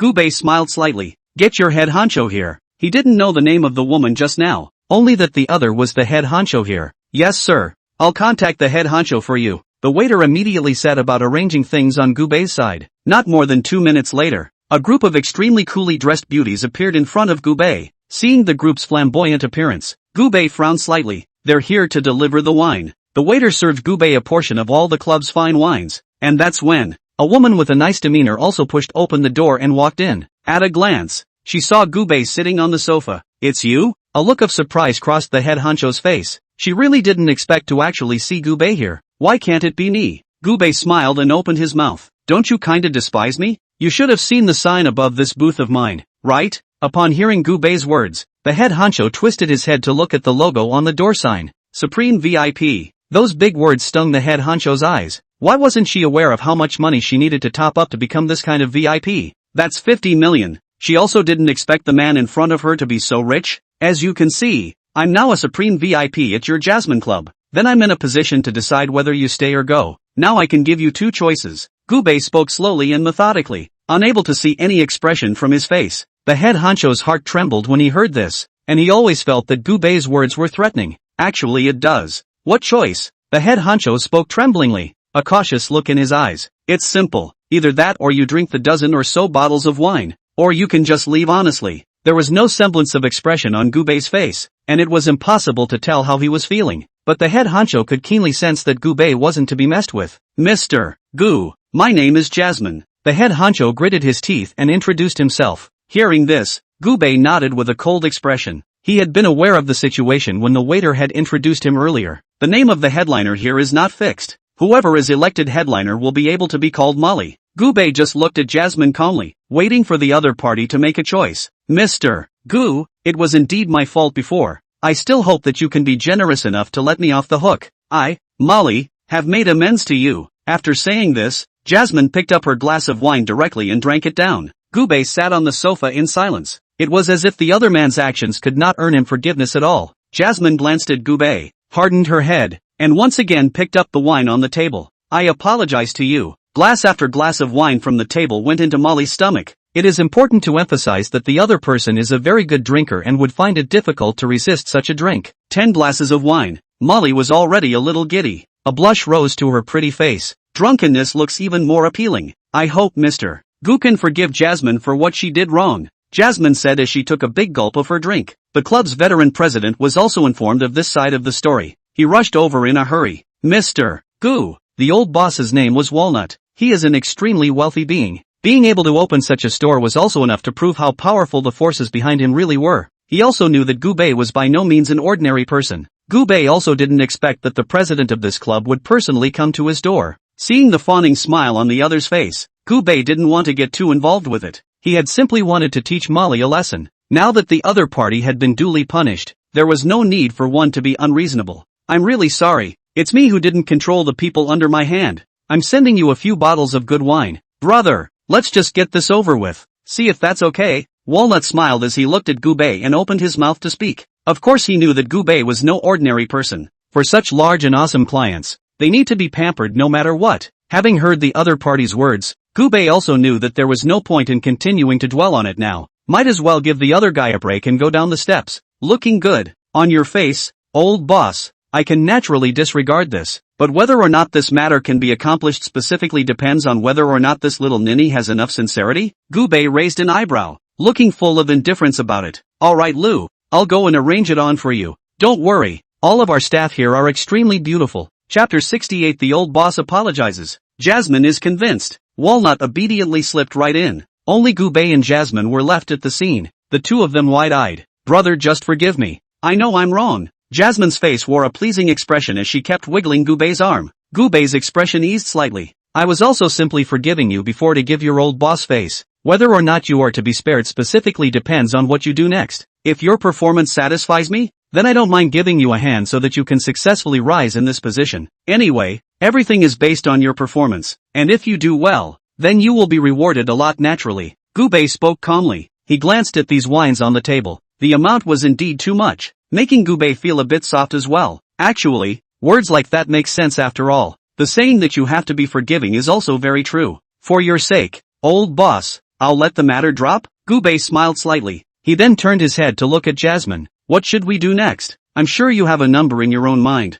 don't you? Jasmine froze, then nodded. She knew exactly what she should do. All right, drink the bottle, and all will be considered settled. Gubei casually pointed to the bottle of wine on the table. Jasmine's face changed slightly at the sight of the overflowing bottle. She gritted her teeth and broke the bottle right off. Mr. Gu, I was the one who took offense before. I still hope you can forgive me. When she finished speaking, Jasmine drank the wine directly from her hand. Seeing that the other party was so bold, Gubei nodded in satisfaction. It's good to know when you're wrong. Jasmine nodded drunkenly, then stepped forward and locked the door to the booth directly behind her. Layer by layer her gown faded. Spent a couple hours at the Jasmine Club. Gubei was satisfied and intended to leave, creating a company of his own. This idea endured in Gubei's mind. He knew very well that only when he owned his own company could he be considered a proper boss. Speeding along in his car, it didn't take long for Gubei to arrive at the busiest shopping street here. Several elite buildings in this commercial street are located in the very center. Some houses have already been sold. There are also some homes in a pending sale status. Gubei strides to the sales center. He had just reached the door when he was stopped by security. There was a slight look of contempt in the other party's eyes. What are you here for? This gentleman? We're on a reservation system here. You can't go in without a prior appointment. Before Gubei could open his mouth to speak, the other party spoke once again. Of course, if you're looking to buy a building, you can still go in. The security guard has been here for many years, and he has a very strong sense of self-importance. For him, the fact that he works in a high-end setting makes him a high-class person. Hearing the other party's words, Gubei glanced at him calmly. I'm here to buy a building. The security guard found it funny, guessing that Gubei must have continued along with his words. However, he didn't say anything more, since Gubei wanted to pretend. Then he could naturally cooperate with each other. Inflammatory, a good show. Okay, I'll go inform our lobby manager and see what he can arrange. After saying this, he directly shook his fat body towards the inside of the office. Gubei was looking at the most famous building inside the elite building this time. FL building. Those who could work in this building were of elite status among the elite, and naturally should not be underestimated. Again, prices here are not low. This one can be called the most expensive building around. Manager, there's a kid at the door who says he wants to buy a building. The security guard came in through a gasp, and he didn't hide his mockery of Gubei. Hearing this, the manager was slightly stunned, not realizing that someone was actually planning to come and buy the house. For such a long time, those famous old bosses have already bought all the buildings they should have bought. Now how come a person who wants to buy a building pops up all of a sudden? His heart was curious, but he wasn't like the security guards who didn't have good breeding. Putting on his suit jacket, he went straight to the front door with a serious face, ready to meet Gubei. Hello sir, are you here to buy a building? The lobby manager directly welcomed Gubei over. It was taken to a specialized reception room. That's right, I'm going to buy a floor in FL. Seeing that the other party had such a good attitude, Gubei didn't put on a face for the other party either. He was very serious about his purpose. When these words came out, even the lobby manager, who had seen a lot of the world, was dumbfounded. To know, the FL building is the top of the line of all buildings. Want to buy a floor here? You can't get it without $100 million or $200 million.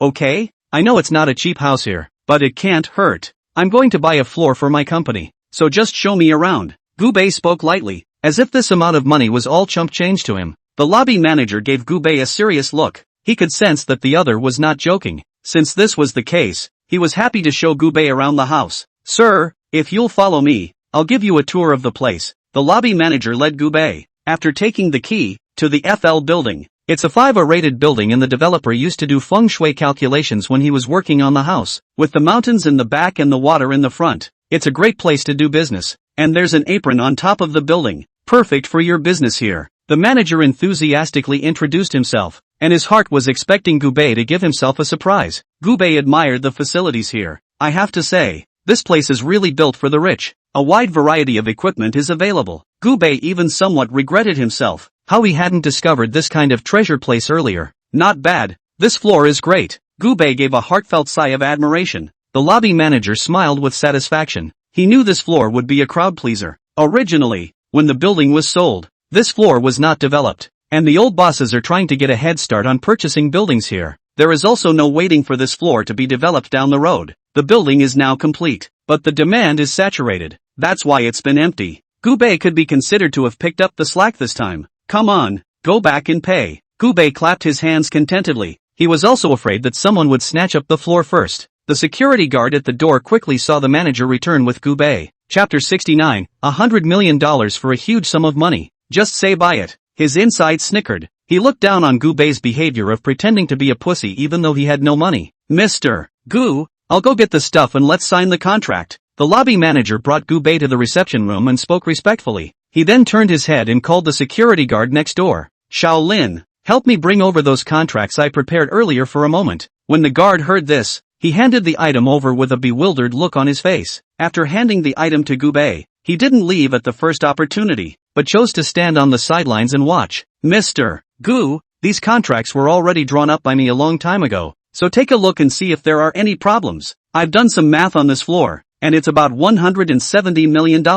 I'll prepare the formalities for you on my side. The manager smiled and spoke to Gubei, who had already treated him as a god of wealth. Go on. Gubei sat on the sofa and looked at the other party with a smile. The lobby manager immediately jogged forward and went to get all the paperwork done as fast as possible. The security guard hadn't even reacted to what was going on until now. Swipe your card and sign the contract in one fell swoop. Gubei looked at the documents in his hands and smiled with satisfaction. Right, Manager Feng. I'm a homeowner now, so I should still have no problem firing a security guard, right? Gubei's face had a smile on it, and it looked harmless, but this one sentence had directly scared the security guard to the point that he was trembling. Why didn't he know what Gubei meant by that? Isn't this an attempt to fire yourself? When Manager Feng heard this, his face gradually became serious. He also guessed why Gubei would suddenly say such words. You certainly have the right to do so. Manager Feng's words even made the security guard instantly despair. He trembled in fear and directly fell to his knees at Gubei's feet. Mr. Gu, please forgive me if you're so generous. I know I'm wrong. I shouldn't have taunted you like that in the first place. The guard was crying with a snotty nose and a desperate look in his eyes. But how could Gubei's decision be changed? He stared indifferently at the other man. No semblance of expression on his face. Manager Feng was also a smart man. He knew that the other party had offended his big client. A high-end sales department like ours would never allow an employee with no eyesight like that. Lin Jun, I declare you expelled. Don't make a pointless struggle here. Hurry up and pack your things and get out. Manager Feng's heart also burst with fear. He wondered if this guy had said something extremely over the top in the first place. Wouldn't that have offended his gold master? You go and look into it. Better yet, acquire the whole building for me. Gubei had thought that acquiring a building was quite troublesome. As a result, he didn't expect Manager Feng to immediately slap his thighs, and he had a wide smile on his face. Mr. Gu, isn't that simple? Leave it to me to take care of it. Manager Vaughn went straight to the office and started making phone calls, clutching a huge pile of stuff. Within a few minutes, he burst out of the office in a state of unbridled excitement. Mr. Gu, these buildings have been sold out before, so there are many attributions. If I want to take the buildings down, I need to go and negotiate with those old bosses. I still hope you'll give me some time. Manager Feng picked up the keyboard and frantically calculated next to him, and soon enough he had already come up with the result. Mr. Gu, this is the final offer. Take a look. Gubei glanced at the price. Go ahead and talk about acquisitions in peace. Don't worry about money or anything else. You'll let me know when the acquisition is done. Remember to customize it for me and change the name of the building to GB. After saying this, Gubei left with a cozy stride. The manager respectfully watched Gubei leave. For a big shot like Gubei, he was close to kneeling down to see the other off. Back in his office, Gubei looked at the river view in front of him and felt satisfied. Just as Gubei was thinking about the future, his phone suddenly rang. Picked up the cell phone to see that it was actually the mayor's daughter, Lu Meng Meng. The call connected and a voice called drip came from the other side. Brother Gu, you haven't paid attention to me for a long time. Yo! Hearing the other party's voice, Gubei smiled. He could even imagine a cute little girl, jumping up and down and pampering herself. Mo, I've been a bit busy lately, so I haven't contacted you much. Gubei just wanted to open his mouth to say something to comfort the other party, but he didn't expect this little ninny to resume her sadness directly. So are you free now? Can you come out and play games with Mo? Hearing the other party's dollish voice, Gubei smiled, a touch of tenderness appearing on his face. Yeah, how about just going to the carnival playground? It's the biggest chain of amusement halls, and that's where young people go to play games these days. Hearing this, Mo immediately clapped his hands happily. Okay brother, I'm off then. I'll see you in the playroom. Gubei smiled and hung up the phone. The other party was a little too cute. It wasn't far from Gubei's place to the carnival. When he arrived, there was already a well-behaved figure sitting nearby, waiting. I can't believe you came so fast? Gubei was surprised. Originally, I was already considered fast, but I didn't think there were faster ones. Brother, you don't know that. Usually my dad doesn't let me play with these. Today it's not easy to have a chance to come out and play with you, so naturally I'm going to seize it. Seeing the other party's well-behaved appearance, Gubei's heart stirred. Then I'll let you have your fun today. After saying that, he directly led Lu Mengmeng to the front desk. Beauty, recharge me with $20,000 first. Hearing Gubei's words, Lu Mengmeng covered her mouth at the side and looked at Gubei with some incredulity. Brother, this is too much. Seeing the other party's cute appearance, Gubei couldn't help but reach out and touch her head. What's the point? If you like it here, I'll buy it all outright for you. When these words came out, Lu Mengmeng's pretty face reddened and she embarrassedly cast her head to the side. Brother, you're making jokes about people again. Seeing the other party blush, Gubei felt a sense of accomplishment. The front desk is busy with recharge operations. After hearing Gubei's words, they couldn't even hold back from rolling their eyes. Grind, who do you think you are? You're really asking for a lion's share of the money to buy this carnival. Although the front desk's heart was inwardly slandering, it still didn't say these words that shouldn't have been said out loud. What if I offend someone by telling them and get beaten up? Chapter 70, rushing him for tens of thousands of dollars. Soon after recharging successfully, Gubei brought Lu Mengmeng and the two of them went to the game center. All kinds of games were tried by them. Lu Mengmeng's laughter never stopped. Brother, these are so much fun too. Gubei was also smiling with joy. He hadn't played many of these games before. Weekdays have gone to work as a social animal, honest work, which have the heart to play these things. Oops, there are doll catchers over there, brother. Why don't you accompany me to catch a doll? Lu Mengmeng suddenly saw a sight of the dolls, instantly excited, and hastily urged Gubei accompanied himself over to catch the dolls. Gubei cheerfully followed the other party all the way forward. No matter what Lu Mengmeng wanted to play, he was patient and stayed with him all the time. 3 coins are required for each pinch. Yanamamo concentrated on fighting the doll. Soon the money inside the savings card was used up. It was only at this time that Lu Mengmeng reacted to the fact that she had actually spent so much money already. She was like a child who had made a mistake, looking at Gubei with her head down in some guilt. I'm sorry, brother. I used up all the money you charged in here. Gubei waved his hand without a care in the world. It's just a little money. It's fine. Just go straight to the store when you run out. Don't care so much. Hearing Gubei's words, Lu Mengmeng was touched and buried her head into Gubei's arm. Ah, you're just too good to me. Brother, Gubei smiled and stroked the other party's little head. This was followed by another 20,000 recharge. The two of them were happily catching dolls. Gubei was not too interested in this kind of program. He prefers to watch from the sidelines. Soon, all of Gubei's recharged money had been spent. Lu Mengmeng hammered her head and sat down, inwardly frustrated. Brother, I'm just too stupid to be able to catch the doll. She felt like her hands were going numb, but she just couldn't grab the damn doll. It's really irritating. Hearing this, Gubei smiled. That's okay, let's punch a little more to try our hand at it. Seeing that the other party had been unable to catch the doll, Gubei was also a bit eager to try. This time Gubei directly charged 50,000. It was clear in his mind that no matter what, this doll must get his hands on it today. Soon, Gubei recharged and returned. After he swiped his card on the crane machine once, he started to catch dolls like crazy with Lu Mengmeng. Perhaps because of the amount of money invested, this time they fell back on a catch. Great! Brother, we made it in one go when you made your move. You are just wonderful. I adore you so much. Lu Mengmeng shouted loudly next to her without caring about her image. For this little girl, Gubei is the male god, alright. The people around them looked at Gubei with incredulous eyes. They didn't think anyone could catch so many dolls. They were relieved when they saw Gubei constantly swiping on the crane machine. The receptionist who had just looked down on Gubei somewhat inwardly was also staring in Gubei's direction with an ugly face at the moment. She didn't expect Gubei to be so powerful. That's almost 100,000 charged at once. How rich does this person have to be? The receptionist was a little remorseful that she hadn't been able to scratch her head at the rich man. Wouldn't it be a good day if the other guy took a liking to you? But it's too late for regrets now. These two have emptied the mall's crane machines.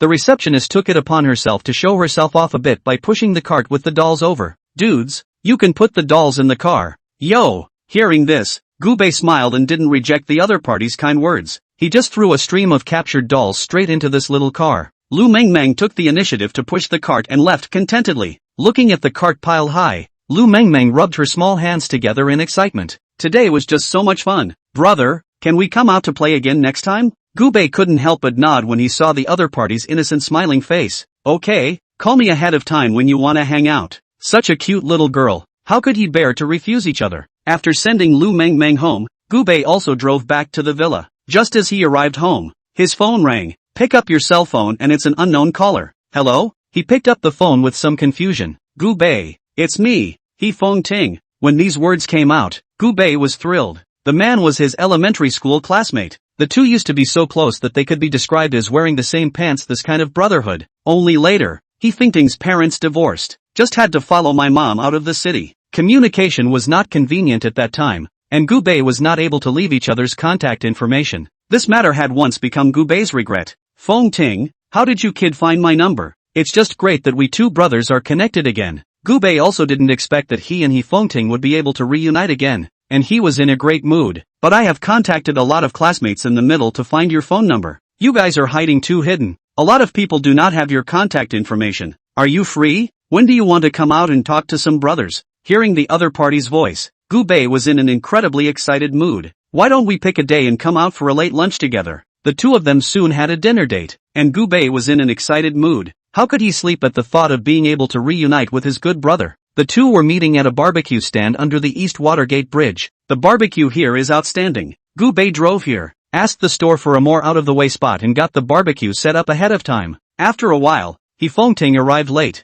He was carrying some food in his hand and a lift of milk. It's been a long time, brother. He handed what was in his hand directly to Gubei. Seeing the other party's appearance, Gubei also ranted a bit. What do you think is wrong with you? Why do you bring something if you're just coming? Isn't it hard to meet again? I thought we should have some proper manners. Gubei smiled and looked at the other party. He could see that this brother of his didn't seem to be having a very good time. Used to seeing those expensive clothes, Gubei was able to tell at a glance that the clothes He Feng Ting was wearing were extremely ordinary. The point was that the other party's clothes were not just as simple as ordinary. Even a lot of places were playing mimba. It feels like the kind of thing you would wear if you were sewing and mending your clothes. Gubei's heart suddenly felt a little sour. He didn't know what his brother had gone through to be so miserable. Chapter 71, A Brother's Request. Originally, He Feng Ting's family conditions were not bad. How now? Alas, brother, I can't send you any expensive contraptions. To be honest, my days are really too. He Feng Ting let out a bitter smile and directly poured Gubei a glass of wine.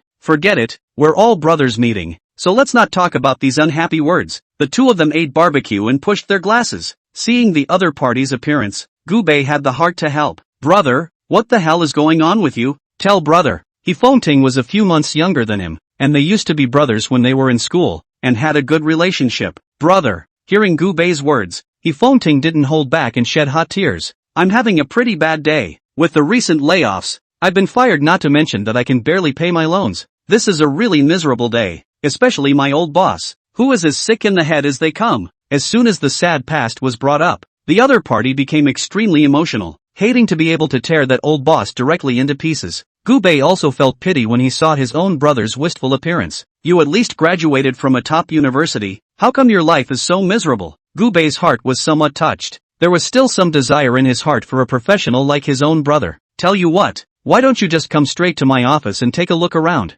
GB Group, you can visit tomorrow. Gubei had already asked Lu Qin to transfer the company to this side of Commercial Street. Don't look like the company has just been installed, but it's not a bad size. When He Feng Ting heard this, he immediately became excited. I didn't expect Gubei to actually be willing to recommend a job for himself. This is simply a great favor, right? Fine. I'll go to that company tomorrow. I'm really thankful to you, brother. I really thought I was at the end of my rope. He Feng Ting was extremely moved. So you work in this company. I'll try my best to make my resume a bit prettier. Maybe we can even be colleagues. Gubei smiled and didn't say anything more, only informing Lu Qin of some information about his own brother. The brothers ate and drank all night. He Feng Ting still got up early the next day. He dressed carefully and threw his prepared resume in a folder to take with him. According to the address given by Gubei, he quickly found the GB Group stand in front of the building. Suddenly for a moment he wasn't sure if he should go in or not, for no other reason. This one building looks really too high class. It is not a place that ordinary people like him can come to at all. Okay, holy, this brother of mine actually works for this group? He was suddenly a little torn for a moment. This place seems to be too high class. It doesn't feel like the kind of place where people like me can come. Fengting's heart was more or less inferior. He felt his resume was mediocre. It doesn't even deserve this office environment. Okay. Tangled in the doorway again and again. Fengting hadn't been able to step into this office building after all. He went to a nearby convenience store and sneakily pulled out his cell phone to call Gubei. Gubei received the call while he was sleepy. Brother, are you sure you want me to work in a company like this? This company looks a little too luxurious, doesn't it? It doesn't feel like it's something that someone like me can go to. I've been hovering at the door for half a day. I just don't dare to go in. This company you work for is so big. After hearing this, Gubei laughed somewhat helplessly. He also didn't expect his own brother to actually be afraid to go in. Wait for me. I'll be right there. Gubei washed up and ran directly to the company. He doesn't live far from the office. I was able to get there in a few steps. It so happened that at this time the lobby manager was also coming around the office. The original security guard has been fired. Now there's a new young man. The other party couldn't help but step forward with some suspicion when they saw Fengting's strange movements on the sidelines. What are you doing? This gentleman? The security guard's words scared Fengting. He let out a deep breath and twisted his head to look at the guard with a smile. Dude, I'm here to interview for a job. A friend of mine gave me an internal recommendation. He smiled at the other man, a nervous look on his face. The security guard didn't have much of a look on his face. Then come over here and register. According to the rules, all people who come for interviews are required to register in advance. Are you already scheduled with the OP? I'll make a call to confirm. The security guard just wanted to call and contact the HR department, but he didn't expect to see the lobby manager the next moment. Manager phone. The security guard saluted respectfully and looked professional. Do a good job. Wise guy. Don't ever make that look of looking down on people. We need professionalism in our staff here. Get it? Manager phone was furious when he remembered the security guard's behavior yesterday. He couldn't help but kindly remind the security guard. Hearing this, the guard immediately nodded. Don't worry. I will do a good job and cherish this hard-earned opportunity to go to work. At this time, Gubei also walked in with great strides. The security guard and manager Fong immediately displayed smiles upon seeing Gubei. Mr. Gu. Gubei waved his hand at the two of them, looking extremely bland, as if he had long been used to this feeling of being courted. Fengting. Gubei waved towards Fengting in the distance, signaling him to hurry and follow him. Fengting also didn't expect Gubei to come so fast, and after hesitating for a few seconds, he followed in big strides.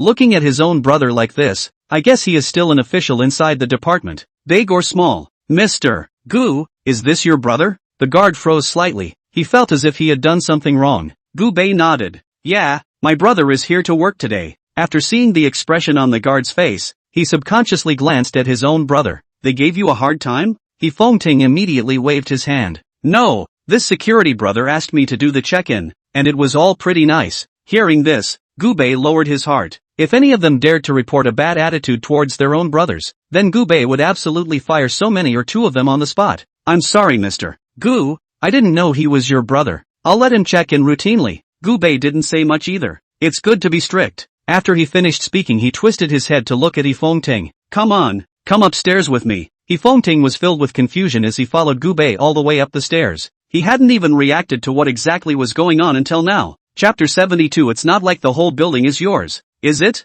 It wasn't until he got upstairs that he reacted to what was going on. As it turns out, the selfsame brother is mixing it up real good. Can't you see that the lobby manager and the security guards are calling Gubei as Mr. Gu? It was enough to prove that Gubei's identity was by no means ordinary. Fengting followed Gubei up the stairs. Although Gubei was planning to move Changmeng over, the group of people hadn't had time to make their move yet, and there weren't many people here. Seeing the empty company, Fengting was also a bit puzzled. Brother, how come there is no one in this company? He saw the occasional silhouette shifting around, but it was obvious they weren't at work. Yeah, it hasn't been a long time since this company opened, and when it does, a movie and TV company will move in, and of course, they'll either be upstairs or downstairs. This floor is reserved for your play. Get some people to do the work, and for the time being, I'll pay you $300, 000 a year. It shouldn't be a problem to give you a raise later when you're done, right? Gubei spoke very calmly. All of this money is small for him, but with the initial start of the company, it's better to start as low as possible.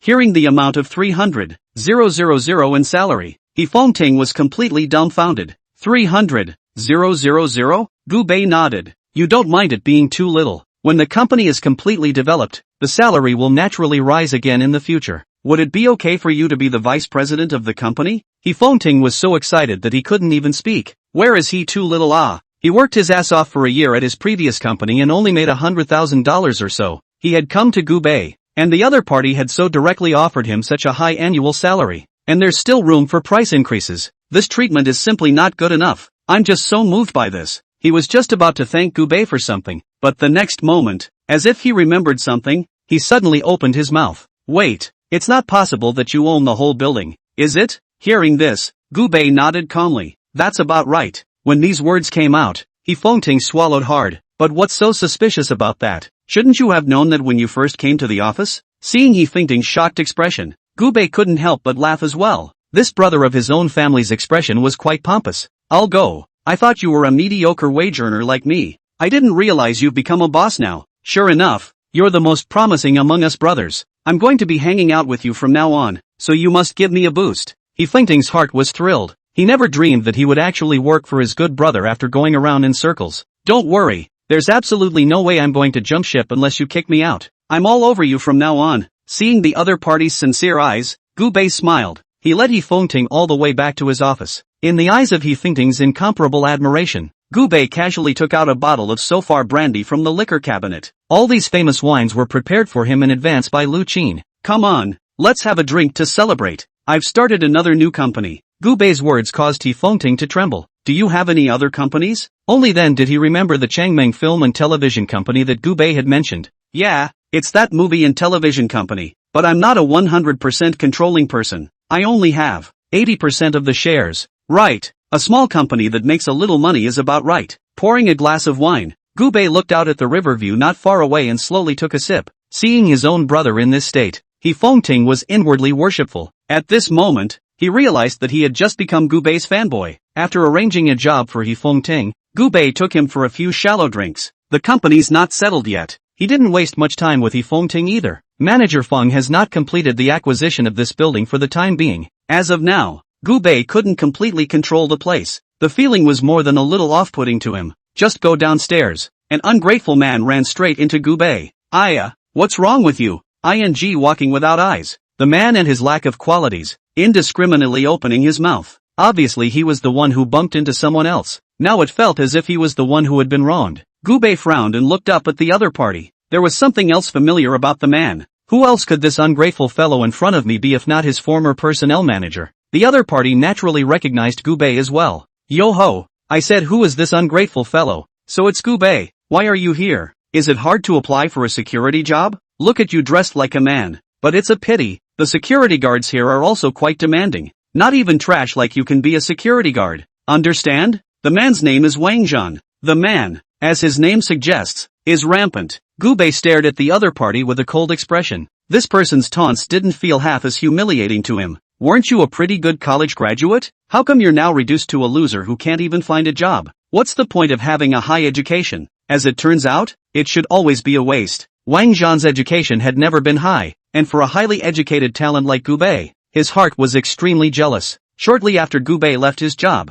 he also left his job. So he was not at all clear about what happened to Gubei in his previous company. According to you, you should be doing quite well. What's your monthly salary? Gubei opened his mouth very calmly and asked. Wang Zhan was waiting for Gubei to ask this question. Oh, not much, just $40,000 a month. Gee, it's all chump change, but that kind of chump change is a sky-high figure for you, isn't it? Do you make $40,000 a year? Wang Zhan spared no effort in mocking Gubei. It was hard to find an opportunity, so he naturally wanted to ridicule the other party. He even tried to go up and shove Gubei, and the security guards saw this way. The sharp-eyed security guard saw Gubei at a glance. After Manager Feng's popularization, he was well aware of this person's identity. He's the famous Mr. Gu. It's the owner of this floor. The security guard was extremely flustered and ran straight over. Just when he wanted to say something, Wang Zhan took the lead. If you want to recruit co-workers, you must also look at the people carefully. Don't recruit such poor beggars to work.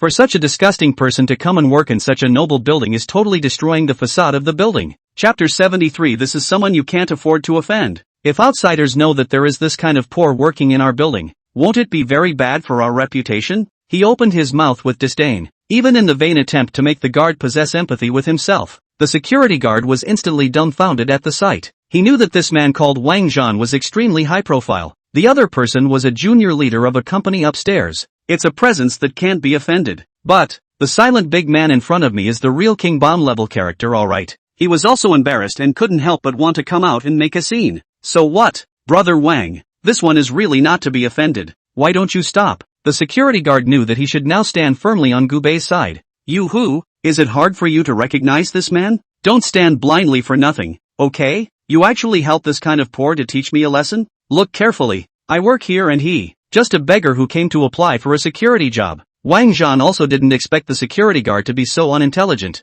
He was so angry that he was trembling. The head of security saw this side of the situation and immediately came up to round off the situation. How was he not aware of Gubei's identity? In order to prevent them from being ignorant and provoking Gubei, Manager Feng gave them lessons individually one by one. Gubei was an existence that could never be offended. People are planning to acquire the whole building, alright. Gubei is their future bread and butter. Anyone who offended Gubei was making an enemy of them. The captain stood in front of Wang Zhan with some dissatisfaction. Sir, would you please not make a scene? Hearing this, Wang Zhan was directly exasperated and laughed. Gubei's face wore a cold look. You? What company? He glanced at Wang Zhan. This guy is so arrogant. Not rubbing his nose in it properly. He really thinks he's some kind of a great being. Get your old boss over here for a talk. Gubei spoke slowly and thoughtfully as he decided to start with the acquisition of this company. He had power and influence, and it wasn't difficult at all to acquire just one company. Wang Zhan couldn't help but sneer when he heard this. He didn't expect Gubei to be quite capable of pretending. Is there any point in you inquiring about the company behind me?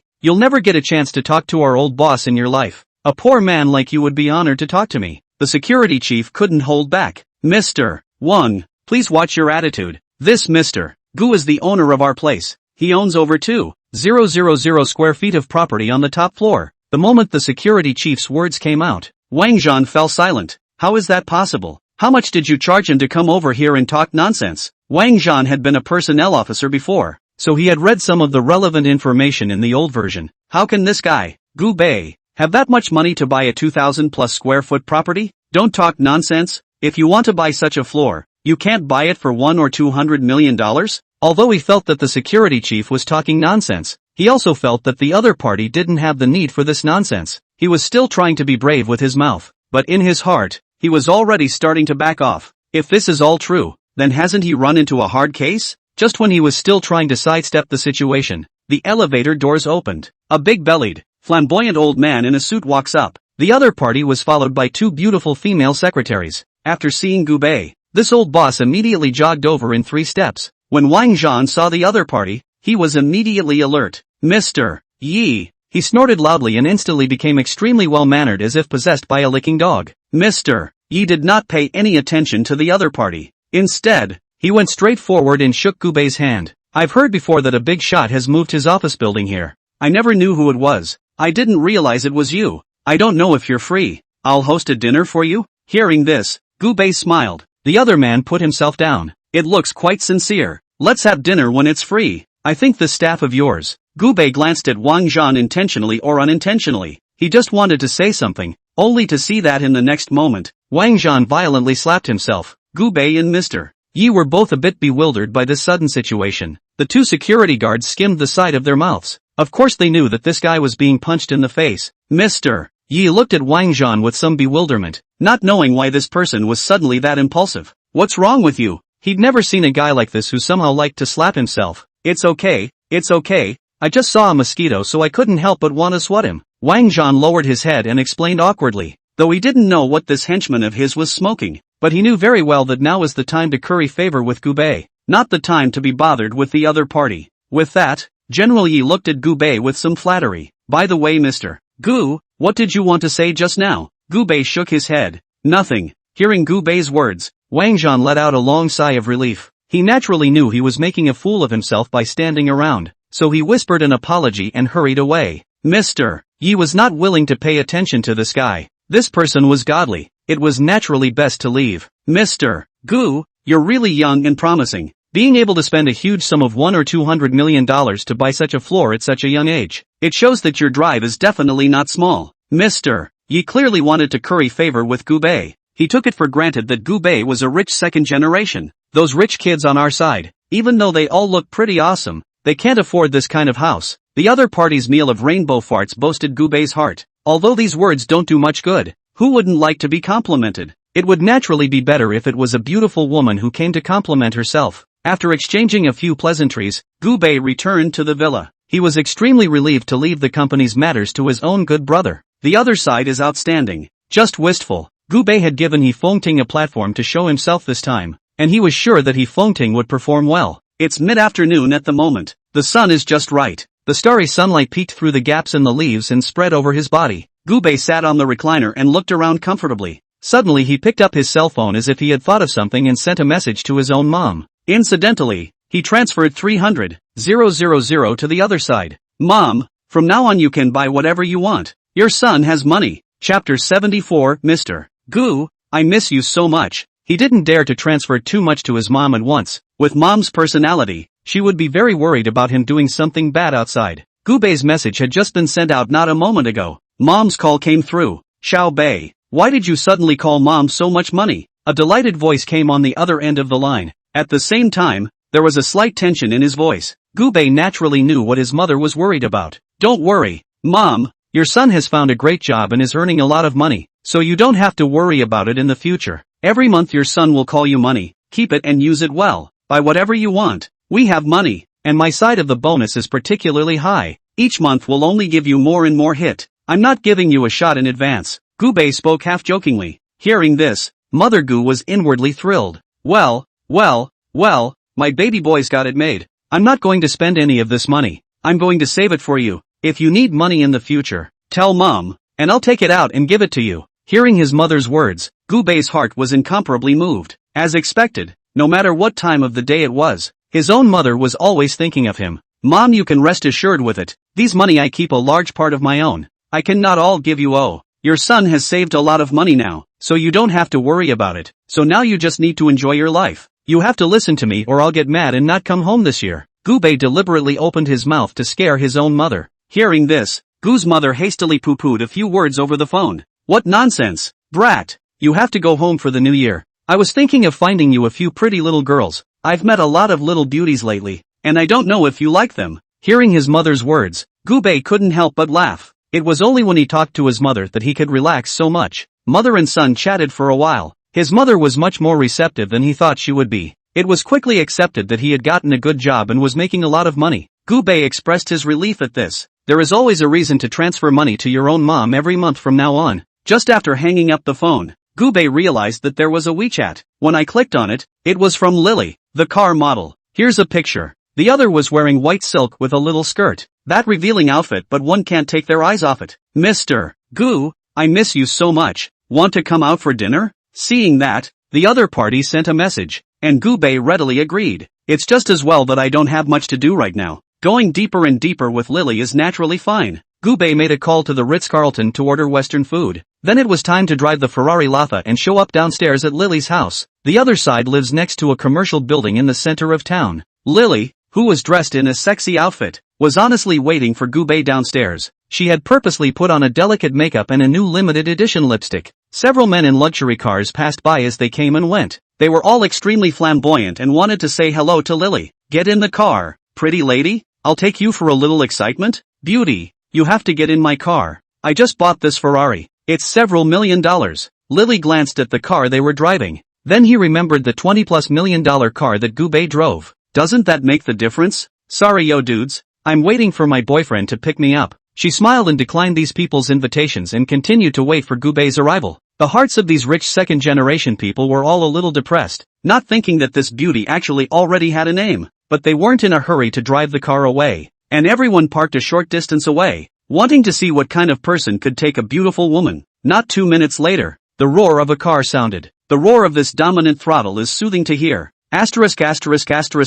What kind of car is this coming? That's too much throttle save. The males who had just accosted him couldn't help but raise their heads and look towards the place where the voice rang out. The next moment, they saw a red Ferrari appear in everyone's sight. The man who had been driving the Ferrari was instantly silent. All of a sudden he felt, for a moment, that there was no comparison. Wouldn't he himself be instantly outclassed now? People, this is a $20+ million car driving itself. Only it's a multi-million-dollar car. That's a big difference, isn't it? They finally realized why this beautiful woman didn't want to get into their car. How can a woman who has ridden in a superb luxury car go for such an ordinary car? Mr. Gu. Lily waved her hand directly toward Gubei. then got into this $20+ million limo. Buzz off. Vehicles whiz by. It didn't take long to get to the Ritz-Carlton. The Western food at this restaurant is one of a kind. The two walked into the Western restaurant. Lily smiled. Gee, I don't seem very hungry yet. Gubei also understood. He knew that this kind of being a car model needed to maintain a sexy body at all times, so there was no way for them to arrogantly gorge themselves like ordinary people.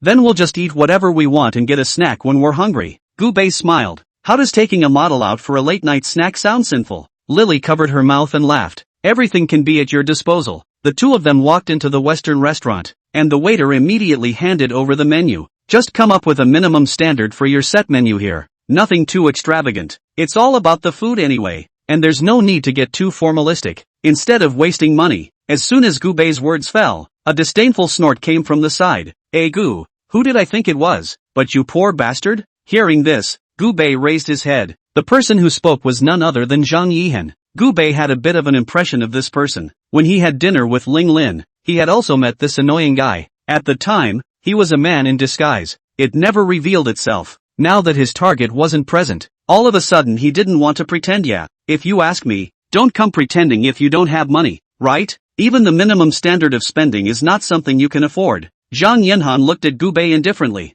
and he always had a disdainful look under his eyes. This man is giving him a hard time. If it wasn't for him, it wouldn't have been possible to spend so much at once on that meal in the first place. Chapter 75. He's actually a platinum card holder, though he's not far off. But that doesn't mean he's willing to give that much money to treat that many people to a meal. Okay. Now it was hard to see Gubei fall alone. Naturally, he was going to taunt to his heart's content. Not to mention, the woman beside Gubei did have some good looks. It made him downright mad with jealousy. Why are all the women around Gubei so good looking? Zhang Yanhan turned back with some disgust and glanced at the woman holding his arm. Doesn't that make it a high or a low? He himself is better than Gubei, richer than Gubei, and the women around him are so much worse than the old version. It is really unbearable. Gubei saw Zhang Yanhan. A frown. He really didn't expect to run into him here as well. Naturally, Zhang Meishan's girlfriend did not see the look in her man's eyes. She felt extreme disdain for such men who ate the minimum standard package. Honey, we'll just have a top standard meal then. They can't afford it, so let's be nice and let them see it. When Zhang Meishan heard this, he froze. He glanced at the menu.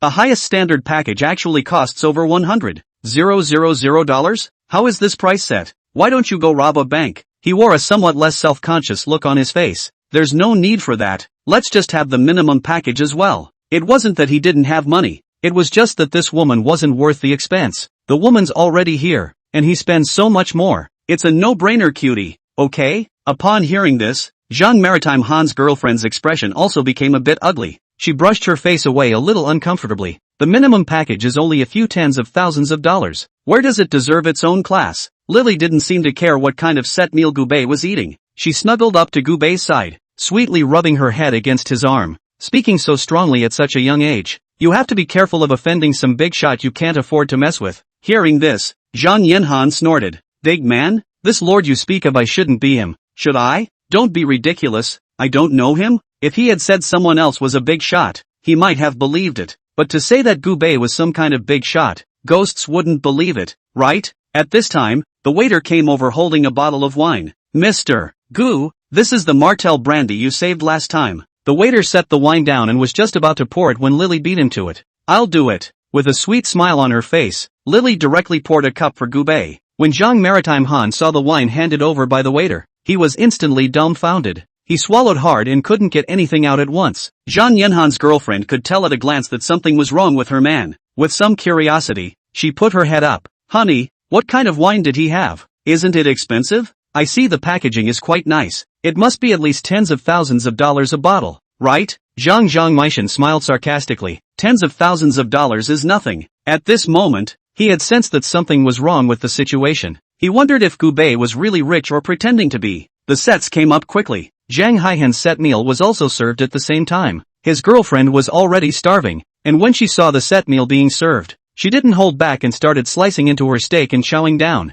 And on the flip side, Lily was tenderly cutting Gubei's steak. The two were not eating fast or slow, but they looked quite elegant. Compared to his girlfriend's vicious dog-like eating method, this is a complete contrast of heaven and earth, right? Zhang Qianhan suddenly felt an immense dislike for his girlfriend all of a sudden. He even regretted a little that he had found such a disgusting woman. There wasn't much in this set meal and everyone finished it in 3 or 2 bites. Gu Bei raised his hand. The waiter rushed over immediately. Hello, check. Seeing that Gu Bei was paying the bill, Zhang Yinhan raised his hand as well. I'll take the check too. Zhang Yinhan had only recently replaced a premium bank card and was looking forward to showing it off in front of Gu Bei. This gold card of his has millions and millions of dollars of assets in it. Above him are the black card, the diamond card, and the top of the line platinum card. Soon 2 waiters came over and they started to collect the money for the 2 of them at the same time. Zhang Yinhan proudly pulled out the bank card in his hand and handed it to the waiter with one hand. He purposely placed this side of the gold card in front of Gu Bei's heel to show it off. Gu Bei glanced at the bank card in the other party's hand without a half-hearted expression on his face. Zhang Yinhan's girlfriend immediately flinched when she saw her man's bank card. Well, poor. I'm sure you've never seen a card like this before. Her voice was not loud, but just enough to be heard by those present. Gu Bei slowly touched his wallet. A somewhat reflective card was drawn from it. Due to the angle, the 2 of them, Zhang Yinhan, were flashed to their eyes by this card. Ouch! Zhang Meishan rubbed his eyes and frowned, glancing at the card in the other party's hand. In the next moment, his expression became a bit ugly. It's the platinum card. He is also a man who has seen the world. This card is clearly a serious platinum card, alright. He could hardly imagine how many assets Gu Bei actually had. That card alone was enough to shut him up successfully. The waiter naturally saw the bank card in Gu Bei's hand. He was glad he never looked down on the other man. Good day to you, sir. The waiter bowed deeply towards Gu Bei with a look of excitement on his face. It's the first time he's ever served such a top-rich guy. Zhang Meihan's girlfriend didn't see Gu Bei's bank card. She didn't take Gu Bei seriously either. How come all the waiters here are like dog lickers? For the other party to only lick Gu Bei and not herself. Her heart felt extremely dissatisfied. She was still so caught up in her anger that she didn't care about the progressively harder color of this boyfriend. Check out. Zhang Meihan also took his girlfriend in grayed out, ready to go to the car. It just so happened that at this time, Gu Bei drove past them in his car. A noble Ferrari Laffa just quietly drove past the crowd. Seeing this car driven by Gu Bei, Zhang Yinhan fell silent. He suddenly felt like a clown for a moment. Gu Bei's level of wealth had also greatly exceeded his expectations. The thought that he was still arrogantly and unbelievably pretending in front of others. He then felt that this was a big shame. I'm going? Zhang Maritime Han's girlfriend looked at this scene incredulously. All of them knew what this car stood for. Took Lily for a spin on the river. Gu Bei sent the other party to the bottom of the apartment building. Lily looked at Gu Bei with some infatuation and rubbed her nose in it for half a day before she was willing to leave. Chapter 76. This skirt, it's so white. Mr. Gu, why don't you go sit at my house? My cat does backflips. Would you like to see? It's a pickup line Lily learned on the internet. After she said it, she felt a little funny herself. Gu Bei nodded. Then you'll have to serve me some nice tea. Hearing this, Lily reddened. Aha, I have some very good tea there. I'm sure you'll be satisfied. Gu Bei didn't say anything else, parked the car aside and followed the other party up the stairs. 2 hours passed. Gu Bei came downstairs refreshed. I was just about to go to my car when I noticed a familiar face on the side of the road. Isn't this Yun Qing? Yun Qing was dressed completely differently today. The other party was wearing a small short dress similar to a short evening gown. Slender thighs on display. That's a white dress. After Yun Qing saw Gu Bei, she directly lunged towards him. Gu Bei was also taken aback. Honey, you're finally here. Gu Bei saw some flickering in the other party's eyes and felt that today's Yun Qing seemed a bit abnormal. When he was just about to say something, only Yun Qing lowered his voice. I'm on a mission. Cooperate. With these words, Gu Bei naturally understood what the other party's bizarre behavior was supposed to be about. He nodded, and then he put his arm around Yun Qing and walked towards the side. There weren't many people here at night, and it would be safer for Yun Qing to go to a place where no one was around. The two walked for 10 minutes. Make sure there's nothing behind you. Yun Qing breathed out a sigh of relief. It really scared me. I just thanked you for doing me a favor. The comrade who picked me up was suspected, and if you hadn't shown up then I would have definitely been exposed. With Yun Qing patting his chest, her waves rose and fell for a moment. Gu Bei silently moved his eyes away. A gentleman is not a gentleman. Doing you a favor or something is small potatoes. With that, he took off his jacket and draped it over Yun Qing's body. It was getting late now and there was still a cold wind blowing off the river. The other party was too coolly dressed,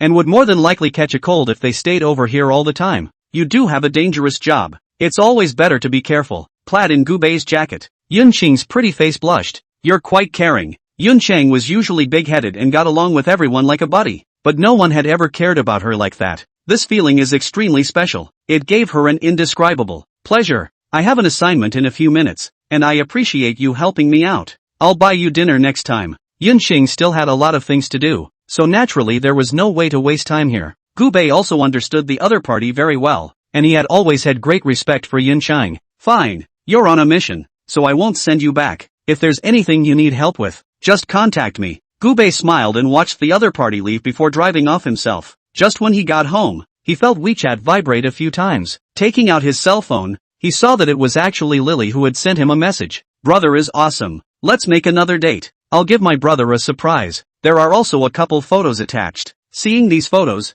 Gubei smiled faintly and directly chose to save them. This kind of photo is a private collection, and he was confident that the other party had definitely not sent it to anyone else. Just this one copy. At this time, Ting also sent a Weibo message to Gubei. It's about the school district housing on the East Lake side. Bro, I've already finalized the school district housing side. It'll be done soon. The company side is working on this, and a lot of people are very interested in wanting to rent apartments over here at the moment. Gubei saw the other party's report. Satisfied, he nodded. Ting is really reliable in what he does. It took one day to have the whole thing in place, and it's already attracting a lot of customers. This is really efficient. Knock knock. There was a knock on the door. Enter. Gubei opened his mouth. Soon a butler in a maid's outfit walked in. Mr. Gu, we've packed up the check room for you on our side. Would you like to take a look? Hearing this, Gubei nodded. He went straight to the check room as the maid led the way. His check room is nobly large. It covers an area of about 100 square feet.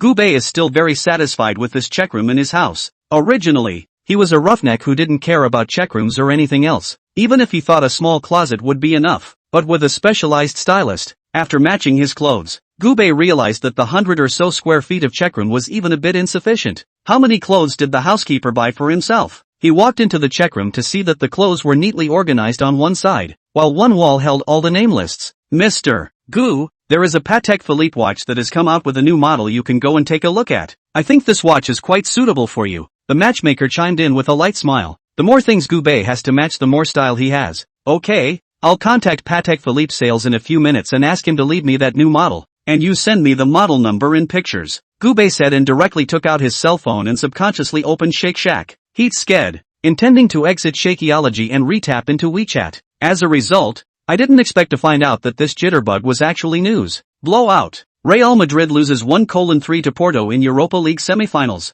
Seeing this news, Gubei raised an eyebrow. It's another gift of money to myself. Real Madrid is losing like this. If you buy 10 million, you will earn 70 million. When he thought about it, his heart was extremely excited. You go on, I'll go back. Gubei spoke towards the matchmaker and went straight back to his room. He then found the phone number of the body store online. Hey, is the body shop? Gubei said seriously. Placing a bet of $10 million is not a small number, and one has to talk to the store about it. Brother, place your bets? Add me on WeChat and I'll punch your ticket. The store was very professional and spoke with a dialect. I'm going to bet $10 million.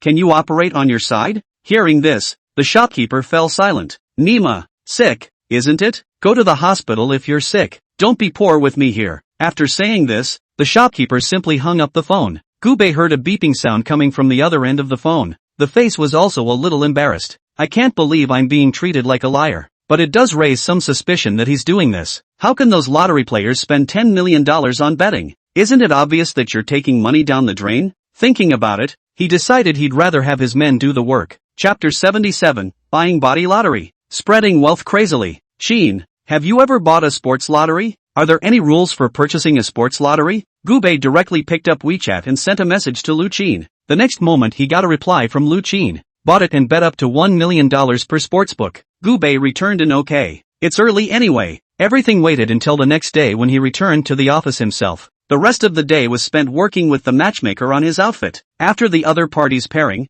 Gubei's face value had once again risen a notch. A man is only as good as his clothes and his horse is only as good as his saddle. A rich man who doesn't pay attention to his attire is a proper dirtbag. It was just a whole day of tossing and turning. The next day, he woke up beautifully from the big bed. With that, he drove his Lamborghini to the office. It just so happened that Ting bought breakfast and carried it into the company. He saw his own brother drive up in a luxury car. Immediately, he came up and handed the other man his breakfast. Have you had breakfast yet? Do you want to eat something together? I bought fresh meat buns, as well as marinated eggs and soy milk. Hearing this, Gubei waved his hand. I've already eaten in the morning, and besides, you just bought yourself a portion, so if I gave it to you, you wouldn't go hungry? Originally, Hifengting was planning to eat by himself before going to work, and he didn't expect Gubei to suddenly come to the company. Hearing this, Hifengting smiled and scratched his head. By the way, I'll give you 10,000,000,000, and you get a few of your employees to go to the sports lottery and place separate bets. Everyone take $1 million to bet on Porto,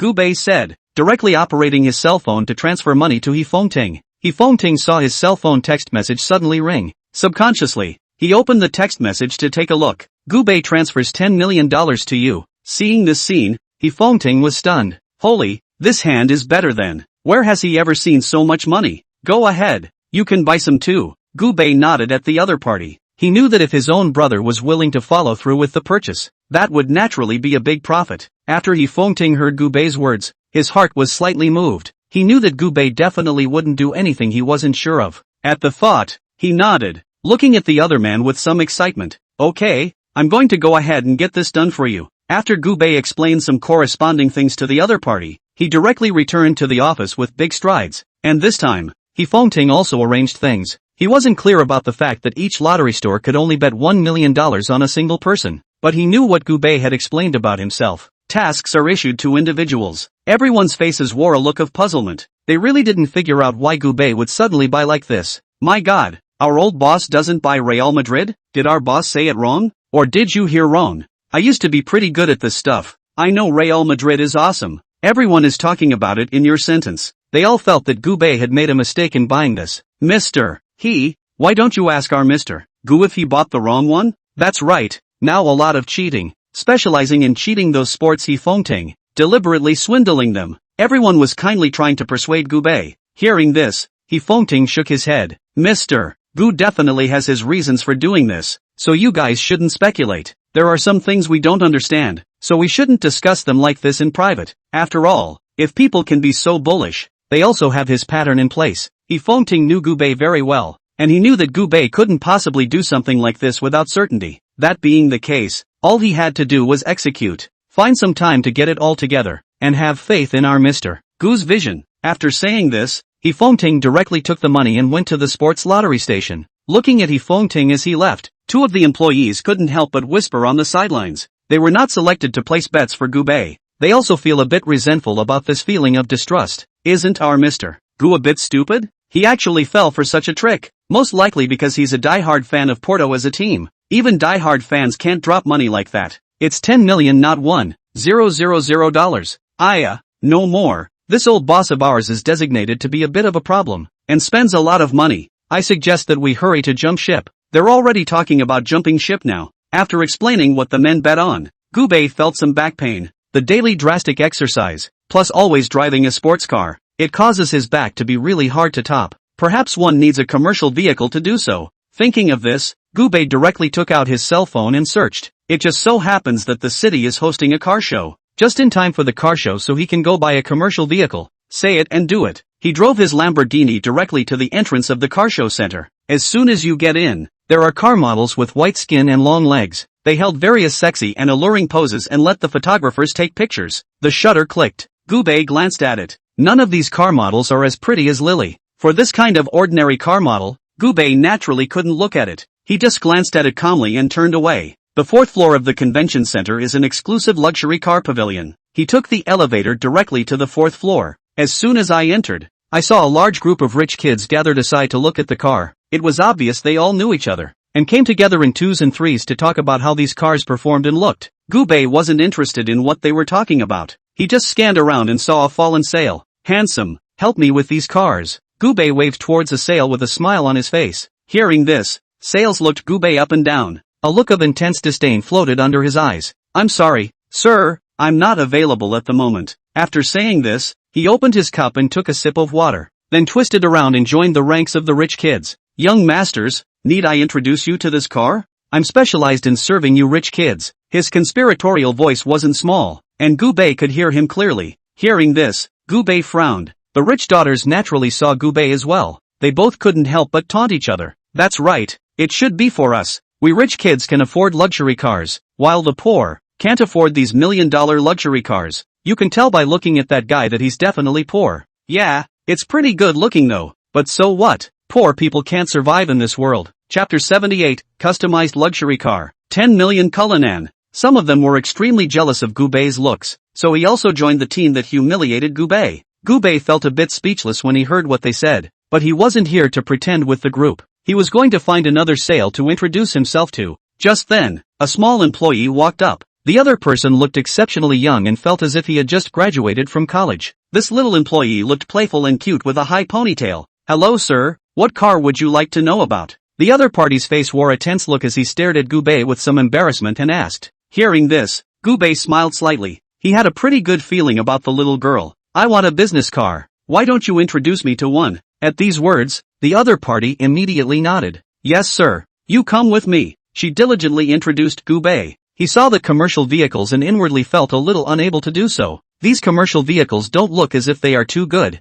Based on looks alone, Gubei felt that the looks were not very satisfying to him. There are cars that perform well, but don't look as perfect as they think they are. "You should be able to customize it here, right?" Gubei casually asked. Hearing this, the small employee nodded. "We can customize it here, but it's a long wait. If you don't mind waiting, you can also opt for specialized customization." Generally speaking, these rich kids buy cars just to pretend. They simply don't want to wait that long, so there are still very few people willing to buy a customized car. "It's okay, I can do it. The main thing is to buy a car that I feel comfortable with." The little employee instantly took it a little hard. She had just started and only knew the basics. "Sister Wang, this gentleman wants to know about customized cars. Is it okay if you come and introduce him?" Hearing the small employee's voice, immediately an extremely enchanting-looking woman came out from the side. The other man's hair was draped behind him. With her long hair at her waist, she looked different. The salesman who was called out was a little surprised inside, not realizing that there were actually young people who wanted to know about customized cars. Although she was a bit surprised, she still led Gubei to the VIP-only lounge. "Sir, all the car-related stuff on our site is customizable. For example, the model icons, and the sofa leather, all of which are at your disposal." Wang Na gave Gubei a detailed introduction of the situation from the side. Gubei couldn't help but nod in satisfaction as he heard the other party's professional introduction. He was guided by Wang Na and began to choose his vehicle, adding some to the east and some to the west. Slowly this car of his took shape. "Mr. Gu, I've done some calculations on my end, and this Curlin top of the line that you're looking at is around 10,000 million. After saying that, Wang Na tapped the calculator on the side and quickly did the math. The landed price is estimated to be $1.3 million. "Do you think that's a price you'd accept?" Hearing this, Gubei nodded. "Acceptable. Just go ahead and swipe the card." He handed over the bank card directly in his hand. Wang Na covered her mouth in surprise. Afterward, he reached out and took the bank card handed by Gubei with both hands. Swiped the card to sign the contract. Still in one piece, Wang Na's mouth was bursting with laughter. "That's quite a deal. Sir, you'll have to wait about 1 to 2 months for this car you ordered. We'll keep an eye on your vehicle on our end, and we'll let you know as soon as we have any new developments." Gubei nodded and put away the bank card. Seeing Gubei about to leave, Wang Na immediately went forward and opened the door to the lounge for Gubei. Gubei had just come out of the lounge and caught a glimpse of the sales that had just taunted him. The other party's face was a bit unkind as he came up next to Wang Na. "Sister Wang, is this guy here to pick a fight?" Hearing this, Wang Na froze slightly. She waved the contract in her hand. "What are you babbling about? The other Mr. Gu is here to buy a car. Don't talk so much nonsense here, slandering others." Having said that, Wang Na respectfully sent Gubei to the door. After sending off Gubei, Wang Na returned to the convention center satisfied. At this time, the pansy-asked salesman who had just come over a little puzzled as well. "Sister Wang, what kind of car did that man buy?" Wang Na had something on her mind about this male or female guy. She skimmed the other woman. "Bought a $1.2 million Cullinan, and I'm getting a lot of commission on this one, and people pay full price." Buy very decisively. After listening to my introduction, directly swiped the card. I really seldom see such a rich and capricious man. Those rich kids on the side naturally saw the departing Gubei. They all had curious looks on their faces and came straight over. "Hey, that guy just bought a car. What kind of car did he buy? I thought this person was here to pretend, but I didn't realize that he really bought a car. It really surprised me a bit. I guess I didn't buy any good cars. It's too much to buy a few $100,000 of car, and it's still installment repayment, to pay back the kind of 10 years. This group of rich kids had always looked down on Gubei. They wouldn't admit that Gubei could afford a luxury car. Wang Na looked at the group of rich kids. Inwardly, he couldn't help but want to prove it for Gubei. "Mr. Gu bought a $1,200,000 Cullinan. Full payment." The whole room was in an uproar when these words came out. After hearing this, The rich second generation shrunk his neck and shook his head, directly leaving in large strides. Their group of rich-looking guys had no intention of buying. People were simply coming over to look at the cars. Now that they had met a serious rich man, they naturally wanted to get out of here to avoid embarrassment. This misogynistic guy never dreamed that his duck in the hand flew. With an unexpected look on his face, he just stared straight at the rich kids who were moving away from him. And they're just gone? Didn't these rich kids claim to want to buy a car? Why are they suddenly gone? All he felt now was immense heartache. On commission, ah. If he had known that, he wouldn't have tossed these rich kids around. Wouldn't it be nice to go introduce it to Gubei? He shed tears of pain at the thought. And this time, Fengting also came to the sports lottery center. After he bought 1 million for Gubei, he changed stores and decided to bet some himself. He was extremely trusting of Gubei. His own brother's ability was clear in his mind. The other man's move was a bit unexpected, but he still wanted to follow a hand. Chapter 79, making $70 million. Gubei offered himself such a high salary. What's the point of chasing $100,000 or $80,000? With that in mind, he bought 100,000 directly without saying a word.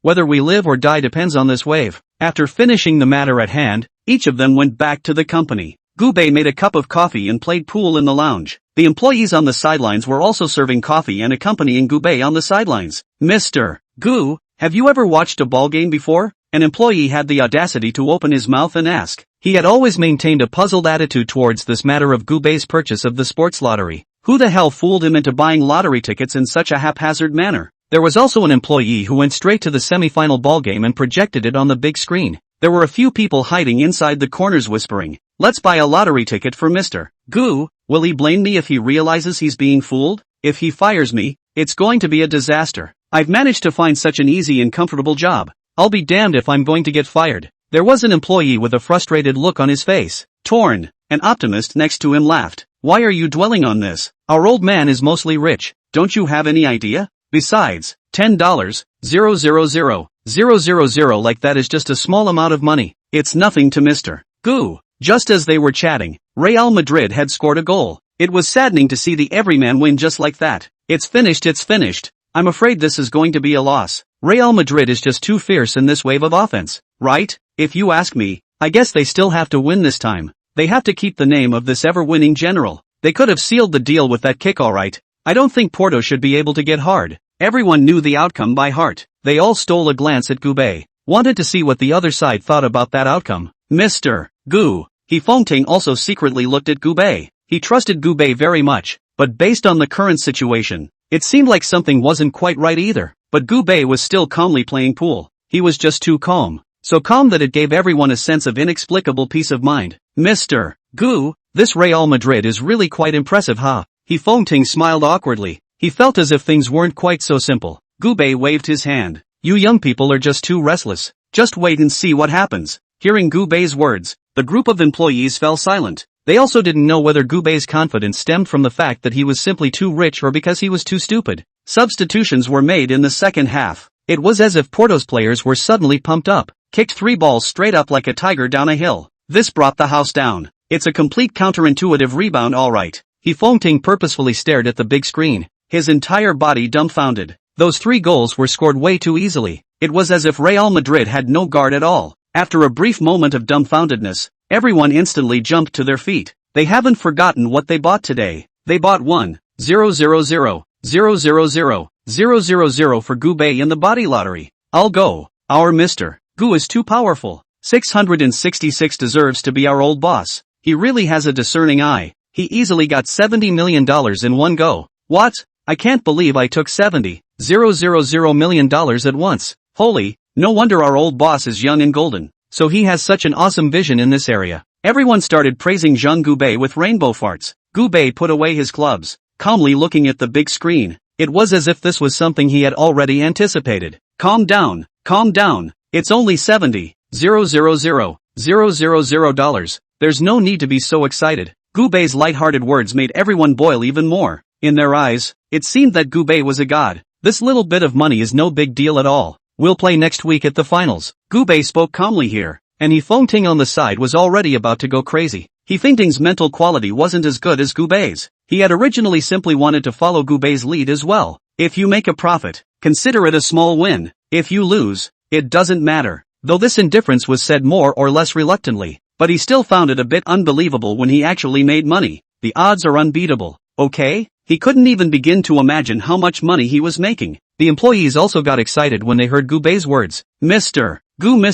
Gu, do you have any inside information? Is the finals still going to follow by Porto? It's really too bad that I didn't follow Mr. Gu and buy today. I'll definitely follow Mr. Gu and buy a big ticket next time. I'll put my entire fortune into it. Everyone rubbed their hands together in excitement. Hearing their doubts, Gubei did not open his mouth to answer. This is kind of a done deal, so I'll take you guys out for a big dinner tomorrow night. You help me to bet to buy sports lottery, also have credit. Earned money naturally cannot be less your share. Bonus plus 2,000 each this month, plus a big dinner tomorrow. Don't worry, you'll be pleasantly surprised by your feast tomorrow. After hearing this, all the employees clapped their hands and shouted, "Long live Mr. Gu! Mr. Gu must make a lot of money. By then, our Mr. Gu will definitely be able to buy the entire shopping street." After hearing this, Gubei smiled with satisfaction. Feng Ting, you go and book the Dragon Phoenix Villa later. Tomorrow night, bring our staff to the Dragon Phoenix Villa for dinner. When Feng Ting heard this, he immediately agreed. He struggled to slow his mind down. Gubei guessed something at once when he saw the other party's appearance, but he didn't point it out. When the employees heard the words Dragon Phoenix Villa, their eyes instantly widened in excitement. This Dragon Phoenix Villa you speak of, it can't be the one I understand, right? Is that the luxury lodge where you spend thousands of dollars per person? I've dreamed of going there for a meal, alright. Old boss, you actually took us to the Dragon Phoenix Villa for dinner. A bunch of employees were thrilled to death. They didn't think that they would be able to follow Gubei to see the world one day. Gubei smiled and nodded. It's just a matter of spending $100,000 or so on a meal. A few $1,000s is just the lowest grade of LWV. If you're going to eat it, you definitely need to eat it at the highest level. It just so happened that he hadn't spent any money here either. Bring the staff with you tomorrow, just so you can see the world. Be on your best behavior tomorrow. Don't embarrass your old boss me. Gubei smiled and put down his club. Looking down to earth. Chapter 80, Mr. Gu, who is close to the people. Precisely. It's pretty flat billion. With a look of extreme anticipation, a group of employees managed to wait until the next day after work. They wore all of their best, most up-to-the-minute clothes. Gubei took a look at their pompous appearance and couldn't help but laugh. You guys are a little too high-profile, aren't you? These people were covered in some kind of Chanel Gucci and looked otherworldly and luxurious. Mr. Gu, it's the first time for these brothers of ours to go to this kind of high-class place for dinner, so we can't disgrace you. That's right, I don't have anything nice to wear. I went to my best friend's place to borrow a set. Thanks to Mr. Gu for treating us to a meal that costs thousands per person. I was so excited I didn't sleep all night. Okay. Hearing this, Gubei smiled. Come on, I've arranged for a car. He bought 3 Alpha Nanny cars. It's a comfortable place to sit. Everyone had a look of anticipation on their faces and were very excited to get into Gubei's car. All of them knew that this car was a top luxury car worth millions of dollars, and although it looked mediocre from the outside, it was actually not that simple at all. Gubei took Feng Ting and sat in the car at the front. The others went to the back of the car one after another. The driver sped along in his car and arrived at Longfeng Villa half an hour later. Feng Ting had already reserved a place in advance. The vehicle had just pulled into the parking lot when 3 parking attendants, very enthusiastically, ran over. It's Mr. Gu, isn't it? A man who looked like a manager followed close behind. He had a pleasing smile on his face and was looking at Gubei enthusiastically. Exactly. Gubei nodded, and then followed the other party in large strides towards the inside of the mountain villa. A group of employees immediately followed. They looked from side to side every now and then, taking in the scenery of the neighborhood. The setting does fit his price point very well. There is a lot of greenery all around and it just looks premium. It's so beautiful here. Feng Ting couldn't help but exclaim from the bottom of his heart. At this moment, the employees next to him felt as if they had opened up a box of emotions. This is that what top peony flower, right? I seem to have seen it inside the news before. I heard that this peony flower is very expensive and hard to raise. Don't talk about this peony flower. Look where there's something ordinary here. A lot of work definitely went into these renovations. They're really beautiful. Did I read that right? That's a crystal chandelier? And a crystal handrail. You're not looking at the wrong people. Home, even the tiles are made of crystal. I want to take a picture. Will it make me look a bit rustic? It's okay. One person dirt, that's real dirt. But it's different when we're all dirt together. A group of employees were talking cheekily and couldn't help taking out their cell phones to take pictures. Soon they arrived at the reserved private room. The location of this package is excellent. Leaning against the river, you can enjoy the view of the river in all directions without any dead angle. They were able to see the beauty of their surroundings as they sat down to eat. Once everyone is seated, A waitress with a sweet voice also approached. "Sir, I'll serve you right away. Your order is for the 388,000 set menu, handmade by our top chef at the state dinner." With the waiter's words, a group of young women in cheongsams, carrying bowls made of crystals, walked into the private room one after another. Hearing this price, the crowd covered their mouths in surprise. It was as if they thought they had misheard. "I'll go. Our old boss is too willing to spend money." All of a sudden I felt the joy of being valued. Our old boss is really rich and generous. Okay. I declare that I'm the old boss's fanboy from now on. Everyone hadn't expected Gubei to be so willing to spend money. Before this, they thought that Gubei would at most treat everyone to a several $1,000 set meal. However, it hadn't occurred to me that since Gubei was so atmospheric, with the waiter bringing up the food, they also got a good look at the line of expensive dishes. Isn't it oyster shrimp? I've eaten them before watching the foodcast. Holy, there's actually papaya stew with clams. Is this the legendary yellow-lipped fish? Holy, this thing is awesome. They were frantically taking pictures and little videos all over the place. Gubei couldn't help but smile at the sight of everyone's joyful photo-taking and carding. The employees didn't take pictures all the time. After taking a few large pictures, they directly picked up their wine glasses and walked towards Gubei. We all know what it takes to be where we are today. Isn't it thanks to their Mr. Gu? Mr. Gu, I toast to you. Mr. Gu, thank you so much for taking us all the way up. I expressed my desire to be with you for the rest of my life. Thank you, Mr. Gu, as long as you don't mind, I will always follow you. Everyone raised their glasses and toasted one by one. Gubei didn't say much either. He smiled and returned the wine, not in any way trying to put up a fight. Everyone is welcome. Every one of you has contributed to this one, whether it's a bonus or this meal. You deserve it, so there's no need to be so polite. Gubei smiled and talked to them. The group of men were overwhelmed. I didn't expect Gubei to be so approachable, which was great. 3 rounds of wine had passed, and Gubei had eaten and drunk enough. Looking at the group of people who were still chatting non-stop, Gubei smiled and walked towards the restroom in large strides. He just came out of the bathroom.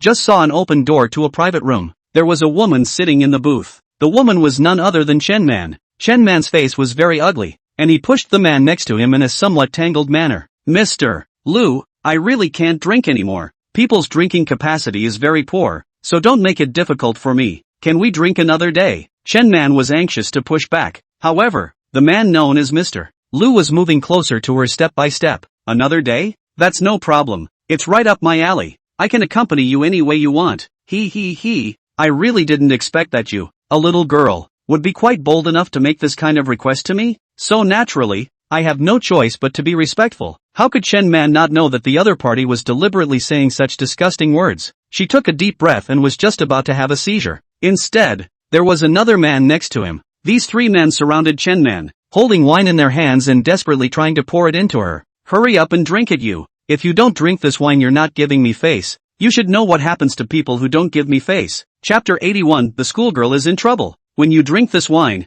you can have anything you want. If you want a designer bag, just ask. I can give it to you, provided you're obedient. Hearing this, Chen Man only felt a chill. The words coming out of this group of people were just too disgusting. "I can't drink anymore. I really can't take a sip. Don't make it difficult for me." Chen Man reached out and pushed his opponent, but unexpectedly, this group of people actually directly pinched Chen Man's face and tried to pour it into the other party's mouth. There was also a fat man who was very lewd and stretched out his big, fat hands towards Chen Man, taking advantage of the chaos to do bad things. This kind of move they do quite a lot. Seeing this scene, Gubei was also somewhat speechless. He knew very well that Chen Man should have come here to accompany the drinks. He also had compassion for Chen Man and didn't want the other party to be tossed around so much. Thus, Gubei directly pushed open the door of the compartment and walked in with large strides. The group of people who were originally still forcing Chen Man to drink, saw that someone suddenly barged in. Asterisk.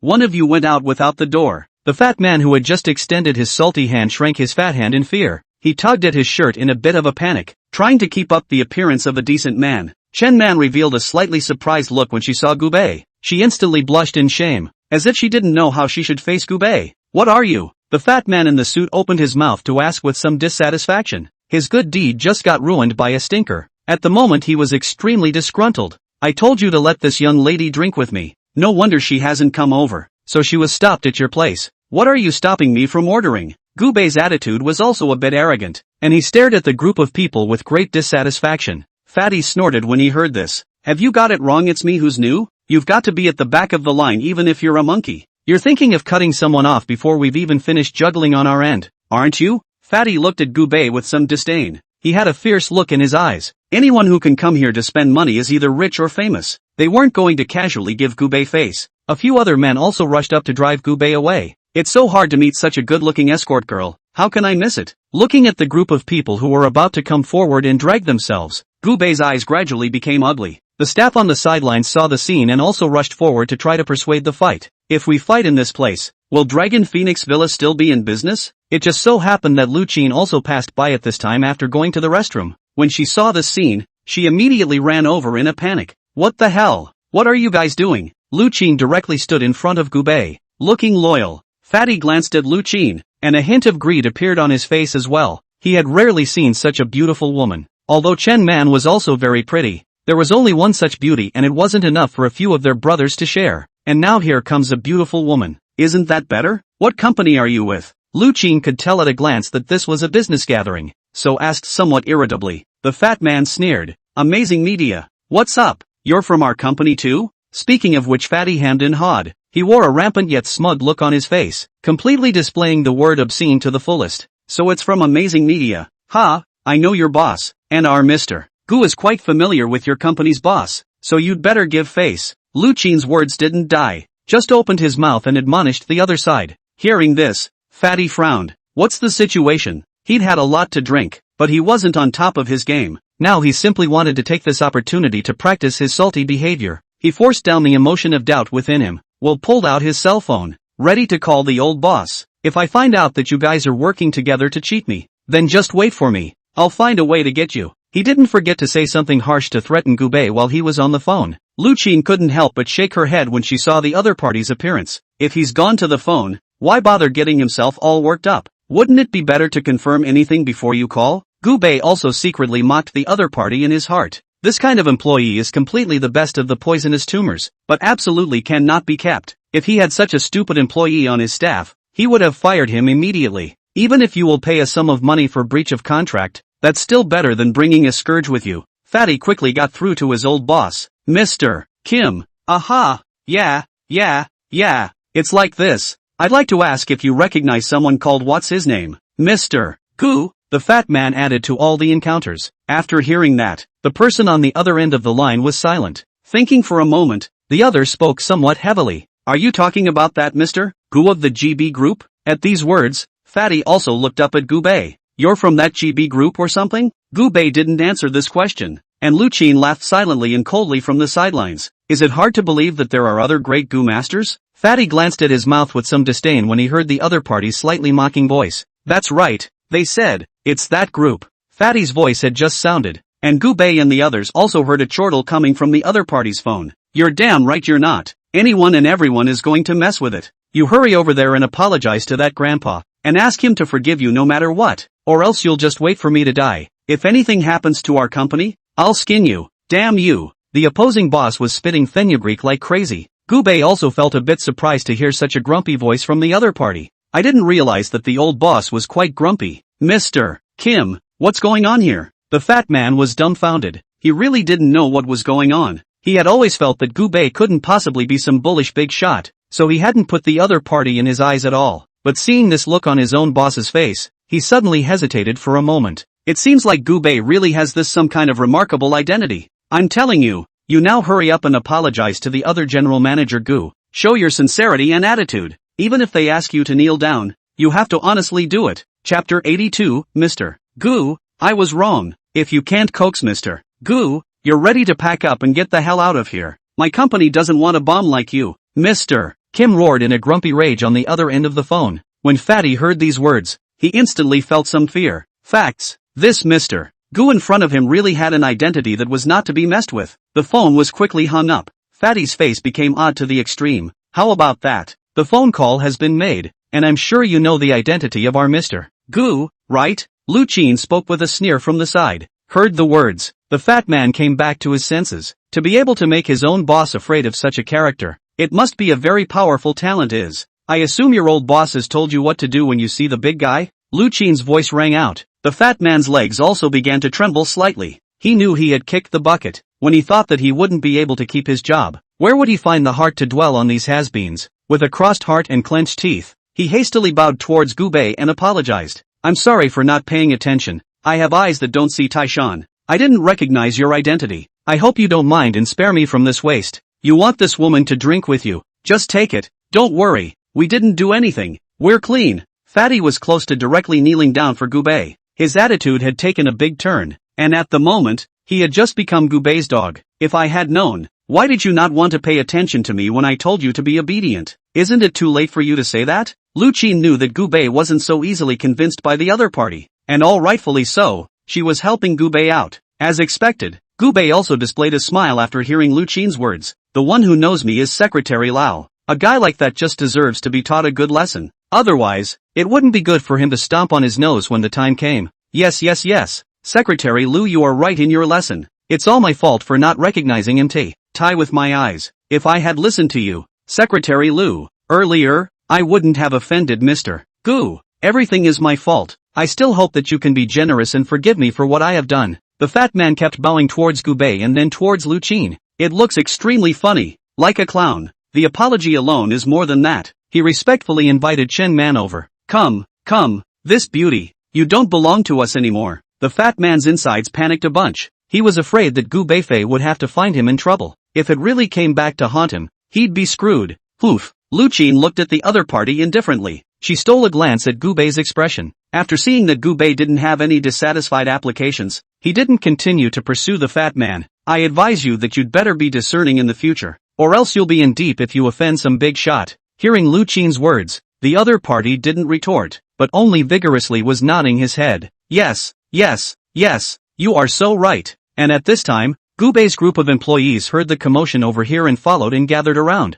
They surrounded Gu Bei and looked like they were not to be messed with. Get the hell out of here and stop being an eyesore. Lu Qin spoke with some dissatisfaction. She simply waved her hand, signaling the group to get lost. Fatty didn't dare to mess with anyone right now. He nodded woefully and fled this horrible place in a panic. The employees also looked at this scene with some surprise. They really didn't expect Gu Bei to be so dignified before this. Everyone thought that Gu Bei was just a rich man doing business. But now it seems like something is not quite right. It felt like Gu Bei's identity wasn't that simple. There were even people who were already secretly speculating about Gu Bei's identity. Our old boss couldn't be some hidden Jedi Big Brother level character, right? It's the kind of rich second generation that's really awesome. Yeah, and a powerful type like in the novels, who can crush those ordinary people in minutes. No wonder our old boss dares to take so much money and invest it so casually. It turns out that he has this other status. We didn't follow the wrong boss. Look at it. Our boss has such extraordinary vigor. It looks like he's the one who does great things, alright. I declare that I will never leave our boss's company for the rest of my life. Everyone was frantically fawning on the sidelines, and it was clear in their hearts that Gu Bei's identity was not simple, and just, how uncomplicated,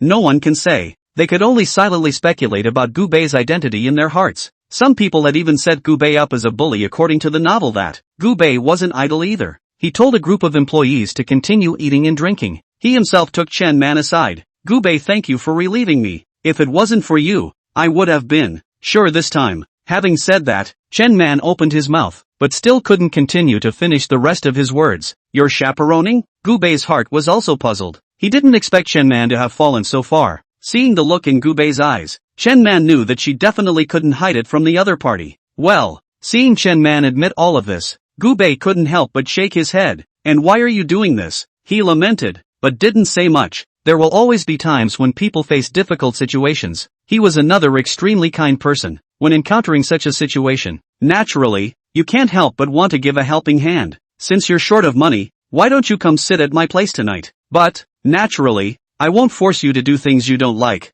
that group did. Just do whatever you want. Hearing this, Chen Man hurriedly nodded. She treasured the opportunity to be able to drink with Gu Bei. Every time Gu Bei was generous and was able to give her a lot of money, the money can ease your own dilemma. And Gu Bei in his gentlemanly demeanor never pushed himself to do what he didn't want to do. This kind of man has been very rare, and it would never be too much to call it the best on earth. Come on, I'll take you home. There's not much to stay in this place. If you want to come here for dinner, I can bring you to sit down later. Gu Bei glanced at the other party. Of course he knew that Chen Man only wanted to hurry up and escape from this nightmare-like place right now. Hearing this, Chen Man immediately nodded gratefully. Okay, I'll go with you, and I'll have to trouble you for a ride. Chen Man tugged on her short skirt and directly lifted her leg to follow Gu Bei. Seeing this scene, Lu Qin silently shrunk her neck and hid to the side. Chapter 83, Your service is very good. Being the attentive little secretary she was, she naturally knew what she should do at this time. Everyone, it's free time now. The old boss has gone to take care of the company's business. There's no time now to entertain us to continue eating and drinking. Let's none of us cause trouble for Mr. Gu, and leave on our own after eating and drinking well. There shouldn't be any problem, right? Lu Qin opened her mouth to explain, a serious look on her face. Hearing Secretary Lu's words, everyone nodded vigorously. They were all a bit emotional, not realizing that Gu Bei was so obsessed with his work. Worthy of being our old boss. It's really a day-to-day business. People are still trying to make money while we're having fun. Surely this is the gap. Hard-working people will only get harder and harder, while poor people will only get poorer and poorer. It has been proved that our pattern is always inferior to the boss. After this meal, I'm going to be working hard from tomorrow. Riding in the nanny van, Gu Bei brought Chen Man back to the villa. The maid had already put water in the bathtub for Gu Bei long ago. There was even a thoughtful layer of roses. Chen Man has never stayed in any fancy hotels, never lived in a high-end house either. After seeing such a luxurious environment, she was even more flushed. Your villa looks too luxurious too. She gave a heartfelt sigh of approval. Gu Bei smiled. He didn't say anything more. He just quietly waited for the other party to come and undress himself. One night passed. The villa was soundproofed to a T. Everyone got a good night's sleep. He Fengting called Gu Bei early in the morning. Mr. Gu, the school district house site has been installed. Do you need to take a look? Gu Bei was a bit surprised. He didn't expect the other party's efficiency to be so fast, which had greatly exceeded his expectations. While Gu Bei was surprised, he didn't forget that he had to make a decision. No need to look. Just collect the goods on your end. When it's done, just put the house up for sale. After explaining a few precautions to Fengting, Gu Bei was at ease with his hands. The house shouldn't be sold so quickly, and Gu Bei didn't pay much attention to this matter. He stretched lazily, then went to the restroom and briefly washed up. Just brushed my teeth. Fengting's call came back. Gu Bei knew that the other party was a very measured person, and it was unlikely that he would contact himself somehow. This sudden call must be about something important. Mr. Gu, our home sales are going very well. Just hanged out for a few minutes and already sold 5 suites. This speed is simply open. Okay. Hearing this, Gu Bei smiled. This had all been expected of him for a long time. The price can go up a little bit. Put the prices of nearby hotels up with it. Since this is going to be developed into a school district, there will definitely be no shortage of people investing in it. Gu Bei calmly analyzed from the sidelines, informing the other party of the next planning and development plans. And that's when there was a grunt from the bed. It just so happened that Gu Bei's phone also hung up in time. He raised his hand to open the fully automated curtains. The sunlight on the bed looks otherworldly and romantic. Gu Bei. Chen Man glanced at Gu Bei and spoke timidly. Hearing the other party's voice, Gu Bei smiled bashfully. Your service just keeps getting better and better. Gu Bei was satisfied with the other party's performance. After his own education, Chen Man has been able to master all his hobbies. The money's been transferred to your account. Check it out for yourself. Gu Bei held a glass of lemonade and took a shallow sip. Chen Man touched her cell phone and glanced at it, a bright smile flashing across her face. She chose to confirm the receipt without hesitation. Although $3,000 was indeed not much, it was already considered a huge amount of money for Chen Man. Seeing Gu Bei's magnificent back standing in front of the floor-to-ceiling window, Chen Man only felt a little infatuated. Her eyes were a little dazed and she felt like she was back in her school days. If I had steadfastly chosen to be with you in the beginning, wouldn't my life be colorful today? Thinking about this, Chen Man's eyes also flickered a bit. Gu Bei's hearing was pretty good. He couldn't help but laugh and shake his head when he heard the other man's words. This little ninny still has fantasies. Okay, take the money and you can go. Gu Bei put down the cup of water in his hand, tugged on his bathrobe, and spoke very bashfully. Seeing Gu Bei's slightly indifferent eyes, Chen Man felt as if her heart had been pricked by something. Gu Bei, you can usually contact me more often. She stood up from the bed in her silk robe. The silky texture paired with the delicate skin caused the robe to drape right down to the floor. Chen Man just hugged Gu Bei deeply from behind. If you ask, then I can come to you anytime, anywhere. Seeing that the other party was so deeply in love, Gu Bei didn't say anything more, but just turned around and took Chen Man's shoulders. After some lingering, Chen Man packed up her things and was sent away from the villa by the housekeeper. Gu Bei, on the other hand, sat on the sofa and cozily swiped through the jitterbugs. PayPal arrived at $300, 000. PayPal arrived with $7 million. PayPal arrived at $530, 000. The sound of receiving money kept ringing, and Gu Bei also found it a bit annoying, so he directly turned off the beep. This sound of collecting money would all be fine if it rang out a bit every now and then, but he kept ringing. It's hard to endure it yourself even if you have a good temper. Rich people have a lot of troubles. He sighed and turned to go back into the bedroom, ready for another nap. Day by day, Gubei's company is growing at an extremely fast pace. Half a month later, he pulled out his cell phone and transferred 5 million to his mom. The next second, Mom's call came through. Good boy, what are you doing? Mom's kind voice came from the other end of the phone. Hearing Gubei relax physically and mentally. Isn't your son working hard for his money? Gubei took a bite of the fruit fed to him by the maid and spoke prettily. Well, then Mom won't bother you anymore. We have a family gathering at home tonight. Are you free to come over for dinner? The voice on the other end of the line was laced with anticipation. It looked like he was eager for Gubei to go back for a meal. Gubei didn't hesitate and agreed directly. Okay, Mom, just send the address of the dinner directly to my cell phone. I'll come over after I'm done in a while. He always had patience and gentleness with his family. Okay, Mom will send it to you. Let's leave you to work for now. When you're done. Chapter 84. Can you ask Yeonmi to come work at the company? After making the call, Mother Gu was directly busy hanging up the communication with her son. Gubei couldn't help but smile and shake his head when he saw the message his mother had sent. My mom is good at everything, but she can't say no to those relatives. He sent the address to the driver and then drove to the office. He didn't go to the office very often during this time. With He Feng-ting taking care of everything for himself, things had become a lot easier. He had just arrived at the office on the front foot. He Feng-ting then greeted them. My precious brother, there you are. He Feng-ting's face wore a bright smile, looking as if he had some great joy. Our house sold very well. It's totally and greatly exceeded our expectations. Looking at Gubei, he still had time to listen to his own babbling. He Feng-ting hurriedly reported on the work. He's working very hard. It was to let Gubei know that the money spent on treating himself was not in vain. After hearing He Feng-ting's report, Gubei nodded in satisfaction. I have to say, they are really quite efficient. Our company has also just been established, and it is inevitable that it has some shortcomings. Everyone can make as many comments as they want, so that I can also know what aspects of our company need to be improved. Gubei said with a smile. He was hoping from the bottom of his heart that everyone would give their opinions so that the company could go to the next level. The employees all look at me and I look at you. No one has made any comments. At that moment, a new lad opened his mouth. He didn't say anything though, just had an open mouth motion. What do you suggest, lad? Bring up any ideas you have. And don't worry, I'm a very friendly person and will consider your comments and suggestions. Hearing this, the employee rubbed his hands together with some excitement. Can you really say anything? He Feng-ting silently twisted his head to look at him, and inwardly, he was also a bit curious. He wanted to know what the kid was trying to say. The colleagues around him also warned each other with their eyes, trying to keep him honest. I think our company's beautiful staff is too little. Or boss, you recruit more beautiful girls into it. We, the employees, have to get our personal issues in order, don't we? At that, he smiled a little awkwardly. I haven't been able to find a date in years, and I don't know if it's because I'm too ugly or what, but I just can't find a girlfriend, and I'm dying of anxiety. Everyone breathed a sigh of relief at these words. They thought that this guy would talk nonsense without understanding, but now it seems that the other party is quite smart. That's naturally no problem. Gubei didn't expect the other party to have such a claim. Mr.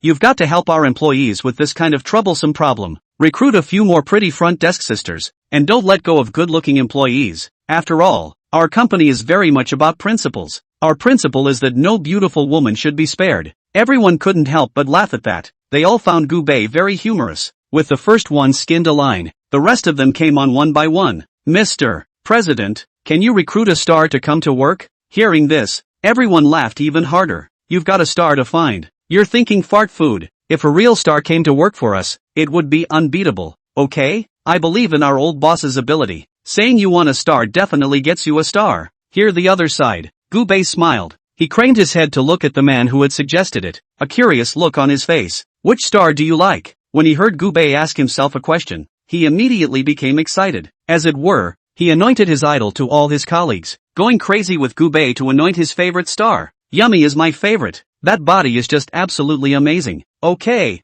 I can't sleep every night without watching her drama. The more he spoke, the more agitated he became, and he only remembered that the other party was Mr. Gu when He Feng-ting coughed, after a sudden reaction. This employee's face also wore a look of embarrassment. Sorry, I got carried away. Hearing this, Gubei smiled. In his mind he knew exactly how crazy the stargazers really were. Forget about recruiting her into the company, there's no problem getting her out for dinner or something someday. Gubei also knew that the person was a star no matter what, so it was definitely impossible to go to any place to work. Nor did he himself have the idea of taking the other into his pocket. Hearing this, everyone stared incredulously. They even thought that Gubei was joking. I'll go. Mr. Gu, are you telling the truth? Can we really invite each other to dinner? This is too awesome. I Gu always YYDS. I've lived my whole life and I've never properly seen a star. If I could meet one, I'd really have something to brag about. Is this for real? Mr. Gu, can I really ask my goddess out for dinner? Would this be too presumptuous? The stargazer just now was so overwhelmed with emotion that he was about to pass out from happiness. No kidding, you guys. I'll send you another 20,000,000, or go ahead and buy Porto out as per the old rules. Gubei spoke calmly. After hearing that, everyone looked at Gubei with some surprise. They didn't expect Gubei to actually have to buy Bordeaux. Isn't that a bit too big of a nerve? I said, the old boss. It's not that I talk too much. It may be luck that we made money buying once, but it probably won't work if we keep buying like this. That's right, Porto really isn't very good. If we keep buying like this, there's a good chance we'll really lose money. Based on what I'm watching, I'm guessing that if I buy Porto this wave, I'll lose money to my grandma. A group of employees were persuading Gubei. They all went to work on these things after what happened with the last bet. But anyone who has studied sports knows that Porto is really not working. Fengting couldn't help but shake his head when he saw the group's appearance. He never questioned any of Gubei's choices. In his opinion, Gubei must have a reason for doing so. Although the reason for this was not clear to him, he uniformly believed it was because his pattern was not big enough. Yeah, Mr. Gu, why don't you tell us why you bought it that way? That's right. You pass on your experience so we can understand what this is all about. Chapter 85, place your bets at $20 million. Everyone looked at Gubei with expectant eyes. They hoped that Gubei would be able to teach them a move or two. Gubei calmly waved his hand. There are things that can only be said, and it's useless to talk about them. He'd like to say it, but he doesn't even know where to start. Okay, is it hard for him to say he saw it inside a video? One person takes 2 million to place a bet and grabs it and finishes it. After the explanation, Gubei went back to his office to deal with the matters at hand, and this time, Fengting also gathered everyone else together. What the old boss tells you to do, you just do it straight away. There are things not that the old bosses won't tell you, but that you won't even understand the point. Anyway, it's definitely okay to buy after our old boss. Speaking of this, an excited look appeared on Fengting's face. He thought about the last time he followed Gubei to buy it. Instead, it's a big profit. That money instantly solved his dilemma. It was because of Gubei's help that his wallet had become full and he now had the backbone to go and invest. So this time Gubei once again chose to open the purchase. He will definitely put all the money he has inside his pocket on it, for no other reason than the fact that one trusts one's brother very much. The crowd of employees were silent when they heard this. The employee who had just claimed to like Young Mi a lot also sighed. Mr. We all know that the old boss is very rich, and we all hope that the old man will get rich, but this really can't be bought. He's very knowledgeable about this stuff, so he's well aware that there are things that can't be touched, and it's too risky for our old boss to get so much money in at once. You're on good terms with the old boss, or else fist the old boss? In reality, none of them had any malicious intent, and they were simply trying to persuade Gubei to keep his sanity. Fengting naturally knew what this group of employees were thinking. Alright, you guys shouldn't comment much on the old boss's business. Hurry up and get it. Don't be idle. Fengting was extremely thankful for Gubei's kindness of knowing him. To him, Gubei was his own god. The employees didn't say much as they took the money and rushed off to place their bets. It was hard to get off work. Gubei changed into a set of clothes carefully prepared by the matchmaker in the office. The dress looks extremely regal and gives off an awesome premium look. That's a nice suit. Gubei was satisfied as he looked in the mirror, and he had gradually recognized this luxurious yet enjoyable life. Making money and not spending it, that's okay. He didn't make too much of a big deal out of it. He just drove his Lamborghini right up to the windswept winery that his relatives had booked. The house party is here tonight. Relatives were already coming in, and not many people were standing at the door. Most of them were young people waiting to meet their friends. They all saw a Lamborghini was by and then stop in front of the crowd. Holy, this Lamborghini looks awesome. Is it cool? I think this car is actually just average, right? The biggest problem with this car is that I'm not the one sitting in it. If I could drive a car like this in my lifetime, I would be truly satisfied. Some of the young people were commenting on it. All of them are fashionable young people. There is a deep knowledge of this vehicle. Soon, a man who was extremely familiar to them got out of the car. Gubei lightly got out of the car and closed the door with a bang. The sound of this slamming door was so loud that it stimulated some pain in the hearts of the crowd. Holy, this handsome guy is too awesome to treat his car like this. It turns out the car was definitely not a rental, and if it was, he certainly wouldn't have had the nerve to go slamming doors like that. This brother is simply rich. I think I've seen this car in which auction house. At least it must be several millions, right? Everyone was whispering on the sidelines while Gubei had already gotten out of the car and arrived inside the Fongyan winery. Hello, from the previous reservation. It was ordered by someone named Sufan. When the waiter heard this, he immediately brought Gubei to a private room off to the side. Sir, your reservation is here. The waitress was very nice and seemed gentle. Gubei even had the urge to reward the other party with a tip. He felt his pockets. No cash, and had to stop. When he was just about to push the door and enter the private room, suddenly a pair of big hands appeared behind him and clapped at his shoulders. You boys are really making a lot of money, aren't you? Hearing this familiar voice, Gubei turned back and looked somewhat helplessly at the man who appeared in front of him. The man was none other than his dad, Gu Guogang. The gentle and beautiful-looking woman next to him was his mother, Lin Yijuan. I just saw you come down from a Lamborghini. I really didn't expect you kid mixed so well. Change Ming, I have to call you a big brother. Gu Guogang couldn't help but joke with his own son. Hearing this, Gubei scratched his head in some embarrassment. That's the vibe in their house. It's extremely fun. Geez, it's all just little broken cars. Dad, tomorrow go pick out a few cars you like, and I'll be the son to buy them to honor you. It's no problem to have any car you want, even if you want to drive a sports car to pick up girls. I, as a son, will fulfill your little wish. Hearing this, Lin Yijuan directly raised her hand towards her own son's head and slapped him. Say what? You're really not afraid of a beating from mom? Feeling the love of the mother, Gubei bared his teeth and grinned beside him. The family pushed open the door with joy. Gubei hadn't been home for a long time before because of work, and now that the family was reunited, there was naturally a lot of laughter. Pushed open the door to the private room, Gubei saw so many relatives as soon as he entered. These relatives he couldn't name. Just thought some of them looked kinda familiar. Oops, if it isn't Kahoku. I heard before that Xiao Bei was busy with your work and didn't dare to bother you too much, but I didn't expect you to be free to come out and have a meal with us today as well. It's really an honor. Come on, sit down, don't just stand there. Hearing the relatives' words, Gubei also scratched his head in some embarrassment. Some of these relatives of his are quite nice, others are a bit snarky, but overall, Gubei felt that they were quite good. Nothing matters as long as you don't get in trouble or borrow money. Xiao Bei, I really didn't expect you to grow so handsome now. A distant cousin on the side looked at Gubei with some excitement. Chapter 86. How would you like to see my daughter? She yanked her own daughter over with a straight hand. How do you see my daughter? Do you all want to have a kiss and tell? Their impression of Gubei was still stuck in a long time ago, and it felt like Gubei was still a youthful teenager at that time. These clothes that Gubei was wearing now, although the brand could not be seen, they felt like they had a good texture. It had to be said that Gubei had changed too much over the years, so big that they were a little unrecognizable. Did you kid have some kind of strange encounter? Why do I feel like you're a palace aristocrat now? That's right, that rich man's temperament came up all of a sudden. I feel as if I don't even recognize you anymore. The rich just have a very different demeanor. They stared at Gubei left and right. The face hasn't changed much. The only thing that has changed is that it's gotten more handsome. Gubei smiled. It's true that the man is in the saddle. After changing his own clothes again, this temperament came out instantly. I'm not kidding you. Your cousin. We're distant relatives. There's none of that nonsense. So do you want to consider thinking about my baby girl? I'm serious, yo. They had heard that Gubei was doing well now long before he came. So everyone wanted to enlist Gubei. Regardless, being able to strike a good relationship with Gubei wasn't a bad thing. The daughter of a distant cousin looked at Gubei somewhat sheepishly. She didn't expect Gubei to be so handsome. This face is just a little too charming, isn't it? And this kind of aristocratic temperament is even more so that people can't take their eyes off of it when they look at it. Gubei, long time no see, we used to play together. I don't know if you remember. She greeted Gubei somewhat sheepishly. His face had turned red after he spoke. I could tell it was really hard to be shy. There was an old woman who looked a little older coming up. Gubei couldn't call out the other party's identity and wore a somewhat embarrassed look on his face.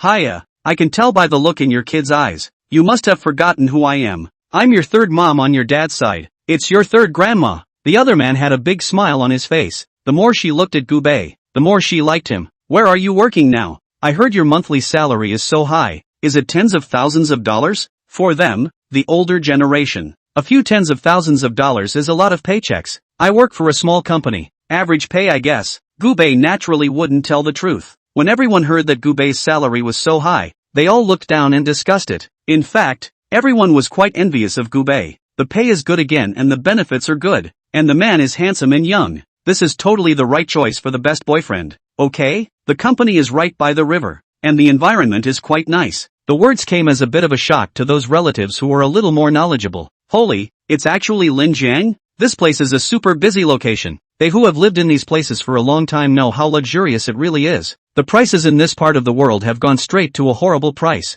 It's okay. Gubei spoke gently and raised his hand to give his mother a chopstick of food. The daughter of the cousin's aunt who was on the side of the point house was even more moved when she saw Gubei's appearance. She sheepishly gave Gubei a piece of sub meat and handed it directly into the other party's bowl. Gubei politely turned his head and said thank you. Anymore, it's a relative. The proper etiquette is still in place. Gubei is such a person. If you respect me a foot, I will respect you a foot. The many relatives revealed somewhat envious looks after hearing Gubei's words. I can't believe you work in such an upscale place. What a young man. I've heard that the people who work in this place are the elite of society. Isn't it like what they show on TV? Especially high-end? Xiao Bei, do you need more people in your company? Why don't you introduce them to me? My son hasn't found a good job since he graduated from college. All the relatives came to look at Gubei with extremely expectant eyes. They all hoped that Gubei would be able to introduce their own children to jobs, not looking for tens of thousands of dollars a month. Having a 10 or 20,000 would be considered a great job. Xiao Bei, see if you can arrange a job for your cousin. Your cousin hasn't been able to find a suitable job, and she doesn't have a boyfriend either, so she's living a really shabby life. The aunt on the side counted her daughter with some disgust. After hearing this, Gubei directly agreed with a smile. It's not so bad if the other person actually has real talent. If you just want a place to mingle and retire, then Gubei could totally specialize in opening a small company for them to toss around at will. The main thing is that doing this on your own can make your parents look good. It's more important that mom and dad are happy than anything else. Hearing Gubei directly agree to help in one bite, all of them were in a great mood. Our Xiao Bei is definitely an executive-level existence within the company. This kind of help is promised. Who says it's not? One look at our Xiao Bei and you know she's definitely an executive, right? Her temperament is not ordinary. Everyone started praising Gubei crazily with rainbow farts, and they couldn't wait to praise Gubei to the sky. Lin Yijuan tilted her head a little triumphantly. That's true. My baby boy is the most promising in our family. He's really quite good. Whenever she mentioned her own precious son, Lin Yijuan felt proud beyond measure. It didn't take long for this party to end. There weren't any relatives out to make a scene, which made Gubei feel in a good mood. He promised several relatives in a row that he would help. Isn't it just a matter of arranging some work? It's totally easy for him. After the meal, a group of relatives were walking towards the outside one after another. They flanked Gubei's family, looking rather like they were trying to curry favor with each other. Xiao Bei, can you send my daughter back? The distant cousin just spoke up with some embarrassment. This daughter of hers is quite good, just not proactive enough. When you meet a good man like Gubei, if you don't take the initiative, you're screwed, okay? Yeah, no problem. Gubei didn't reject the other party either. The valet parking boy on the side soon drove a luxurious Lamborghini and appeared in front of the crowd. He got out of the car and respectfully handed the keys to Gubei with both hands. Mr. Gu, your car. Gubei took the key and politely said thank you. The distant cousin saw the car and froze instantly. Chapter 87, Distant Cousins. What is that car? It's a Lamborghini, right? She vaguely remembered the name of the car. I think it's called Lamborghini. I remember this car seems to be very expensive. I've read about it on the internet before, and I've heard that you have to have several $1 million to buy it. Kahoku, I don't think you're an executive. Originally, they all thought that Gubei was a company executive, but the other guy can afford to drive this multi-million-dollar luxury car. Proof that he was anything but ordinary. This has to be at least a veteran-level person, right? Maisie, tell me honestly, what exactly is your Xiao Bei's position in the company? This is too much. Lin Yijuan froze when she heard this. I remember my son telling me some time ago that he seems to have bought a building, but what exactly is the situation? I didn't bother to find out. It's a matter for young people. We older people shouldn't worry so much about it. A look of excitement appeared on Auntie Faraway's face. Then he pushed his own daughter straight into the car. Xiao Bei, you must help Auntie send this daughter of mine home. Inside she was feeling extremely excited about her daughter's performance. If they were able to take down Gubei, then they would really be able to eat and drink without worrying, and would be completely on their way to the peak of their lives. Gubei wasn't polite either. In his car, he hitched a ride with this distant cousin and headed towards the other's house. Cousin, I can't believe you're doing so well now. It's a surprise. The distant cousin's face wore a broad smile as she looked at the other with some surprise. She used to think that Gubei might be somewhat unworthy of herself. Now it seems that there is no such thing. If Gubei was able to look at himself, it would be a blessing in disguise. What kind of a job do you want? I'll go back and talk to the secretary's side and have them look at getting you one. When she heard this, her cousin's heart trembled. Just arrange a job for me at random. In fact, just being able to work under you, cousin, is already a very happy thing. Gubei smiled. I have to say, my distant cousin is quite good at talking. A small mouth coaxed the heart sweet. Then I'll go inform the personnel side, and you can just tell them directly what you have in mind when the time comes. Gu Bei also knew that the other party was a distant cousin, and naturally, it was a bit implausible to act in his usual way. He acted extremely gentlemanly the entire time, looking like a flamboyant gentleman who had strayed into the mortal world. This handsome gesture made the distant cousin even more fond of it, and even had the feeling that she had sunk completely into it. Well, you're home. Gu Bei smiled. The jacket was then draped over his cousin's body. Send me a message when you get home. I still have to go back to the company. Tomorrow I'll send you the company's situation by WeChat. You can just go directly to the personnel. Gu Bei directly committed to the job. Seeing Gu Bei in this kind of strategizing stance, cousin shivered inwardly with excitement. The deer in the headlights went straight to the heart, bouncing around like he's on dope. Witnessed his cousin's departure. Gu Bei dialed Lu Qin's phone. Qin, get me ready. I'm going to Dubai now to watch the finals of the ballgame. Charter a plane and bring all our employees there. Hearing this, Lu Qin's face also revealed an incredulous look. You mean take our staff and leave for Dubai now? Lu Qin was surprised, though the mind felt curious, but it was still done honestly. That's right, to Dubai. Gu Bei knew that this decision was a bit hasty. He also decided on a whim. Where is the comfort of watching a game on a big screen as opposed to watching it live? Lu Qin controlled her inner excitement and hurriedly opened her mouth. I'll arrange it. After saying that, she immediately opened the WeChat group. At all members, pack your things and meet me at the airport in half an hour. Early arrivals only, never late arrivals at your own peril. After sending the message, Lu Qin hurriedly went to operate the airfare. The WeChat group instantly exploded inside. Secretary Lu, what's going on here? Where is this taking us? It's not possible that we're going to be arranged for a business trip, is it? This is too hasty. To give us only half an hour to prepare. Can you tell me what the destination is? Everyone don't be in a hurry to brush the screen. In a moment Secretary Lu can't even see the message we sent. That's right, don't be in a hurry. Wait for our sister Lu to type. After she finished working on the airfare, Lu Qin finally had time to look at the group. She smiled and typed, Mr. Gu arranged for us to go to Dubai together to watch a soccer match. A light-hearted message that once again had the group buzzing. Holy, is that the Dubai I imagined? It's too extravagant. Actually inviting us to go abroad to watch the game. My god, the old boss is mighty. The old boss is overbearing. I want to be the old boss's dog for the rest of my life. Mr. Gu, is there a shortage of stone lions in front of your villa? Mr. Gu, can you take a picture of what your family's kennel looks like? I want to see my living environment. You're all so unambitious. Why are you all thinking of becoming dogs? Mr. Gu, I'm your long-lost son. The group was instantly buzzing with activity, and they all kept pleasing Gu Bei, expressing their inner delight. Most people haven't even been out of the country yet, although the documents and everything are all there, but the cost of going abroad is just too high, and unusual people can't afford to spend this huge amount of money.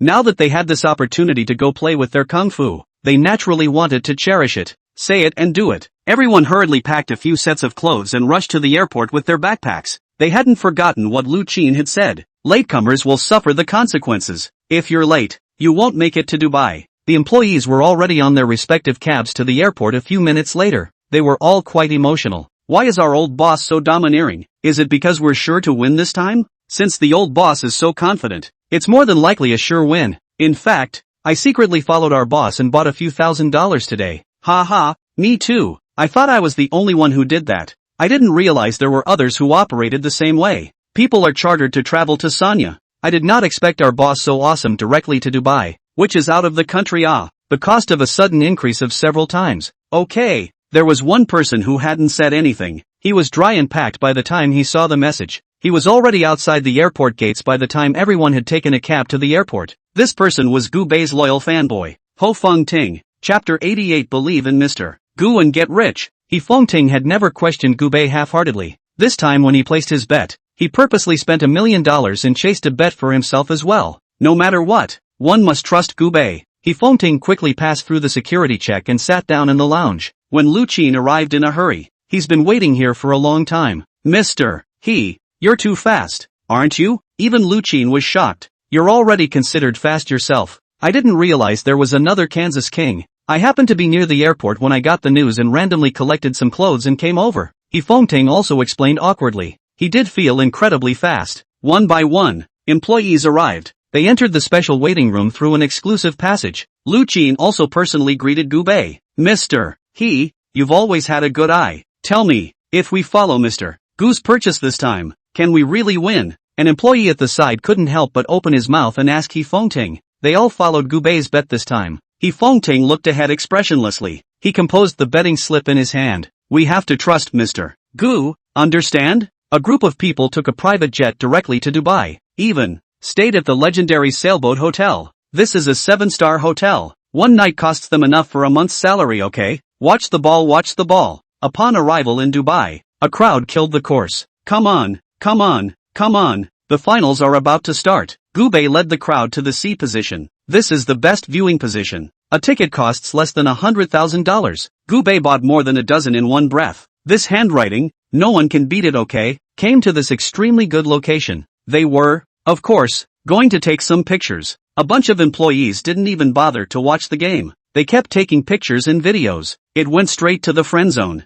This kind of excellent company benefit is not for everyone. Their company is that awesome. Their old boss is such a bully. After a short period of excitement, they finally calmed down. Everyone honestly sat on the sidelines and started watching the game. Gu Bei this acted calmly. Except for Lu Qin, who captured a few shots of Gu Bei's perfect side face. He didn't initiate the photo shoot either. For Gu Bei, this was all just a very ordinary little thing, and there was no need to have to take pictures as a souvenir. For these employees, this has been considered a heavenly benefit. There's no harm without comparison. All of a sudden the employees felt, that they were really laughing at their own patterns. A ball game ends quickly. The employees have been dumbfounded. The team that was thought to be sure to win, straight up blowout, another title for Porto, saw the shocking result. All was silent. At the same time their hearts were glad. He bought the right one by following Gu Bei. I'm going. Porto can really do it. How did they manage to win back-to-back games? I always thought they were trash before, but now it seems I underestimated them.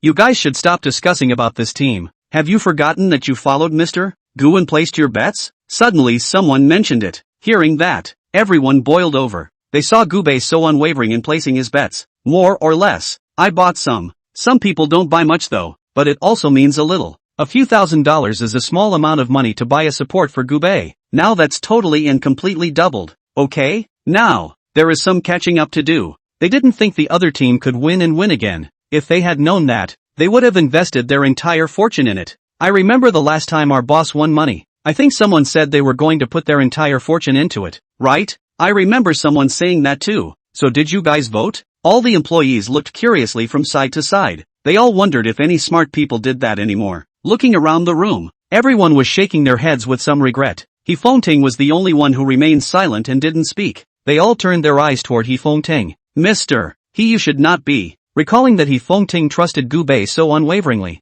they just thought that this crazy fanboy was still really likely to do it. He Fengting nodded expressionlessly. I said we must trust our old boss, and look at you. The payoff is here. I thought all of you would use all of your fortune to invest along with our boss, but I didn't realize you were all so stupid. At this moment, He Fengting was only pretending to be calm on the surface, but in reality, his heart had long been bursting with joy. This time he invested all his fortune in it, and totally made a fortune alright. Gu Bei silently listened to them from the side. He was impressed that this brother of his was indeed smart. The unconditional trust that the other party had in him made him successful in finding a way to get rich. Gu Bei loved this feeling of being trusted. Those who trust themselves deserve to be rewarded accordingly. The other employees didn't pitch in significantly, but they made a lot of money. Gu Bei felt relieved. Alright, I'll give you 2 days off. Go out and play freely. Don't cause any trouble, and everything else will be fine. Gu Bei clapped his hands contentedly. The amount of free spending per person is $200. 000.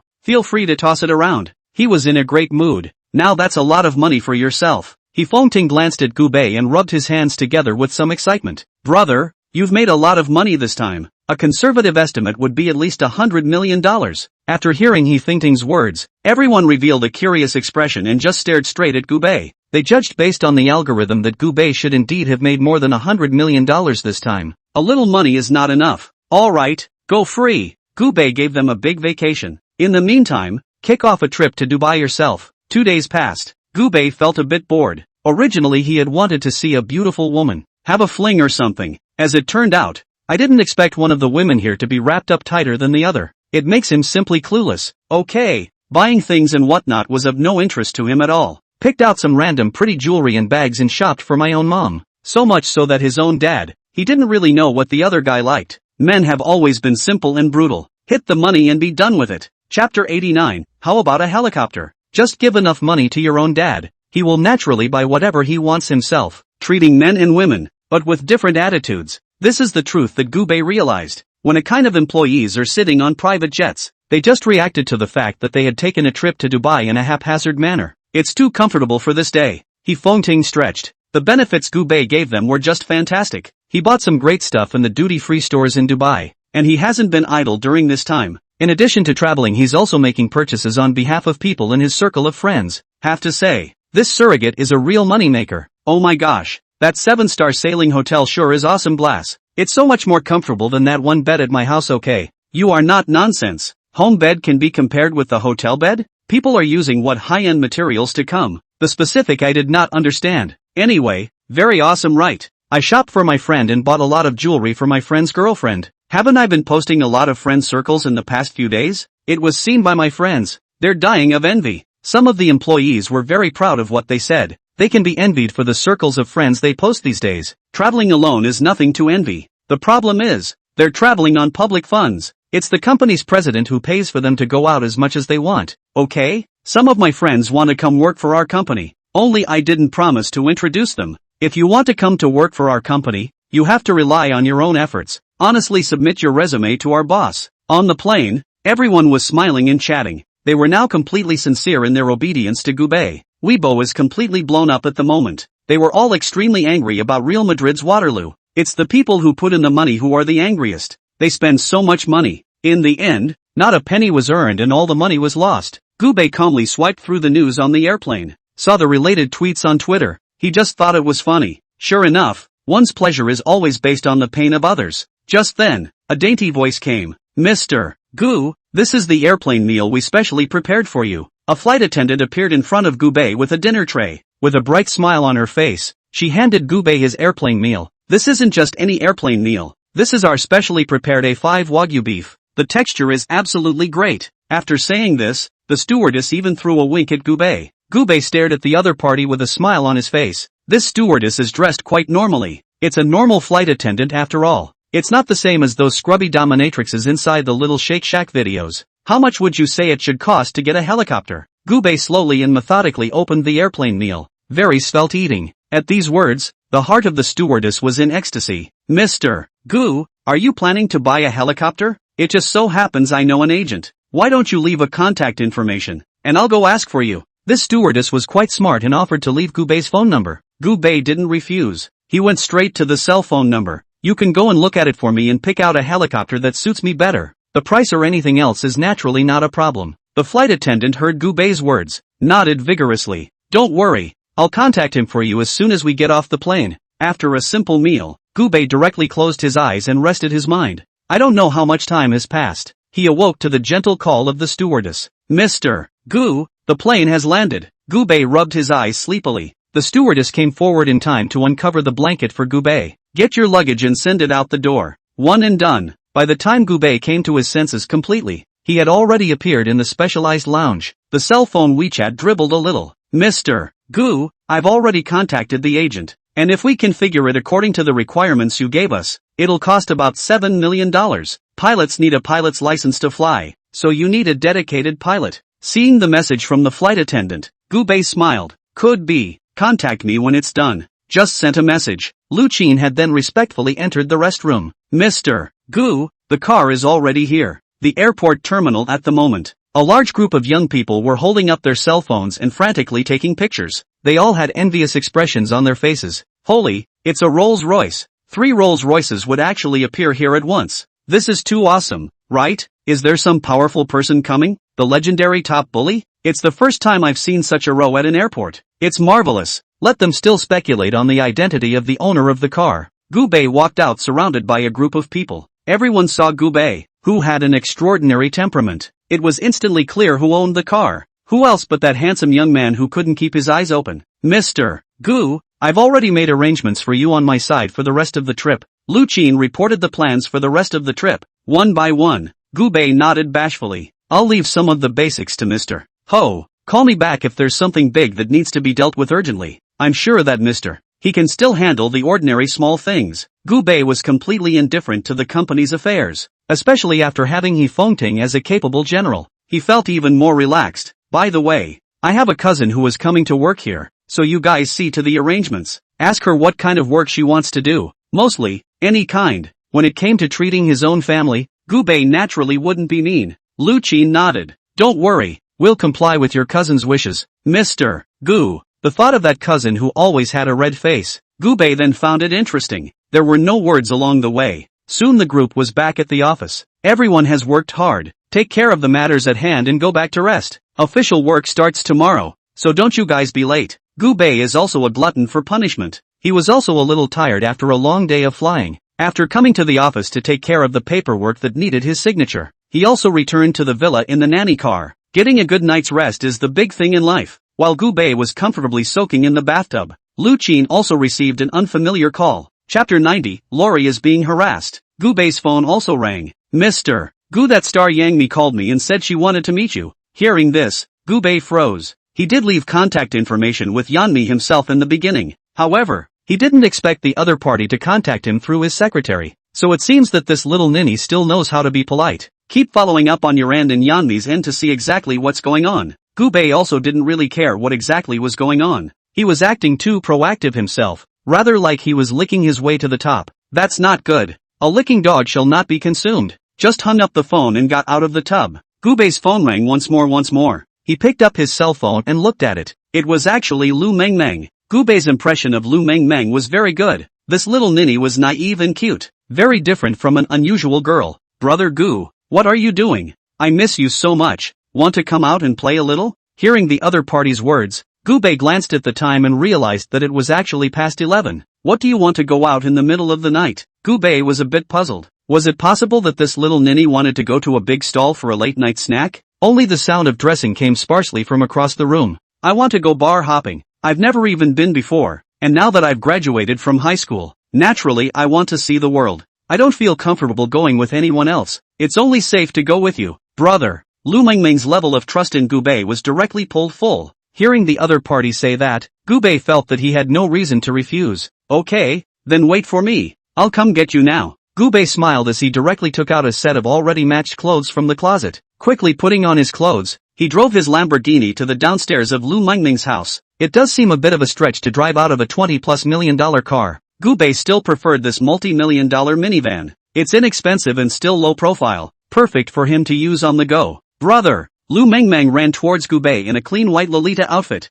Her skirt bounced with the running motion and she looked rather like a walking buttercream. This time, they came to the most famous nutcracker bar in the city. This bar is kind of like a clearing bar with a very nice environment. Handsome man, have some less strong cocktails. Gubei took it upon himself to order drinks for Lu Mengmeng. Brother, you don't even know what people want to drink. Why are you deciding for me? Yanami pouted. Although the words were full of rancor, Lu Mengmeng's face didn't have any expression of blaming Gubei, even, and a very happy feeling. I don't know what you like to drink, but you can only drink this kind of low-strength wine. I've asked that handsome man to bring up all the low-strength cocktails for you to try. After saying that, Gubei favorably reached out and touched Lu Mengmeng's head. Feeling Gubei's thoughtfulness, Lu Mengmeng nodded her head vigorously and was touched inwardly. I knew my brother was the best. My brother is the best man in the world. Hearing the other party frantically blowing rainbow farts, Gubei couldn't help but smile. The little ninny is just pompous these days. Soon the cocktails were served. A dozen glasses of various cocktails were placed in front of Lu Mengmeng. Try it? Gubei casually picked up a white cocktail and took a sip. Well, the wine flavor is very light. Lu Mengmeng took a sip from her wine glass with some curiosity. The next moment, the expression became a bit ugly. Put, so spicy, this drink tastes so weird. So this is what they call a cocktail? Just by taking a sip, Lu Mengmeng's fair and pretty face turned red. Well, brother, why do I feel like I'm in a bit of a trance?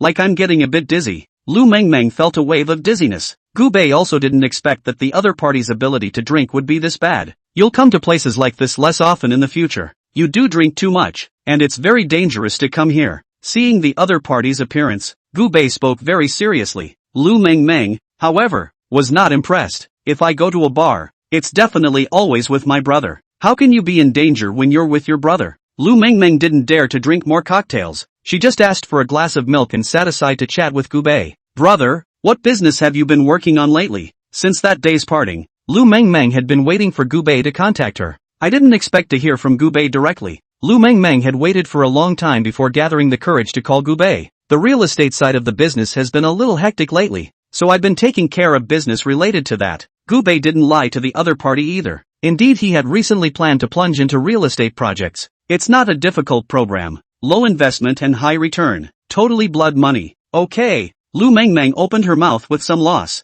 Dad's been busy lately, too, like he's planning some kind of subway station. Alas, I don't understand grown-up things. No one has time for me at home anyway. Seeing Lu Mengmeng pouting, her little face flushed red. Gubei was also moved to compassion. You can contact me if you want to hang out. I'm always up for company in my free time. Gubei smiled and spoke. He looked gentle. Lu Mengmeng nodded vigorously. School is so hard. The two of them chatted, and during the time Lu Mengmeng sneaked a small sip of her cocktail. The drink spurred her to shake her head. You be a good boy and sit still while I go to the bathroom. Gubei knew that the other party was a bit groggy from drinking. It can be dangerous to walk around without listening. Okay, don't worry brother. Am I that clueless? Lu Mengmeng patted her chest in assurance and sat on the stool extremely obediently, waiting for Gubei to return. Seeing how well-behaved the other party was, Gubei didn't say anything more and went straight to the restroom. Gubei had just left in front of him, and immediately a man came over. The man looked a little lewd. That big belly was like a woman who was 8 or 9 months pregnant.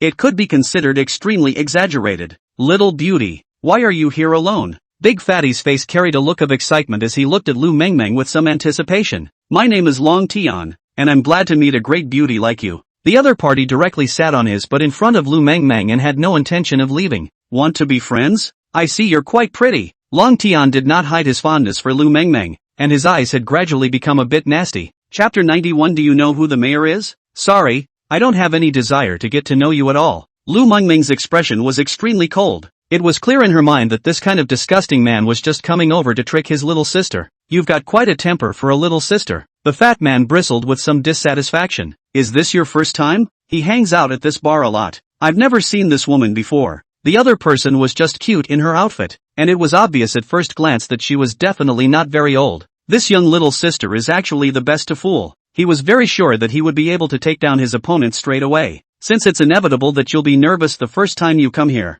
I've been to this place often enough to tell you about it. After all, it's the first time. It's understandable. Long Tian thwarted his hands in excitement, an expectant look in his eyes. If you can trick such a fresh and watery little girl, you'll make a lot of money. Okay, I'm sorry, I don't really want to talk to you, so please don't make a fool of yourself here. Lu Mengmeng was originally a very strong-tempered little girl, and she was even more annoyed when she met someone she didn't like. In the past, she had been straightforward and never bowed to such evil forces. In her position, there was also no need to give in to the forces of evil. You're a funny little hoof, but do you want to toast? Long Tian was also a bit angry. He had never seen such an unintelligent chick. Keep me away from you? So tell me instead, how should I stay away from you? Long Tian said as he moved closer towards Lu Mengmeng with an extremely excited expression on his face. The thought of being able to touch such a white and tender face made him feel so overwhelmed that he couldn't even help but want to set sail and sing a song. You off! Lu Mengmeng took a step back in some fear, trying to avoid the other party's salty hands, but with Lung grabbing shamelessly towards his opponent, not caring at all about the threat of a little girl. The pust! Suddenly a cocktail falls from the sky. The drink spilled on Lung's face, making him look incredibly downtrodden. It wasn't just the drink that was scattered on Lung's face, but also the delicate cup. The quality of the cup was quite good, but it didn't manage to make a gash on Lung's face, which made Gubei feel quite sad. Who the are you? Long Tian stood up with some annoyance. He reached up and wiped the cocktail off his face. The slimy feeling was getting to him. I'm your father. Gubei let out a cold laugh and reached out to yank Lu Mengmeng behind himself to protect her. Lu Mengmeng naturally knew that she would be safe if Gubei came. She carefully hid behind Gubei and secretly poked her head out to look at Long Tian. Brother, this guy is a bad guy. He's fat and bad. His stomach is full of bad stuff. He's still trying to bully me. Brother, you must avenge me. Here comes Lu Mengmeng's backer. Naturally, she wouldn't take kindly to that. This man bullied himself, and he must make sure that his brother gave him a good beating. Gubei gently patted Lu Mengmeng's shoulder. Don't worry, if he dares to bully you, I'll make him suffer. Gubei thought that if Lu Mengmeng obediently sat in her seat, no one would be so ungrateful as to come over and harass her. As a result, it didn't occur to me that there are still people who are so horny. Oh, you've got a lot of nerve. Long Tian laughed in exasperation at Gubei's audacious behavior. These two streets belong to me. Do you think you'll be able to keep your dog's life after messing with me? His eyes grew fierce. In his heart, he swore that he had to take Gubei's dog's life today. Gubei stared at him with a cold expression, unable to tell if he was happy or angry. This matter can't be let go so easily. You are responsible for what you do. Understand? Seeing him in this arrogant manner, Gu Bei sneered. Indeed, this matter can't be let go so easily. For the kind of people who are so lustful that they lose their principles, we need to deal with them properly. Gu Bei is not a cutie pie either. Lu Mengmeng had always been a well-behaved sister, and it was unlikely that the other party would take the initiative to cause trouble. He saw clearly who was right and who was wrong. After saying this, he took out his cell phone and called Lu Qin. Come to the Nutcracker bar to pick up someone. What happened next was brutal. Gu Bei was not willing to let Lu Mengming's young heart be damaged. At this point, the Nutcracker employees also saw the scene. They panicked and ran over to inform the store manager. With the store manager in tow, he hurried over. Young masters, yo! The store manager, with a bitter smile on his face, came running wildly. Gentlemen, what's wrong with you? Let's talk things over. Don't shout and kill each other all day long. It's not harmonious. The store manager had worked here for a long time, so he naturally knew what kind of person that big fat guy was. Long Tian, young master Long. This fat guy's personal image isn't great, but he's a big eater. Anyone who messes with this fatty will have a tough time. I don't care if he's harmonious or not. This person threatened me. Do you think I can tolerate this breath? Really inexplicable. Uncle cannot tolerate aunt. I cannot tolerate this breath. Long Tian didn't feel that he was at fault, and even felt that this dead girl Lu Mengmeng was too stubborn. The store manager gave Gu Bei a somewhat tangled look and secretly winked at him. If Gu Bei admitted his fault, this matter might be ruffled. Otherwise, when Long Tian started his fire, he was really like a mad dog, hard to control.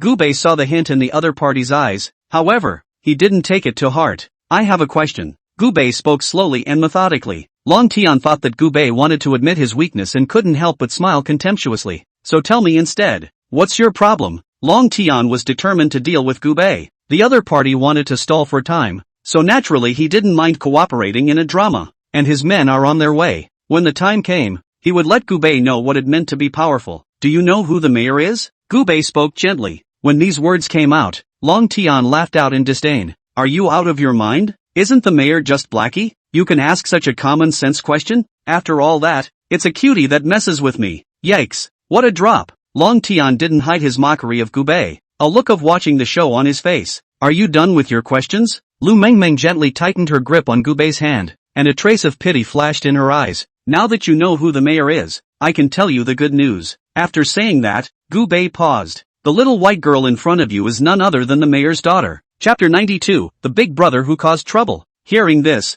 Long Tian was dumbfounded. The people present only felt their breath stutter. They even suspected that they had misheard. The cute little doll-like looking girl in front of you is the mayor's daughter? The store manager felt as if he had accidentally gotten into big trouble. Long Tian's expression was a bit odd as he didn't know the truth of what Gu Bei had said. Seriously, you're not lying, are you? She's the mayor's daughter? Then I can still say I'm the governor's father. I've seen so many blowing awesome, but you're the best. Although Long Tian was a bit worried inwardly, but when he thought that things wouldn't be so coincidental, his guts gradually grew bigger. How could he be the mayor's daughter if he went out and flirted with a random chick? This is too funny, alright. The store manager is a cautious man. He didn't express a semblance of an opinion. Alright, Mr. Long, don't bother with these little youngsters. They're young and don't know any better, so just take it easy on them. You're a big man. Don't bother with them. The store manager knows that the world is a big place. What if it's all true? Then isn't he a complete mess? No matter what. Speak up and say something nice first.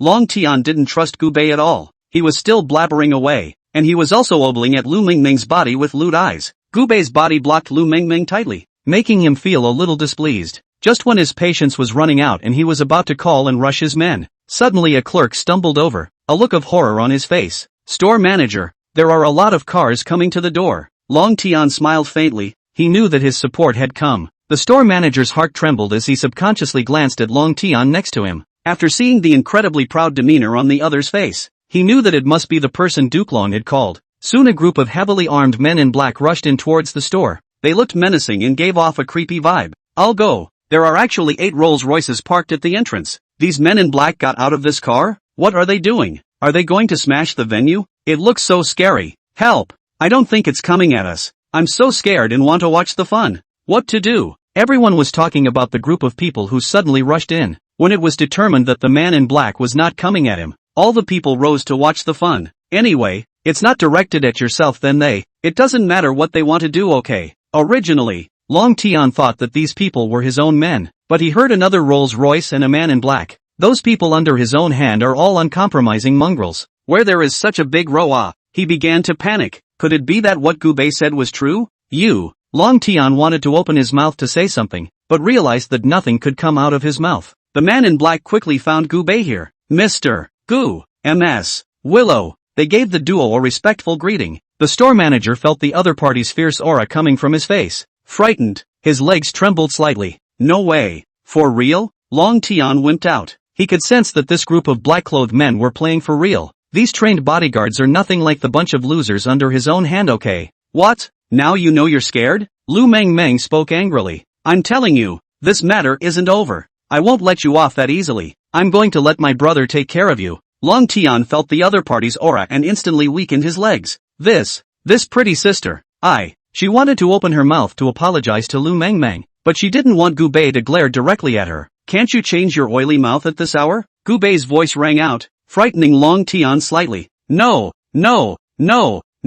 I was genuinely trying to apologize. I'm sorry, Ms. Willow. I should not have offended you. I beg you to be gracious and forgive my folly. I was wrong. I shouldn't have. He kept apologizing to Lu Mengmeng, but Lu Mengmeng had been staring at him with a cold expression, without any intention of wanting to pay any attention to this person. The man in black saw this scene. Immediately raising his leg, he approached Long Tian. Long Tian felt the opposing party's aura oppression and instantly trembled in fear. Don't.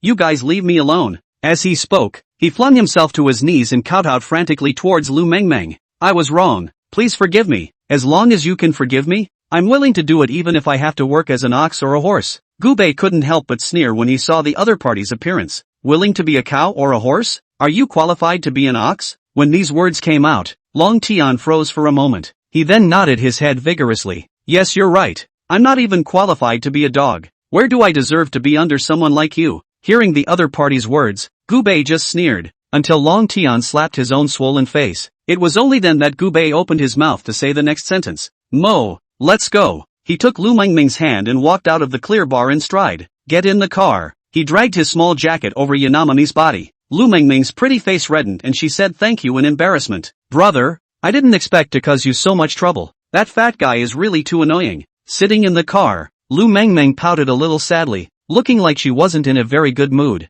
That fat bastard has upset my Mengmeng, so let's give him a good beating. Gubei originally didn't want to go after that fatty, but now that Mo has spoken, then he naturally wouldn't let the other party go. What a shadow this fat ass has cast on the psyche of the other little girl. I'm going to beat this guy up some other time. Don't worry, he won't get away. The two whispered in low voices along the way, and Lu Mengmeng's mood got much better again. Gubei had just sent Lu Mengmeng home on the front foot. Yanmi's call came through. She had wanted to call Gubei's personal phone number before and ask the other party out for dinner, but on second thought, by contacting Gubei's secretary first through work, it seemed more respectful to do so. More importantly, it was also a way to let the warblers around Gubei know that he was ready to strike. Mr. Gu, do you remember me? I'm Yang-mi. Yanmi's nice voice came over the phone. The corner of Gubei's mouth hooked. It seemed that this little ninny finally couldn't hold back and was planning to contact herself. Chapter 93 Dating an Actress. Of course I remember you. Your deep V dress skirt is quite nice. Gubei's words caused Yang-mi to blush slightly. Then I wonder if I have the charm to ask you out to dinner? Why don't we make a date at the Under the Canopy restaurant tomorrow? The beautiful star took the initiative to invite Gubei, so naturally Gubei wouldn't refuse.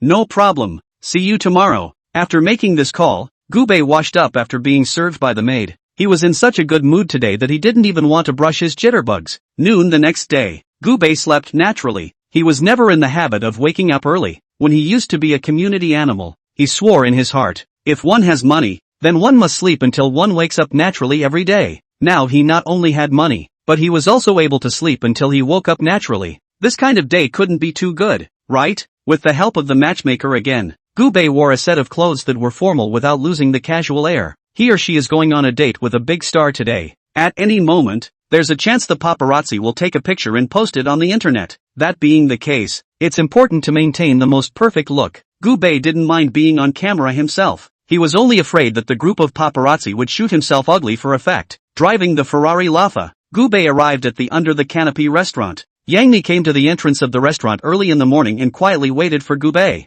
Today, young Michael is not wearing sunglasses or a mask. This highly distinctive face was naturally quickly recognized by the guests coming and going from the side. Holy, isn't that Youngmi? I can't believe she came to eat at Under the Canopy restaurant too. I didn't realize that the star's private dressing is also so fashionable and sexy. It looks much prettier than those Netflix. And it's true that this face really carries the fight. Don't you guys realize? Youngmi is waiting for someone. Yeah. Which big shot is it that can make our big star wait for him? Everyone was whispering on the sidelines. And some sharp-eyed people could see that Youngmi was waiting for someone. They even took pictures and posted them on Twitter and to their friends. An instant delight in the hot search. Is this that legendary restaurant Under the Canopy? The one that spends over $10,000 per person? Thanks for the upstairs cop. I didn't realize how expensive this restaurant was. Envy. Are all these stars that rich? Can they afford such expensive meals? Wouldn't it be better to donate to the Hope School if you have money? You're a barbarian upstairs, aren't you? Don't care about that barb upstairs. Come and enjoy the face value of our big power.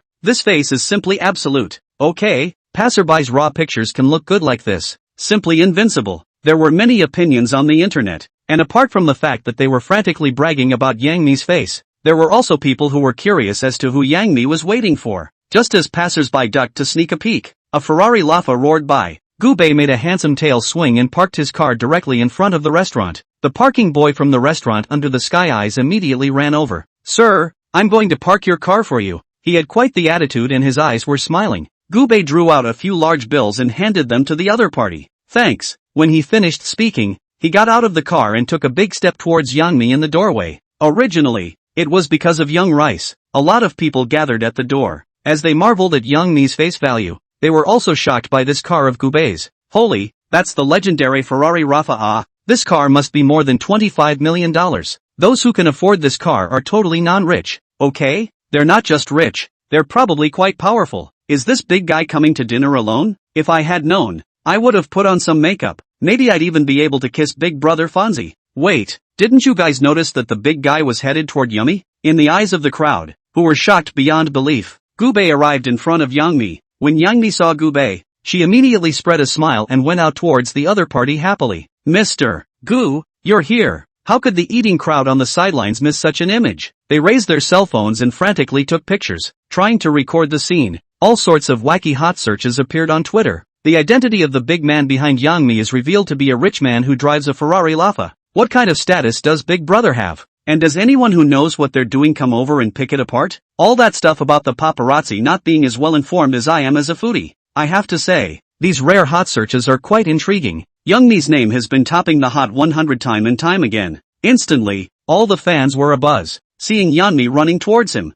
Gubei smiled. The rippling peaks on the other side made it impossible for him to take his eyes off them. It's been a long time. He wasn't too late, but Youngmi did come too early. Youngmi smiled sheepishly. It hasn't been a long wait, and people have only been here a short time. Come on, let's go in and eat. I've got a reservation at the restaurant. The two of them, Youngmi and Gubei, walked sweetly into the restaurant. The crowd of eaters on the sidelines stared in disbelief. It's like they saw Youngmi pampering this man. What's that big guy? Is it Youngmi's boyfriend? It's hard to say. What if they're work friends? I don't recognize that our Youngmi has other boyfriends besides me. All the fans have blown up and they don't know what's going on. There are even fans closer to this restaurant that have rushed over. This restaurant didn't have private rooms, and Gubei's reservation for them was by the window. The window seat has a view of the river next to it. The scenery is unique. Hello, we'll serve that Western set menu over here. This is something that Youngmi had already been eyeing for a long time. The two of them have a Western set meal together and feel like a couple.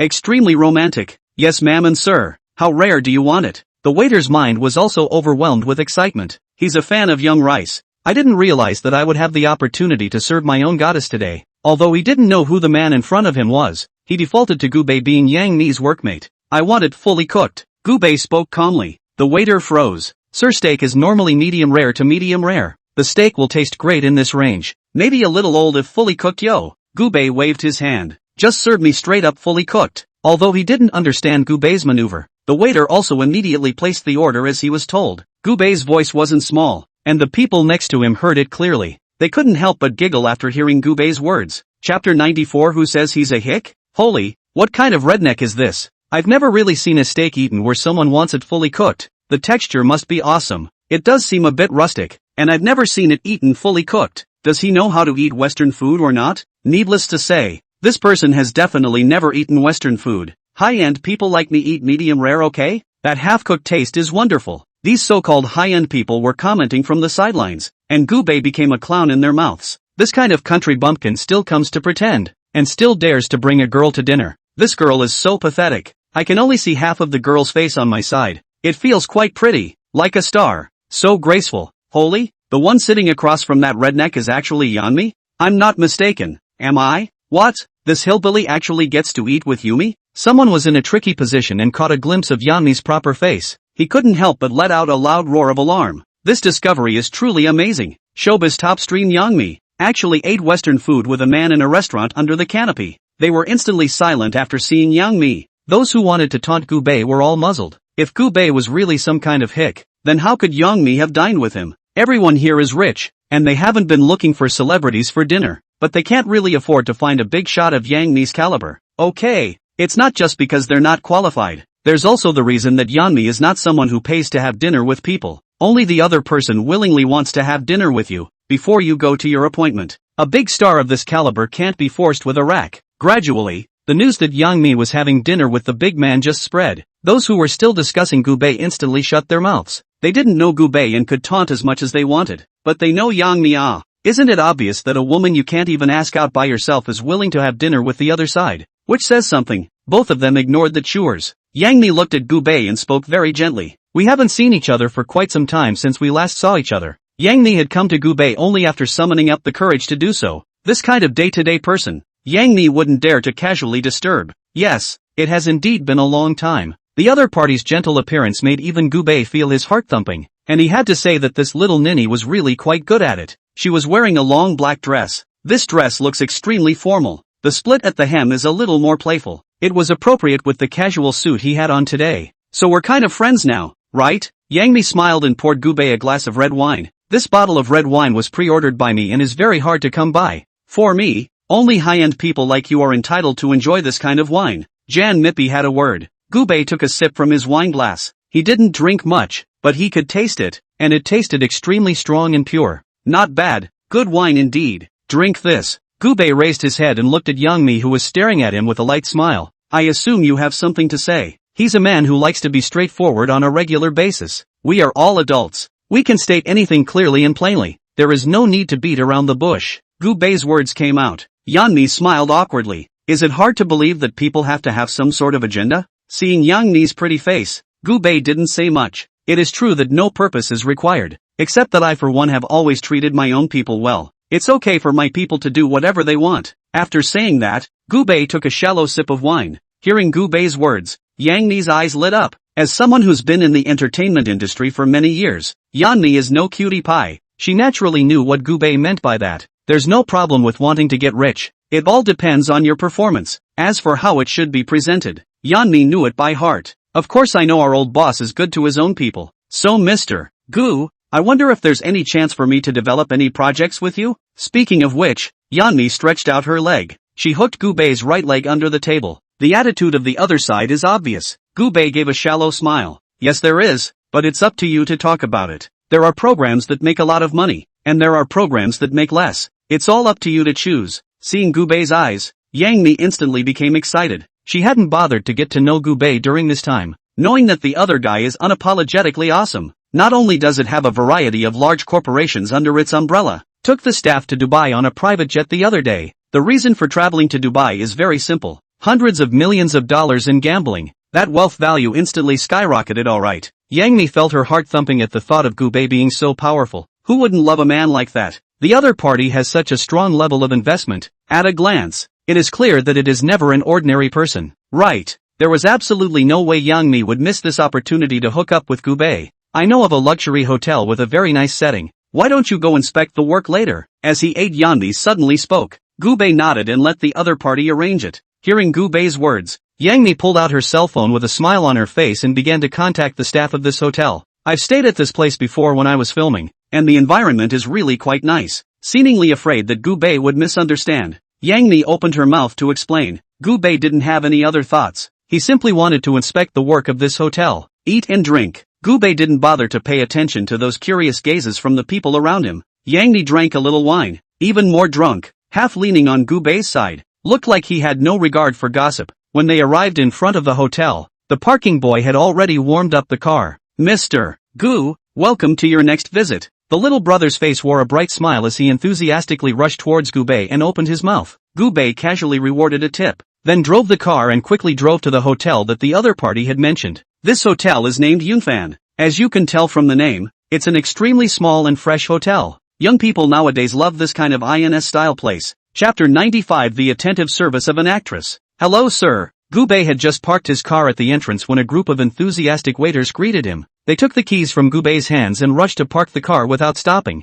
Seeing this group of waiters that suddenly appeared, Gubei also felt a bit surprised. Originally, he thought that the attitude of the waiters in this kind of online store would be arrogant, but he didn't expect it to be quite good. A presidential suite. As Gubei walked and spoke, the employee had quickly entered his request into the computer. Yes sir, please follow me. Your presidential suite is ready. Gubei was a bit surprised at the service attitude of the place. This hotel you recommended is really quite interesting. Gubei wrapped Yang Mi around his arm and smiled as he walked towards the location of the presidential suite. These employees were also very knowledgeable, and they didn't even look at Yang Mi squarely. They both know who the other is. No one who can work here is a cutie. It is clear to everyone how the situation should be handled. Playing dumb and blind. You just can't recognize the star anyway. Gubei was surrounded by waiters and made his way to the presidential suite. It was then that he reacted with hindsight as to why the waiter was doing this. With Yang Mi's celebrity status on the line, it's actually very sensitive, and there's a good chance she'll get caught by a reporter.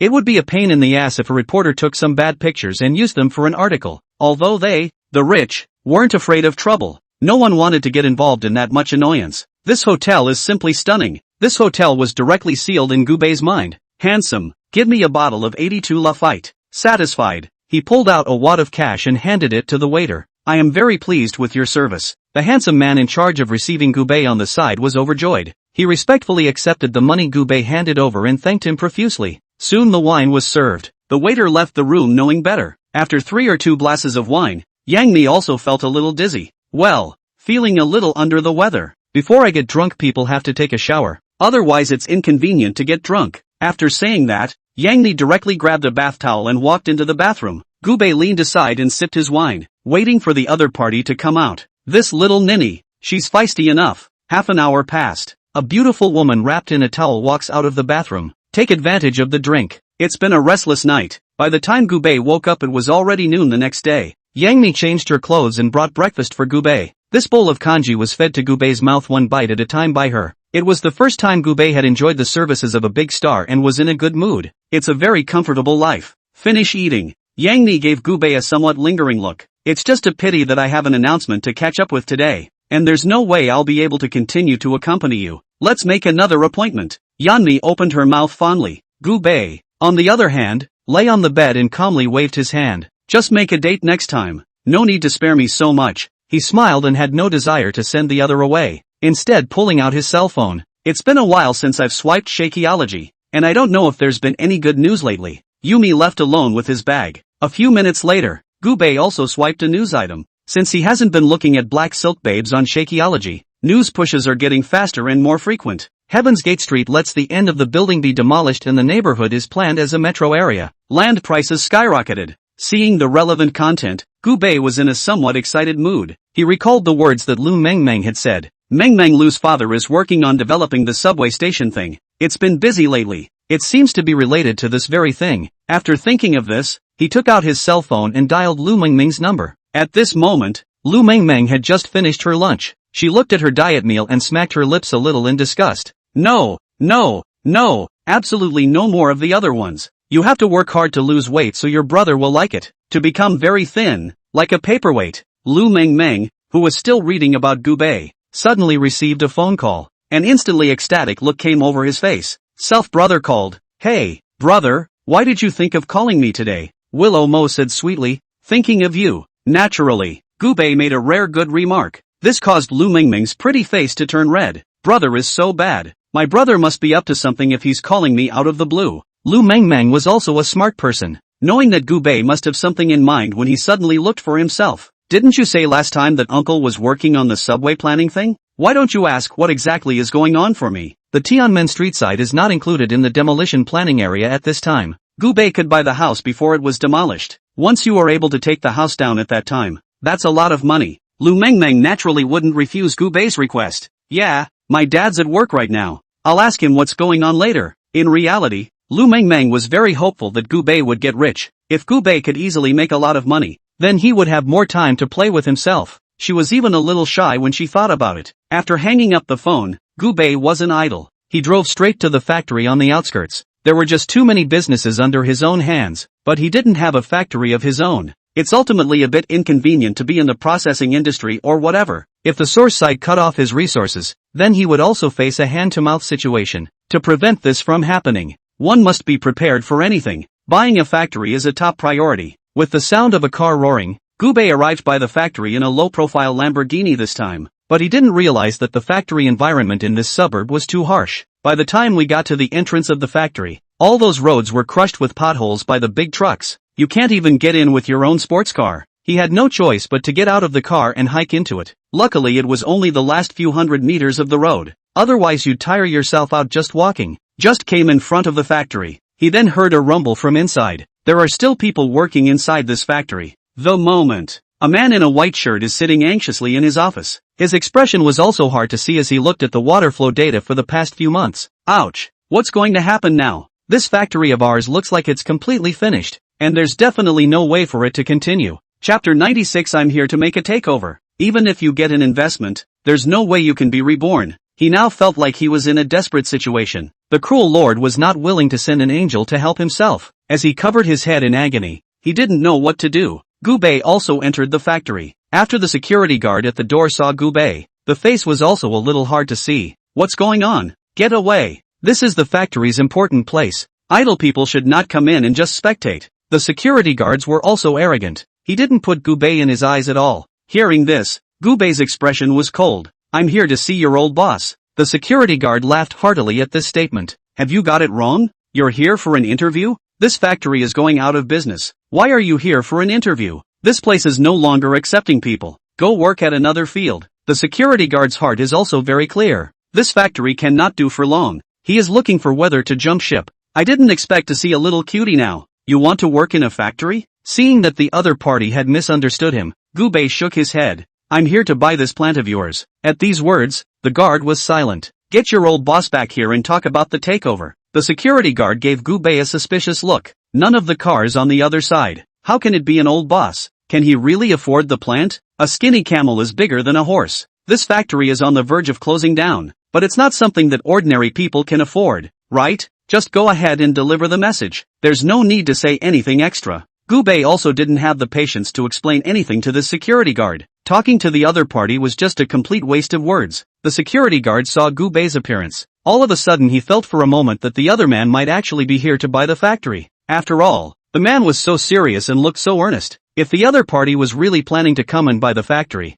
then he himself might still have a chance to follow the new old boss and continue his work. It wouldn't be good to offend the other side. Having thought of this, he hurriedly ran towards the old boss's office. Mr. Lau, there's a man at the door. He says he's here to acquire this factory of ours. He says he wants you to go out and talk to him. But I don't know if this person is a liar or not. I don't think he drove here. Shouldn't the general boss have a car? When Wang Shuang, who was fretting, heard this, he instantly bounced up from his stool. He felt a little surprised. I didn't realize that someone would actually offer to buy their factory. It's like a step in the right direction, but it's not a step at all, right? It's true that the heavens have favored me. I've been dreaming that someone would buy my factory, and now I've really got my hopes up. Wang Shuan was very excited. He ran straight for the outside. Old boss, you don't get excited. I still don't know whether this person is true or not. I just casually told you. The security guard couldn't help but scratch his head awkwardly when he saw his old boss's overwhelming excitement. He even had a little heart attack. If the one at the door is a liar, what can we do? Won't we be skinned by the old boss? Gu Bei stood in the doorway, waiting for the other party. This factory wasn't in a very good condition, and he didn't want to go in and see what was going on,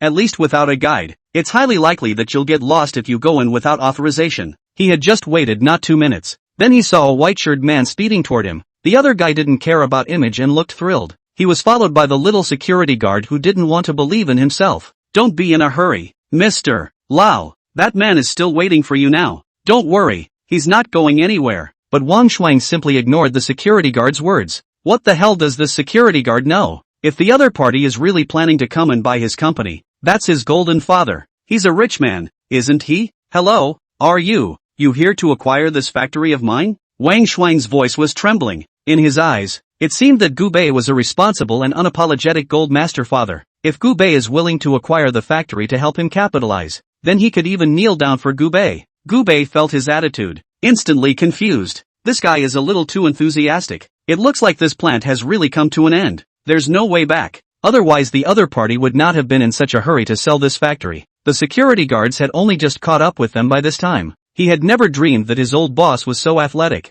He himself is a security guard who exercises every day, but he actually didn't outrun his own boss. This is too humiliating. He felt like he was going to be fired the next second. Why don't you come inside with me and have a seat? I have fine tea. Wang Xuan was so excited that he looked like a total lickspittle. The security guard stood by and saw the scene, and the man was dumbfounded. What part of the factory would you like to buy? Or is it? Hearing this, Gu Bei let out an X-laugh. I'm going to buy your whole factory. Wang Shuang instantly trembled with excitement. He was even happy enough to want to burst into flames. An effort was made to control his emotions. Wang Shuang took an upper breath. We have 50 acres of land here. If you want to buy it, then you can't go back on it. We do have to sign a contract. Hearing this, Gu Bei nodded. No problem. How about I offer $600? 000 an acre for this side? Gu Bei looked at the surrounding situation and analyzed the wave. 600,000 yuan of land is considered a very suitable price. Once this flower came out, Wang Shuang became even more excited. At $600, 000 an acre, just right for him. Originally he wanted to offer $800, 000 for it. At least give Gu Bei a little room to bargain. If Gu Bei agreed directly, then he would still be able to make a profit. He didn't expect Gu Bei to directly offer the lowest price in his heart. What a surprise. You really have a good eye. This gentleman, since you've been so honest, then naturally I can't screw you over. 600,000 is 600,000. I can take it. We'll sign the contract right away, and we can transfer the factory to you anytime. The two talked about this business right in front of the security office. Gu Bei didn't even have the idea of going in for a small sit-down. The environment here wasn't working in the first place. Go over and sit down and it won't be too good of an experience. Might as well just get it over with at the door. No problem. Take a look at the contract I brought here, and if you think it's about right, just sign it. Chapter 97 Direct Contract. Gu Bei took out the contract that had been prepared long ago. This is a contract specially prepared by Lu Qin. The bars in there are all specifically vetted by his team of lawyers. Wang Shuang checked and found that there wasn't much of a problem. He couldn't wait to sign right off. There's nothing wrong with this contract. When is your closing? Seeing the anxious look on the other side, Gu Bei extended his hand. Give me your bank card number and I'll arrange for my secretary to transfer the money over to you on my end. The follow-up will be followed up exclusively by my secretary. Gu Bei just came over to talk about the acquisition. So much so that the follow-up is naturally handled by a professional for worrying about it. Wang Xuan was slightly stunned. I didn't realize the other side was so awesome. There are actually little secretaries who specialize in following up on these things. Needless to say, he was also a little envious. The signing of the contract was a snap. Gu Bei refused the other party's request to go in for a cup of tea. He took the contract and walked out of the factory with a deep breath. This factory has to be rebuilt. The doorway is a little too bad. He was beginning to miss his customized Cullinan. Looking at Gu Bei's back as he left, Wang Xuan didn't hold back and let out a loud laugh. The security guard stood by in some bewilderment. He didn't know what his old boss was giggling about. Senior President. The security guard was a little embarrassed. The other party was blocking his office door, so he couldn't get in. Hey, I'm really happy today. I didn't expect to meet a little cutie, willing to take over this factory of mine. He knew that the plant was a troublesome presence. He's topped himself off with this crappy factory, and not only has he put all his money into it, but he's losing money day and night. It was almost too much for this day, alright. Now suddenly there is a dirt poor man who was willing to buy his factory out and buy it at a price he doesn't lose money on. It's a total money maker, alright. After negotiating the contract, Gu Bei returned directly to the company. He handed the contract inside his hand directly to Lu Qin. Get someone to follow up. This plant needs to be taken down as soon as possible. Hearing this, Lu Qin immediately and respectfully accepted the contract with both hands. This factory she knew. A few hours ago, it was also her who had gone to help Gu Bei find out all the information. The price of $600, 000 per acre was also a decision that they, the Smart Core, had negotiated. Lu Qin quickly found a new employee. The other party was just inducted. The efficiency is pretty good. Lin Feng, follow up on this matter and keep an eye on the contract for that factory in the suburbs to get it done. Absolutely can't make any mistakes. Must keep an eye on it. Know it. Lu Qin gave an explanation. Gubei looked at this new face from the side. This kid looks pretty smart. Hearing this, the man known as Lin Feng also curiously came over. He glanced at the contract that had been handed to him and was a little surprised. Boss, you're planning to buy a factory in the suburbs. I can't believe it's already signed and ready for formalities and delivery. His face was completely shocked with capital letters. Why don't you just change your investment before you hit the money? The factories in this suburb I know are particularly poorly developed and poorly located, so there's really no point in buying them. He was advising Gubei from the bottom of his heart. Lin Feng had specialized in investment before and knew a lot about all this. The matter of Gubei wanting to invest in the suburbs was a bit of a surprise to him. The old boss doesn't need you to tell him what to do. Hurry up! Lu Qin prodded. She didn't know why Gubei had purchased this factory though. But, after what happened at the ballgame, she was now convinced of Gubei. What Mr. Gu wants to do must be fully supported. People do what they do for a certain reason. If you acquire a suburb today, maybe the suburb will start a major development tomorrow. Thinking about it, Lu Qin also couldn't help but want to give a meeting to the employees under her hand. Unconditional trust in your own boss. This rule must be added to the employee code. New arrivals must be trained in this content. Gubei's style of doing things had always been spontaneous. It's not unusual for employees to not understand. What the hell? Just do it. Lin Feng didn't waste any time. After getting Lu Qin's order, he immediately took the contract and drove to the factory. When Lin Feng rushed over, that security guard just now hasn't changed shifts. When he saw this contract that Xiaoling had taken out, his heart realized that the other party was the henchman of that dirt poor man. I came over to do the handoff. When will this side of the factory be ready for us? He took one look at the plant and didn't look too good. It was just as well that his own boss had acquired a factory in a suburb, and even found such a bad one. It's like buying a bunch of crap. Okay, I'll contact our old boss right away. Once again, the security guard found Wang Shuang. Wang Shuang's side has not yet received the payment, so naturally he is very uptight. Mr. Lin. His attitude towards Lin Feng was pretty good. We are in the midst of ongoing work at the plant, and we have to finish these matters at hand before we can make the handover. Otherwise, all these materials on hand are wasted. After hearing this, Lin Feng hurriedly reported the matter. Mr. Gu, things are a bit troublesome right now. They're working on some finishing touches and still have to finish the product at hand before they can leave. There's no way to make the handoff for now. Hearing this, Gubei frowned. That's not good. He had to get this plant as soon as possible. Give them another $1 million raise directly, and now leave immediately right now. Don't move the machines or anything, leave it all. I'll take this money for it. I signed a purchase agreement before. Now I'm taking the money and going straight to finalize the contract with him. Gubei explained things clearly. It then hung up. Lin Feng listened dumbfounded to the beeping sound coming from the other end of the phone. He felt that his old boss was really crazy. What's the rush to buy a crappy factory? Think of it as buying cabbages.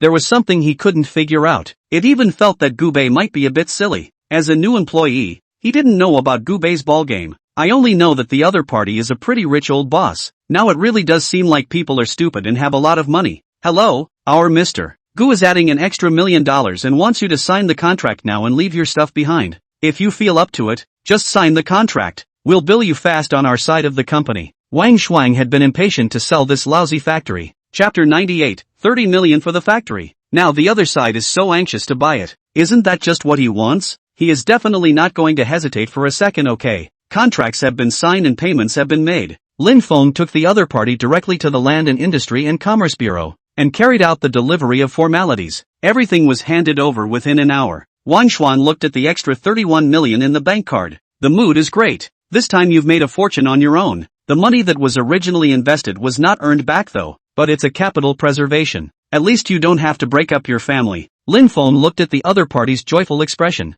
The corners of his mouth twitched slightly. Inwardly, he also felt that his old boss had really lost out. After Wang Shuang left, he rushed to his car and returned to the office. Mr. Gu, I've taken care of all the formalities. These are the documents. Lin Feng solemnly handed Gu Bei the item in his hand. He's already thinking internally about leaving his job. The wages given here are good, and the benefits are very good, but the old boss is a cutie pie with few prospects. Yikes, he was torn. Gu Bei didn't know what the other party was thinking. All he knows is that he's got another couple $100 million for a big project. That's a lot of money to be made. Everything is ready. All we need is an east wind. He's just waiting for that east wind to blow. Lin Feng came out of Gu Bei's office. He was also a little torn inside. This is totally doing good and spreading money around. Is there really a future with such a boss? At this point, Gu Hong also arrived downstairs at the company. At the last family gathering, there were quite a few people who asked Gu Bei to find a job. This cousin is one of them. Do I go in or not? Gu Hong was a bit torn. Not sure if I should go into this company. The size of this company seems too big.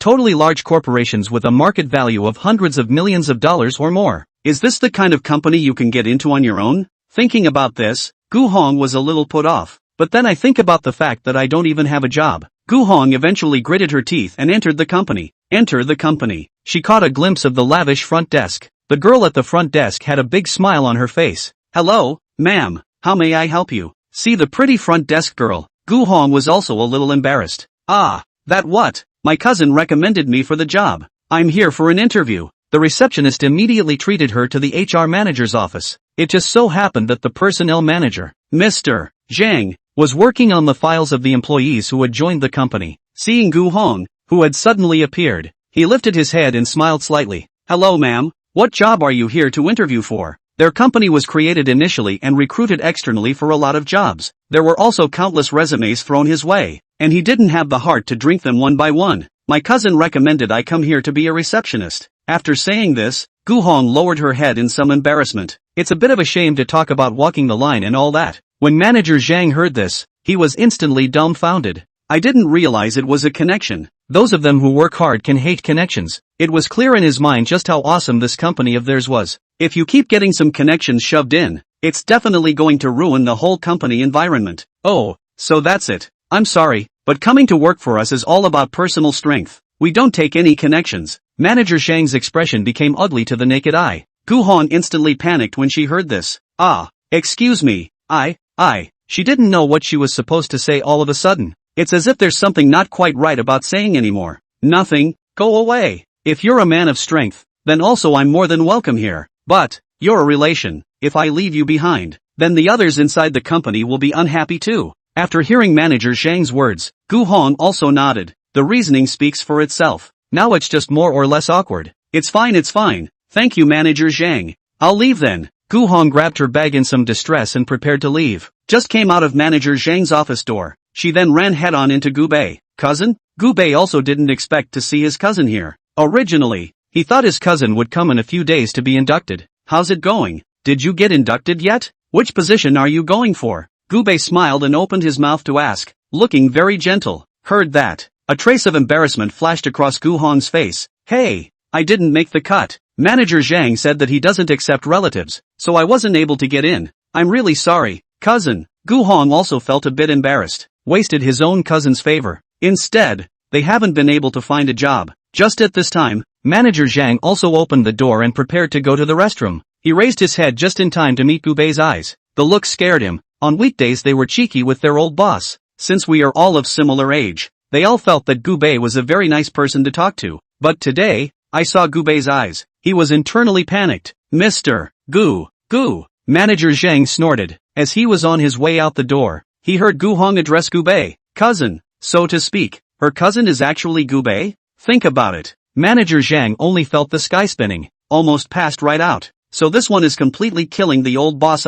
I'm sorry, Mr. Gu. I didn't know the original lady was your cousin. I thought it was someone trying to shoehorn a connection in. I wasn't thinking about. He felt awkward. I don't know how I'm going to explain this. Obviously there's nothing wrong with doing what you do, but the bias always felt a little weird. Go ahead and check in. Gu Bei didn't want to blame him either. It's actually a good thing that the other side doesn't recruit connections. It can go a long way to stop the company from being a mess. Wouldn't it be a mess if everyone wanted to shoehorn in their own relatives? Except for Gu Bei himself. Of course, he's as the top boss of this company. It's no problem to do what you want. Manager Zhang let out a sigh of relief after hearing Gu Bei's words. I could see that my own boss didn't mean to blame himself. There is still something to be salvaged. I'm really sorry ma'am. I didn't know you were the cousin of our old boss. Chapter 99 My cousin is the president? Manager Zhang was embarrassed and apologized to the other party. He also felt a little humiliated. Where had Gu Hong ever seen such a scene? He directly waved his hand. Nothing.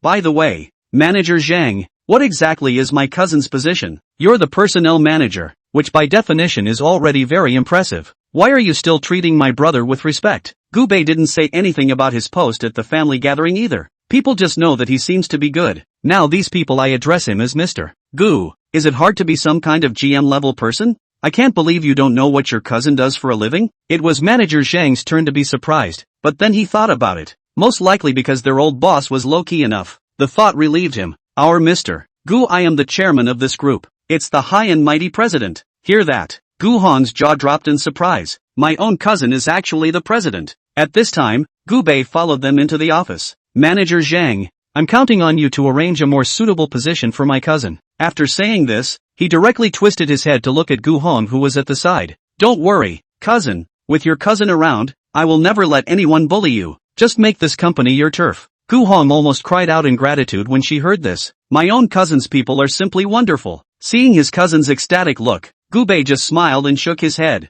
After briefly dealing with the company, Gu Bei returned home. He took a rare early nap, waiting for the news tomorrow. Day 2. He got up early. The maid had already prepared breakfast for him. Seeing the extremely generous breakfast on the tabletop, Gu Bei was also a bit emotional. One's life is really getting interesting. Just then, his cell phone dinged. This is the daily morning news push. The Beyonce real estate developers have decided to develop the suburbs in a big way and are now buying up factories and properties in the suburbs in large numbers. All kinds of news straight out of the butchering pages. Gu Bei couldn't help but smile when he saw this entry. And this time, Wang Shuang also woke up from his sleep. Subconsciously, he opened his mobile banking and glanced at his balance. Tens and tens of millions. Hey, 1 million is still good. Satisfied, he closed his phone and got ready for bed. The next moment, the morning news push appeared on his phone. He casually clicked on it and looked at it. The Beyonce real estate developers have decided to develop the suburbs in a big way and are now buying up factories and properties in the suburbs in large numbers.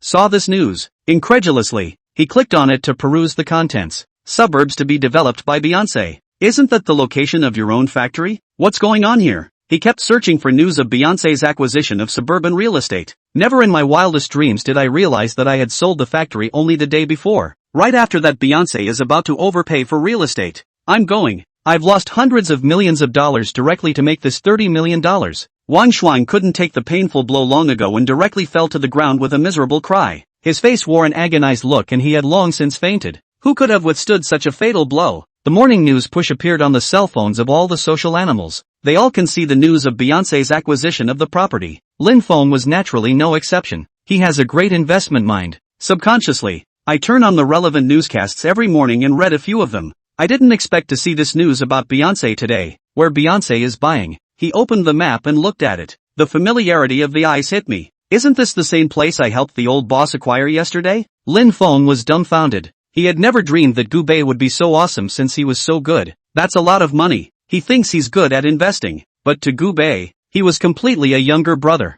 People have traded 30 million for hundreds of millions. That's the real king of investing, alright. And a couple $100 million straight is just a preliminary estimate. It's still unknown exactly how much you'll get. It's only going to be more, not less. Anyway, think about it. Lin Feng suddenly firmed up his thoughts all of a sudden. He fished his notebook out of his bag. Delete all those jobs you stayed up late last night recording. Originally he looked at several positions worth jumping into. The idea was that if his own old boss didn't work out, he'd find another company. I didn't expect Gu Bei to be so powerful. There are also studies on investments such as this. If it was himself who was able to study along with Gu Bei, then it's a matter of minutes after vacation. Sweetie pie. It's the only way to go jump on the bandwagon. Okay. Eating and drinking. Gu Bei came to the company. He directly called Lin Feng to his office. Lin Feng today had a wild look in his eyes. His eyes were filled with excitement when he looked at Gu Bei. Mr. Gu, what do you want to see me about? The way he looked at Gu Bei now was like a cat seeing a mouse. Extremely eager. Gu Bei's back tingled a bit at the look in his eyes. You go and talk to the real estate boss of Cinnamon. They're planning this plot of land and we just happen to be right in the middle of it. Regardless of what they choose to do, they're going to end up purchasing this parcel of ours. Only the price needs to be negotiated. Gu Bei knew that Lin Feng had strong investment abilities. Teaching this matter to him to solve, Gu Bei was also relieved. Boss, this factory is in a great location, and this piece of land is bursting at the seams right now. If we take it out for auction bidding, we'll definitely be able to go up several times. According to Lin Feng's idea, Gu Bei should just take this piece of land and put it up for auction. In that case, it's a total moneymaker. Hearing this, Gu Bei was a bit surprised. I didn't realize that my own employee had a unique idea. Putting the land up for auction could be better than selling it directly to Beyonce. At least the price aspect is able to go up further. No problem. I'll leave this matter in your hands. After handling it, this side will naturally give you a certain reward. Gu Bei opened his mouth and promised the other party. He is certainly well aware that wrongdoing needs to be punished and good deeds need to be rewarded. Lin Feng was so capable. He definitely wanted to reward the other person properly. When these words came out, Lin Feng was ecstatic. Great. Thank you, Mr. Gu. Chapter 100 Auctioning Off Land. Hundreds of millions of dollars. This program can help you make a ton of money. Old man. Lin Feng couldn't help but smile. He also felt excited. The first time he did something for the old boss, he actually did such a great thing. It's not a lot, I guess, just a few $100 million. Gu Bei didn't put these few $100 million in his eyes. His words were all bland. When these words came out, Lin Feng only felt sour. After making so much money this time, won't the old boss take a yacht in a minute? He had always envied those who sailed yachts. Lin Feng had always dreamed of making a big fortune. In the future, I will have the opportunity to buy a yacht of my own, and I will sit on the boat and admire the beautiful women. And it will be beautiful. Hearing Lin Feng's words, Gu Bei's heart stirred. That's a good offer from the other side. Think about buying a yacht. Go and get it done. And I'm sure I won't forget your favors when the time comes. Thinking of another way to spend money, Gu Bei's mood was also greatly improved. That afternoon, Gu Bei then brought Lin Feng along to the bidding site. There are all kinds of company bosses here. They all sat nervously in their seats, rubbing their number plates in their hands constantly. It's a big project. Whoever it is will want to take it. But there's just one piece of cake, and there are just too many people who want a piece of it. No one can say whose hands it will end up in. Gu, if it isn't Mr. Chun, are you guys here to bid on this plot of land as well? Mr. Luo, aren't you here too? Ha ha, this piece of land is a must for us. If we develop it this time, it will be a great success. Don't talk so early. Yo, maybe we'll get this land? Then we'll just have to see what happens on the field, won't we? The same conversations are happening all over the place. They're all after this piece of land. Whoever is able to take this plant will be able to make a great deal of money. And that's when Wang Shuang also came to the auction. He knew that Gu Bei must have made a lot of money because of this one factory. But it didn't occur to me that the other party wasn't just going to sell the land directly, but was going to have a laborious auction. His heart was even more curious about the outcome of the auction. That's why he snuck over to watch the wave. Find a good seat and sit down. He waited with some anticipation for the auction to take place. The auction starts soon. The starting price is not high. 40 million. The moment that price came out, everyone was abuzz. It's like they're crazy. They keep raising their cards. I'll give you $41 million. I'll give you $45 million. I'll give you $60 million. This group of old bosses were like crazy, and kept raising the price until the final price stopped at 100 million. Lin Feng covered his mouth in some horror when he saw this data. Holy, those prices. He and Gu Bei sat on the sofa behind the curtain, silently watching the scene. These prices were shouted so quickly that he didn't even react before the data had been replaced with $100 million. Wang Shuang naturally heard the price. His legs went weak. It even felt a little dizzy. Originally he wanted to get up and clear his head, but just stood up for 2 seconds. Then he felt his body go limp and slumped right down on the stool. That $100 million hit was a bit much for him. It's just a piece of broken land. How can you sell it for so much money? He just couldn't figure it out. He also regretted why he had sold that land so quickly. 3, for $1 million.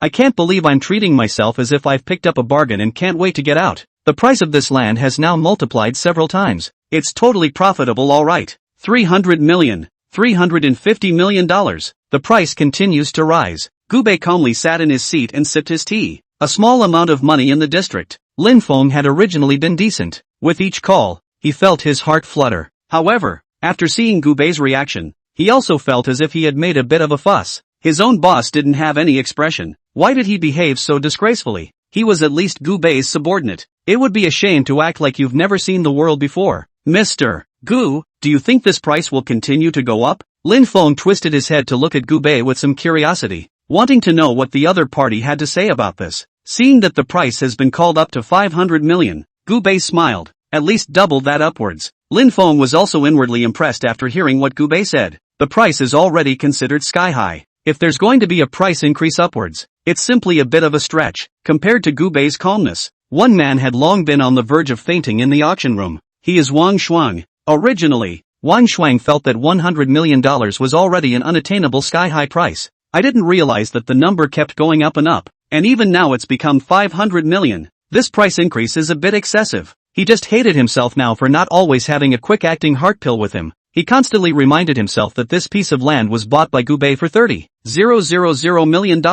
Every time the price goes upwards, he just couldn't help but want to shed a tear. Okay, let's go back to the office. Gu Bei saw that the auction site was as noisy as a food market, and he didn't have the heart to stay here any longer. Originally, Gubei just wanted to come and watch the fun. There's no point in wasting any time here now that the end is basically known. Lin Feng was eager to continue watching the fun though. However, after hearing Gubei's words, he still honestly followed them and left. It's a constant that there's meat to be had by following your own boss. Lin Feng drove his car and brought Gubei straight back to the company. And all the way there he was thinking back to the way those people had snapped up the high prices. The feeling is just wonderful. When they returned to the office, it was found that Lu Qin was leading the company to watch the live broadcast of this auction. Mr. Gu, you're back. Lu Qin snorted. We're watching it live. And the price of the land is now called up to $900 million. The employees were rubbing their hands together in excitement. They had never seen so much money in their lives alright. I guess this auction is coming to an end. Gubei took a cup of hot tea handed over by Lu Qin and took a shallow sip. When the employees heard this,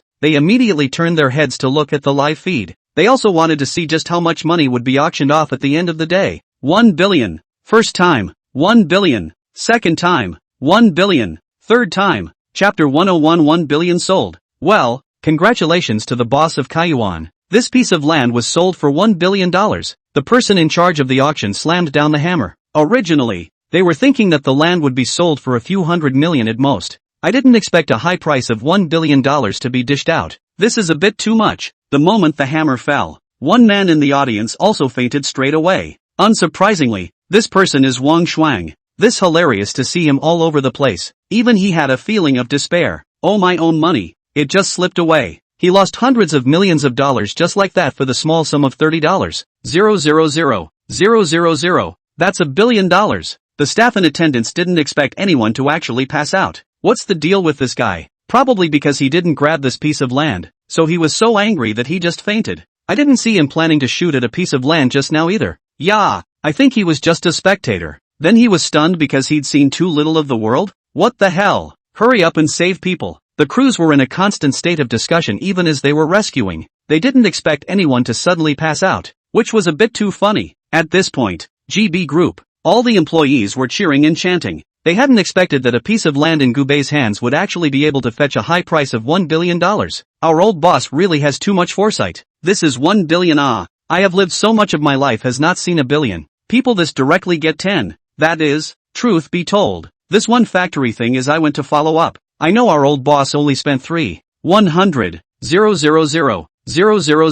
and bought the land. This decision-making ability is simply shocking. Well, Lin Feng was adding to the description. At this instant, Gubei had been completely sealed as a god in his heart. Gubei couldn't help but smile when he saw the excited looks of these employees. Well, this has also made a lot of money, so we can arrange what you said, Lin Feng. Hearing Gubei suddenly name himself, Lin Feng's heart stirred. Boss, are you getting ready to get into a yacht? Hearing this, Gubei shook his head. What's a yacht worth? I was planning to just buy a cruise ship. Wouldn't it be nice to take more people out with me then? Gubei's vigor amazed the crowd. Lin Feng smacked his lips dazedly next to him, not expecting Gubei to be so generous. Boss, what kind of cruise ship are you going to buy? It just so happens that I've done some research on these things. I can introduce you to the cruise ship in question. Lin Feng spoke in a self-satisfied manner, as if Gubei had bought this cruise ship. It was the same as if he had bought it himself. Before this, Gubei already had his eye on a cruise ship. Go do some research. Benchmark Abramovich's Aquamarine and buy one for about $400 million or so. Refer to yourself for specific configurations and whatnot. I'm giving you full authority over all of it now. Gubei could see that this guy called Lin Feng was quite capable. Since this was the case, then he could also consider focusing on cultivating the other party. Lin Feng was a little speechless with surprise after hearing Gubei's words.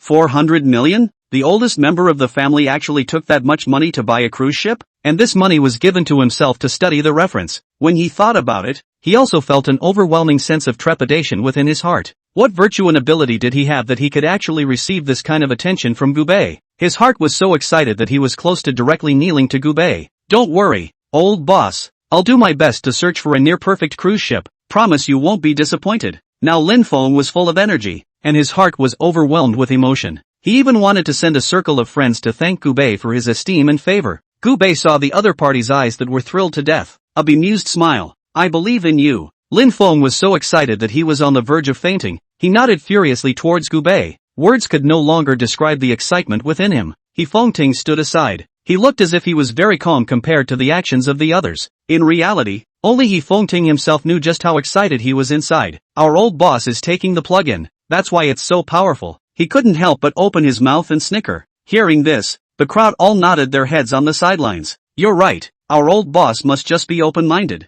Otherwise how could he be so profitable? If you say so, our old boss is the world's bug-level existence, or no one can fix that kind. But you people are too good at blowing rainbow farts. Unlike me, I just want to quietly become our old boss's personal maid. After a snarky comment, he Fengting swore inwardly, no matter what, in the future, we must look up to Gubei. Follow your own brother. There's meat to eat. Come on, bring out those 2 bottles of champagne I have in my collection. Gubei spoke with a smile on his face. That champagne was a gift from some old boss earlier. It was only that Gubei wasn't too interested in champagne or anything, so he had kept it. We're hosting a celebration banquet tonight, so don't leave. Making a small profit of $1 billion.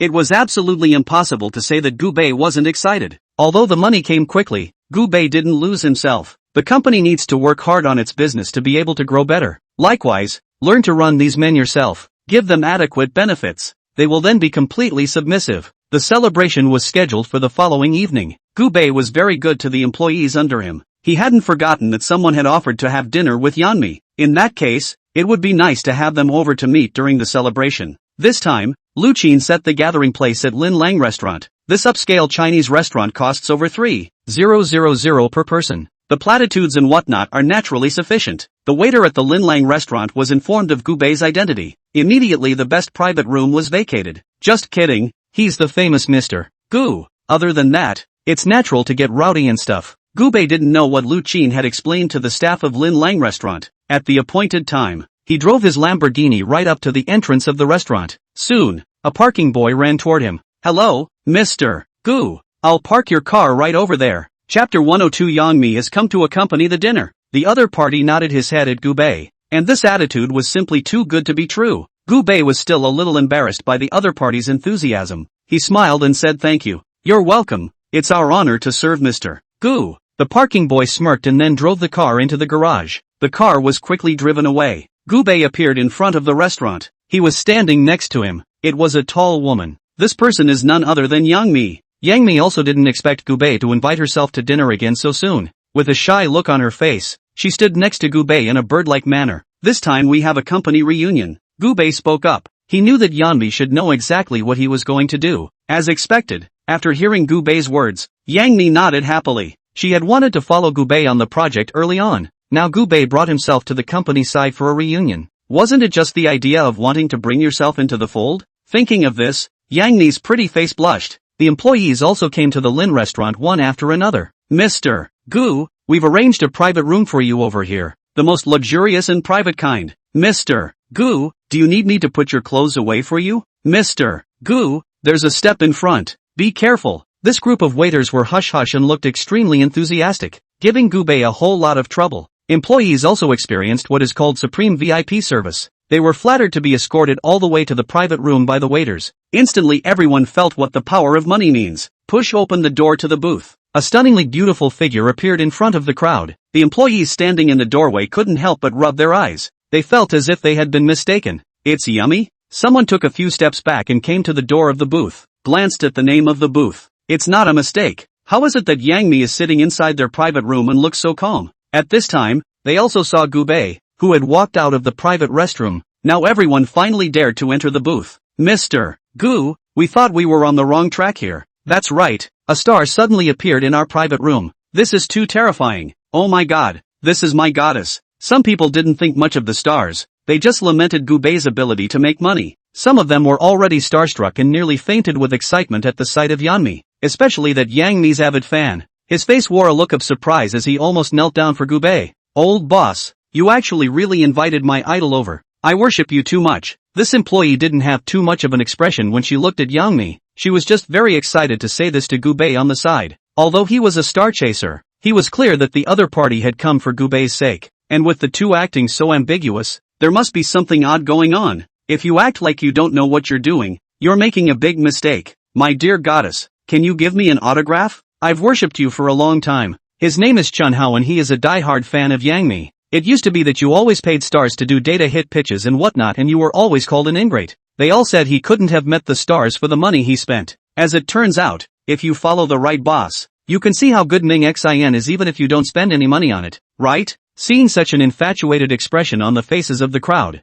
Yangmi smiled a bright and gentle smile as if she had already gotten used to it. Hello everyone, it's nice to be able to have dinner with you. Today, Mr. Gu invited me to join our company's reunion, so I'm really happy. Yangmi's dainty voice rang out, causing many people's hearts to tremble. Whether or not they were fans of Yeonmi, they were all drawn to her now. What a grounded and beautiful star. Those employees were so excited. Mr. Gu, may I take a picture with Yeonmi? Mr. Gu, I'm so grateful to you for actually giving me a chance to meet with a star. I've seen the world now. I can't stand it. I want to take pictures and send them to my friends. Yeonmi didn't turn down everyone's requests to take pictures either. After all, it was Gu Bei's employee. Naturally, she was going to go all out with it. Once he was able to work with Gu Bei successfully, then they can all be their own men. Yangmi's extremely personable appearance made them all ecstatic. Aha, I really didn't pick the wrong person. Goddess, sister is so handsome. I love it. Still, we have to thank our old boss more. If it wasn't for his hand,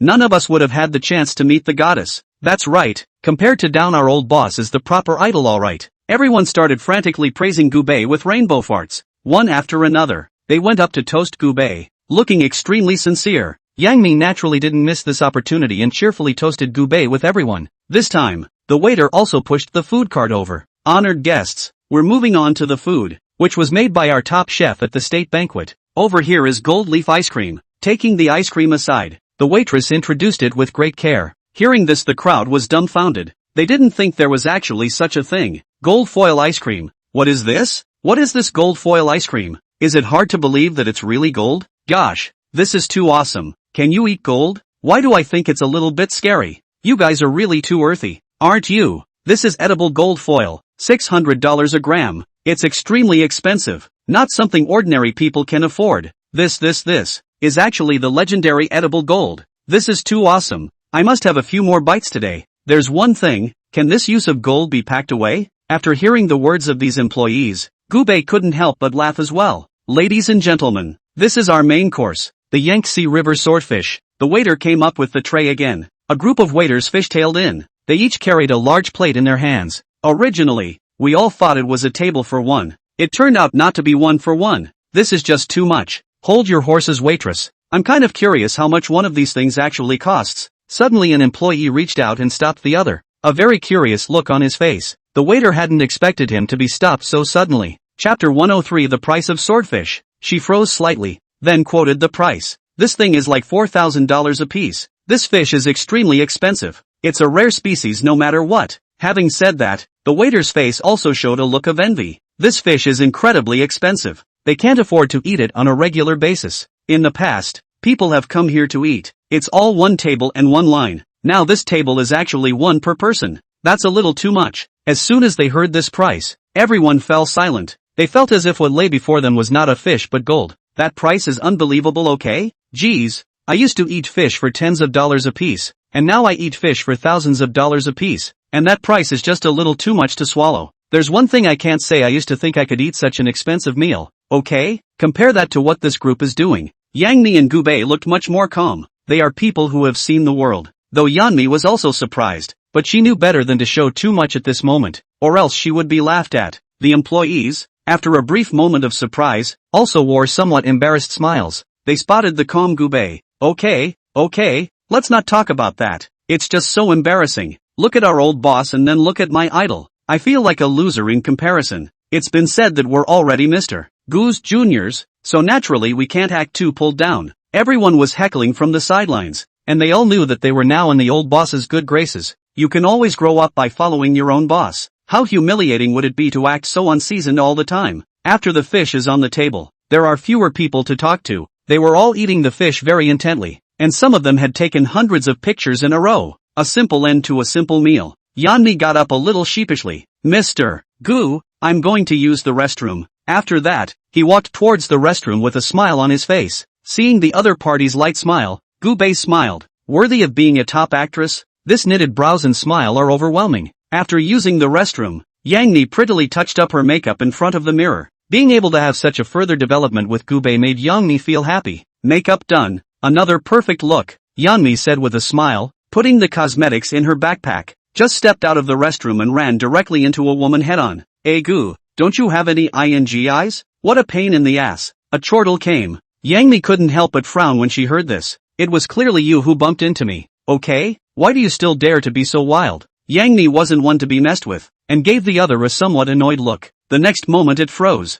Who is this if not Huang Meng? Yellow Dreams is an incredibly cringeworthy guy. The other party is equally popular in the movie and television industry. Only the method of getting to the top is a bit nasty. People like Yang Mi, who are down to earth and dry out, are a little upset in their hearts about those who take shortcuts. Huang Meng also got a good look at the other party. Hiya, if it isn't Yummy. Her voice rang out. Next to him came a somewhat lewd-looking man. As soon as he came up, he wrapped Huang Meng in his arms, looking extremely intimate. Dreamy, why did it take you so long to go to the restroom? After saying that, the lewd man looked up at the other. Oops, if it isn't the big star Yang Mi. This lewd man was none other than the big shot level of Palm League pictures. Extremely large resources in hand. Those women who want to get to the top are inevitably going to have to climb into each other's beds. Mr. Wang. The corners of Yang Mi's mouth twitched slightly, and although he was upset, he ended up saying hello. Hearing this, Wang Dequan couldn't help but look the other party up and down. He had been eyeing Kodomine for a long time, but this woman is so greasy that she can't hold her own.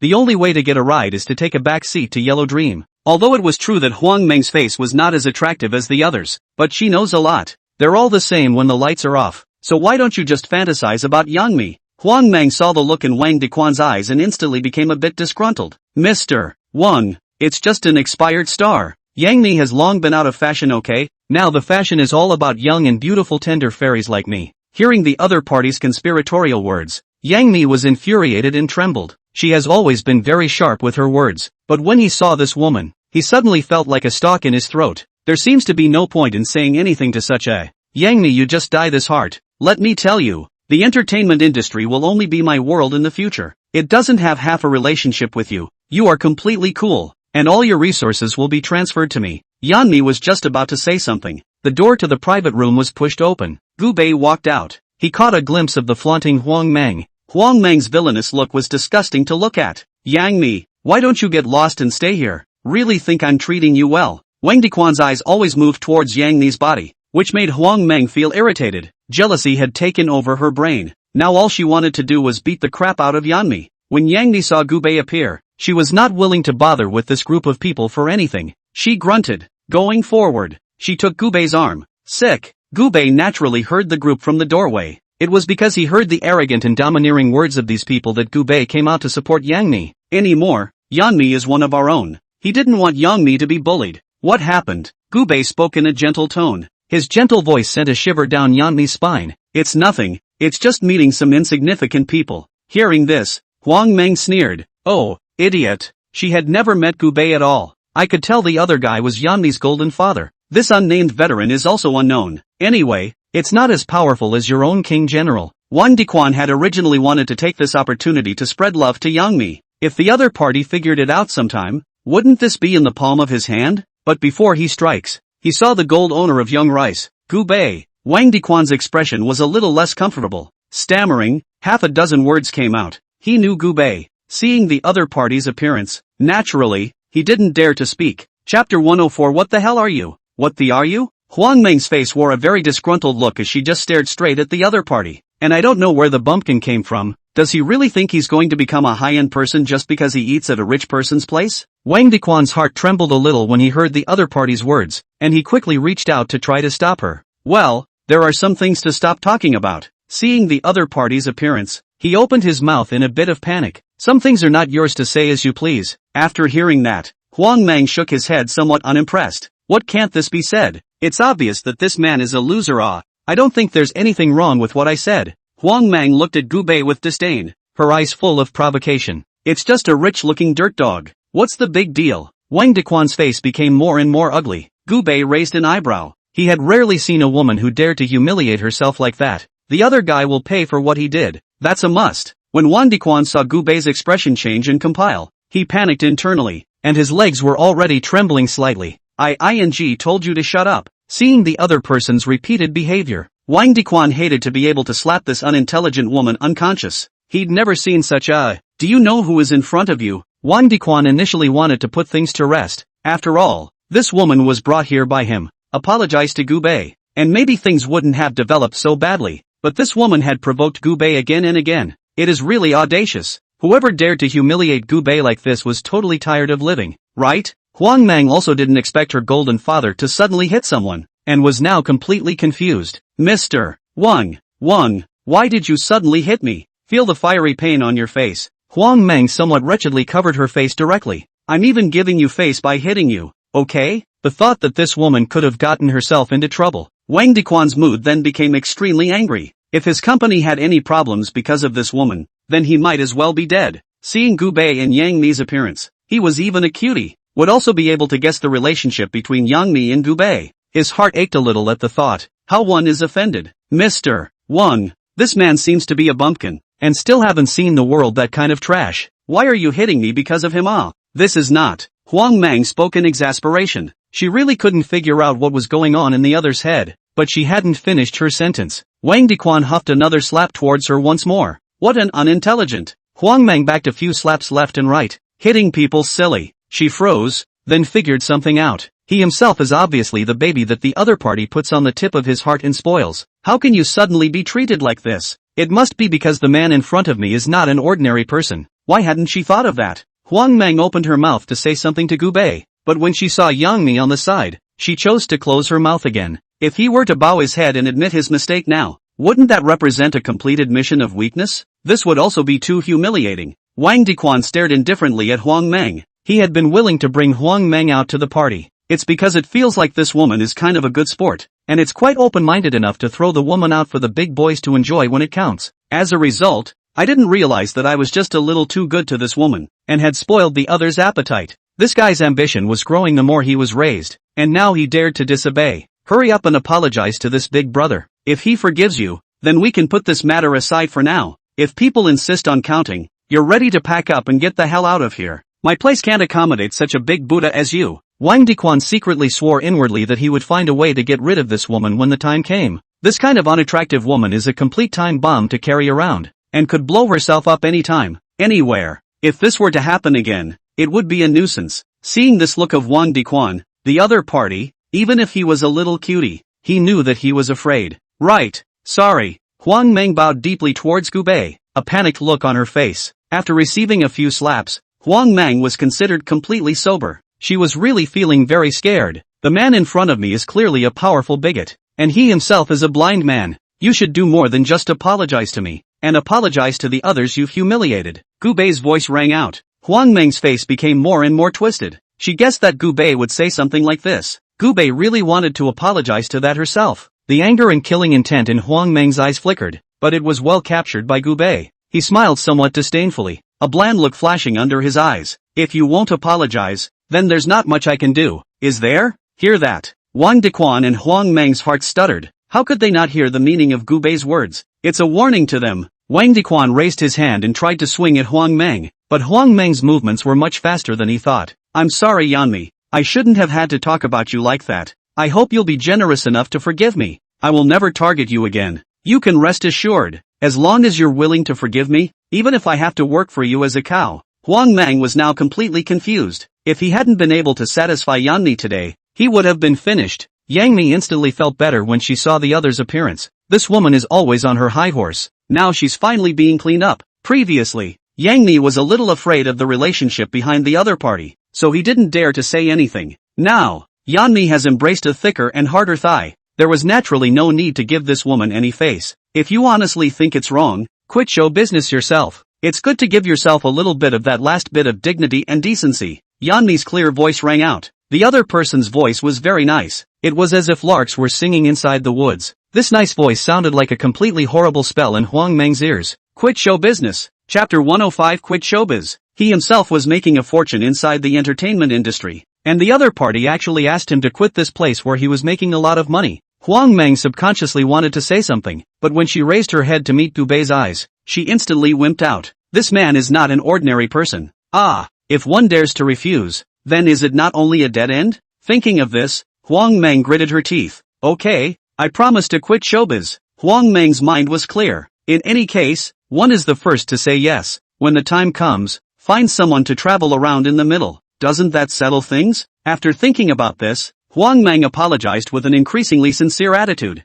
Seeing each other in this state, Yeonmi smiled and ultimately said nothing. In any case, this thing is a win for himself. Since the other party had already promised that he was going to quit the entertainment industry, there was nothing more to dwell on. Yeonmi lightly took Gubei's arm. Okay, there's no point in saying anything extra. Just remember your promise. After saying that, Yeonmi relied on Gubei's side very sweetly. Seeing that Yeonmi didn't want to get into it with the other party, Gubei didn't say anything more. You have to give your woman some face when you're out and about. This H-woman's attitude was really arrogant, and Gubei did feel a bit unable to look at her before she stepped in to help. A simple meal. Gubei was ready to go to the front desk and swipe his card. Sir, your consumption has already been paid for by that Mr. 1. The total spending on this one is $200,000. The waiter added the bill of consumption and handed it to Gubei, and a look of envy flashed under his eyes. They also hope that when they eat out, they will meet the big guy who pays the bill. The employees gathered around stared even more incredulously when they heard this.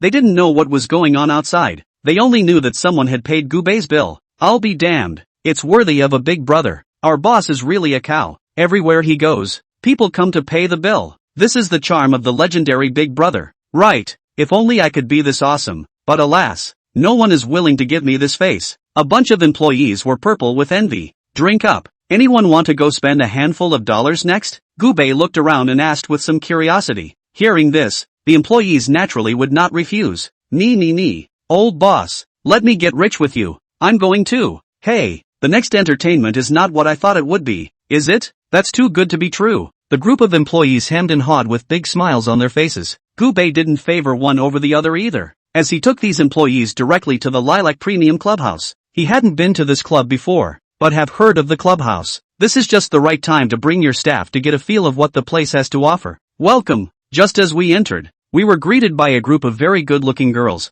This group of girls all had bright smiles on their faces and looked extremely gentle and generous, making people unable to take their eyes off of them. Gubei is a person who has seen the world, while this group of employees cannot be the same, where they have seen such a scene in the face of the beautiful woman attack. They have long been a little overwhelmed. Boss, you're just too good to bring us here to play. This place looks high class at first glance. Definitely not something a poor person like me can afford to consume. Oh, I'm really thankful to the boss for bringing us to see the world. Brother, it's been said, don't ever disgrace our boss out there. You're too humiliated in this state. People were talking to each other, and it wasn't hard to hear the excitement in their voices. Hear that? Everyone just reacted. It's still out there. It would be a bit embarrassing to act too nonchalant. You're here, Mr. Gu. When the manager saw Gubei, he directly rushed towards the other party. The crowd of beauties spread their smiles and bowed in unison at Gubei. Welcome, Mr. Gu. The dainty voices of the beauties rang out, hearing Gubei in a happy mood. I have to say, the girls here were quite soft and cute, the kind she liked. I'm bringing my staff over for a little fun today, so you'll see to the arrangements.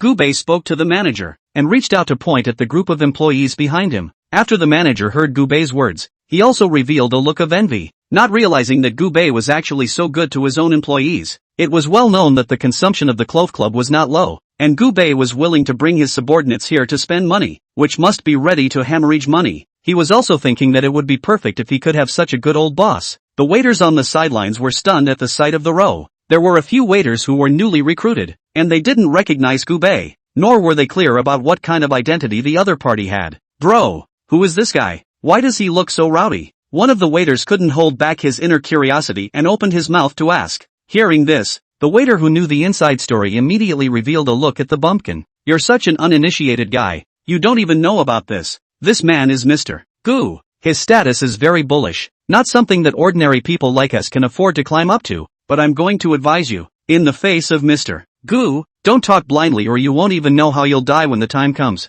Someone kindly warned. All of them were old employees, and even though Gubei hadn't spent any money here before, all of them had heard the legends about Gubei. At this time, a man ran down the stairs in a hurry, looking as if he was nervous. Seeing the man almost fall, Gubei subconsciously took a step back. You can fall, but don't try to blackmail yourself. It was only when the man rolled and crawled in front of Gubei that he got a good look at the other party's identity. Turns out it's the boss of this Lilac Clubhouse, Mr. Ding. Gubei remembered that he had seen the other party before at some party, but he couldn't remember much about the specifics. Hearing this, Ding Hai instantly revealed an ecstatic expression. I didn't expect you to remember my name, Mr. Gu. This is really an honor. I, Ding Hai, will pay for all your spending today. He was so happy that he just took on all the prices with a big hand. It's a homegrown business anyway, so it's the same for whoever pays for it. The employees on the sidelines were purple with envy when they heard this. Sure enough, the old boss of his own family is the existence of all the attention wherever he goes, and everyone wants to treat the old boss to spend money. Chapter 106. Wherever you go, someone will pay. Boss is awesome, worthy of being the president of our company. This ability is strong. Brothers, you still have the heart to praise the old boss now?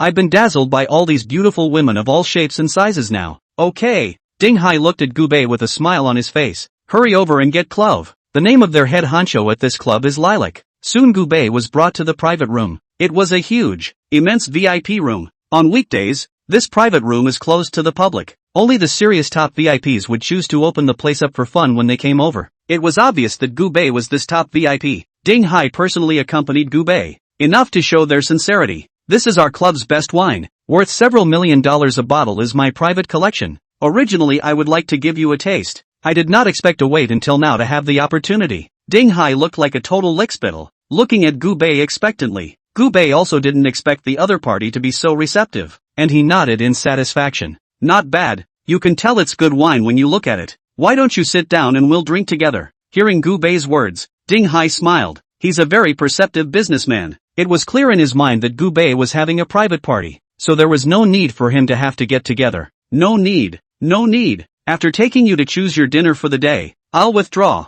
Hear the word dinner. Gubei didn't hold back his laughter. A woman in a short cheongsam soon walked in. The other party owed a modest debt towards Gubei. It looked rather like an immediate impression of a young lady from the Republican era. This is our clubhouse headliner, Clove. She's a steal. Yo. Ding Hai smiled as he introduced himself. He had always been extremely proud of Ding Xiang, the head honcho. In his eyes, Gubei didn't have any reason to refuse Clove. Gubei just glanced at the other party calmly. This headliner called Lilac is not bad looking though, but no matter which way you look at it, it's a far cry from the women you know. If Gubei remained the same ordinary person who had never seen the world, it might be exciting as hell, but now his eyes are wide open. Such a woman would naturally not make it to the top. Seeing Clove, Gubei just calmly waved his hand. Change. Hearing this, Ding Hai revealed a puzzled expression. Change? What are you changing? He hadn't expected Gubei since he was dissatisfied with the headliner here. Lilac is our top girl here. A lot of people rushed to meet her. Ding Hai didn't mean anything else. He just felt a little puzzled inside. He expressed great confidence in Lilac's face.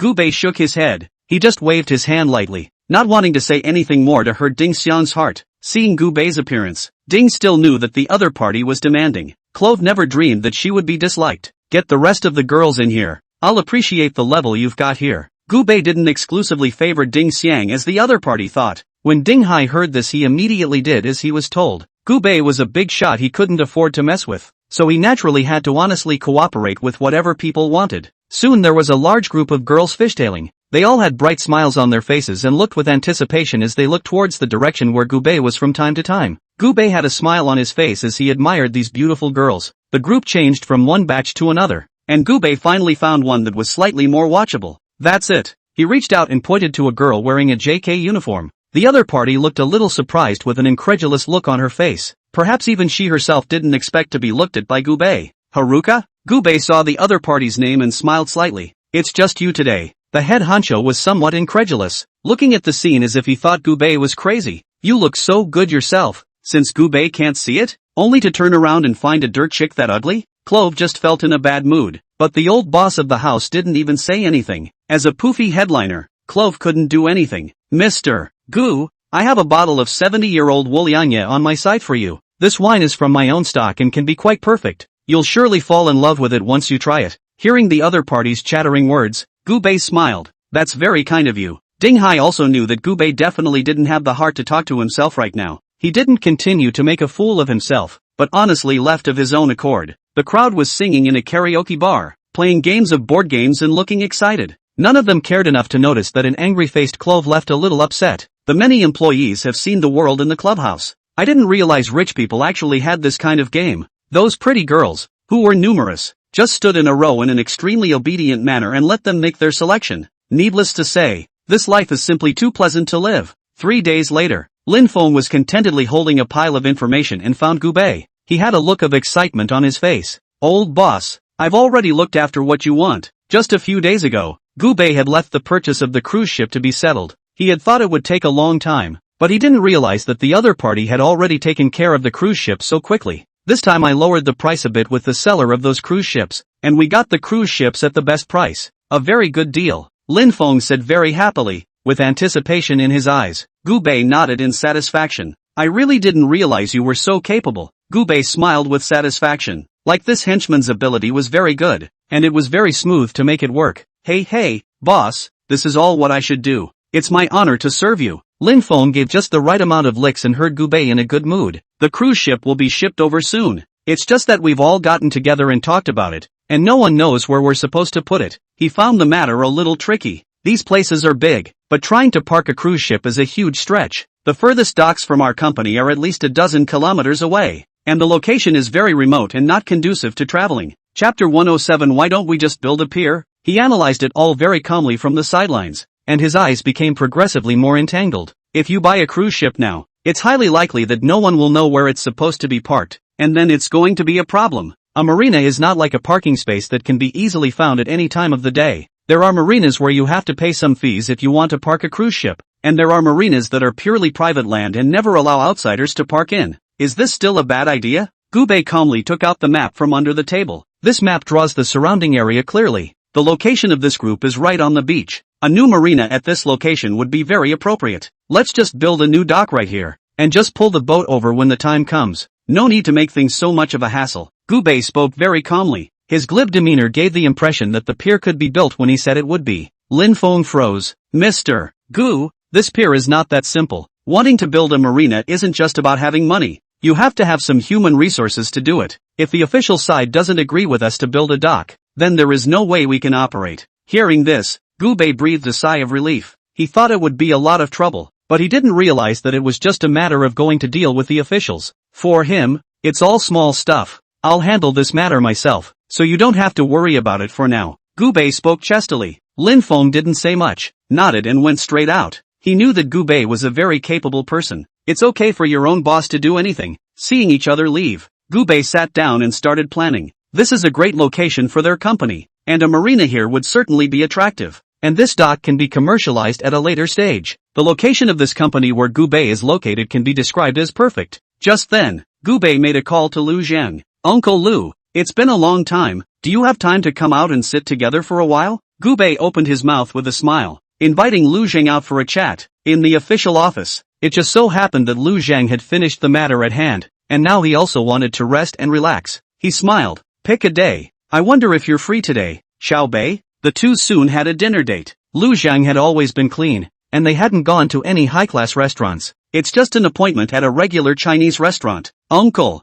I have a favor to ask. After pushing the glass, Gu Bei was very straightforward about his purpose. I'm going to get a marina under our company. It was decided for the time being that it was going to be for personal use, the kind of thing you don't disclose to the public. Lu Zhang was a bit surprised when he heard Gu Bei's words, but he didn't say much. It's natural to build something like a dock, except that if you use it for your own purposes, it's more than likely that you're going to lose money into it. Lu Zhang was a smart person and naturally knew that a young man like Gu Bei would definitely want to pursue luxury and enjoyment. From the fact that Gu Bei was able to spend more than $100,000 on a dress, it was clear that the other party was by no means a poor moneymaker. It's perfectly normal for rich people to want to enjoy a life of luxury. Besides, if the other party was willing to fund a dock, it would be a good thing for everyone. Yes, I'll make the decision to give you approval on this matter. Just go straight to the execution when the time comes. Lu Zhang smiled and did not have any intention of trying to reject the other party. Seeing that the other party had agreed so decisively, Gu Bei would be a bit surprised. I actually have a question.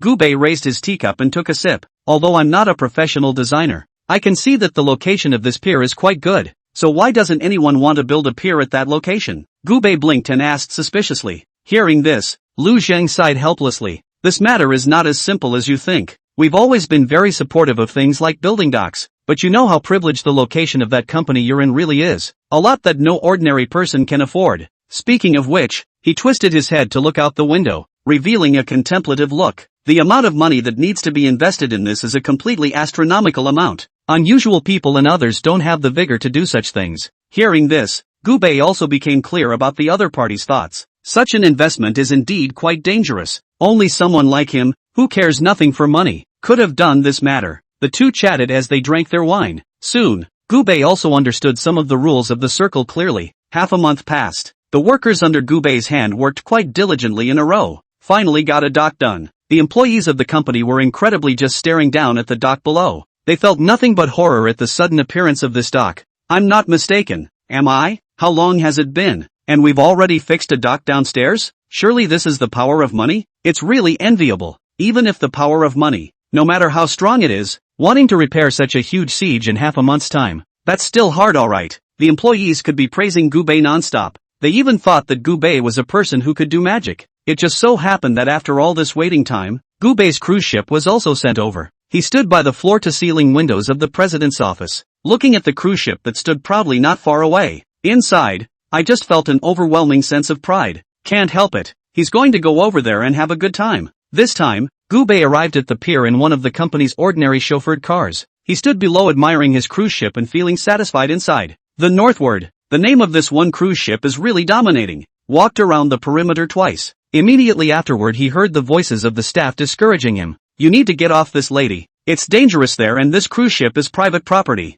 If you insist on staying on this ship, we are able to prosecute you. Gubei heard the commotion over here and twisted his head over in some confusion, wanting to see what was happening. As a result, he found a female was taking pictures from the front with her teeth open, though the other guy had tried very hard to make a dent. But to Gubei, it was still magical. The other party also noticed Gubei's eyes. What are you looking at? Haven't you ever seen a beautiful woman? Chapter 108. You're happy with the cruise ship? The woman looked incredibly arrogant and looked at Gubei with disdain. Look again and I'll gouge your eyes out. The other party's threat left Gubei speechless. Just by looking at this woman, I can tell that the other is in a photo frenzy. Even, Gubei saw the friend circle page from the other person's cell phone. Delighted with the cruise ship, it's as good a day as it is a mood. Gubei didn't hold back and opened his mouth to read out the text sent by the other party. You're happy about the cruise? The woman instantly blushed and glared at Gubei with some dissatisfaction. How rude to peek at someone's cell phone. At this time, the staff member who had just kept admonishing this woman also ran over in some distress. Originally, he had intended to persuade the other party, but after realizing that the admonition was fruitless, the clever man went straight to the security guard.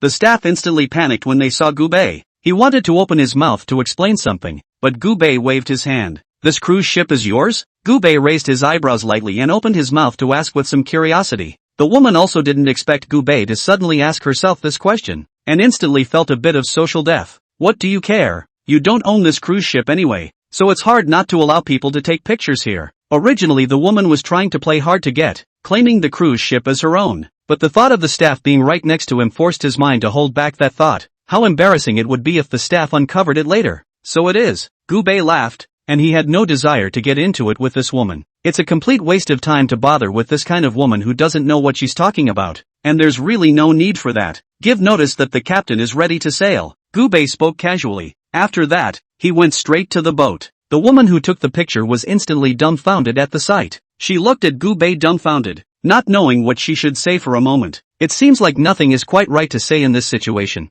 Seeing that Gubei had already boarded the ship, she instantly became a bit flustered. Handsome. She gritted her teeth and went straight after him. Is this ship really yours? It was obvious that this woman's heart hadn't expected that Gubei would actually be the owner of this ship. If only I had known. How could her attitude be so arrogant? As in fake, Gubei didn't say much, and he didn't purposely try to hide his identity. Bring a bottle of 82 Lafite. As soon as Gubei entered the cruise ship, he directly sat on the sofa. This beauty was like a dog's skin, and today she was still relying on Gubei to stay next to her, unwilling to leave. Handsome. It looks to me like you're missing something on this boat, do you think so? This woman took great initiative and directly stuck to Gubei. Looking extremely enthusiastic, Gubei held his wine glass and scanned the woman intentionally or unintentionally. The other guy's got a nice body, and it's not bad looking. Staying on this ship would be a pretty good thing. Then tell me what's missing on this ship, and if you say it to my satisfaction, I'll consider taking your advice. Having heard Gubei's words, how could the other party not understand what he meant?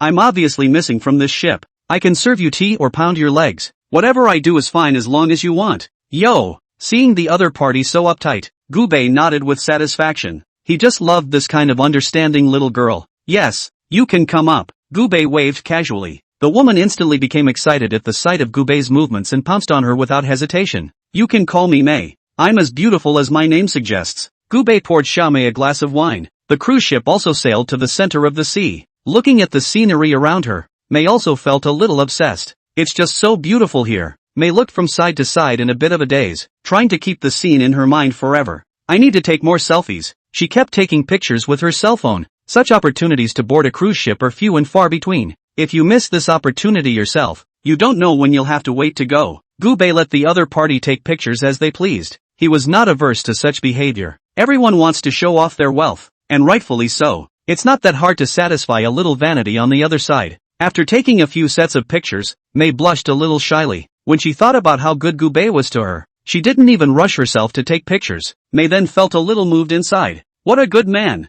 So, May picked up her wine glass and looked at the other party with some gratitude. Thank you very much, Mr. Lau, for your willingness to give me a chance to come aboard. May toasts you. The two were just talking to each other. Both had a lot to drink. The waiters saw the scene and chose to silently exit the service cabin. What comes next is not something they can watch, even if they pay for it. A few hours later, it was getting late. Gubei stepped out of the service bay in high spirits. May limped along behind. There was a hard-to-conceal excitement on his face. Mr. Gu, it's sunset now. Why don't you take me to see how beautiful it really is at sunset? Gubei's eyes lit up when he heard the other party's proposal. And in fact, that was exactly what he wanted to do. He's seen sunsets, but never saw the sunrise or sunset from the ship's armor. What a relaxing image to sit on your own cruise ship and enjoy the sunset. He gave direct orders for the captain to take the boat to the best place to watch the sunset. Xiaomei instantly became excited when she heard that Gubei had agreed to her request. You're so nice, Mr. Gu.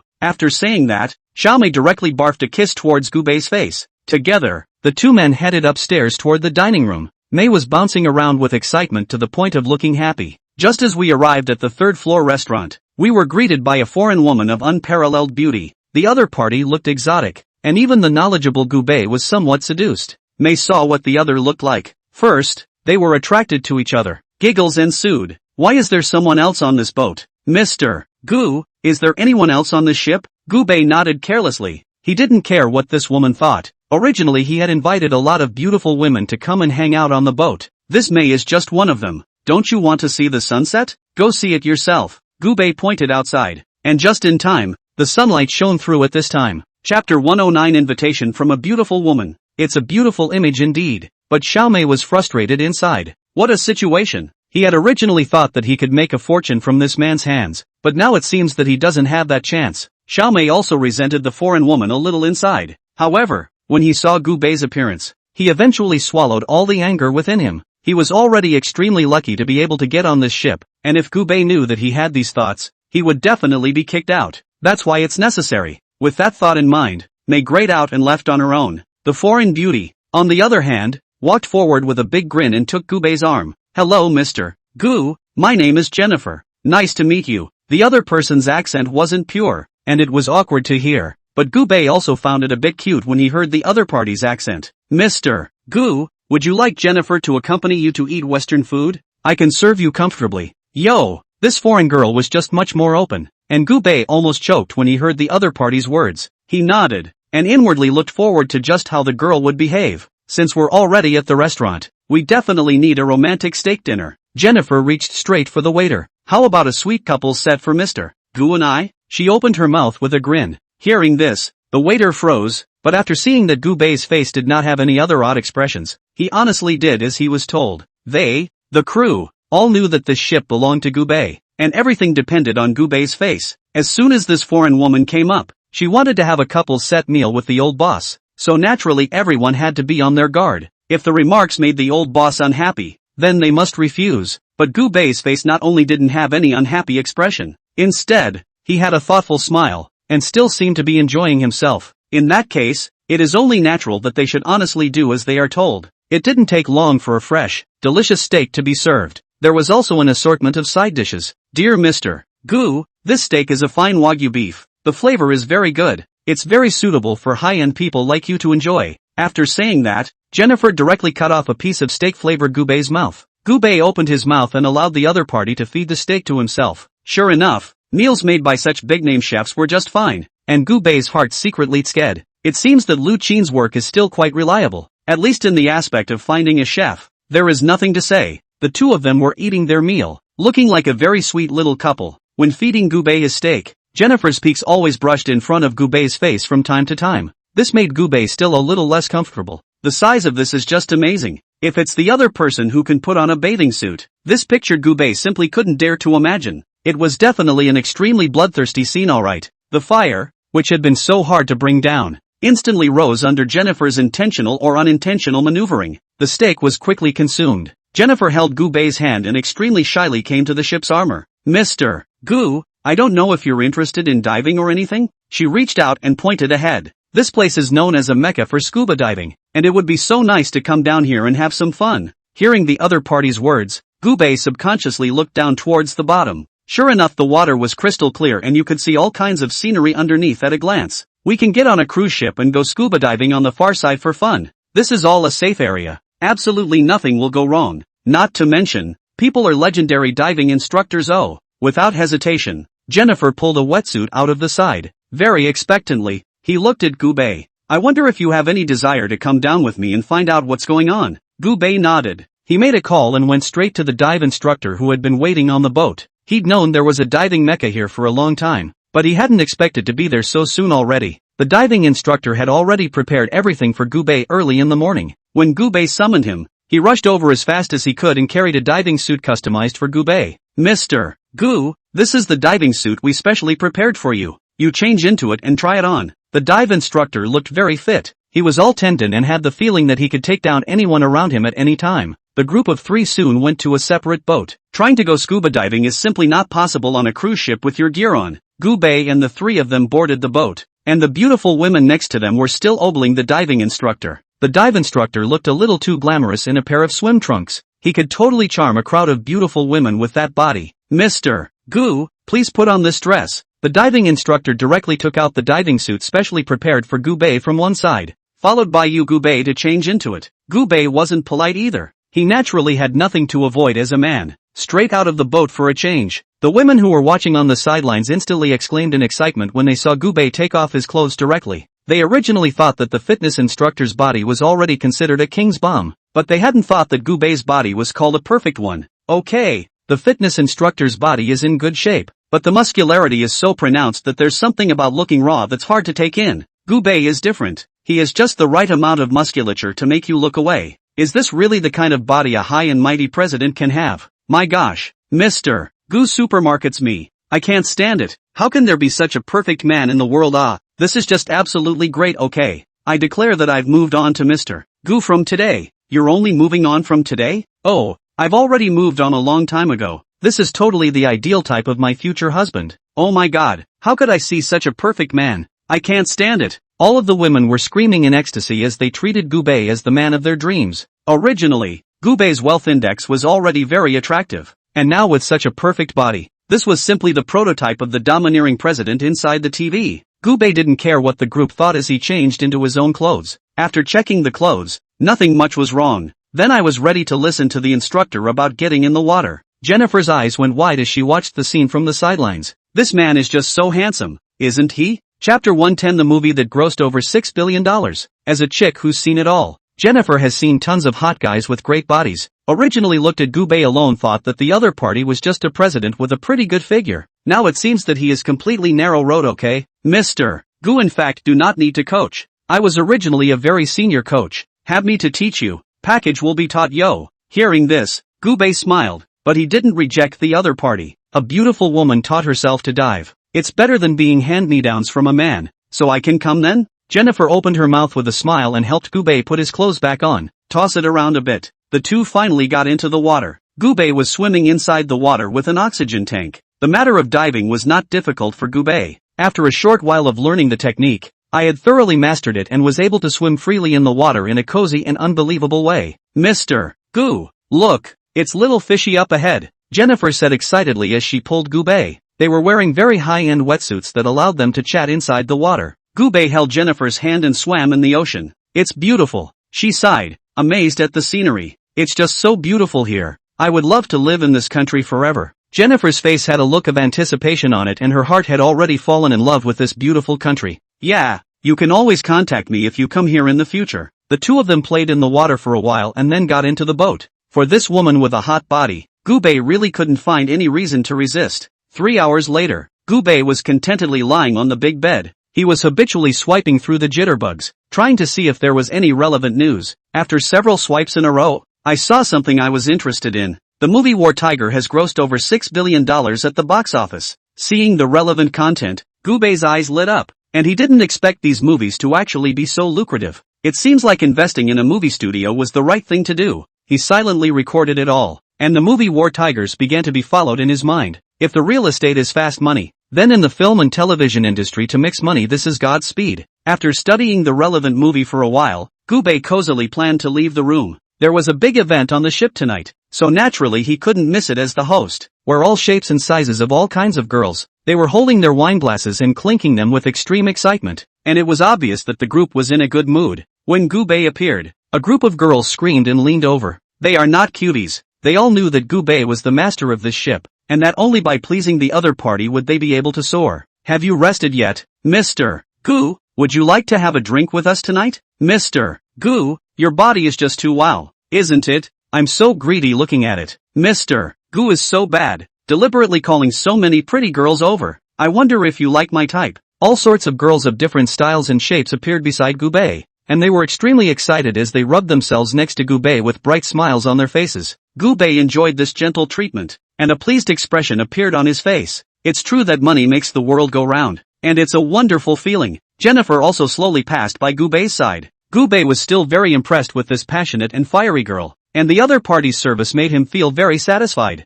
This pretty girl should be rewarded. Jennifer, come over here and grill me some meat. Gubei directly waved towards the other party, and after seeing Gubei's action, Jennifer was extremely excited to move closer towards Gubei. At the same time, Gubei reached out and touched her steel. Feeling the love of Gubei, Jennifer grilled the meat with more vigor. The surrounding girls had envious looks at each other. They don't know that Jennifer has been chosen by Gubei, and all Gubei needed to do was to hold his glass of wine, sit at the best table with an ocean view, and enjoy the service of all kinds of beautiful women. Deep night, Jennifer drunkenly followed Gubei back to the 4th floor. This is the master suite. Only Gubei was qualified to enter this place. Wave on the ocean for days. Gubei also returned to his normal company work mode. Lu Qin was holding a large pile of documents and was professionally reporting the data to Gubei. They're making a lot of money these days. Gubei's investment is very powerful. They even took home tens to hundreds of thousands of dollars in bonuses this month. The moment. GB building. A man rushed in cursing and holding up a bottle. The security guards next to him tried to step in to stop him, but they didn't realize that he kept waving the weapon in his hand and yelling, "This bottle of wine of mine has already been messed up by then if it is stained with something unclean. It will not be good if it catches any disease for you." Hearing this, the security guards were a little scared inside. They were far behind each other, struggling to keep the man under control. But this guy's behavior was so oozing that all of them were a little bit backed up. The man cursed, and barged all the way into the office. The employees on the sidelines had never seen such a scene before, and they were all panicking inside. What's going on here? Help, why is this man drunk? Is he drunk? What is this man holding in his hand? Is it possible that he's planning to kill someone? There are countless beautiful employees inside this company. They all felt a little scared inside when they encountered this situation. The security guards tried very hard to stop each other, but they didn't have any long-range attack weapons in their hands and didn't dare to get close enough to fight for their lives. The employees were also a bit panicked at this scene, and they stumbled to Gubei's office to report the situation. "Mr. Gu, something big has happened. Someone has come to our company to cause trouble." Lu Qin, who was making a presentation of her plans, was also confused. That's when they also heard the doorway. Gubei's brows furrowed as he felt as if the voice sounded a bit familiar, but for a moment he couldn't say exactly where he had heard it before. "Boss, this man smashed all our stuff." Hearing the report from the employee under his hand, Gubei's face became a bit ugly. He didn't expect that someone would actually dare to be so bold as to come and cause trouble in his own company. "Come on, let's go out and see what's going on."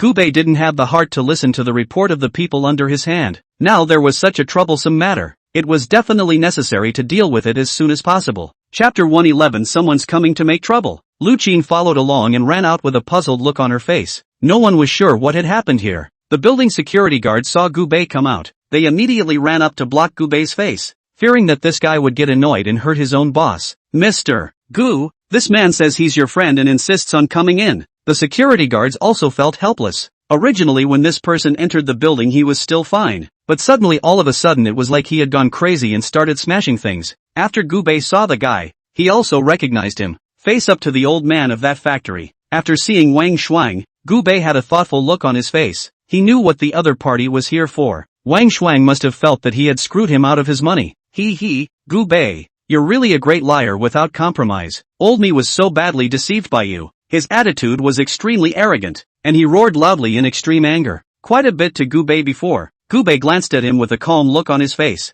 You're only going to look like an extremely wasteful and incompetent person if you come and make a scene like that. The 30,000,000 given by Gu Bei wasn't a very high price, but it was conscientious enough for him. The money saved him a dog's life and kept him from losing money. I didn't realize how unaware this man was. You knew all along that my piece of land would go up in price, didn't you? That's why you're so desperate to get your hands on my piece of land. I thought there was some wrongdoer who wanted to come and buy my land, but it turns out that I didn't realize that the real fool was actually me. His face wore a hideous expression, itching to be able to tear Gu Bei into pieces. This time he had come to find Gu Bei to pay back the money. No matter what, he had to spit out all the money he owed himself before he could do so. So what? You're not satisfied with your $30,000,000? And what does that have to do with me? You're the one who's stupid, not me counting on you. Gu Bei's attitude made the other party tremble with anger. It's true that none of you guys are good. Didn't you make $1 billion? I'll never leave if you don't share 10 million with me this time. Wang Shuang had already thought about it before he came, and the figure of 10 million was not much, and it was completely within the other party's affordability. If Gu Bei was afraid of trouble, he would definitely be eager to transfer the money to himself. With the first $10,000,000, one is able to get the rest of more money. The money was nothing to Gu Bei, but it was money that could save his life. I'm coming over for $10 million a day, and in a month I'll be able to get back on my feet again. The employees naturally knew about the fact that Gu Bei had spent money to buy a piece of land, and they had originally been gushing about Gu Bei's greatness. I didn't expect this guy to be so playful that he actually dared to come to the door. It's ridiculous. The employees also began to rage against each other. $410,000,000? You can't be dreaming. You're the one who has no business sense and is not as skilled as you are. Now you want to blame someone else? Giving you $30,000,000 is already considered very merciful, okay? According to the situation at that time, even if the price was pressed a little bit more, you would have sold that piece of land without hesitation. The employees were saying one thing to each other and giving each other quite a lot of psychological pressure, but Wang Shuang felt that he was at the end of his rope at the moment, and was not afraid of the accusations of this group of people. What's the use of you guys accusing me here? Anyway, I just want money. If you guys are willing to pay, then I'll take the money and leave, and definitely won't come to harass you. If not, then I'll show up every day, and I'll be able to annoy you to death by then. Anyway, you've made $1 billion, so what if you give me a little bit of money? You're not losing anything anyway. Wang Shuang opened his mouth as a matter of course. He didn't feel that there was anything wrong with what he did at all. Instead, he took it all for granted. Originally, Gu Bei's heart was very angry when this person messed up in his company, but seeing the other party's appearance, Gu Bei suddenly changed his original thoughts all of a sudden. You want money, don't you? Wang Shuang's eyes lit up when he heard Gu Bei's words, not realizing that the other party actually had the intention of compromising. Originally, he thought he'd be messing around for a long time before he got what he wanted. Now it seems that Gu Bei can't stand how he tosses himself either. The thought brought a smile to his face. If you give me 10,000,000, I'll leave now. If you don't, I'll come back tomorrow and always make a mess that you can't work here. But I also think you're a smart guy. What should be the choice? It's up to you to choose. Wang Shuang said with a smirk. Looking at him, he did have a very guilty feeling. He knew that Gu Bei ran a large company. The daily water flow must be in the millions or even tens of millions. The other side is certainly not going to give up the running of the company because of themselves. Lu Qin had a tangled look on her face. For this kind of people, they just want to rush to the police to deal with each other. Old boss, what should we do now? Shouldn't we rush to call the police and have them take this scoundrel away? Lu Qin saw Gu Bei's appearance. It always seemed as if the other side had an idea of what to do with the man, so they didn't just call the police. Gu Bei waved his hand, looking indifferent. It's okay, there's no rush yet. Hearing Gu Bei's words, Lu Qin nodded and silently sat on the sidelines and began to spectate. Don't you just want money? Yes, I can give you the money, only you have to leave first. Just give me an account number and I'll call you when you get back. Gu Bei spoke very calmly, unable to tell if he was happy or angry at all. Hearing this, Wang Shuang instantly spread a smile. He didn't expect Gu Bei to agree so quickly. He was really a good talker. Wang Shuang's face changed to a very excited look. He smiled and nodded at Gu Bei. In that case, I'll be back waiting for you. He grabbed a pen from the side and nonchalantly wrote down his bank card account number. He then placed his account in front of Gubei. Then don't forget to credit me. Yo, if I don't receive my due deposit in my account today, then I'll be back tomorrow to patronize your business here. He didn't forget to threaten Gubei before he left. Chapter 112 Greedy Bastard. Gubei looked at him with a smile, but there was no laughter to be seen in Gubei's eyes. It was obvious that Gubei had already moved to kill this person. Wang Shuang beautifully strides away. He wasn't afraid that Gubei wouldn't give him money. Anyway, he had such a lousy life, and if Gubei didn't pay, then he would just make another mess himself. Look at the troublemaker and leave. There was a bit of panic in everyone's mind. The employees didn't feel afraid, but they still cared about their old boss. Boss, we shouldn't really pay this person. Right, he's really too cheap. We can never spoil him. That's right, doing business like this is supposed to have losses and gains. He's not allowing people to make money? It's really funny. It's supposed to be that stupid people like him can't make money on their own. That's all, and now they won't allow others to do it. So tell me, isn't he sick? Old boss, mustn't give this guy any money. He's sure to get worse. Yeah, and after he gets his money, he's sure to come back to me again and again. Everyone was whispering, and they were all a little bit upset about it. Lu Qin was also concerned and came to Gubei's side, wanted to ask Gubei what to do next. Mr. Gu, this person is indeed too much. How should we fix him? Lu Qin knew there was absolutely no way Gubei would be merciful. Maybe some more nefarious means will be used to solve the problem. She knew that Gubei definitely had the vigor. Since this person wants to play, I'll just play with him enough. I have a lot of time anyway. Gubei wouldn't mind having some fun with this person. He was afraid the guy couldn't afford the consequences. Lu Qin looked at Gubei with some doubt. She was a bit torn, wondering what Gubei would do. But Lu Qin's heart was clear that Gubei was by no means an ordinary person. The other side will surely do something to fix the problem. Gubei smiled. He pulled out his cell phone straight away. Called a number I hadn't talked to in a while. Ling Lin. At this time, Ling Lin had just finished the work at hand. She gripped her cell phone and sighed a little tangled. He hadn't received a message from Gubei for a long time, and he didn't know what Gubei was actually busy with right now. Just as Ling Lin was thinking about Gubei, her cell phone suddenly ding-donged. It's Gubei's phone. Ling Lin's heart was overwhelmed with excitement. Her hands trembled slightly, and her cell phone almost fell to the ground. What a way to speak of the devil. 1 second he was chanting that Gubei hadn't contacted him, and the call came this way. Mr. Gu, it's been a long time since you contacted me. Yo! Ling Lin also made a rare joke with Gubei, and it could be seen that the other party was still in a good mood. I'm a little busy on top of work. By the way, do me a favor. Someone named Wang Shuang has been looking for things to do with me lately, and it's making me anxious. I'll have my secretary send the details to your cell phone. Find out for me if this guy has any evidence of a crime. In short, I need to get this guy in jail. Gubei knew that not many people who ran factories like the other side had clean bottoms. As long as he was able to grab hold of the handle, it would still be a simple matter to screw this person over. The ambition of such people is great. It had to be a tough one at once, or else the other party would never be honest. The employees heard Gubei's words from the sidelines and instantly became excited. They couldn't even help but applaud Gubei. Gubei's approach was really gratifying and very relieving. The man wants to make threats, so let him feel what it means to have the power of capital. The mood of a group of employees instantly became great. The fact that their own boss was bullish was also a great thing for them to brag about. Old boss, I have a matter I don't know whether to mention or not. One employee was in a good mood and couldn't help but skin Gubei. Hearing this, Gubei nodded his head to signal the other party to speak, only to see this employee somewhat lewdly come up to Gubei. Mr. President, can we recruit a few more girls? These girls have all been picked up internally. We've got a lot of wolves here, and every one of them is craving for more. Everyone couldn't help but laugh at this comment. Of course, that's what they want. That's right, boss. When are you going to recruit some more beautiful employees to come? This point of beauty is really too little. Totally not enough to share.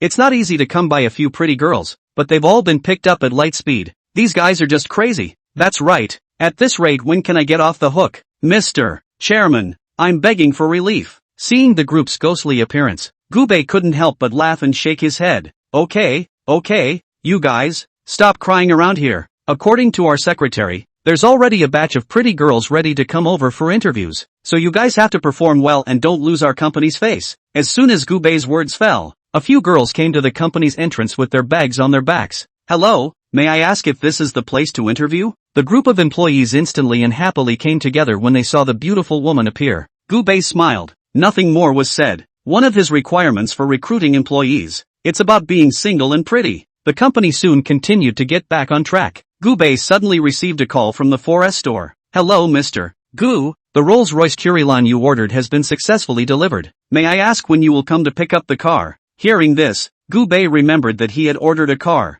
He immediately said he could be there right away. It's still a car he really likes. Besides, this car had been waiting for such a long time. If Gubei didn't enjoy it, he would be sorry for such a long wait. The company sent a car to take Gubei directly to the forest store. There were several sexy beauties at the door ready to greet Gubei early in the morning. They're wearing perfect makeup, wearing a forest store company uniform. I have to say, the uniforms looked really good on them. With a glance, Gubei saw the beautiful women standing at the front door. When Gubei got down from the car sent by the company, this group of beauties were like wolves seeing meat and came straight over. Mr. Gu. Ah, Mr. Gu is so handsome today. You're so charming. So this is the legendary Mr. Gu. He really looks like a talented man. Everyone was praising Gubei. They all hoped that they could catch Gubei's attention. Chapter 113. I'm here to pick up my car. Gubei scanned the crowd. The group of beauties were not bad looking, but not up to their standards. I'm here to pick up the car, Gubei said with a smile. The crowd of beauties flanked Gubei towards the inside of the room.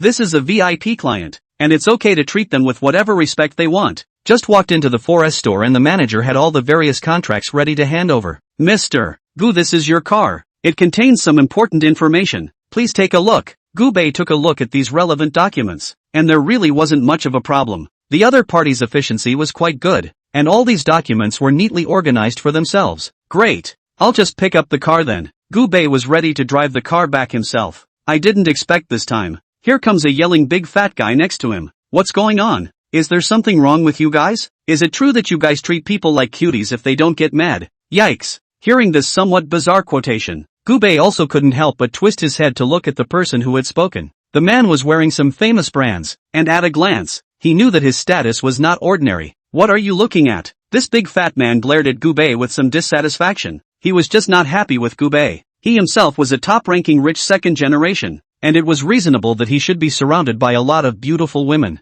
As a result, only one or two people came over to receive themselves. This attitude is simply a world of difference, okay? He knew that Gubei must have bought a car and that was why he was treated this way. But one can afford a car, alright. Why should he be treated this way and I be treated so coldly? I want a bunch of beautiful women to come over and surround me too. He opened his mouth in a very irritated manner and glanced at Gubei somewhat provocatively. Sir, we're congratulating Mr. Gu on his purchase of a luxury car. Nothing else. The manager opened her mouth nervously, not expecting this man to be so petty and jealous of everything. In fact, the meaning within the manager's words was quite obvious. If you can afford a car like that, we'll lick you just the same. This fat guy is not a cutie, and he certainly heard the implication within the words. Oh, so that's what it's like? It's not just a car. What kind of car did that guy buy? Get me the last one. I want one with the same configuration. I'd like to see how you guys lick me today. Hearing the fat man's words, the corner of Gubei's mouth curved as he kind of wanted to watch the fun. Gubei knew very well how hard it was to get his hands on this car. He smiled and didn't say much. Let the manager talk to him if you're specific. The manager was also a little embarrassed, not realizing that the man had to play hard to get. Sir, are you sure you want to buy a car exactly like his? It's a very long wait for this car, and it's a huge pain in the ass to schedule and make. That gentleman's car was specially customized and extremely expensive. The manager was torn up inside, but he also found it interesting. If the other party really bought that car, then wouldn't his performance go up properly? Think about it. The manager's heart thanked Gubei even more. He even felt that Gubei was a lucky grass that attracted wealth. Isn't it just a car that needs to be customized? You really think I can't afford it? Bring me an offer on this guy's car. He felt very disgruntled. It's just a customized car. What's so arrogant about it? The manager glanced at Gubei. Mr. Gu, can I show him your offer for this car? Hearing this, Gubei nodded. He didn't leave directly just to stay and watch the fun. If the other party can really afford this top-of-the-line luxury car, then this guy is pretty awesome. Maybe he can befriend some too. The manager hurriedly handed the offer for Gubei's vehicle to the fat man after getting Gubei's consent. He had a big smile on his face, expecting the other man to buy the car. The total adds up to over $30 million. Of course, this is the price after taking out some configurations, because some of the raw materials are no longer available, and it will take a long time before they are available. The manager was calculating the calculated price next to him, and surprisingly, it was much more expensive than what Gubei had ordered before. Gubei couldn't help but TSK and marvel as well. That's a bit much for those prices to go up in a month's time. Fatty also didn't expect this car to be that expensive. Although he had some knowledge of luxury cars, he didn't expect the entire configuration to be that much money. He was originally planning to come and buy a multi-million-dollar car to pretend. A couple million is already considered a luxury car. These tens of millions are simply the VIP of luxury cars. Fatty's face turned ironic. He wrestled with it for a bit, but ultimately didn't say anything. The manager looked at the other man with expectant eyes, waiting for the man to give an answer. Do you have any intention of wanting to buy it? Gubei sneered, and he didn't hide his voice. This sneer directly shattered Fatty's mental defenses. Asterisk asterisk asterisk asterisk. Why are you so rich? Fatty cursed angrily and directly turned around and ran away. He didn't expect to fail at pretending today. He was somewhat glad that there was no interest entanglement between himself and Gubei. Otherwise, when the time came, Gubei would use his power to pressure himself, maybe even force him to kneel on the spot. He also felt a pang of fear at the thought. Gubei watched this fat man run away in big strides, and he was also a bit speechless. That's it? He thought the man would do something, but it turned out to be just a show of his downward spiral, which was boring. Mr. Gu, here are your car keys. The manager smiled and sent up all the items in his hand. Gubei got the car keys and drove the car out directly. He hadn't wanted to pretend. The man had to push himself. What a bore. Just picked up the car. Gubei then received a call from Lu Zhang. Lu Zhang actually took the initiative to invite him for dinner. I saw you not too long ago, but that doesn't stop us from having a home-cooked meal together, does it? Ryu Jung was in good humor. Gubei smiled, and he didn't refuse the other party's invitation. Lu Zhang was the highest level of contacts he had come across so far, and he couldn't buy drunk no matter what. This time it was Lu Zhang who took the initiative to ask for dinner, and he directly booked a high-end restaurant and then sent the location to Gubei's cell phone. Gubei looked at the name of the restaurant and also felt a little surprised. The restaurant, which he had seen on the internet before, seemed to be very famous and expensive. Chapter 114. Not that he was questioning the other man's inability to afford dinner. He was just surprised that, making such a big deal out of it. What exactly was it that Lu Zhang wanted to find out about himself? When Gubei arrived at the pack boundary, the place was still empty. He was driving a car, so naturally he came a little earlier. Gubei hadn't arrived long before he heard a thud outside the door. The next moment, the door to the private room was opened. The two of them, Lu Zhang and Lu Mengmeng, appeared in the doorway out of breath. Seeing that Gubei was already here, a trace of embarrassment flashed across Lu Zhang's face. I'm sorry, I'm late. There's a lot going on at work today. Lu Zhang also felt a bit embarrassed and was embarrassed to say so. Gubei thought nothing of it. It did seem to his eyes that the other man had a day job. Actually, I just got here not too long ago. Gubei laughed, but managed to ease the other party's embarrassment. Lu Mengmeng bounced and appeared next to Gubei. Oops, brother, I came uninvited. Will you find me annoying? Seeing the other party's appearance, Gubei couldn't help but smile and shake his head. How could it possibly bother you? Isn't it just as well you're here? It just so happens that we haven't seen each other in a very long time, and I was thinking about asking you out to dinner together. After hearing Gubei's words, Lu Mengmeng let out a sigh of relief. That's good. I thought you'd be annoyed with me, brother. When Lu Zhang heard this, he couldn't help but smile awkwardly as well. I originally didn't intend to bring this little ninny with me, but I didn't expect this little ninny to hear that I'm going to have dinner with you. She immediately followed me here. Although he was blaming his own daughter within his words, he was not actually displeased in any way. In fact, he still hoped that his daughter would have more contact with Gubei. Gubei is a very good person. If she could have more contact with Gubei, then her own daughter would definitely grow up quickly as well. You guys have worked hard all the way here. Sit down and have a cup of tea first. I've looked around. The tea here is of a higher grade. It's quite good. Gubei smiled and complimented. There's still a reason this store is an internet sensation. It has a good quality and standard of service. Lu Zhang looked at the tea that was in front of him, smiled, and directly picked it up and drank it. I've heard it's a great environment. I just don't know if it's suitable for you little youngsters. I hope you like my choice. Lu Zhang's face had a sincere smile on it,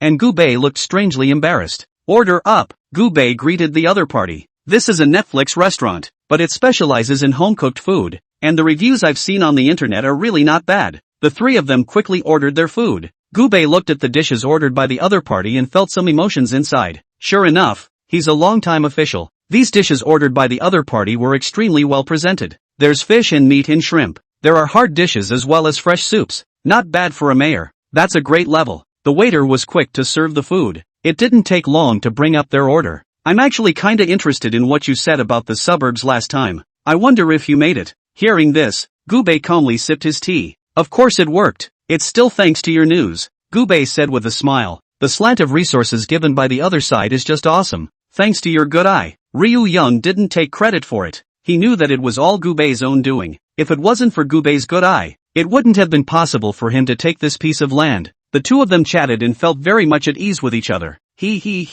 Brother Gu is really very powerful, yo. Not only is it great at business, but it's also great at fighting, and it's great at protecting me in a pinch. Lu Mengmeng crumbled next to her in a very pleased manner. Hearing this, Lu Zhang's face instantly collapsed. I haven't settled the score with you guys on this one. Lu Zhang wasn't a cutie either. He naturally knew about this matter, only he knew it as an afterthought. There was also some fear in his heart, just worrying that something might happen to his own daughter. However, it turned out that his daughter was still very safe with Gu Bei. It's fine for you youngsters to pursue excitement, but don't go to that kind of dangerous place. What if something really goes wrong? The meaning of Lu Zhang's words was obvious. He wasn't against young people hanging out in bars. He was just worried that they might be in danger. Hearing this, Gu Bei also felt a bit embarrassed. He felt like he had abducted someone's baby girl, and was more than a little embarrassed inside. Yes, this matter is indeed somewhat ill-considered on my part. I'm here to apologize to you. Don't worry, I will definitely not take my baby sister to dangerous places in the future. Gu Bei smiled, then directly called the waiter over. A bottle of Ace of Spades, please. He picked up this $200,000 bottle of wine and went right up and poured the other man a glass. I apologize to you. When he finished, he picked up the wine in his own glass and drank it all in one go. Lu Zhang originally didn't have any intention of blaming Gu Bei. He was even happier when he saw how sincere Gu Bei's attitude was. Well. Here, drink it straight. He smiled and clinked glasses with Gu Bei, and the two of them drank happily. Lu Mengmeng honestly sat on the side, looking very well behaved. Gu Bei couldn't help but laugh as well when he saw the other party's appearance. One look told me that this little ninny had gone home to be criticized by her father, and now don't dare pester yourself for a drink. However, this little ninny was supposed to be a person who couldn't drink much. As a girl, it's better to drink less. Lu Mengmeng was different from others, but Gu Bei was very much in love with this baby sister of the writer. Right, uncle, I've already built the pier, so I'll have to trouble your side to help speed up the approval process for the rest of the formalities.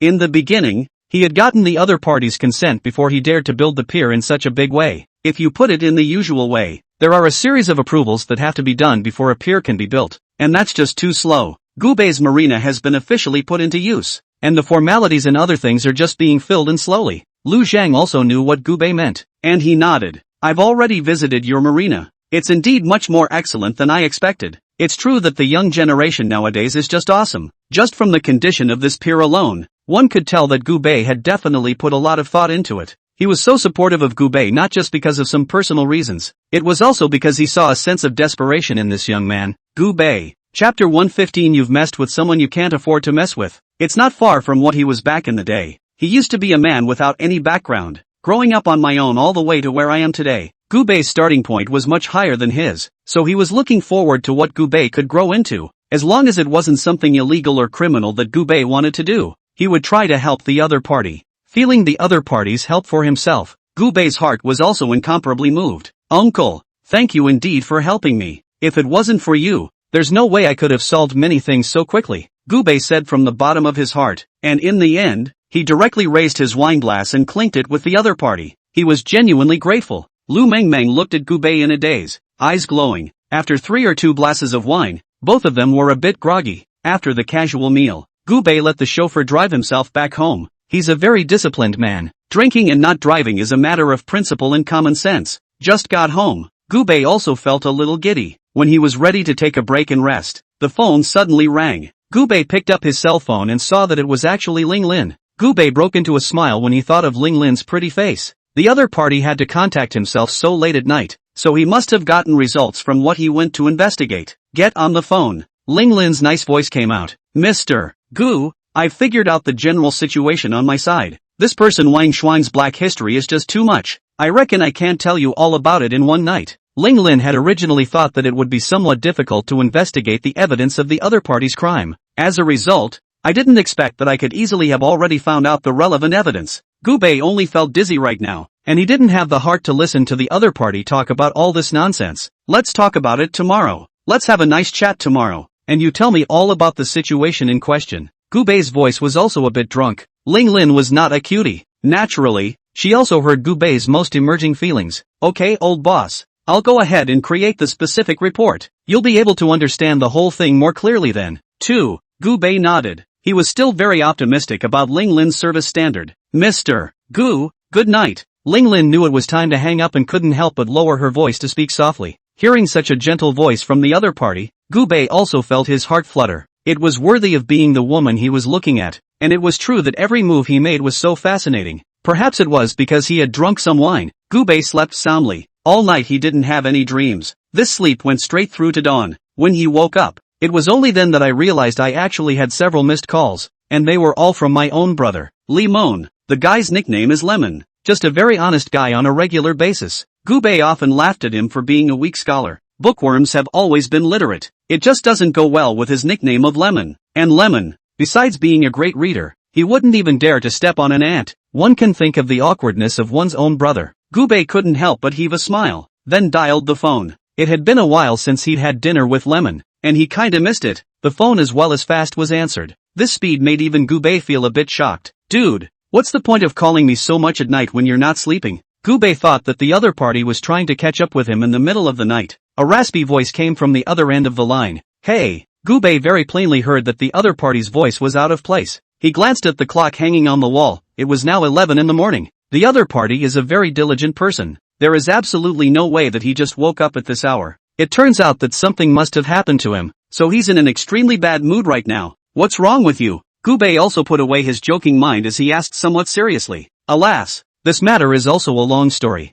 Originally yesterday I wanted to beg you to do me a favor. Lemon was also in a bit of a bad mood. He sounded very frustrated and even had a very tired feeling to him. Gu Bei's relationship with him was quite good, and as soon as he heard that his own brother was in trouble, he also wanted to lend a hand. Just tell me what happened, and if I can help you, I'll naturally give you a hand. Lemon pondered for a moment, then sighed. I'm green. I talked about a girlfriend in college. Her name is Jiao. Originally I was rushing to get married with her, but it didn't occur to me that Jiao disliked me for being too poor. I bought Jiao a car and a house, and it's all in her name. Now this is all the money that Jiao has gotten and wants to break up with me. I really don't know what I should do. The other party cried and complained to Gu Bei, and after hearing his words, Gu Bei made it clear what exactly was going on. After this woman had drained the other man, she realized that lemons were of no use anymore and just dumped him. This woman is so vicious. Hearing this, Gu Bei also felt angry. He just wanted to teach this woman a good lesson. Don't worry, brother, I'll take care of this matter.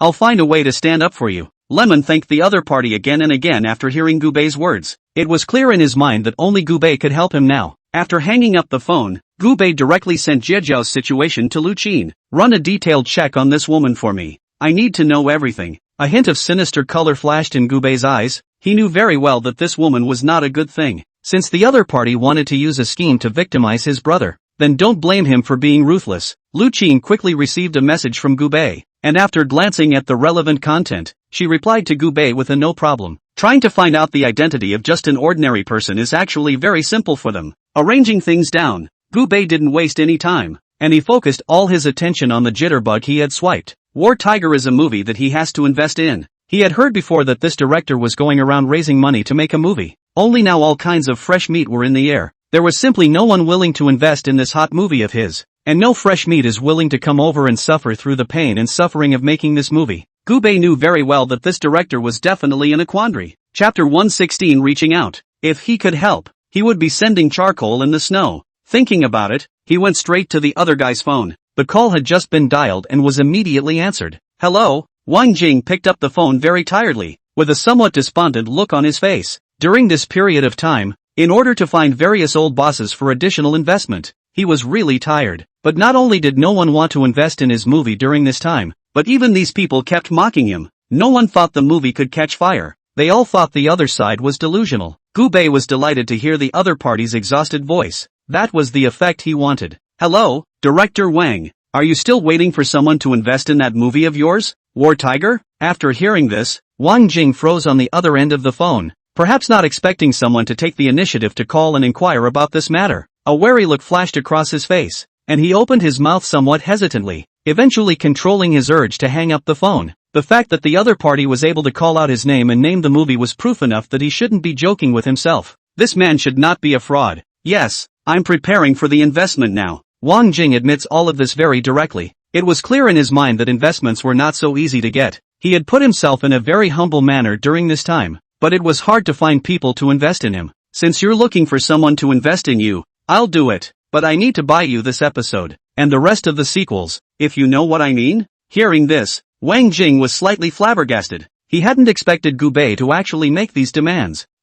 Wang Jing was a bit torn. If the other party gave too little money, he would definitely not agree to it, although no one was optimistic about this drama, but he himself was very much looking forward to it. I wonder how much you plan to invest, he finally asked patiently. 100 million. Gu Bei spoke lightly, as if this amount of money was all small change to him. Wang Jing froze in place. It was as if he thought he had misheard. It's 100 million, not a couple 100,000. Are you sure it's an investment of $100 million? That's not a small number. Gu Bei knew Wang Jing's concerns. After all, they hadn't met either, and anyone who suddenly offered to invest that much money on their own would have some concerns. $100 million is a lot, but there's no way I can be able to give you all the shares. Wang Jing's heart was incredibly torn, wanting to open his mouth to talk to Gu Bei about the conditions, but fearing that his request would make Gu Bei feel somewhat unreasonable. This matter is all negotiable. I wonder how much you intend to fix the final share. The two discussed for half an hour and finally settled on Gu Bei occupying 70% of the shares. This ratio satisfied Gu Bei. No matter what, this work was also the other party's effort, and Gu Bei was too embarrassed to take up all of it. Since we've already agreed on that, I'll have my secretary call you later. You send the bank account number to my cell phone and I'll contact you later. Hanging up the phone, Gu Bei directly informed Lu Qin to transfer the money. $100 million was nothing to Gu Bei, and Lu Qin directly transferred the money without the slightest effort. After hanging up the phone, Wang Jing's face wore a tense look, and inwardly, he was thinking about whether or not this would work. But the call came a few minutes after hanging up. He then received an electronic copy of the contract. After taking a look at it with no problems, it was decisively signed. Immediately afterward, one actually received a transfer of $100 million. He repeated the confirmation several times. After determining that this amount of money was real, a stone was instantly dropped from his heart. Wang Jing's hands were shaking. He felt like he had positively turned over a new leaf this time. One can get such a sum of money and totally make a lot of good movies. That money could have made countless small production investments, but he didn't have those messed up thoughts either. At the moment, Wang Jing only wants to do a good job with the movie War Tiger. As soon as he thought of the next time, his heart was overwhelmed, and he even couldn't help but reveal his cell phone to call his own wife. Hey, Nan, guess what happened? Wang Jing was very emotional and infected his wife. Seeing how happy you are, it should be because your movie managed to pull an investment, right? Wu Nan was a very smart woman. Hearing her own husband's words, she had already guessed these things. Wang Jing nodded vigorously. Yes, I've got the investment now, and the old boss of the others directly transferred 100 million to me. This is really too much to look up to me. I must not let him down. These two were excited beyond belief and were chatting away. Wang Jing's excitement was on full display. Hanging up the phone, Gu Bei stretched lazily. He hadn't forgotten that he had an appointment with Ling Lin at the Dream Cafe at noon today. Ling Lin had been waiting for a long time when he arrived at the cafe. Gu Bei glanced at the time with some surprise. He thought he was too late, but it turned out he had arrived just in time. Don't be so surprised. It's not that you're late, it's that I'm here too early. Ling Lin also saw what Gu Bei meant and couldn't help but cover her mouth and laugh. I came over early to organize the information. After saying that, Ling Lin pointed to the document in her hand, a bright smile on her face. I've already investigated the information you asked for. This person really has a lot of black history, and with little effort, I've already grasped a lot of data. Gu Bei curiously picked up this document. He had guessed before that this person would have a lot of black history. Look at Ling Lin's behavior. The man's black history is probably in piles. He couldn't wait to open the file and read it. As it turns out, the evidence of this man's crimes is just overwhelming. Just by looking at this guy, I know he owes a lot of wages. Now it's good. We can have some fun with this guy. Something like defaulting on the payment of wages to migrant workers is a very serious offense. The employees of his previous factory had their paychecks pressed for months, one reason or another for not releasing them to others. Now that the company has closed down,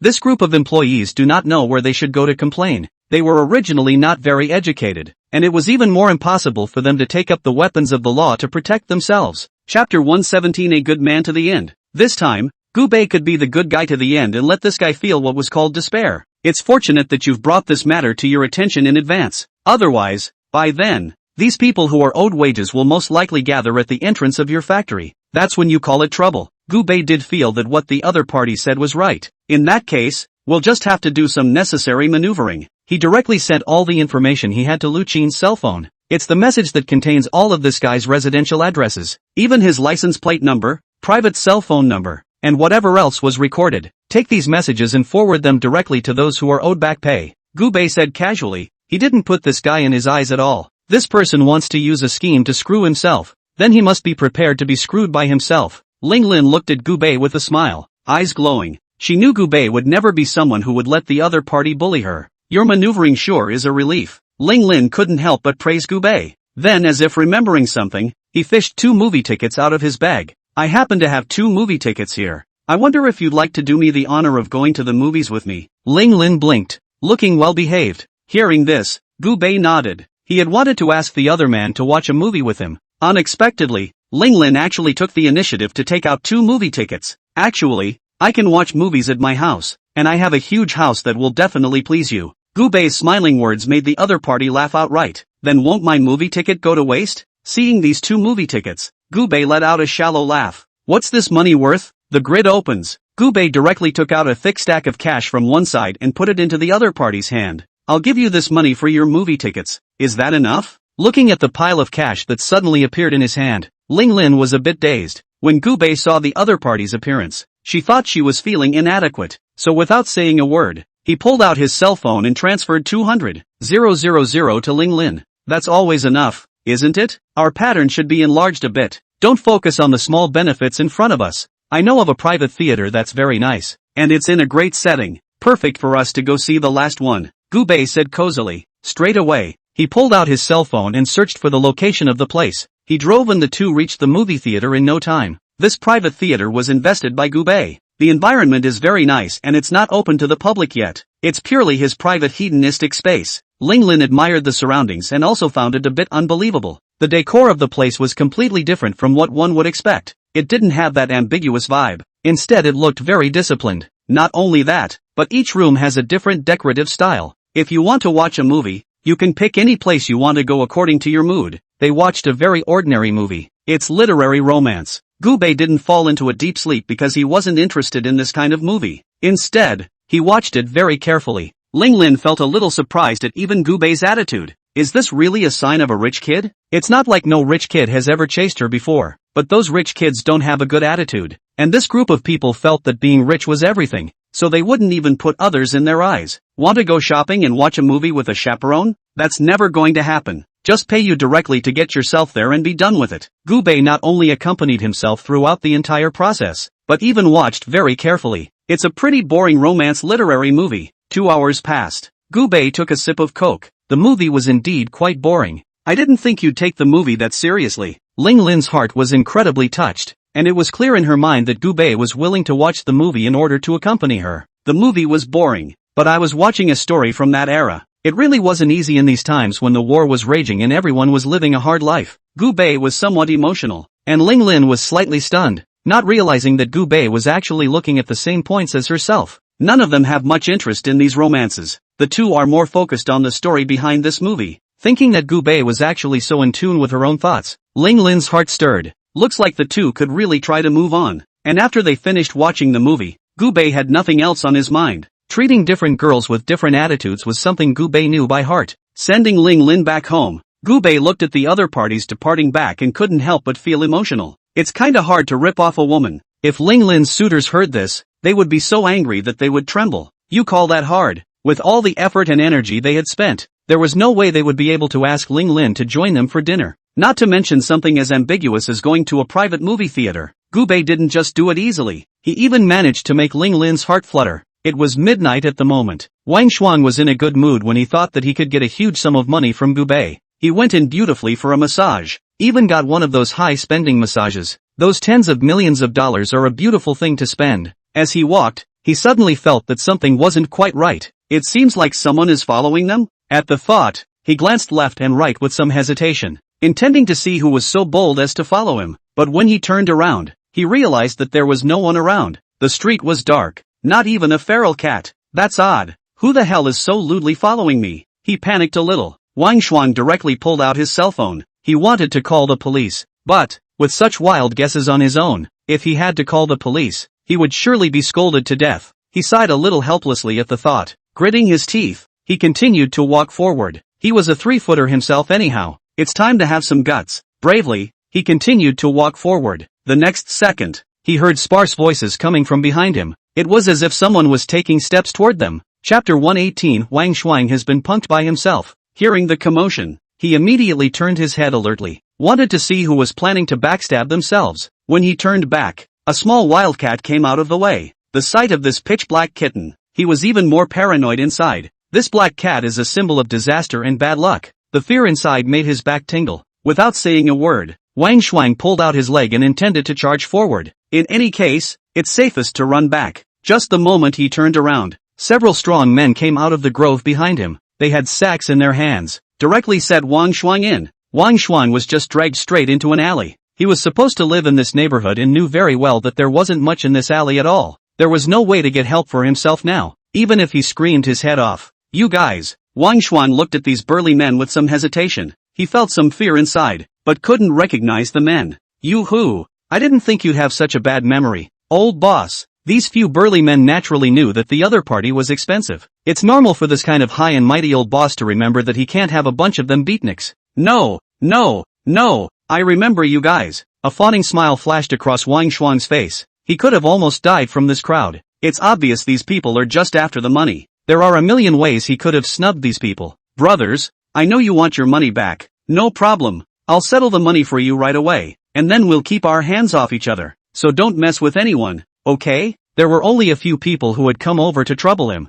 and he could easily handle the group. As long as this group of people left, it would naturally be fine for them to run away in the night. His house is sold off. Feel free to leave any time now. Originally, he thought the group would be grateful to oblige. As a result, I didn't expect the man at the head to sneer. You think giving the money to a few of us will be enough? This time we're not asking for money for ourselves. We're here to ask for money for the whole factory. You've owed us money for a year, and it's about time you paid it back. We've worked hard for you all these years, and in the end we got nothing. Are you good for it? I hear your house has been sold? Are you planning to run away? After Wang Shuang heard this, he was also a bit surprised inside. He also didn't expect that this group of people would actually know his address and be able to accurately tell him what he was planning to do next. How did you guys know about? Before the words even fell, this group of irascible people could not hold back their inner rage and directly swung their fists towards each other. This guy can really fake it. At this point in time, you're actually playing dumb, and you're really treating us like little cuties, to fool us.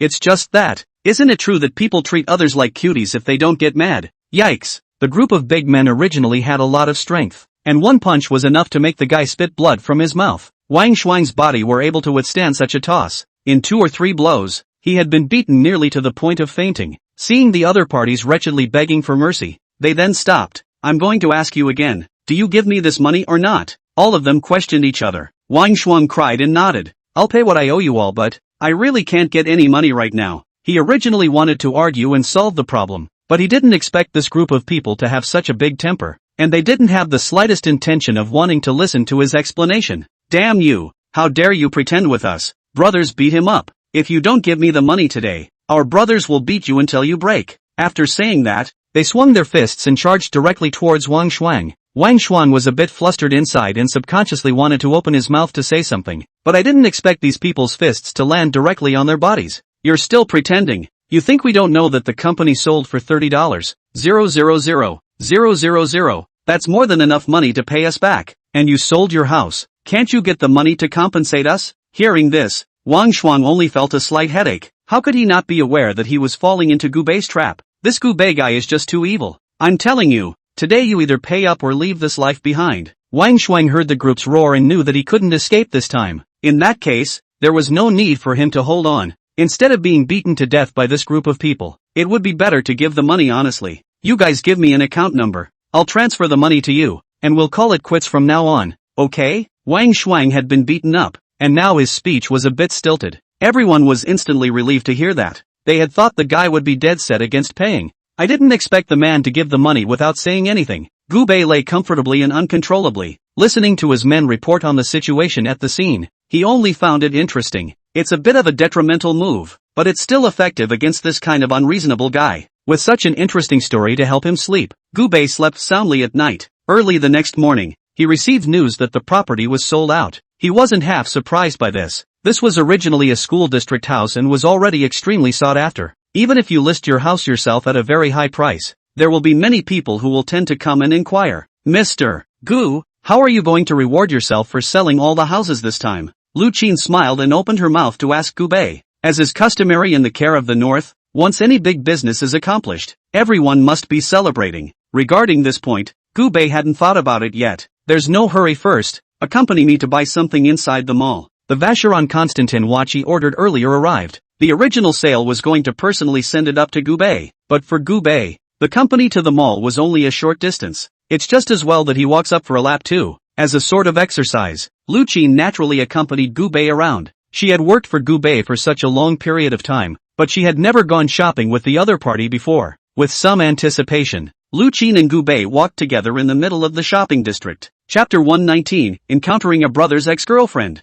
Look around at all the various luxuries. She wasn't much interested. In the past, Lu Qin was still very fond of these luxuries. It was just that the wages at that time were so low and the company had little future that they couldn't afford it. Now Gu Bei offered her a salary of almost 100,000 per month, and there were all sorts of very good benefits. This exorbitant salary left Lu Qin with no other desire at all. And that wage is just the price that was set at the very beginning. As Gu Bei became more and more satisfied with Lu Qin's service, wages are rising fast, too. Just then, Gu Bei saw a woman with a pretty face. More importantly, the woman looked familiar. Gu Bei frowned. He always felt as if he had seen the other party somewhere. Honey, are you buying this for me? I really love this bag. Yo, hear the dainty voice. Gu Bei glanced at the small yet plump man next to him. This woman has got a mouth on her, too. Jiao Jiao, I'll buy you anything you want. Hearing the other party address the young woman, Gu Bei froze slightly. Jiao Jiao, isn't that the ex-girlfriend of your own wronged brother? Gu Bei couldn't help but twist his head to look at him a few more times, and after recognizing the other party's identity, he also felt a bit amused. It's so wrong. He himself didn't expect to run into the two of them here. I wondered who it was. So it's Jiao Jiao. Gu Bei only felt that this world was just too small. Originally, he simply wanted to come to this place to casually stroll around, encountered more suitable by his. Now it seems that this pussy has to be faked, not steamed buns to fight. His own brother was green so miserable. Definitely want to help out. Jiao Jiao didn't see Gu Bei. This woman was all over her boyfriend, trying to scam some money out of him. Brother, you said last time that you would buy a bag to reward people, but you didn't even buy it. Thanks to the fact that people were working so hard that day, they got nothing. It's so annoying. Hearing that and pairing it with Jiao Jiao's appearance, Gu Bei felt slightly nauseous. Gu Bei and Jiao Jiao hadn't met before, but through chatting with his brothers, he had seen Jiao Jiao's picture before. In order to prevent accidentally injuring passers-by, Gu Bei still took a picture of Jiao Jiao and sent it to Lemon. Gu Bei thought the guy was sleeping. I didn't expect the guy to respond in seconds. Jiao Jiao, damn it. Seeing the other party's shocked and incomparable appearance, Gu Bei silently withdrew the hand that was typing. He had wanted to open his mouth to comfort his brother. After all, there's no need to compromise yourself for a woman. But he decided to surprise his brother. Don't you just want to get back at people? This kind of thing was a complete carve-out for Gu Bei. Jiao Jiao baby, don't worry. Brother, I said I'll buy you a bag, then I'll definitely buy it. This amount of money is all small money for me. As long as you serve brother comfortably tonight, then I'll buy whatever you want. No questions asked. Well, isn't it very moving? This lewd fat man said with a smirk, his eyes roaming back and forth over Jiao Jiao's body. Although the other party had no intention of buying a bag for Jiao Jiao, he still accompanied Jiao Jiao around the place with great dedication. Seeing this scene, Gu Bei counted on it. Come on, I'll go get you some bags. Gu Bei gave the other party a winking hint. Lu Qin quickly understood what Gu Bei meant. As an attentive secretary with a high salary, Lu Qin knew very well what she should do at the critical moment. As soon as he entered the store, Gu Bei waved his hand pompously. Here's the bag, you just take a look. Fancy which model directly with me. Brother, today all for you to buy. Gu Bei was saying this with all sincerity. Lu Qin had worked so diligently for herself for so long that it was fine to buy a bag and give it to the other party as a reward. After Lu Qin heard Gu Bei's words, she revealed a very pleased expression and then rushed towards Gu Bei to thank him. Good Lu, Mr. Gu, then I'll be polite. After saying this, Lu Qin directly started picking out the bag. Gu Bei was calmly wandering around. Just looking at him in this thuggish way gave him a very friendly feeling. Jiao Jiao naturally also saw this scene, and a trace of jealousy flashed under her eyes. She thought herself very pretty. This woman in front of me is obviously no match for herself. As a result, this woman actually has such a rich gold master. It's just too infuriating, isn't it? Jiao Jiao also shivered with anger when she recalled the stingy appearance of this gold master of her house. I had worked so hard to please this guy, but in the end, I couldn't get anything. Thinking of this, Jiao Jiao glanced somewhat resentfully at the lewd fat man next to her. She vowed in her heart that she would get rid of this fat man when she had the chance and go in search of a proper rich man. This fat man was big-headed and naturally didn't notice anything wrong with Jiao Jiao's eyes. and Zhao Zhao's eyes kept wandering over Gu Bei's body, wanting to take this opportunity to see if Gu Bei was really rich or fake rich. Lu Qin quickly looked at 2 bags. She knew Gu Bei was rich, so it didn't save the other guy any money. Those 2 packages also cost over $700. 000 when you do the math. Gee, what's the deal? Gu Bei couldn't help but frown when he heard the price quoted by the waiter on the side. When Zhao Zhao saw that Gu Bei had the intention of getting angry, she instantly covered her mouth in some amusement. It was true that he had guessed correctly. This woman's position was not really good, moving around and trying to get people to shell out a whopping $700. 000 plus is a dream. Just when Zhao Zhao was ready for a good show, Gu Bei's voice rang out again. Are you looking down on me? To actually just pick something that's a couple $100,000? I have $2 million in this card. You take it now and spend it. And don't come back to see me until it's clean. By the way, the clerk brought over all of those bags that she was more attracted to just now, and just wrapped them directly without having to think about anything else. Things like money are no problem at all. After saying that, Gu Bei directly swiped his card. This all of a sudden swiped out several $1,000,000. Gu Bei did not have the slightest bit of heartache, but instead also felt a little excited. Zhao Zhao was beside herself with eyes wide open. She unconsciously moved towards Gu Bei, wanting to go up and please the other party. However, because the dead fatso was still staying here, there was no way for him to secretly speak to Gu Bei. Chapter 120. The fish has taken the hook. Lu Qin saw that the fish had almost taken the bait, so made an excuse to head to the restroom. He had to leave the old boss alone to meet with him, otherwise where would this woman get the chance? And the lewd fat man also jumped a bit at Lu Qin. He had seen a lot of beautiful women, but Lu Qin, a hotter and sexier secretary type of beauty, he had never really seen. Watching the two leave one after the other. In normal times, Zhao Zhao would have been in a very nervous mood. He's the only gold master he's got, and if he gets robbed, he's screwed. But it's different now. If that dead fatso didn't leave, he wouldn't have any chance to contact Gu Bei privately. This time, only Gu Bei and Zhao Zhao were left in the entire luxury store. The waiter saw the look in Zhao Zhao's eyes, and they naturally knew what the other was thinking. These waitresses aren't cuties either. They know that Zhao Zhao will most likely get to the top because of her beauty. Zhao Zhao looked around to make sure no one was staring at her. Then he quickly came up to Gu Bei's heel. This gentleman, I heard earlier that your name is Mr. Gu. Zhao Zhao directly stuck to Gu Bei's side and asked in a seemingly gentle opening. While saying this, Zhao Zhao didn't forget to wink at Gu Bei. Being used to seeing beautiful women, Gu Bei felt that Zhao Zhao's looks were indeed a bit unappealing. Even his own secretary, Lu Qin, was countless times better looking than Zhao Zhao. Zhao Zhao looked at Gu Bei expectantly, wanted to see the infatuation in Gu Bei's eyes, but Gu Bei just looked at Zhao Zhao very coldly, without any extra emotions, as if he was just an ordinary woman to him. What's the matter with you? Gu Bei spoke indifferently. Zhao Zhao didn't feel that there was anything wrong with Gu Bei's attitude. Instead, he felt that Gu Bei's move was very correct. That's how rich people are supposed to be. Such arrogance. This condescending gesture. Totally proper rich guy look. She has always traveled around rich people in various guises, used to seeing what those rich people look like. These men are never going to be very gentle with the women around them. Could you leave me a cell phone number? Zhao Zhao looked at Gu Bei sheepishly. Gu Bei had originally wanted to deal with this woman, and he hadn't expected her to actually take the initiative to come to his door, so naturally it was for the best. Sure, no problem. Gu Bei directly left his cell phone number. He had a big smile on his face. It looked as if it had taken an interest in Zhao Zhao.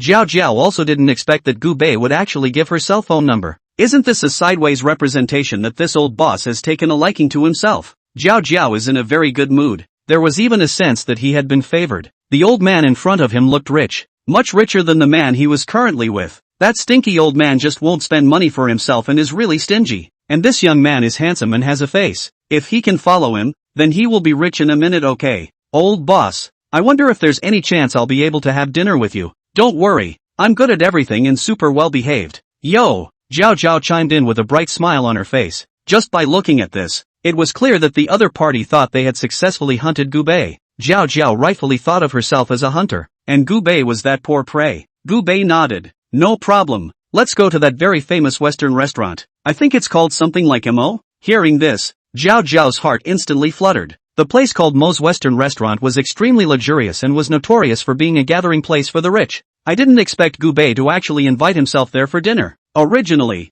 Zhao Zhao had been wanting to eat at that place for a while, but the old man she was with was stingy as hell. He wouldn't want to take Zhao Zhao to spend money in a place that cost tens of thousands of dollars per person. Now that she had met a landlord like Gu Bei, Zhao Zhao was naturally in a happy mood. Good, then we can make a date. Not to see each other. Oh. The two went straight to their next meal date. Gu-bei, on the other hand, pulled out his cell phone and called Lemon. Dude, do you have any thoughts about that girlfriend of yours now? Gu-bei directly opened the door and asked. If his own brother still had something to think about, then he must personally remove this thought for the other party. Lemon had a slight hesitation when she heard Gu-bei's words. In fact, he didn't know what he was supposed to do. In fact, all that information I know is from what I've heard from other people, and I don't know exactly what Jiao Jiao's situation is. They all say that Jiao Jiao plays with flowers and is not a good person, but I always think that Jiao Jiao shouldn't be that excessive. Lemon's desire to get back at Jiao Jiao at first was simply a matter of feeling a little resentful for all the huge sums of money he had spent, and now his anger is gone. Wouldn't really want to keep dealing with Jiao Jiao. Good, then come to a restaurant when you do and I'll have something to show you. Gu-bei directly sent out the positioning. If Lemon already had no thoughts of Jiao Jiao to begin with, then he naturally wouldn't let the other party see such a disgusting scene. But things are different now, and Lemon has the audacity to harbor illusions, which is a big no-no. The next day, Teach got up early in the morning and specially put on a beautiful makeup just to go and meet today's grudge. Gu-bei. Jiao Jiao felt proud at the thought that she could take down such a handsome old boss. Soon, Jiao Jiao arrived at Mo's restaurant. Her family lived in a relatively remote urban village, and this time, she had still spent a large sum of money on a special taxi to come here. Although this amount of money caused Jiao Jiao a great deal of heartache, when she thought of what she would gain next, Jiao Jiao finally gritted her teeth and endured. It's only a few $100s. Think of it as an investment. Jiao Jiao was waiting expectantly in front of Mo's restaurant. Wanted to see Gu-bei's appearance in front of the restaurant in a luxury car. Gu-bei glanced at the time. After making sure he was late, he exited the office quite calmly. Lu Qin saw Gu-bei go out and opened her mouth very enthusiastically. Mr. President, aren't you going to drive when you go out? Do you need the company to arrange a car?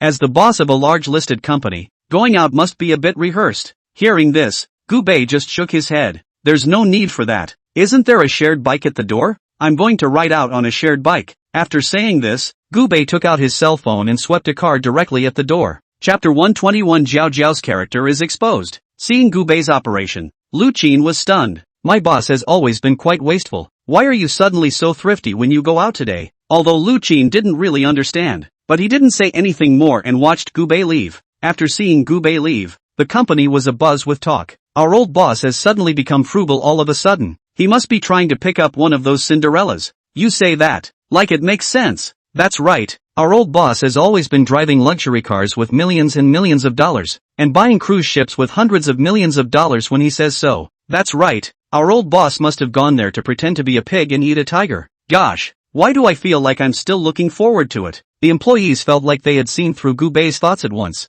They all looked at Gu-bei's departing back with relish. The restaurant Gu-bei had made an appointment with was not far from the company. Bike share bike ride. A few minutes away, he saw Jiao Jiao standing in the doorway waiting from a distance. The other man crossed his fingers, with a very expectant look on his face, and Jiao Jiao was always looking towards the inside of the oncoming limousines. It seemed to think that Gu-bei would definitely appear inside one of the luxury cars. Gu-bei didn't say much and directly stepped on his little bicycle and appeared. Jiao Jiao watched dumbfounded as Gu-bei came to her. People are stupid. Originally, when Jiao Jiao saw this scene, she somewhat wanted to get angry. She didn't expect Gu-bei to be so trashy. The other side doesn't even have a limousine. When Jiao Jiao planned to open her mouth to ask Gu-bei a question, the waiter on the side rushed over as fast as he could and gave Gu-bei a bright smile. Mr. Gu, you're here. Why didn't you come in your Ferrari today? I can't believe you only rode a shared bicycle. The waiter was extremely accommodating. Seeing this scene, Jiao Jiao forcefully suppressed the doubts within herself. It turns out that people are really rich alright. It's just that Gu-bei is acting a bit more low-key. Well, that must be it. Thinking of this, Jiao Jiao immediately greeted them, directly forcing the waiter next to them out of the way. You're here, Mr. Gu. A big smile appeared on Jiao Jiao's face. Gu-bei glanced at the other party and inwardly felt a bit bored as well. Originally, he had wanted to put on a show, but he hadn't expected to be directly interrupted from casting a spell. It looks like you should have been here for a long time, doesn't it? Gu-bei smiled slightly. The other was then led directly into the restaurant. This time he had booked a small private room with a lot of privacy. Jiao Jiao looked enthusiastic as she took Gu-bei's arm with a somewhat shy smile on her face. Gu-bei felt a little less comfortable. If the other party was a great beauty, then he naturally wouldn't refuse this. But Jiao Jiao is just an ordinary-looking woman, and after all, she can't get into Gu-bei's eyes. The two went straight into the private room. Jiao Jiao very gently retired Gu-bei's jacket for him. Waiter, serve some of the signature dishes you have here. Gu-bei spoke directly. He had been to this restaurant before and even had a VIP card for this restaurant. the signature dish here still tastes pretty good. Jiao Jiao looked at Gu Bei with a smile on her face. Mr. Gu, I only know your name. I still don't know which company you are the boss of. She wanted to inquire about Gu Bei. Oh, see that building up ahead? Gu Bei directly reached out and pointed to the building not far away. Hearing this, Jiao Jiao twisted her head curiously to look at it. That GB building? Jiao Jiao had heard the name of the building before. Up until this point the property had been bought by a mysterious old boss not long ago. And this building is extremely expensive. Not ordinary people can afford to buy. Even those who are rich may not be able to be as expansive as that old boss. That building is mine. I just rode my bike from there and I'm really tired. Gu Bei sipped his water, looking really tired. Hearing this Jiao Jiao, her heart trembled. Since Gu Bei came from that building, no wonder people chose to ride a bicycle instead of taking a car. So it was because of this. It seems that their pattern is still small. Oh huh, so it's because of that. It was hard for Jiao Jiao to hide her smile, an extremely satisfied look on her face. I really didn't expect you to have such an achievement at such a young age. Since you're so good, I'm sure the car you drive is a top-of-the-line big name, right? Jiao Jiao kept bragging about Gu Bei. Wanted to take this opportunity to learn just how much capital Gu Bei had. I drive an average car. There's a Cullinan and a Ferrari Lafa. All the other Lamborghinis and such are just ordinary cars, and they don't make the grade. Gu Bei spoke casually, and these words completely agitated Jiao Jiao. Jiao Jiao hated being able to directly kneel down for Gu Bei. What an awesome gold lord this was. How could he miss it? You are so young and really awesome. Jiao Jiao was at a loss as to how to praise Gu Bei by now. It always felt as if all the words of praise used on Gu Bei seemed a bit insignificant. Gu Bei naturally knew the other party's purpose. Actually, I think we can make things a little clearer. Like how much does it cost to be with you? Hearing this, Jiao Jiao immediately laughed. She was worried about finding an opportunity to be able to present her ideas. Unexpectedly, Gu Bei actually took the initiative. It did seem that the other side was going to monkey around a bit more than they were. Actually, I still appreciate you very much. Mr. Gu, what do you think of $100,000 at one price? Jiao Jiao's face wore a look of anticipation. In fact, she doesn't even have the price. Doing some deals with those old bosses on a regular basis and making a few $1,000 million of your own would be considered very dignified. This time, the offer of $100,000 was exactly what made Gu Bei seem like a very good ingrate. Jiao Jiao had long since treated Gu Bei as a pure and innocent great ingrate. $100,000 is certainly no problem. And more is not out of the question if you can satisfy me. Gu Bei directly showed his financial power, and he knew very well that Jiao Jiao had originally come for the money. Jiao Jiao's eyes were now looking at Gu Bei with some infatuation. Such a handsome and golden man himself has to hold it alright. Alright, now that we've all talked privately, there's no need to say anything else. Chapter 122, a complete break. During this meal, the other party had already learned about Gu Bei's financial and material resources, and Gu Bei had already figured out the other side. Just a gold digger with few tricks. It takes skill to worship gold and all that. The woman's skills are, quite obviously, poor. Jiao Jiao's face wore an expression of anticipation, and she was close to directly serving Gu Bei on the spot. Gu Bei didn't say anything more, but just calmly led Jiao Jiao towards the outside. Jiao Jiao followed along a little daintily, a little shyly, and this time, Lemon stepped out of the way. He had an unbelievable look on his face, never dreaming that Jiao Jiao would actually compromise.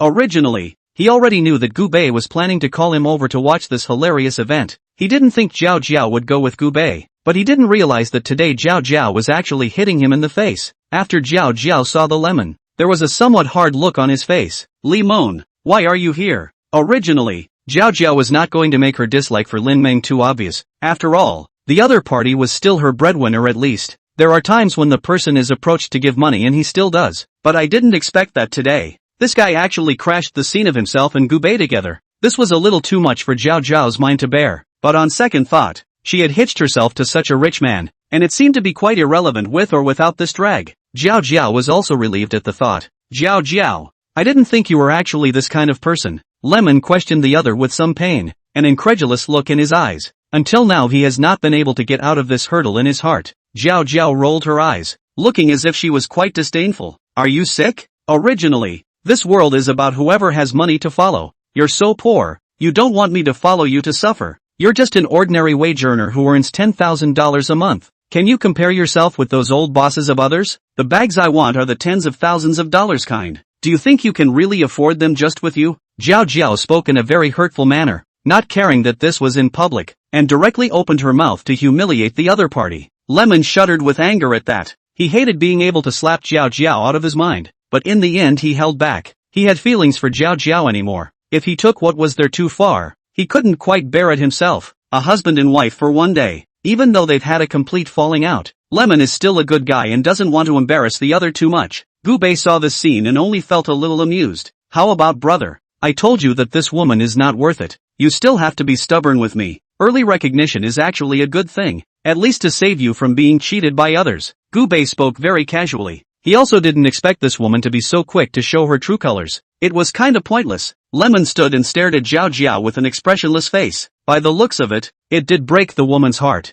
You guys. The sight of Gubei and Lemon, Zhao Zhao was completely dumbfounded. She didn't even react to what was going on. What's this about? Is it hard to believe that you guys know each other? Zhao Zhao suddenly felt, for a moment, as if she had somehow died socially. The man he had worked so hard to hook up with. What's the deal with actually being friends with your ex-boyfriend? Originally, Zhao Zhao thought it was all no big deal. She was just a gold-digging woman who was bumped off by her ex-boyfriend. But now it seems like the situation is a little out of your control. Yes, that's right. We don't just know each other. We're very close. Lemon spoke through gritted teeth. He really didn't think he could be pathetic like this. Let's go, brother. Don't waste time with such a woman. Gubei directly went forward and patted his own brother's shoulder. He hadn't been interested in the woman in the first place, and his own purpose was just to make his brother recognize the other side. Now that Lemon had recognized everything, there was no point in dwelling on it too much himself. What's going on? Zhao Zhao was a bit disgruntled as she rushed up to block Gubei. Didn't you say you could take me away for $100,000? Why did you change your mind all of a sudden? You can't go back on your word like that. Saying that, Zhao Zhao directly blocked the side. Gubei, who was blocking, did not allow the other party to leave. At the very least, one has to give oneself a reasonable account of what happened. Where am I going to find you $100,000 to come over? Just now I told you those news are false. I just simply want to cheat a girl. I did not expect you actually believe it. Besides, where is a product like you worth $100,000? I'll give you $1,000 is already considered to be destroying the market price. What Gubei said was extremely hurtful. Zhao Zhao was so angry that she trembled after hearing this. After that, a Rolls Royce appeared next to it. Zhao Zhao subconsciously straightened her appearance. Gubei snorted. Then he took Lemon straight to the car. This woman is still funny. Zhao Zhao looked at Gubei incredulously. She was now suddenly confused for a moment as to what exactly Gubei's situation was. Obviously the other party claims to be very poor. How come all of a sudden you're in this superb luxury car again? Just when Zhao Zhao was puzzled and ready to leave, suddenly the waiter rushed over. Don't go yet. This young lady, take this order first. You guys spent a total of $20,000 today. How would you like to pay the bill? Swipe card or cash? Hearing this, Zhao Zhao froze. She was now completely dumbfounded. So Gubei didn't pay the bill just now? The man I just had dinner with, didn't he pay the bill? We agreed that he would be the one to buy me dinner today. Zhao Zhao spoke with some urgency. This isn't thousands of dollars, this is tens of thousands. How long would one have to work hard to make that kind of money? Moreover, Zhao Zhao had never been a person who liked to save money, and now she couldn't get so much money out of her pocket. On weekdays, Zhao Zhao had as much as she could spend and didn't know how to exercise moderation, and now even if she regretted it, it was a little too late. Then sir said before that today you pay you people can't be trying to renege on your debt, right? If you plan to renege on your debt, I will notify our security guards to come over and deal with you. Chapter 123 We're gonna call the police on you. The waiter was very uptight and spoke at Zhao Zhao with some displeasure. Before that, they had received a reminder from Gubei. Everyone knew that the other side was planning to screw this woman, so they cooperated with great vigor. Everyone is disgusted with this kind of gold-worshipping family, especially the men. Everyone wants to find some people who have a good life, but they don't realize that this group of people are more capable than one another. Zhao Zhao's actions have ruffled feathers. It's useless for you to look for me. I don't have any money at all. You'd better call the police to arrest me. Zhao Zhao panicked a little inside and opened her mouth to yell. She looked like a living scoundrel. If she had to force herself to pay, then Zhao Zhao would just have to go overdraw her credit card. In fact, Zhao Zhao is betting on it. She didn't think the group would be so bad as to call the police on themselves for that small amount of money.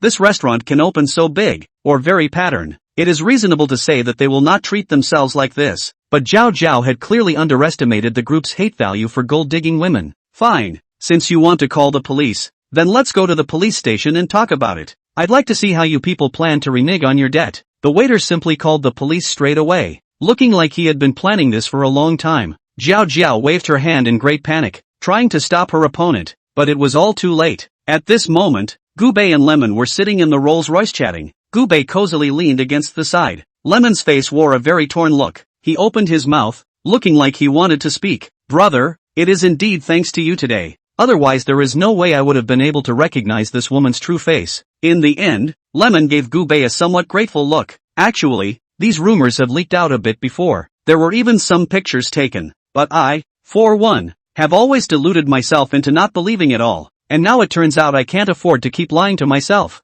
Gubei saw that his own brother was completely enlightened, and a very satisfied look appeared on his face. He had come this time to free his brother. People, they always fall for it. Especially for a young man in love like you. It's just too normal to be cheated on or something. Hearing this, Lemon coughed violently. Although Gubei was right. This was a bit too blunt. Alright bro, just drop me off up front. I'll go back now and get rid of all my stuff and this woman's. Originally I was thinking of keeping some souvenirs, but now it really doesn't seem necessary. Seeing the other party look so determined, Gubei smiled with great relief. It's also satisfying to see how well you know what you're doing. Gubei deliberately pretended to be the other party's elder and patted his shoulder. If you have any needs in the future, come directly over to me. There is just no need to be so polite. We are all brothers. Lemon thanked Gubei again and again, then insisted on getting off at the intersection in front. He can't wait to get back to cleaning up this mess. Gubei, on the other hand, smiled and asked the driver to drive in the direction of his home. After he showed his identity to his mother,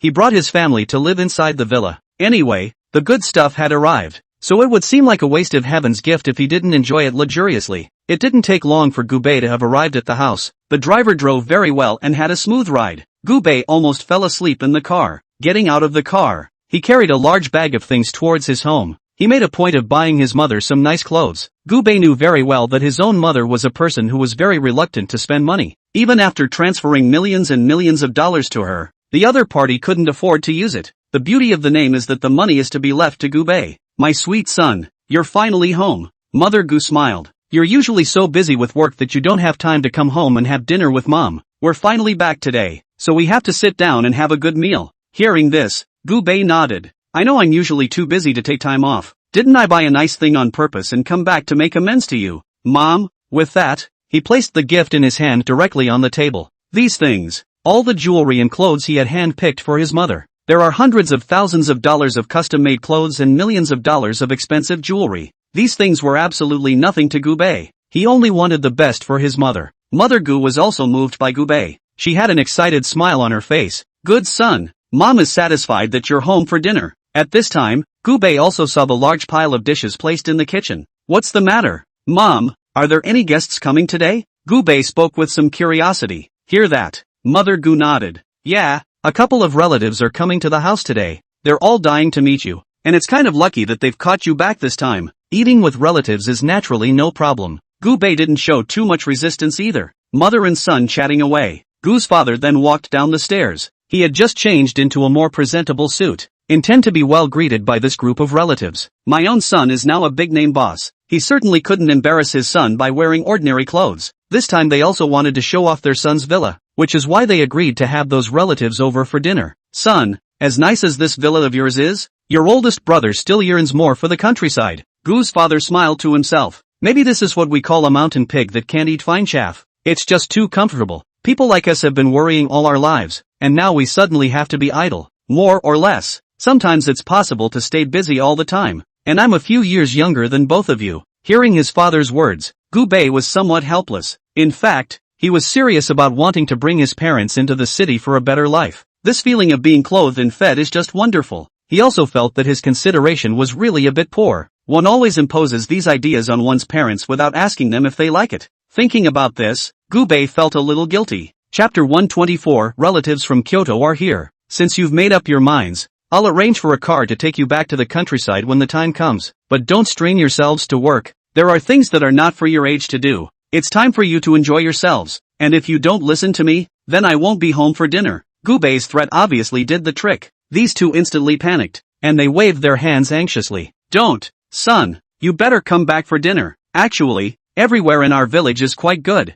It's just that this road is not in very good condition. If we can get the road fixed, then our days aren't really that hard. Gu's father couldn't help but mention it. He had a long-standing grudge against this road. I've been on the losing end of these roads myself before. You were sick with a fever once when you were little, and we thought we'd take you to the hospital. but it was so dark we couldn't see the way. Your dad rolled right off that road with you on his back. It was really bad. Gu's mother opened her mouth at one side, and her face also wore a somewhat despondent look, obviously recalling those not-so-pleasant things. When Gu-bei heard this, he couldn't help but slap his head violently. Oops, how could I have forgotten about this? He had remembered as if he had something to do, but suddenly he didn't think of it for a moment. Now that his father had mentioned it that way, he naturally recalled what the situation was. When he was first given the huge amount of money, Gu-bei thought about fixing the roads in his hometown. In addition to my parents, there are many relatives who live over there and, again, it's not a very nice place, and it's a pain in the ass for relatives to get around on a regular basis. Gu-bei has been thinking about improving the environment of the village for a while now. It turned out that I had so much going on that I forgot about it. Dad, that reminds me. I was thinking of building a road for the village. Gu-bei hemmed and hawed. This is a good deed, and one should never miss this opportunity. Donating some money to build a road won't cost you much at all, and he can still gain the love of the entire village. What's not to like about that? I'll turn around and ask to see if I can arrange something, Gu-bei said casually. After hearing Gu-bei's words, a shocked look appeared on Gu's father's face. This kind of thing is also operable? They were originally more vernacularized peons who had no clear idea of what could be manipulated. It's a very difficult thing for them to try to build a road. Not only do you have to get a lot of approvals, but you also need a very large amount of money. They knew that their son was rich, but they didn't realize that he actually had so many connections. I don't know if it'll work out. Let's give it a try. If it works out, it's a profit anyway. The two families were impressed with Gu-bei on the sidelines. They were now worshipping their own son more and more. It's not mealtime yet, and none of those relatives are here. The two families sat around watching TV. Gu-bei, on the other hand, leaned cozily to the side and swiped his jitterbug. The feeling of its joy is just too good to be true. Financial news reports that 31,075 and several other stocks are long in the red. New energy industry continues to surge, rising above 50%. Seeing the detailed broadcast of the news, Gu-bei's face also revealed a look of surprise. I didn't realize there was actually such an operation. Something clicked inside him all of a sudden. He has everything himself now. The only thing he lacks is a professional speculation team. There were risks involved in something like engaging in stocks, but what kind of person Gu-bei was? He could completely keep all the risks within certain limits. After thinking about it, Gu-bei decided that he wanted to get a specialized speculation team for continuous buying and selling. Think about it. He called Lu Qin without saying a word. It's not hard to manipulate the stock market now that everyone is still off work. Secretary Lu, make arrangements for everyone to buy me a few stocks next. Gu-bei directly stated all of these stock numbers, what time frame to buy and what time frame to dump. All these things were arranged by him. Lu Qin didn't question Gu-bei. He directly arranged it without saying a word. The employees of the company were instantly excited when they got the news that they were going to buy shares. They were all originally pondering why their own bosses weren't meddling in the stock industry. Gu-bei was completely godlike in their hearts. Buy whatever goes up in price. Even if you buy one of those weird must-lose teams, you'll still be able to win. So they all felt that Gu-bei was well suited to the stock side of the business. As a result, Gu-bei was slow to intervene in this industry. This struck them all as a little less than comprehensible. Guys, next the old boss is going to ask us to buy some stocks. You should know what the old boss means, right? Lu Qin held the documents and directly called a few employees over. These employees were all honest people who had previously worked for Gu-bei. They had bought lottery tickets for Gu-bei in the past. So it's clear what should happen next. No problem. We'll register for an account now and find a way to help the old boss get this done. Don't worry, isn't it just buying up stocks? Let's buy in large quantities while the stock market is still closed. Great. The old boss is planning to meddle in the stock industry. That proves that we'll be able to follow the old man and eat and drink. It was clear to all of them that Gu-bei was definitely a pointing light. The other side's skills are not to be underestimated. After all that had happened before,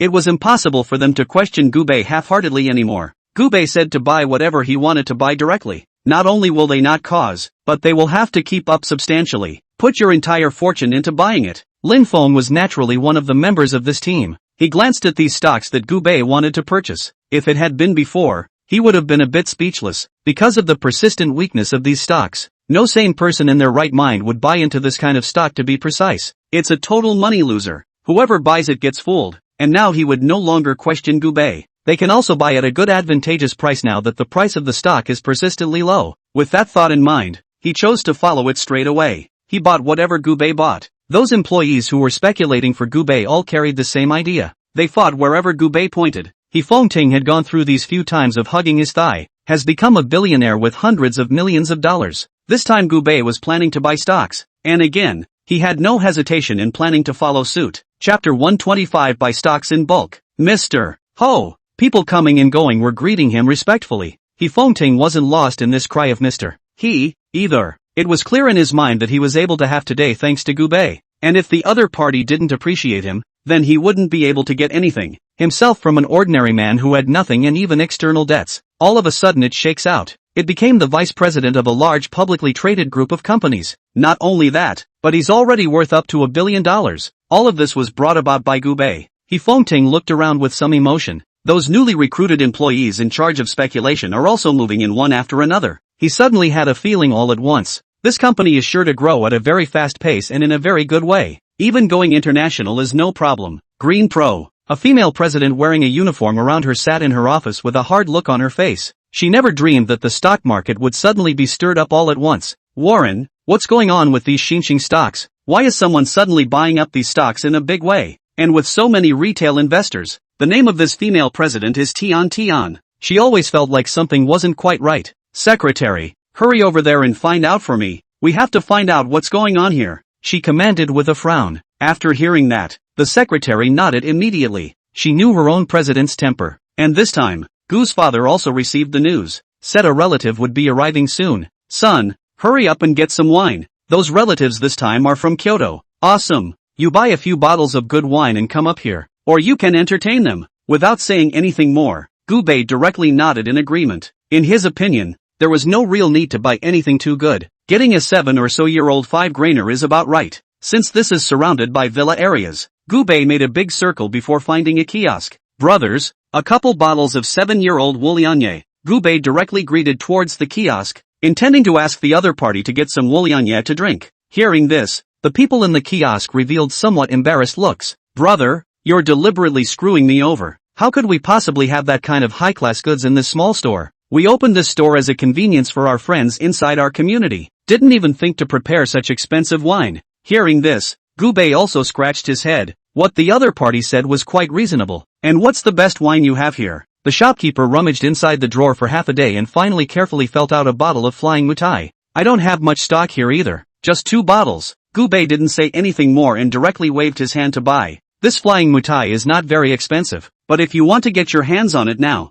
you still have to raise the price to get it. This amount of money was all chump change to Gubei. Carrying 2 bottles of Mutai, Gubei wandered back into the neighborhood. Just as he reached the door, he saw 2 parked autos. Obviously has a parking space. These 2 cars had to be parked haphazardly. Gubei glanced at the 2 vehicles. It's just $1 million Audi. This car is too unqualified to be parked here. What's the situation? How come there are such unqualified people? Before that, security master said, "Don't let parked here." I didn't expect this person not only didn't listen, but also scolded the other master. Aya, can't you see that he's from Kyoto? People from that place have always claimed themselves to be people. Isn't it normal that they don't want to listen to us? We all talked about it one way or the other, and kept crunching away at it. It was obvious that everyone was feeling a little turned off by the people in this one car. From Kyoto? Gubei was a bit curious and couldn't help but twist his head to gaze at the group. Soon a couple of people got out of 2 autos. Gubei took a closer look and realized that it was a woman and a young man. The woman was dressed extremely nobly and wore a string of diamond necklaces around her neck,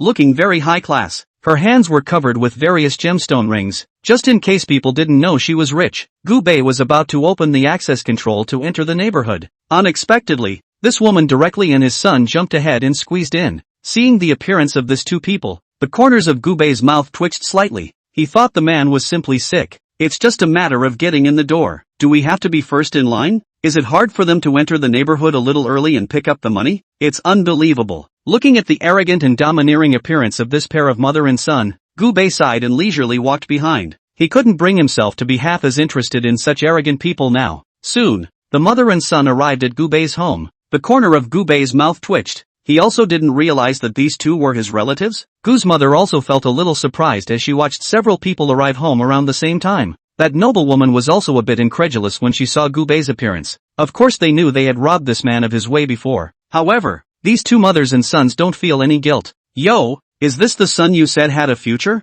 The rich woman spoke with some amusement. She looked Gubei up and down. It was true that he didn't see where Gubei looked like a rich family. The other person was dressed in a mediocre way. Not at all like he would be a good looker, alright. Mother Gu also sensed that the atmosphere seemed a little off, so she nodded awkwardly. Aya, It's not easy for us to come to your house once and this is how you treat me? She sighed rather dissatisfiedly, as if she had quite a strong opinion of Gubei. It's not easy for us to come from Kyoto, so it's not even if you don't prepare something nice for us, but actually prepare Mao Tai? Who doesn't know it's a very common wine? Aren't you doing this to intentionally gross us out? This noblewoman looked very arrogant, even describing Mao Tai as a very common wine. Gubei frowned as he felt a bit speechless, although Gubei felt that Mao Tai was not considered to be a very powerful and expensive wine, but the drink is definitely not bad anymore, right? Who is the other side posing so condescendingly for? Thinking about this, Gubei was also a bit dissatisfied in his heart, and didn't even quite want to have to curb his temper anymore. Come, Feng Jiao,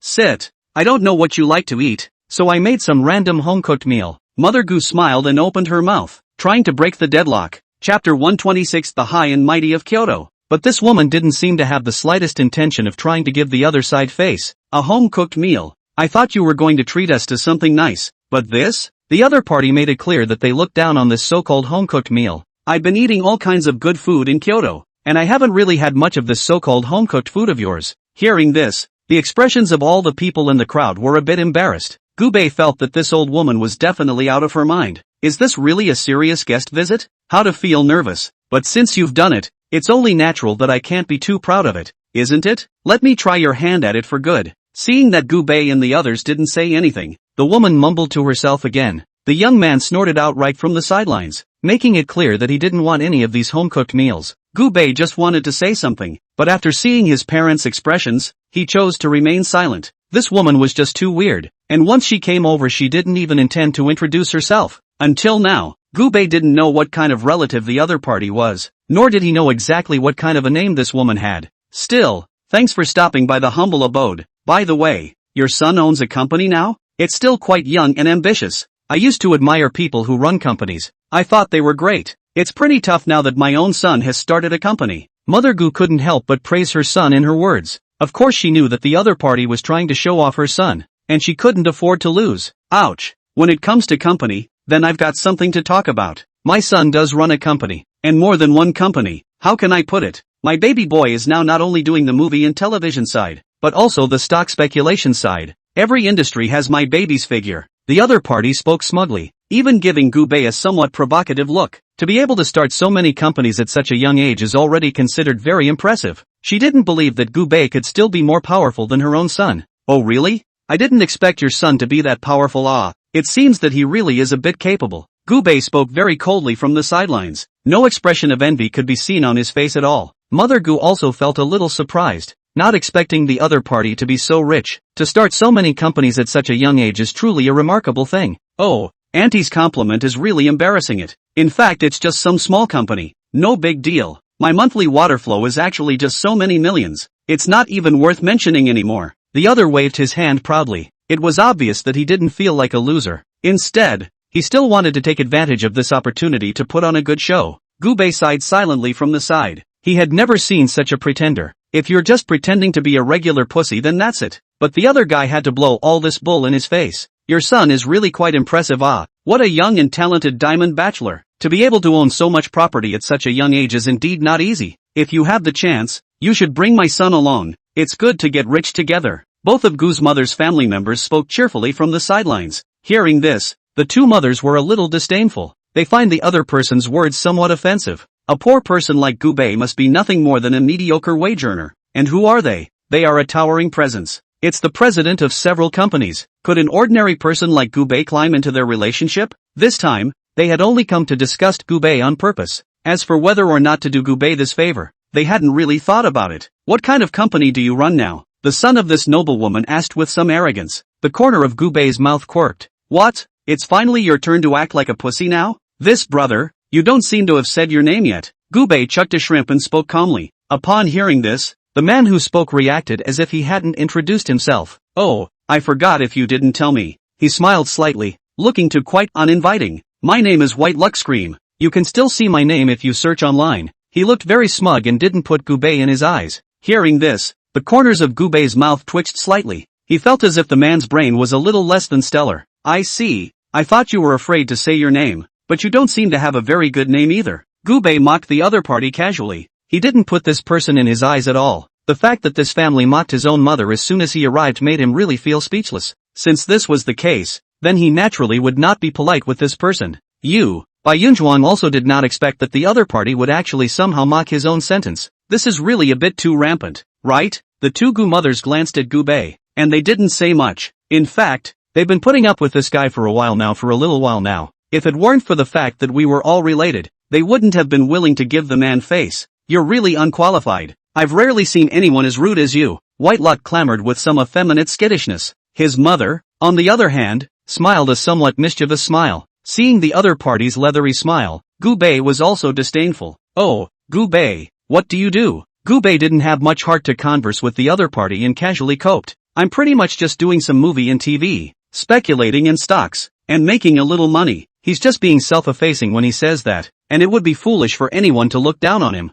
So that's how it is. Then you must not be as good as my son. You're just making a little money. My son is making big money. The kind that goes up and down in millions of dollars a minute. Get it? Hearing this, the corners of Gu Bei's mouth twitched. He really didn't believe that this man was a powerful man who had made some serious money yet. If it was really that great, then this family would have been smiling in their faces a long time ago. Okay, my son recently invested in a movie called War Tiger. Ouch. That's really something. He took 2% of the shares and now he's got $100 million. That movie made billions at the box office. I'm sure you guys have seen the movie. The other man boasted prettily. Chapter 127. How could he possibly drive a Lamborghini? Naturally, we didn't come over this time to meet you guys, but rather to talk to the director behind the movie War Tiger about subsequent cooperation. With my son's skills, he'll be able to take the subsequent filming qualifications in a matter of minutes, and we'll be able to make billions of dollars easily by then. A mention of this movie. The faces of those two mothers and sons just overflowed with extreme pride, as if the movie was made by the two of them. Gu Bei nodded silently from the side. Indeed, the movie did very well at the box office and made him feel satisfied as well. It's just that he didn't expect it either. The guy in front of him actually occupied 2% of the shares, which was a real bargain for him to pick up. Gu's mother covered her mouth in surprise. I didn't realize that the other side actually made $100 million, though she also knew her son was rich, but she subconsciously assumed that her son wouldn't make $1 billion either. Yeah, my baby son really works hard on weekdays, busy with all kinds of affairs every day, investing in this and that. Earning $100 million is also small. My son bought a villa straight away after making money this time. This villa is only a few tens of millions of dollars. Although it's not much, but it's still okay to barely house someone. Gu Bei heard the other party blowing more and more outrageously. This woman didn't come over just to show off her wealth, did she? By the way, sister, look at this bag of mine. My son bought this for me. What is this? Hermes bag is not too expensive. Right, just 300,000 or so. But yeah, matching more than $500,000 to get it. My son really have filial piety. The next half hour became a special show of wealth for these two mothers and sons. Gu Bei was not tired of listening from the side. After finishing his meal, Gu Bei pulled a napkin from the side and wiped his mouth. Then it stood up. Mom, I'm going back to the office first. Gu Bei spoke to his mother and then gave his dad a wink. Bai Yunhui sneered, thinking that Gu Bei was really ridiculous. Alas, you social animals, you're just pathetic. It's really quite miserable to go to work during the week and have to be bound by the company's rules. Yo! Gu Bei didn't say anything either. He just turned around and left. He really didn't want to say more than half a word to this group of people. Seeing Gu Bei's back as he left alone, the two of them laughed as Bai Yunxing called out. Gu's mother looked at the other party who verbally disliked her cooking, but the bias ate all of these. Inwardly, he also felt a bit speechless. Feng Jiao, are you full yet? Do you want me to cook another bowl of noodles? She spoke politely. After hearing this, Feng Jiao nodded. Then I'll trouble my sister. It's a home-cooked meal, I guess, but it tastes okay. She gave a rare compliment. It's just not going to make it to the big time. Mother Gu's hand trembled slightly as she held the bowl. This woman talks so hard. By the way, this shouldn't be very close to your son's company. What kind of car does your son drive? Or does he usually take a cab to work? Feng Jiao asked from the side. Mother Gu frowned. Looks like some Lamborghini? Anyway, there was a Lamborghini, and a Ferrari I think. I can't remember exactly what it was. Gu's father also nodded when he heard this. Yeah, there's a Lamborghini, and a Ferrari, some kind of Laffa, and a Rolls-Royce Cullinan. These cars do look pretty nice, but I don't know exactly how much they're worth. Both of them had always been very down to earth and really weren't too sure how much the cars were worth. Hearing this, Feng Jiao and his son were both a bit incredulous. They glanced at each other, not hiding the mockery in their eyes. My good sister, you can't have misheard me. A car like a Lamborghini isn't cheap. It seems like the cheapest Lamborghini has to be a few $1 million, and that Ferrari Rafa has to be at least $20 or $30 million. Bai Fing Jiao obviously knows her way around the market. She quoted the price of these cars in one direct bite. Gu's father was pretty sure his son was driving one of these cars, but the car was dropped off for maintenance and is now out of the house, so naturally they have no way to bring it out for display. Gu Bei quickly returned to the company. Lu Qin handed over a bunch of contracts. These are the recent contracts we've handled. I've already checked them. Nothing too big, so review them, old boss. Gu Bei took the contract. He asked casually, by the way, did a movie company from Kyoto come over to talk about some contract? Gu Bei felt very dissatisfied with this family and had to find a way to straighten them out. When Gu Bei's words came out, Lu Qin froze slightly. Ah yes, I think I remember there was a Kyoto company. After saying that, Lu Qin directly searched inside the document. She searched and found a contract. That's the company. They've gone ahead and sent their own contract in the mail. This movie company is still very ambitious, and personally, I find them a bit ridiculous. Lu Qin handed the contract to Gu Bei and let the other party take a look at it.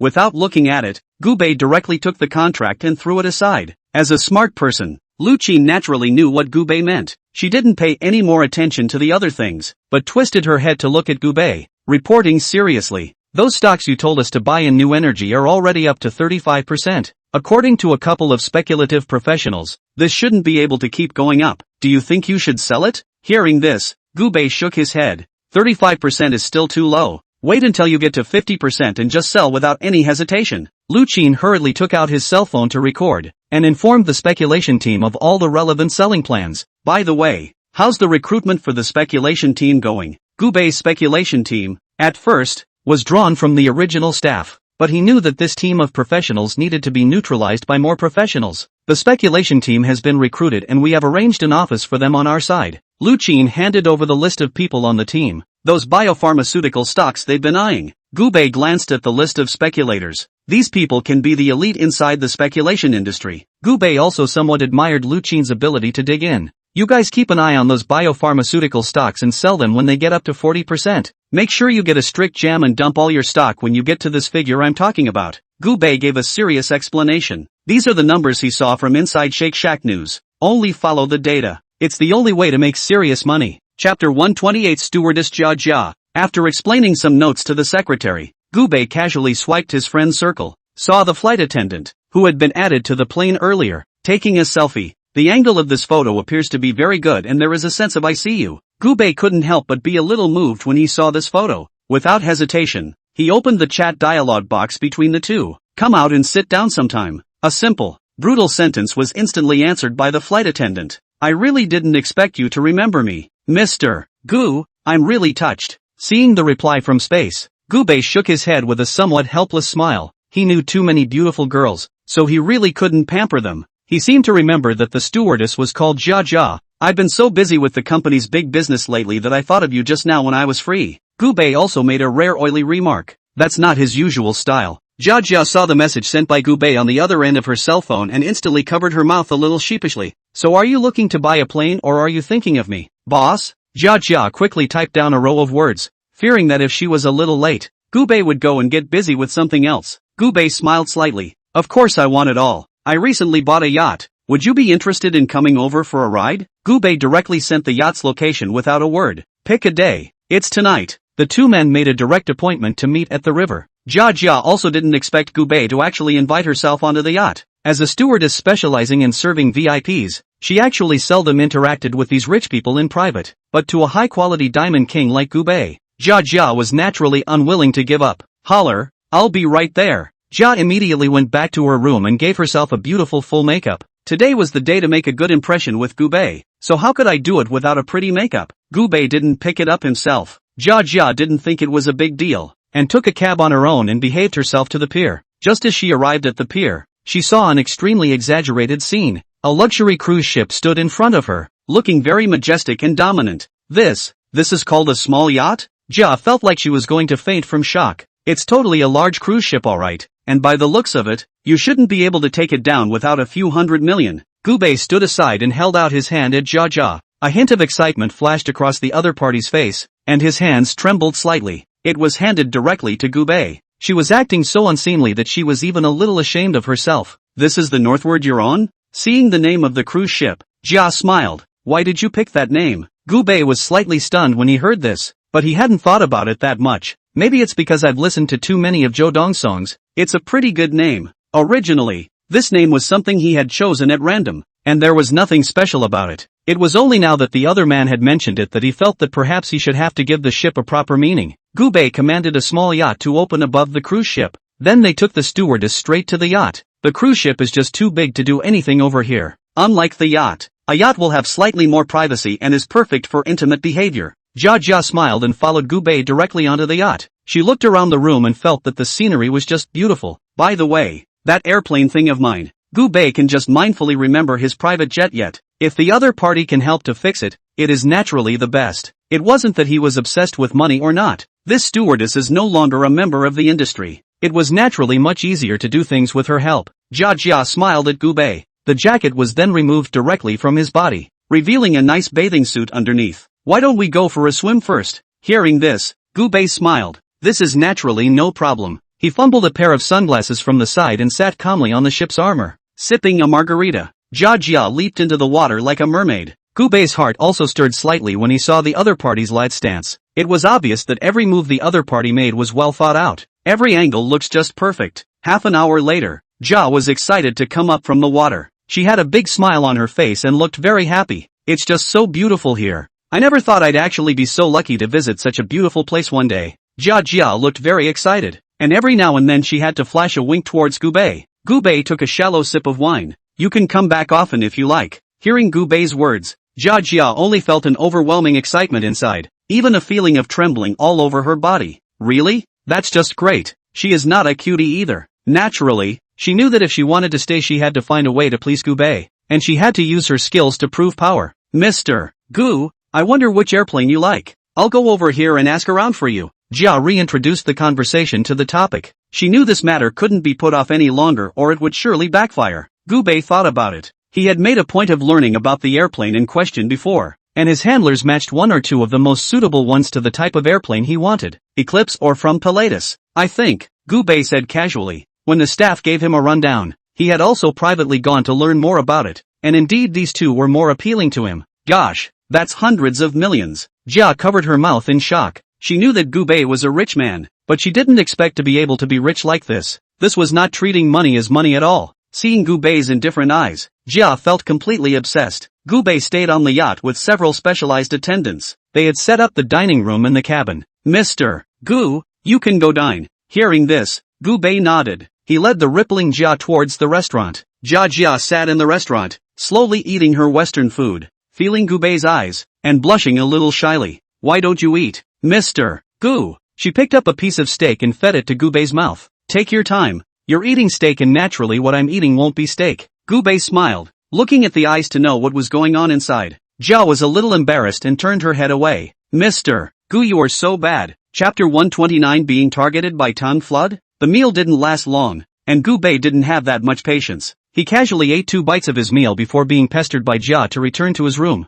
Jia's raging patch of snowy white froze and dazzled him a little. It was an extremely indulgent day. Every corner of the yacht had traces of Gubei's visit. Day 2. Gubei returned to the company refreshed. Jia was then driven home by a specialized driver. The other party's performance satisfied Gubei, and he felt that this girl could come often. Just after arriving at the company, Lu Qin greeted him. She had an extremely excited look on her face. The way she looked at Gubei was exactly like she was looking at some kind of treasure. A look like that early in the morning would make me think I was something to eat. Gubei snickered. Hearing this, Lu Qin scratched her head in some embarrassment. No, Mr. Gu. Lu Qin directly handed over the tablet inside her hand, allowing Gubei to take a look at the stock trend. Those stocks you told us to buy are totally skyrocketing. We've already made over $100 million in just a few days. She'd thought at first that the stock might not make any big money, but now it seemed like it was totally sealing the deal alright. No need to get so excited. It's just a little stock. We're going to make more money and buy more awesome stocks next, and you guys can't have that mentality.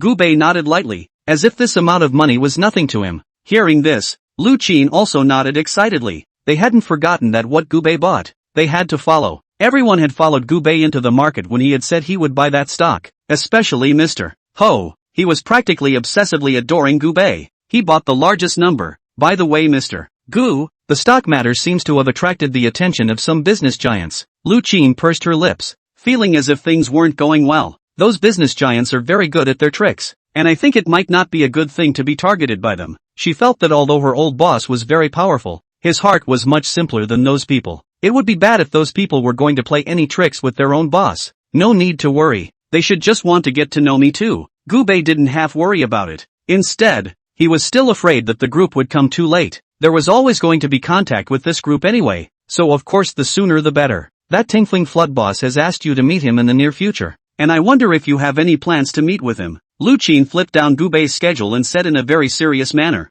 They know exactly what's going on in the head of this business predator. It was nothing more than seeing Gubei's ability and either wanting to poach or collect enough. Gubei didn't expect that the president of Tang Flood would actually be interested in himself, and a hint of anticipation flashed across his face. That's the Tang Flood that occupies half of the business world. If he was able to get involved with Tang Flood, it would equate to a much higher status. But Gubei's ambition wasn't just to get involved with them. Tang Flood is just his first step towards business. What he's going to do is just take them down. Thinking about it, Gubei smiled faintly. Then get in touch with Tang Flood's side. Make time to meet with them. Lu Qin naturally did as she was told. She knew that Gubei was a very strong person, and the strength that the other party possessed was not something that he could do with an ordinary little secretary. And looking at his own boss, it's obvious that Tang Flood is a bit dangerous. Copy that. Lu Qin immediately set about arranging this matter to go. Tang Flood has always been busy over there. It's not that easy to get an appointment. Gubei didn't put this matter in his eyes. No matter how much or how little time they had, he just took this matter as a business deal.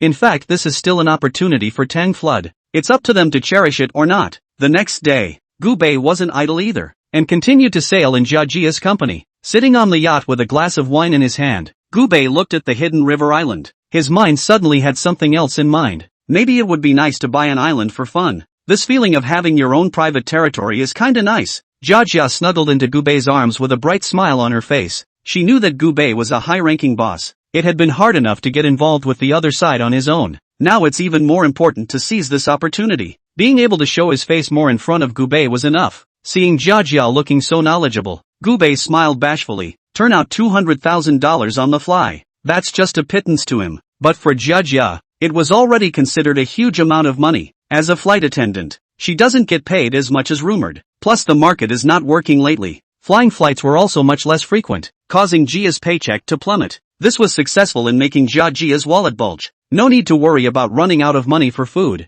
at least in the short term. After making a wave, Gubei drove back to the company alone. Just as he arrived at the company's entrance, he received a message from Lu Qin. Mr. Gu, a mother and son have come over to talk business with you. Regarding the content of this message, Gubei felt a bit puzzled. It was normal for people to come over to talk business, but he had never encountered a mother and child together so far. Is it hard to believe that people in business nowadays are all about mommy and me? He walked into the office with some confusion. Just after stepping into the company, Gubei heard a very excited voice. Isn't this Gubei? Hearing this, Gubei frowned and glanced toward the front. There's something familiar about this woman. Which of your relatives is it? The other party's specific identity of the Gubei cannot remember. Only know that this woman is a little annoying. Gubei failed to call out the other party's name, but the woman took the initiative to find the door somewhat provocatively. Gubei, I really didn't expect you to actually work at this place. Gubei was speechless for a while. He could tell that this woman was by no means a good person. The other party did not leave a deep impression on him, and he knew very well that this person was definitely a super annoying guy. If it was a normal person, Gubei wouldn't be able to even remember the other party's identity. The woman was in her 50s, with a son in his 20s next to him. The man was dressed in a suit, and he looked like a bit of a social elite. After seeing his mother's appearance, the man showed a hint of doubt. Mom, is it hard to believe you know this guy? White Luck frowned in confusion. Chapter 130, The Arrogant Mother and Son. He didn't know his mom knew anyone who worked here. Hearing the words of the White Luck clamor, Bai Fingjiao smiled. Son, do you remember? The relative from Auntie Han's family that I told you about before? When Bai Yunqing heard Bai Fingjiao's words, he instantly revealed a thoughtful look looking like he should have grasped Gubei's identity. Oh, so it's that loser. I heard about the relative who went to a great college but didn't make it in the end? Bai Yunhui didn't hide the mockery in his words and glanced at Gubei with some disdain. What could Gubei do even if he was a high achiever graduating from one of the top universities in the country? It's still not a mediocre hitter. And it's not the same with himself, though he graduated from an ordinary school, and still spent a lot of money on connections and accommodations to graduate. But so what? Owned a company now and qualified for financing. This time they were here to talk about big business with that legendary Mr. Gu, not something that this kind of brat could compete with. Are you okay? Gubei frowned as he felt as if there was something wrong with this man's brain. How long have you continued to have these symptoms? A concerned look appeared in Gubei's eyes. He was really a bit curious. Was this person out of his mind or not? Bai Yunhui didn't expect Gubei to suddenly ask this. His face instantly turned a little ugly. Isn't it obvious that this guy is out of his mind? Ha! Bai Fingjiao just sneered after hearing Gubei's words. She didn't expect Gubei to die a duck's death. Give up struggling, little one. Being a mediocre, ordinary clerk in a big company like this is actually quite good. How much do you get paid a month now? Should get a couple thousand, $10,000 too. It's actually enough for a social animal like you. Young people still shouldn't be too greedy. Speaking of this, Bai Fingjiao raised an eyebrow.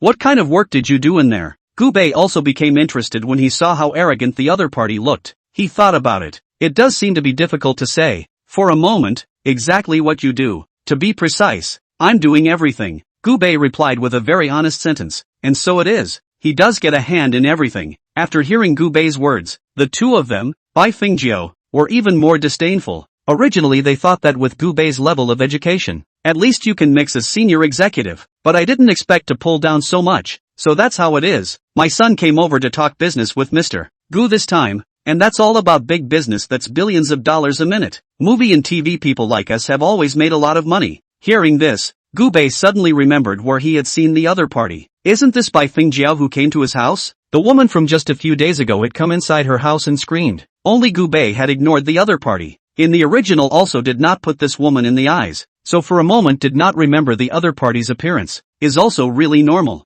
Before your mom did not say that you opened a company here. How I see you look like this is not like opening a company. Bai Fingjiao revealed a look of understanding, as if she knew Gubei's secret. You should have lied to your family. TSK, why do you have to lie to your family at your age? You're a bit wrong like that. Yo! Bai Fingjiao was chattering away, so close to grabbing Gubei for a good talk. Gubei was a person who hated being lectured on weekdays. If it was his own parents that would be fine, but this woman had nothing to do with him at all. Even with that hint of blood, that's also completely negligible. Bai Yunhui looked at Gubei with a grin on his face. There was contempt in his eyes. This time he had come prepared and had specifically prepared an extremely detailed plan. Inwardly, he was sure that Mr. Gu would choose to continue working with him after seeing his proposal. By then one's value will have risen rapidly again. Thinking of this, he couldn't help but make a mocking remark to Gubei. It seems to me that he should be just a handyman. Look at the clothes you're wearing. They don't even have a brand name. Do people like you still want to ascend to the Hall of Honor? Bai Yunhui couldn't help but judge Gubei. From the way the other person was dressed, all the way to the other person's so-called uptight demeanor, all of them were lambasted with his ideas.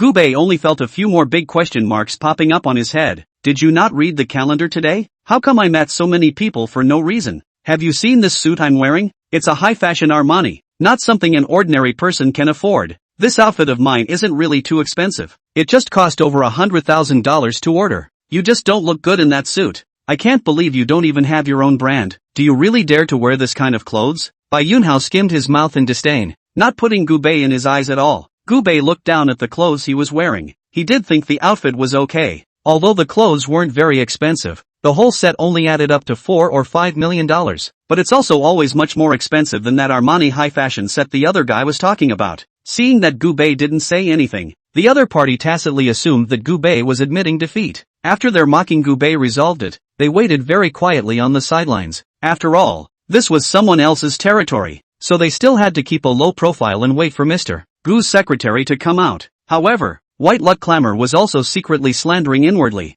They had come here and waited for quite a while, but they froze and couldn't wait for this so-called Mr. Gu. Even that secretary claimed she was busy as hell. Enough to keep them waiting here for 10 or 20 minutes now. Mom, these people are too good at putting up a fight. It's really unacceptable. After Bai Yunchuan taunted Gubei, he turned around with great displeasure and spat with his own mother about the people in this company. Gubei only felt a wave of speechlessness when he heard this. He really didn't expect that the people his own secretary was talking about business would be them. If he had known it was this group of people, then why would he have gone back to the office to talk about this business? It's not like he doesn't have money to invest himself. Is it a complete waste of life to talk to this group of people? Just when Gubei was very speechless and wanted to leave, Lu Qin just happened to have finished the work at hand as well and walked out of the office. At a glance, she saw the two mothers and children, Bai Fingjiao, waiting at the door, and Gubei. Seeing Gubei's appearance, Lu Qin instantly felt her heart thump. She's the best at reading people. One look at Gubei's appearance and he knew that they had definitely fallen out.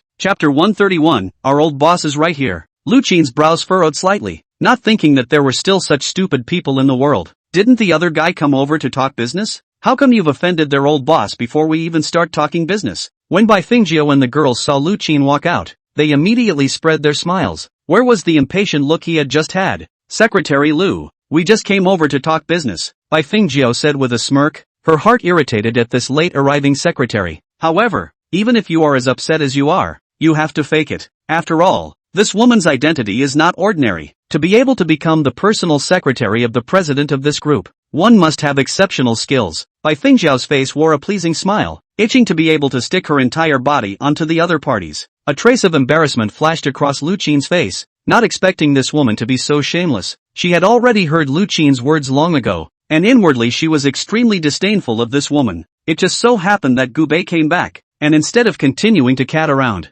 Lu Qin chose to come out to greet Gu Bei. Secretary Lu, has your company's boss returned? We are very sincere this time, and this time my son has already made a detailed plan. I believe you will know what to do once you see the contents of it. Bai Fingjiao was very pleased with herself. At the thought of her own son being a hidden business genius, she just couldn't help my smug grin. Gu Bei also felt a little surprised, not realizing that this guy who looked so trashy would still make plans in advance. It seemed to have sensed Gu Bei's eyes as he looked over. White Luck clamored with a somewhat disdainful cold snort. He glanced at Gu Bei, then twisted his head and flashed a smile at Lu Qin, who was on the side. Here's my proposal, see if you have time to review it. Lu Qin's mouth twitched. You don't have to give it to me. You can just give it to the president, if he wants it. After saying this, Lu Qin put her hands behind her back. There was no half-hearted attempt to take this plan over. Hearing what the other said, these two hadn't reacted to what was going on. They naively thought that it was Gu Bei who was ready to talk to them in detail. Oh, this is also good. Indeed, the documents are too expensive, or to talk with the old boss personally to be able to. Not worthy of the secretary. You really are thoughtful. White Luck spoke up with a smile on his face. Inwardly, a flash of amazement flashed. He had been salivating over the other's face for a long time now, and he hadn't realized that this woman wasn't actually a fool. Who wouldn't love a beautiful, capable woman like that? The thought that he'd managed to poach the other guy by then. Lu Qin, with a shy smile, leaning on his side, daintily shouted a look of the old boss. Lu Qin, who was originally talking to Gu Bei from the side, had a puzzled look on her face when she saw this person suddenly heave a laugh. She silently took a step back and hid directly behind Gu Bei. This man is definitely sick. Bai Yunju didn't know what Lu Qin was thinking inside his heart, and he pretended to be handsome as he pulled his hair. Lu Qin looked up at Gu Bei. Isn't our old boss right in front of you? Hear that? Everyone in the room froze. White Luck frowned and looked around, but he didn't really see where the other party's old boss was. There are only a few of us here. Why don't I see the old boss? The two of them, Bai Yunjiao and Bai Fingjiao, scanned the surroundings. The first thing they ruled out was Gu Bei. It's obvious this guy can't be some kind of big shot. Gu Bei was just an ordinary, no more ordinary, small staff member. Lu Qin instantly understood the group's thoughts when she saw the other party's appearance. Oh, our old boss is right in front of you. Lu Qin repeated what she had said, then turned her head to look at Gu Bei and bowed respectfully. Mr. Gu. Seeing this scene, the two of them were dumbfounded. Bai Fingjiao stood dumbfounded, not knowing what she should say all of a sudden. This is your old boss? Bai Fingjiao's heart also felt a bit unbelievable. Too, this guy, Gu Bei, is an unmitigated waste of money and is poor. They had just come out from Gu Bei's house. If the other party was really a very great person, then their family would have already blown the bull to the sky. White Luck also felt a bit unbelievable. Nowadays, people are legally responsible for what they say. Yo, don't think there are words to say. White Luck looked like a knowledgeable big brother, and he was popularizing the law from the sidelines. Lu Qin only felt like throwing up inside when she heard this. She couldn't help but roll her eyes widely. Himself a senior graduate of an internationally recognized university, and I made it a point to take a law course while working on my master's degree. What is this man pretending in front of himself? How can that be? How can this man be the president? Are you kidding me? Bai Fingjiao's brows furrowed, only feeling her three views explode. Lu Qin smiled slightly. She wore the exact same signature mocking expression as Gu Bei on her face. I just said that our old boss is Mr. Gu, but some people don't want to listen. So what can I do? Gu Bei was very pleased to look at Lu Qin. This little nymph is really too much to his liking. Bai Fingjiao hadn't reacted to what was going on until now, and her entire body was dizzy. It didn't take long for Bai Fingjiao and Bai Yunqing to react. She glanced at her son, gritting his teeth. He raised his hand and slapped himself straight across the face. Snap! The sound of a crisp slap rang out in the office doorway. and everyone around him twisted their heads in some surprise, wanting to come and see what was going on. But when they saw Gubei's unkind eyes, they chose to turn their heads back. Everyone was an employee under Gubei's hand and had followed him for a long time. They couldn't be more clear about what Gubei's temper was like. When their old boss showed this smirking expression, that proves that the woman in front of me is finished. Gubei oh no, Mr. Gu, I really didn't expect you to be so young and promising. We are also considered to be a family that doesn't recognize a family after the great water has washed over the Dragon King temple. Bai Fingjiao quickly forgot about the fact that she had offended Gubei. In her eyes it seems, Gubei and herself at least had a kinship. How could she be so desperate? Although they were distant relatives, they were at least related. Gubei would always give himself face no matter what. If you can't, you can go directly to Gubei's mom. He was so close to Gubei's mom, secretly saying that the other party would definitely agree to such a small request of his. When Bai Fingjiao thought of this, she didn't even hold back and burst out laughing. Chapter 132, Trying to Trick Gubei. Son, hurry up and go in. Talk to our general manager Gu about business. This business you have to treat it well. Absolutely not be able to live up to our general manager Gu's heart. Bai Fingjiao was shameless and directly pushed her own son next to Gubei. Regardless, this contract has to be taken. My own son had only invested 2% of the shares to begin with. That's $100 million already. If they are still able to invest more money, they are bound to make a fortune. For Bai Fingjiao, that's not enough money. Gubei couldn't help but have the corners of his mouth twitch even when he heard what the other party said. He had seen shameless ones, but not that shameless. It's all been talked out, and the other side actually has the nerve to come to the door. Oh,